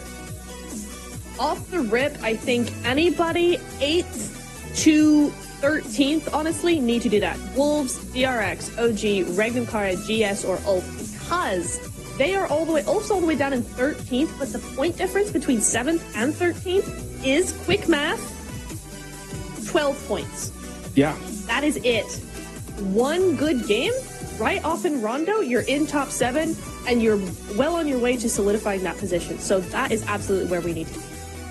Well, that's it. One more day left in the gauntlets, right? 7 slots available. Mark your calendars. Make sure you're there. We're going to be there for sure. I hope you guys enjoyed it so far. We will see you guys tomorrow.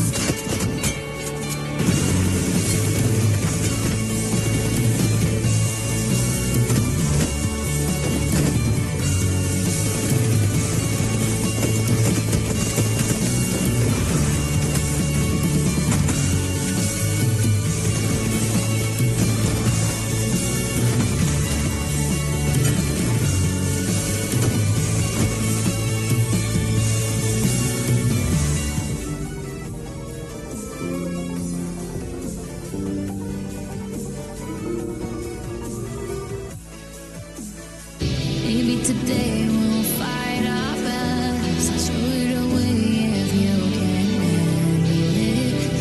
You follow me. For you, no matter the circumstance, no, I won't back down. بالتأكيد يعني احنا أبطال BMSL عربي MENA region من أفضل الريجنات بالعالم. Chúng tôi khá là tự tin ạ, bởi vì chúng tôi là đương kim vô địch C nên chúng tôi không sợ. Chúng tôi đã đạt được 1 top 1 trong 1 ngày thì chúng tôi đến đây mục tiêu phá kỷ lục chúng tôi sẽ cố gắng sẽ đạt 6 top 1 trong 1 ngày. I think we will qualify straight to the final. إذا أنت بطل BMSL ممكن تكون محظوظ بجيم جيمين، أما إنك تكون محظوظ إنك تفوز بطولة هذا الشيء مستحيل. Bên Milan tại vì họ làm được đội mới nên họ sẽ có những tâm lý khá là bất ngờ. Büyük ihtimal Wolves derdim. I think probably Virtus Pro just looks like that. Не зря Блек сказал, что они удачи нормально сыграли, там нет неудачных игр. И те, кто на удачу играл. Я посмотрел, что фавориты своих сезонов выиграли. Wolves Esports. They have Coops, best player in the world in my opinion. Đội VP tại vì bên khu vực này khá là căng thẳng và họ trên tinh thần tâm nhìn từ những ngày đầu tiên. İyiler, kötü değiller ama heyecanlı oynuyorlar. Я считаю, что из всех победителей PMSL мы являемся самой сильной командой. Virtus Pro çok iyi oynadı. DX zaten bu PUBG Mobile oynadığımdan beri hiç sevmiyorum oyun tarzlarını. Kendilerini seviyorum ama oyun tarzlarını hiç sevmiyorum. Yani bölgeleri güçsüz olduğu için ben MENA bölgesi demek istiyorum. Oradaki takımları biraz daha vurmak kolay diyebilirim. Main fight hariç. I don't think any PMSL champion teams are stronger than us. Я думаю, для нашей команды будет очень всего зарабатывать только на плюсах с Америкой. ممكن أقول لرؤوف طور لعبة لأنه حبي إحنا جايين ندمرك. Em muốn gửi một lời nhắc đến đội đương kim vô địch BMSL Milan là cách chơi của họ có thể là khá là ổn bên cuộc đấy nhưng ra đây chúng tôi chưa chắc các bạn làm được. Yes, I think we have a lower experience than the other teams, but I think this is benefits us. It's in our advantage because the teams don't know how we're really going to play.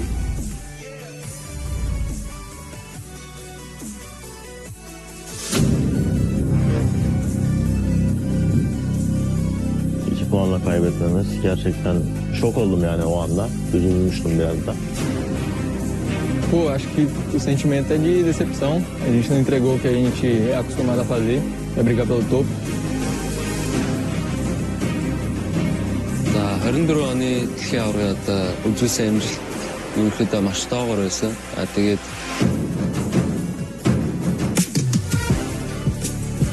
Yani bizim için çok gurur verici bir şey. Burada yurt dışında ülkemizi temsil etmek bizim için çok...